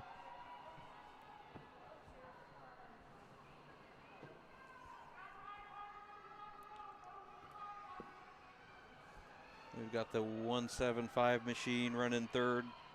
Hayes Wheeler out of Senecaville. Followed in fourth by the 100 of Colt Wheeland.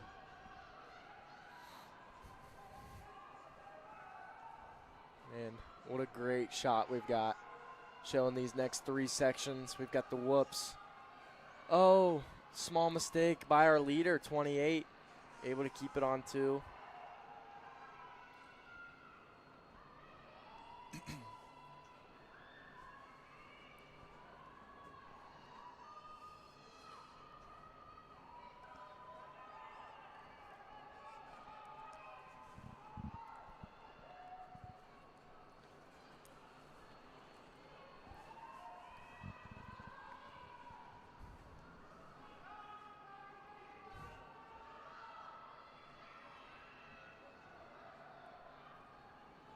Bentley Aycock taking one more lap as the leader. Riker Morano in second.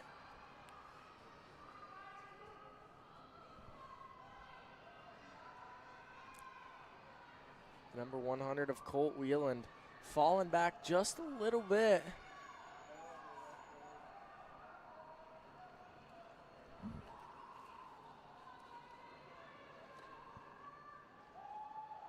There's the 287, Cooper Salerno.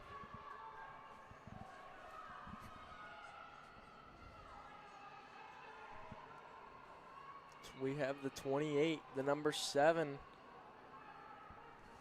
And who was that in third, TJ?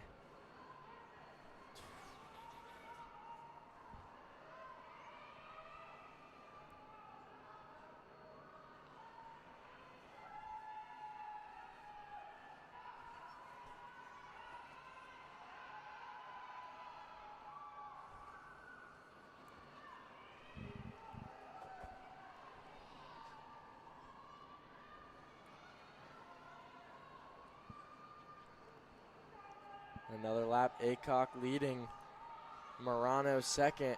I think that third place spot, Jack, is Hayes Wheeler. That's right, yep. Or Whaler. The number 175. Yeah, hard to see those little plates on these bikes till they get a little closer. We need some binoculars. Maybe that would help us out for next I did week. actually think about that.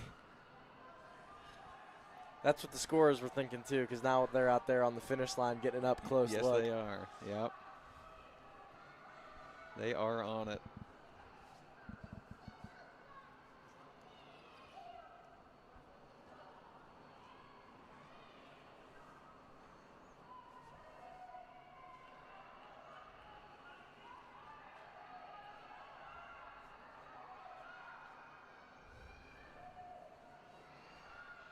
The crowd is going crazy. These are our smallest bikes other than the balance bikes of the day.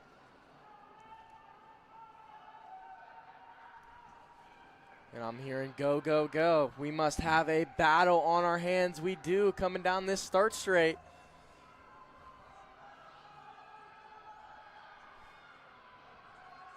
Looks like the 175 was able to make the pass on the 7 of Murano. Yeah. An eventful last moto, even though it was pretty silent. Right.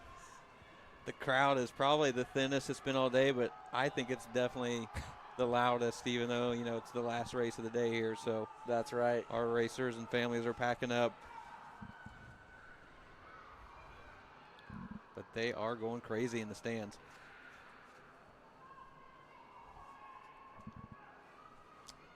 As we get a look at the number 28.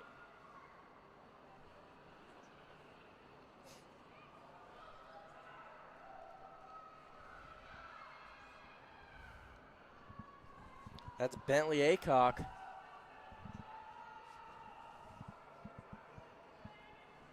Out of Waynesville, Ohio. Backed by Centerville Automotive.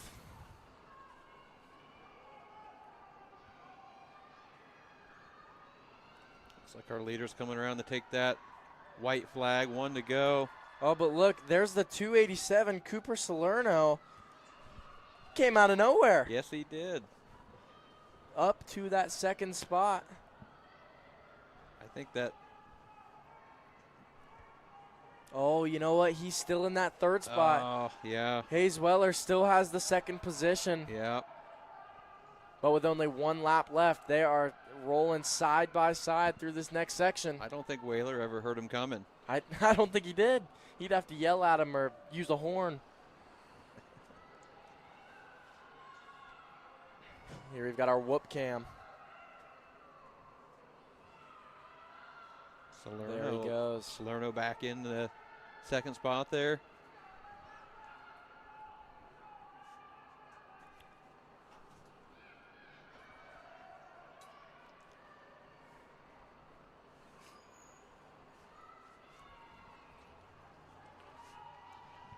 Our leader coming down the straight stretch one more time. Our final checkered flag coming out of the night. That is Bentley Aycock with the win. Cooper Salerno second. Hayes Weller third.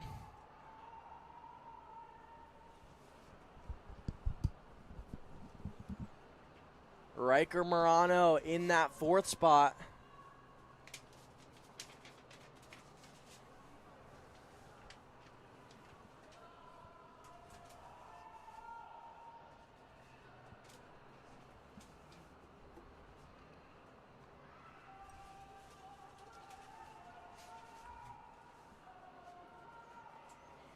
There's Warren Jackson.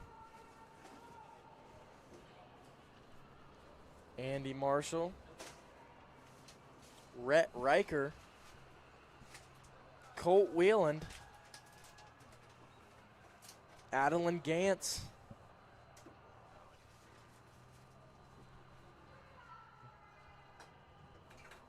And all right, that is all of our riders. I think that concludes our last race of the day, Jack. We've had some great racing, a little bit of heartbreak. We've had some bike malfunction. We've had a few crashes. But overall, it's been a great day of racing. We appreciate everyone for tuning in to round 2 of the Route 62 Amateur Indoor Series presented by Renegade. One more time, I'd like to shout out the sponsors that make this possible. We've got Rad Designs bringing us a great track. We've got Apex Moto Works bringing you this live stream broadcast. Iron Pony, Trail City 4x4, Full Throttle Images, S&S Landscaping, Homes Rental, FCR Suspension, Mid-Ohio Powersports, Electrics, Mitten Cycle, the Windland team at Caldwell Banker Realty, Coughlin Cars, Tough Trucking, Thomas Boys, and Schmitty's Convenience Store. On screen down here, we've got Mr. Kevin Ott doing podium interviews one more time, making these racers feel like they are pros.